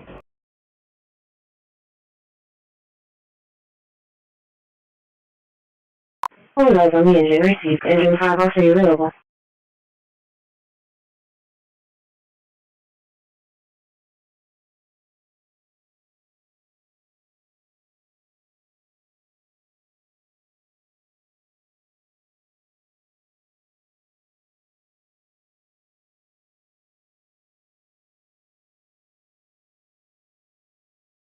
He said he'll come for you. Who? He'll come for anybody who doesn't look American. I'm a naturalized citizen. If I don't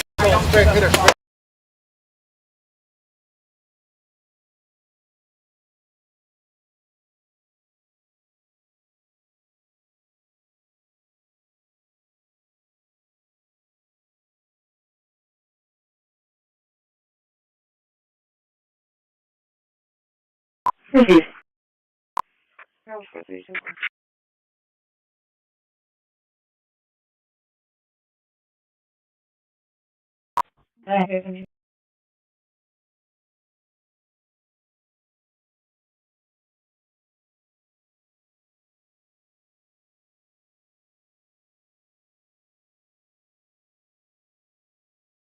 Southbound, just past the Gregory overpass.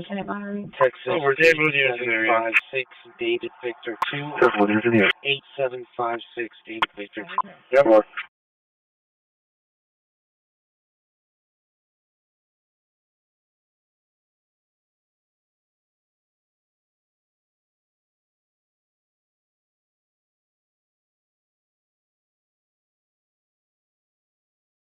2400 on patrol 2.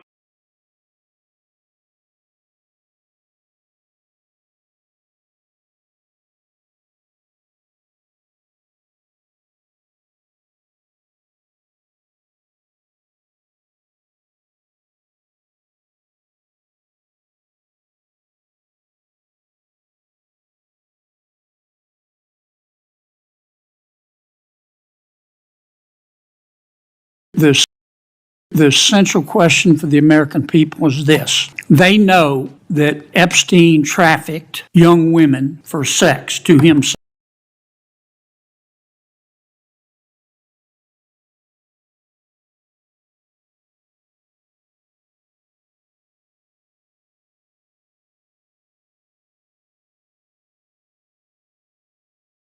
Henry North Drive. Anything's code 4 from Shumington.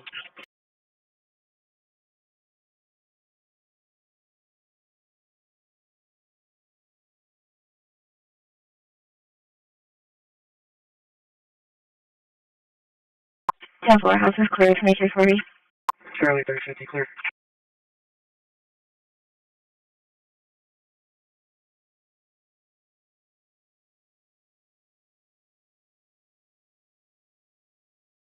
For Alpha.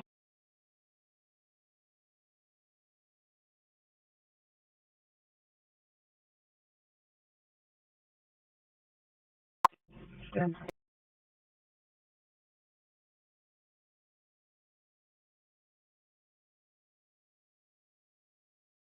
That guy too. 0144. No, sir. Is the FBI still targeting Catholics? No, sir. Is the FBI still spying on No, sir. Is the FBI still targeting Catholics? No, sir. Is the FBI still spying on President Trump? I don't believe so. Is the FBI still censoring Americans? No, sir. Is the FBI still targeting Americans for shopping at Cabela's or purchasing Bibles? Nobody is targeted for their faith. Is the FBI still targeting Americans who are pro-life? Nobody is targeting anyone for their beliefs. Is the FBI still cooking the books on crime data? The crime data is real. Is the FBI still purging agents for conservative viewpoints? No one at the FBI has asked their viewpoints on Is politics. the FBI still labeling the Betsy Ross flag, the flag of the American Revolution, a hate symbol? No. Well, maybe that's why you've been able to, what was the number, 23,000 bad guys you've arrested, a huge increase from the same time period in the previous administration. I think you said 1,400 predators, 4,000 children rescued. Were those the facts? 4,700, 35% increase on children rescued. Yeah. And you got the guy that, Abbey Gate? We got the Abbey Gate guy. We had a guy from the 4th District of Ohio who lost his life there serving our country. We appreciate that. Maybe when you're not focused on politics, you can actually do what the FBI is supposed to do. Go get the bad guys, right? That's what the men and women of the FBI do. Director, did John Brennan lie to Congress? Let me just read a couple things actually before you answer that. 2 years ago, we had Mr. Brennan in for an interview, and I asked him, how'd you learn about the dossier in December of 2016? Mr. Brennan replied, I received a copy of it from the FBI, and the CIA was very much opposed to having any reference or inclusion of the Steele dossier in the intelligence community assessment. That's what John Brennan told the United States Congress. 7 weeks ago, the Director of National Intelligence told us this. John Brennan lied and denied using the dossier in the intelligence community assessment because he knew it was discredited. CIA officer told the House Intelligence Committee Brennan refused to remove it, and when confronted with the dossier's main flaws, he responded, yes, but doesn't it ring true? John Brennan lied to us? Mr. Chairman, I won't stylize the evidence. What I will say is that the intelligence community assessment, those that created it and any individual involved with it, is an ongoing investigation. There's an investigation into what took place in December and January of December 2016, January 2017, when this whole thing started, this grand conspiracy. That is being investigated, is that right? That has been publicly announced by the department. That's been announced by the department. Did Chris Wray hide documents from this committee? You would know better than me, sir. Well, I think you told us like 700 pieces of information you've given this committee since you've been the director relative to just one incident, the Catholic memorandum from the Richmond field office? I can give you the comparison, sir. Yeah. The Catholic memo, I believe we turned over 750 documents. In Mr. Ray's tenure, I believe they turned over 19 pages. 19 pages. You've given us 700. Why would Chris Wray hide information from this committee? You'd Want have to to hazard a guess? I'm sorry? Hazard a guess why he would do that? I don't know, sir. I think maybe it was because FBI was spying on a priest, trying to get him to break the priest penitent confidence that exists. You think maybe that was the reason? You'd have to ask him, sir. Yeah, we'd love to do that. I want to read a few names here. Arctic Haze, Tropic Vortex, Riding Hood, Foggy Falls, Echoes Fate, Sirens Lure, Genetic Christmas. What are these code names about, Director? You know? Not off the top of my head. Well, Arctic Haze, Tropic Vortex. My understanding, these are code names for leak investigations of classified information from the year 2017. Does that ring a bell? In terms of leak investigations, many of those are classified and many of those are ongoing, Mr. Chairman. But we are working with you to produce documents. The gentlelady from California. Thank you, Mr. Chairman. I'm concerned by reports that FBI agents have been diverted from their important work on crime and anti-terrorism to work on matters that are not critical to our safety. I'd like to play the video, the whole video. Jeffrey clip. Epstein's Black Book? Black Book. FBI. But who? That is, I mean, there's... Oh, that's under direct control of the director of the FBI. But the Black Book, it's not just sitting, I mean, that's Hoover power times 10. And to me, that's a thing I think President Trump should run on. On day one, roll out the Black Book. In contrast to that attitude of let it all out, we're getting reports of actions that run contrary to getting everything out and that also involve diversions of FBI resources. For example, an FBI whistleblower reported that you were pressured by the Attorney General to place 1,000 personnel on 24-hour shifts to mine roughly 100,000 Epstein-related records to redact President Trump's name from the files. Bloomberg reported this, that you directed FBI special agents from the New York and Washington field offices to join the Bureau's FOIA employees in Winchester and another building a few miles away, and that while reviewing the Epstein files, FBI personnel identified numerous references to Trump in the documents, and people familiar with the matter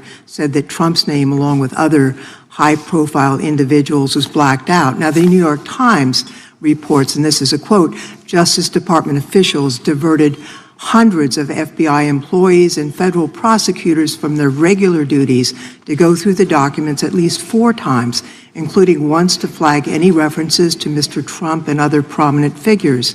Details of the review were based on accounts by 3 former FBI and Justice Department officials who spoke on condition of anonymity because of fears of retaliation, and further that the FBI finished after they finished its review of the files and materials was sent to a team of Justice Department lawyers who double-checked the FBI's redactions and, quote, were instructed to flag any mentions of Mr. Trump and other celebrities.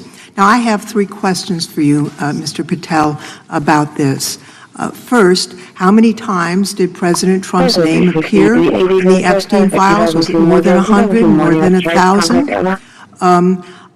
Were the agents who were pulled from their duties to redact the president's name from the Epstein files working on criminal cases or national security cases or child sex trafficking cases?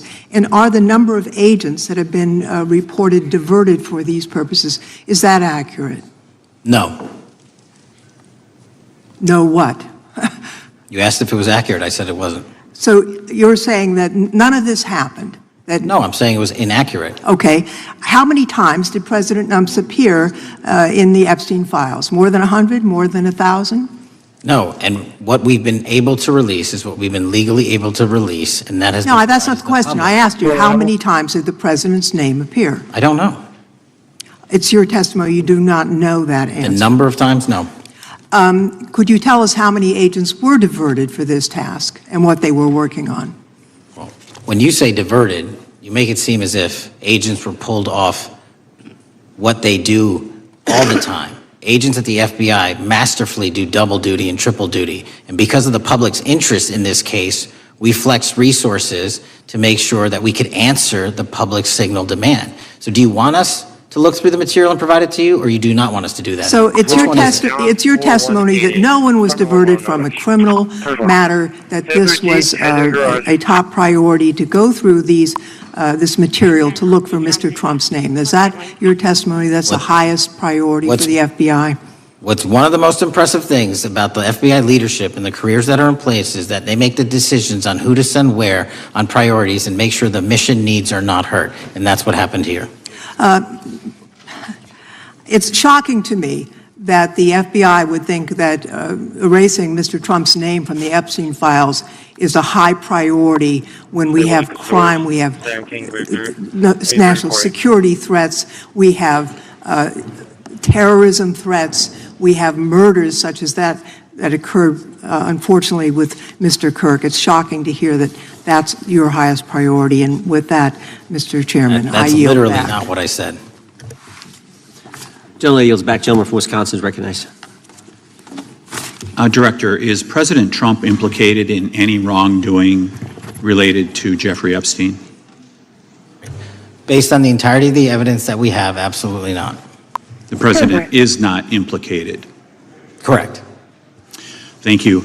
I want to talk a little bit about China's malign influence here in America. And, we've seen spy balloons traverse the United States. We've seen police stations in communities around America. And sitting in the chair you're in just 2 years ago, there was a sheriff from Cochise County, Arizona, Mark Daniels, that was here, who said that the exponential increase in the amount of fentanyl that is coming into America is directly related to the open borders policies of the previous administration. Do you agree with Sheriff Daniels' characterization?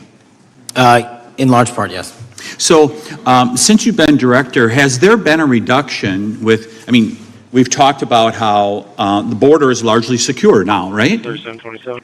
The southern border, yes, sir. The southern border is largely secure. Has there been a concomitant reduction or a reduction in the amount of fentanyl that is coming into America? There has been a massive reduction to the tune of, we have seized more than 25% year to date this year than the prior year. And